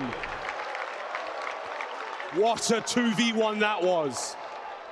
The one true savior. With the tournament on the line, it is the young gun picking up his teammates. He is the lifeline. Mason Jesus Ramsey delivers again. Optic on the attack as once again, the Moody Coliseum has been on its feet the entire map. 3 there for Merc. Deep defense now from the Gentlemates. If Optic bite off more they can chew, it won't just be indigestion they get. Perfect connection. Sib might catch that. Doesn't catch the Semtex, but reinforces the B-bomb site. They're going for it. This is going to be a B hit. Smokes out and you get the first blood. That's a day 1 spot, but it's not a day 1 move. And if we wrap this back, you're going to be wrapping into Neptune. And Neptune shots ring out, so Optic have the man advantage, but there are no open lanes. Shotzzy's still trying to play some form of aggression over by the B-bomb site, just to keep the idea in the Gentlemate's head. And for Gentlemates, Sib is the important man. He needs the information from his teammates, and then he can go and make the play. It's a double cross. Over the top now, the guns start to ring out. Shotzzy glides across Scar, but it's a double back. 25 on the clock. Catch Sib, 4v2. Massive damage in from Hook. Guns up, and Neptune and Ghosty find them. It's a 2v1 right now with Ghosty on the hunt. He finds it, a 1v1. 10 seconds to win. Dashy's got to hunt him down. Ghosty's got to stay alive. We're looking for the bomb. 2, 1, stays alive!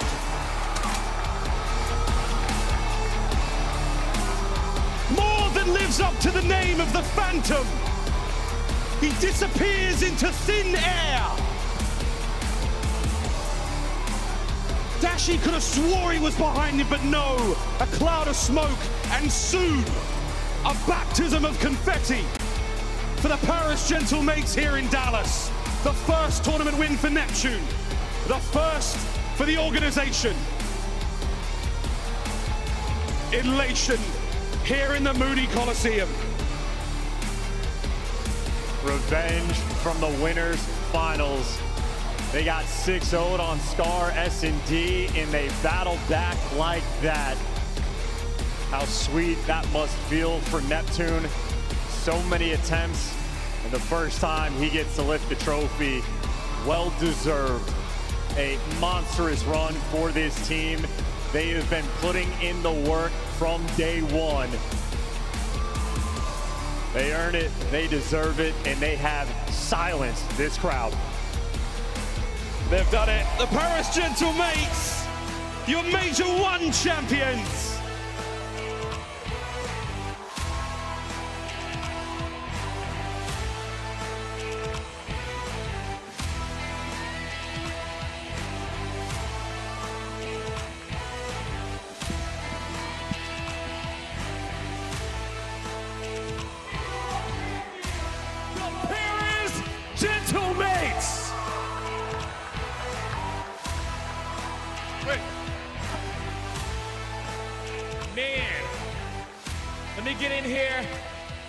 Go ahead, pass the mic down the line real quick for me one time. Envoy, this was a grueler of a series in enemy territory, but now you become a 9-time champion in the CDL. How does this one feel for you, man? It feels great. I mean, I promised this to Gotaga, so it feels good to make it happen, and it's just Major 1 meet. Major 1 meet there indeed. It was a banger of a matchup right there. Now, Sid, a 3rd-time champion here in the CDL. Talk to me about how do you feel and how difficult was this matchup for you? Very difficult. They're a great team, but nah, we feel good. And I just want to say shout out my family up there, repping the hometown, man. Shout out Lamar up there too, my big brother right there, man. Come on, man. Here you go. Make some noise for Sid and Envoy, everybody. Let me move down the line one good time. You know, this player has been turning up all tournament long, all right? Bringing his team to the finals with 2 multiple clutches, getting his first ever tournament win. Show some love to Neptune, everybody. Yeah, Travis. Come on, kid. Neptune, there's been a lot of second places leading up to this moment, and you fought your ass off to hoist this trophy today. How do you feel? Feeling super confident, to be honest. I definitely want to shout out my family, my dad, my girlfriend for all the support over the past few years. Going from challengers to back to the league and places second like 5 times. This is just such a great feeling to win my first tournament. You showed a lot of resilience here through these last few tournaments, man. Just popping off one after another. You are definitely in the hearts of the green suits and many Call of Duty fans out there all around the world. Thank you. Now, Ghosty, this is your 3rd tournament win, and you are able to get one for the Gentlemates. How special is this for you? It's real special. A lot of people doubted us. A lot of people doubted our work ethic. And I feel like this weekend we came back from a lot of deficits. Yeah. And I don't know, I just hope to keep proving people wrong all year long. And I think you guys will, the way that you've been playing, man. This is a really, really special roster here on the main stage. And what do you want to say to the people that's been in the watch party, supporting you through thick and thin? This was difficult for you guys in enemy territory. Everything was stacked up against you guys, but through the strength of each other and the rest of the organization, you guys got it done. Yeah, honestly, I just want to say shout out to all the fans here. Shout out to all the fans back home. Y'all are the fucking GOAT. And I mean, honestly, that's really all I got. Y'all are actually the best, man. Today was a great day, so shout out y'all. And shout out everyone watching. I know y'all see me. I know everybody at home seeing you guys. You can pass me the mic on over one more time. And coaches, you guys can get in here as well. One more time, everybody. Show them some love. Your Major 1 champions, the Paris Gentlemates.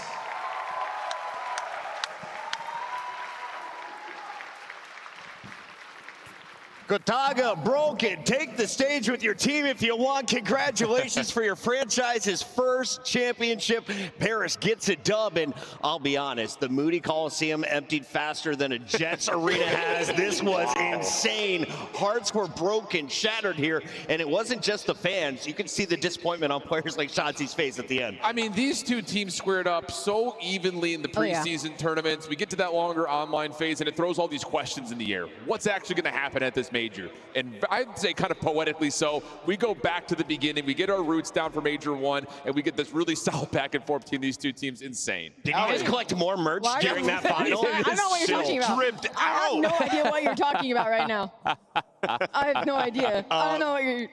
They are definitely showing support. You got the merch coming all the way down to Texas. And of course, we need to remind people where our next majors will be. We'll be ending up in Paris at the end of the season before going to Vegas for the World Championship. And we got a lot to be excited about because the #1 seed lived up to the hype and finally took down Optic on home territory. Yeah, I mean, to be a champion, you got to go through champions, man. And that was a gauntlet. They had to win 3 search and destroys to take that. Came down to the wire. You'd be hard-pressed to find a better 7-game series. The Gentlemates, unbelievable, man. You could pick out of a hat between, Neptune or Sib. Who's the MVP? It is time for your Scuff play of the game, and this one Well, it's got to be your winning moment, your first ever championship locked up with a brainy play. You don't have to always shoot to win games, Allie. Yeah, I was going to say, you know, I don't even feel like a majority of us realized that that clock was ticking as bad as it was until it was in this 1v1. And of course, it's sad that it went out a little bit more with a whimper than a bang. We didn't get a gunfight at the end. We didn't get any crazy clutches. But at the end of the day, the fundamentals are what led the Gentlemates to be on top. Yeah, such a wild round. You know, in that situation, we're sitting there like, so Sib must have called out that they didn't wrap right away. back, yeah.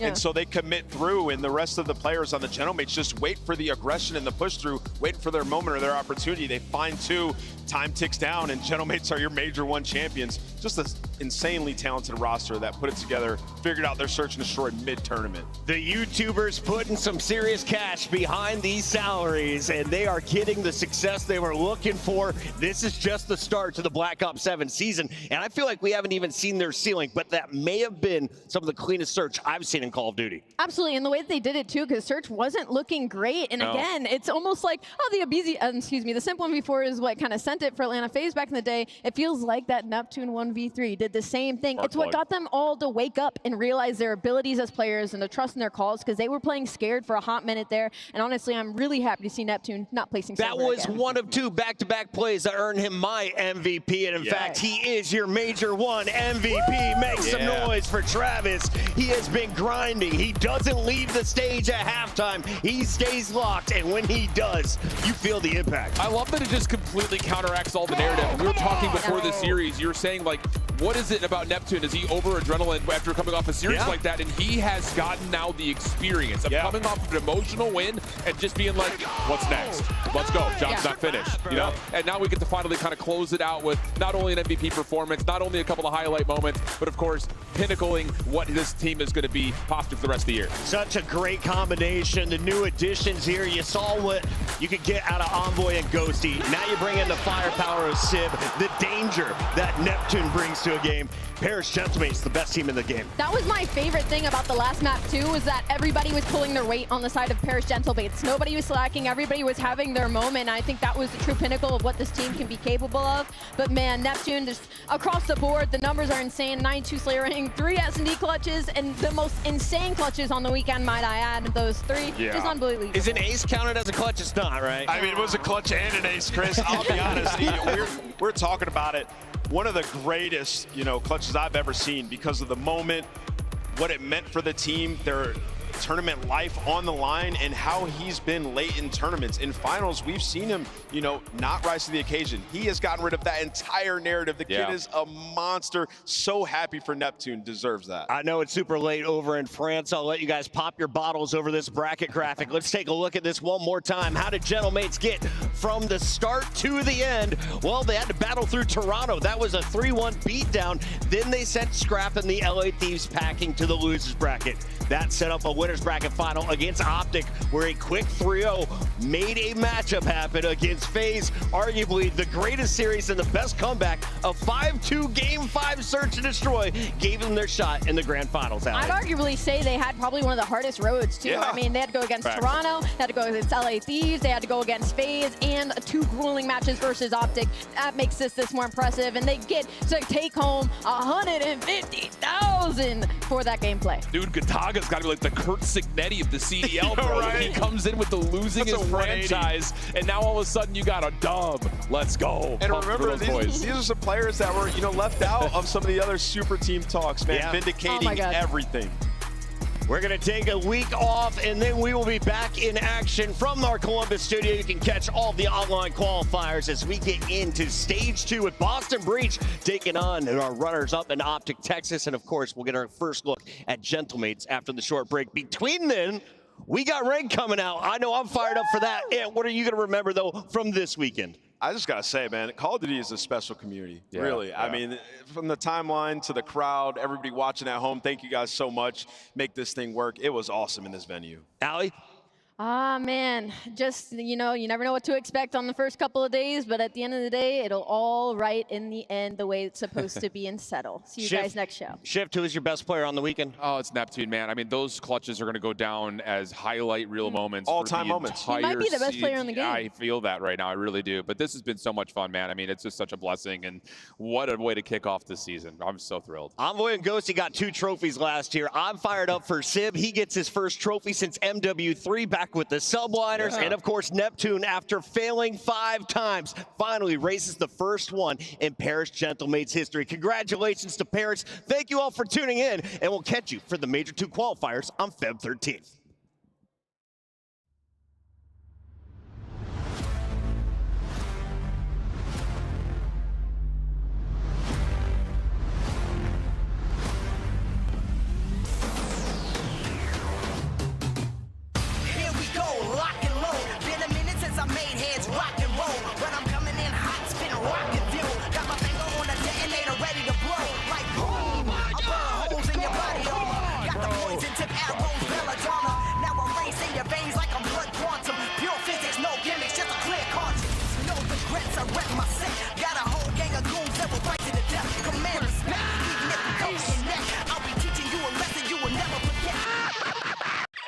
What can you do?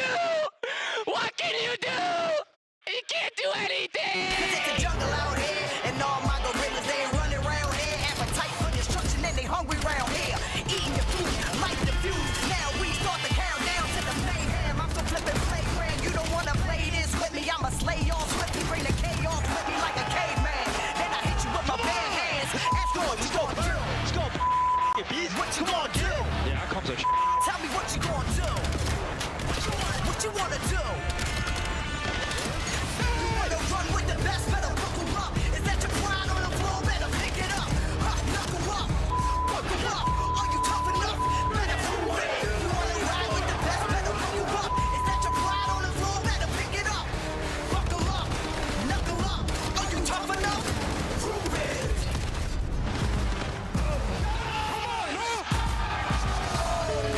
When they see me coming, they flow, Joe. Hot tail hurdles, jump, get low. Cause they know they don't want it. I'm a hair trigger, let it pop off when it's spark, I explode. Violate codes, throwing them bows and I'm cracking them bones. Now everybody knows that anything goes. I lose all composure until the case closed. Yo, slam the gavel down, rabble, gather round. I love to hear the sound of Coliseum crowd. Gladiator hearts, I'm calculating mine. Survival is an art, fight to stay alive. They hate me when I win, forget me when I lose. Warrior inside a grizzly when I move.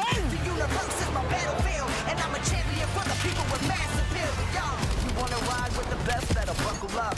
That's your name on the line, better live it up. You got a crown on your head, better give it up. Kicking ass, taking names, and it's not enough. You wanna ride with the best, better buckle up. Yo, your name on the line, better live it up. You got a crown on your head, you can give it up. Kicking ass, taking names, and it's not enough. Go, baby! You wanna run with the best, better buckle up. Is that your pride on the floor? Better pick it up. Buckle up, knuckle up. Are you tough enough? Prove it. Oh no! When they see me coming, they flow, Joe. Hot tail hurdles, jump, get low. Cause they know they don't want it. I'm a hair trigger, let it pop off with a spark, I explode. Violate codes, throwing them bows and I'm cracking them bones. Now everybody knows that anything goes. I lose all composure until the case closed. Yo, slam the gavel down, rabble, gather round. I love to hear the sound of Coliseum crowd. Gladiator hearts, I'm calculating mine. Survival is an art, fight to stay alive. They hate me when I win, forget me when I lose. Warrior inside a grizzly when I move. The universe is my battlefield, and I'm a champion for the people with mass appeal. Yo, you wanna ride with the best, better buckle up. That's your name on the line, better live it up. You got a crown on your head, better give it up. Kicking ass, taking names, and it's not enough. You wanna ride with the best, better buckle up. Yo, your name on the line, better live it up. You got a crown on your head, you gon' give it up. I'm kicking ass, taking names, and it's not enough. You wanna run with the best, better buckle up. Is that your pride on the floor? Better pick it up. Knuckle up, buckle up. Are you tough enough? Better prove it. You wanna ride with the best, better buckle up. Is that your pride on the floor? Better pick it up. Buckle up, knuckle up.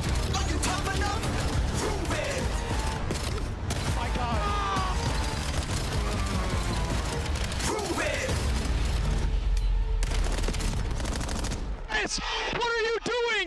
nervous.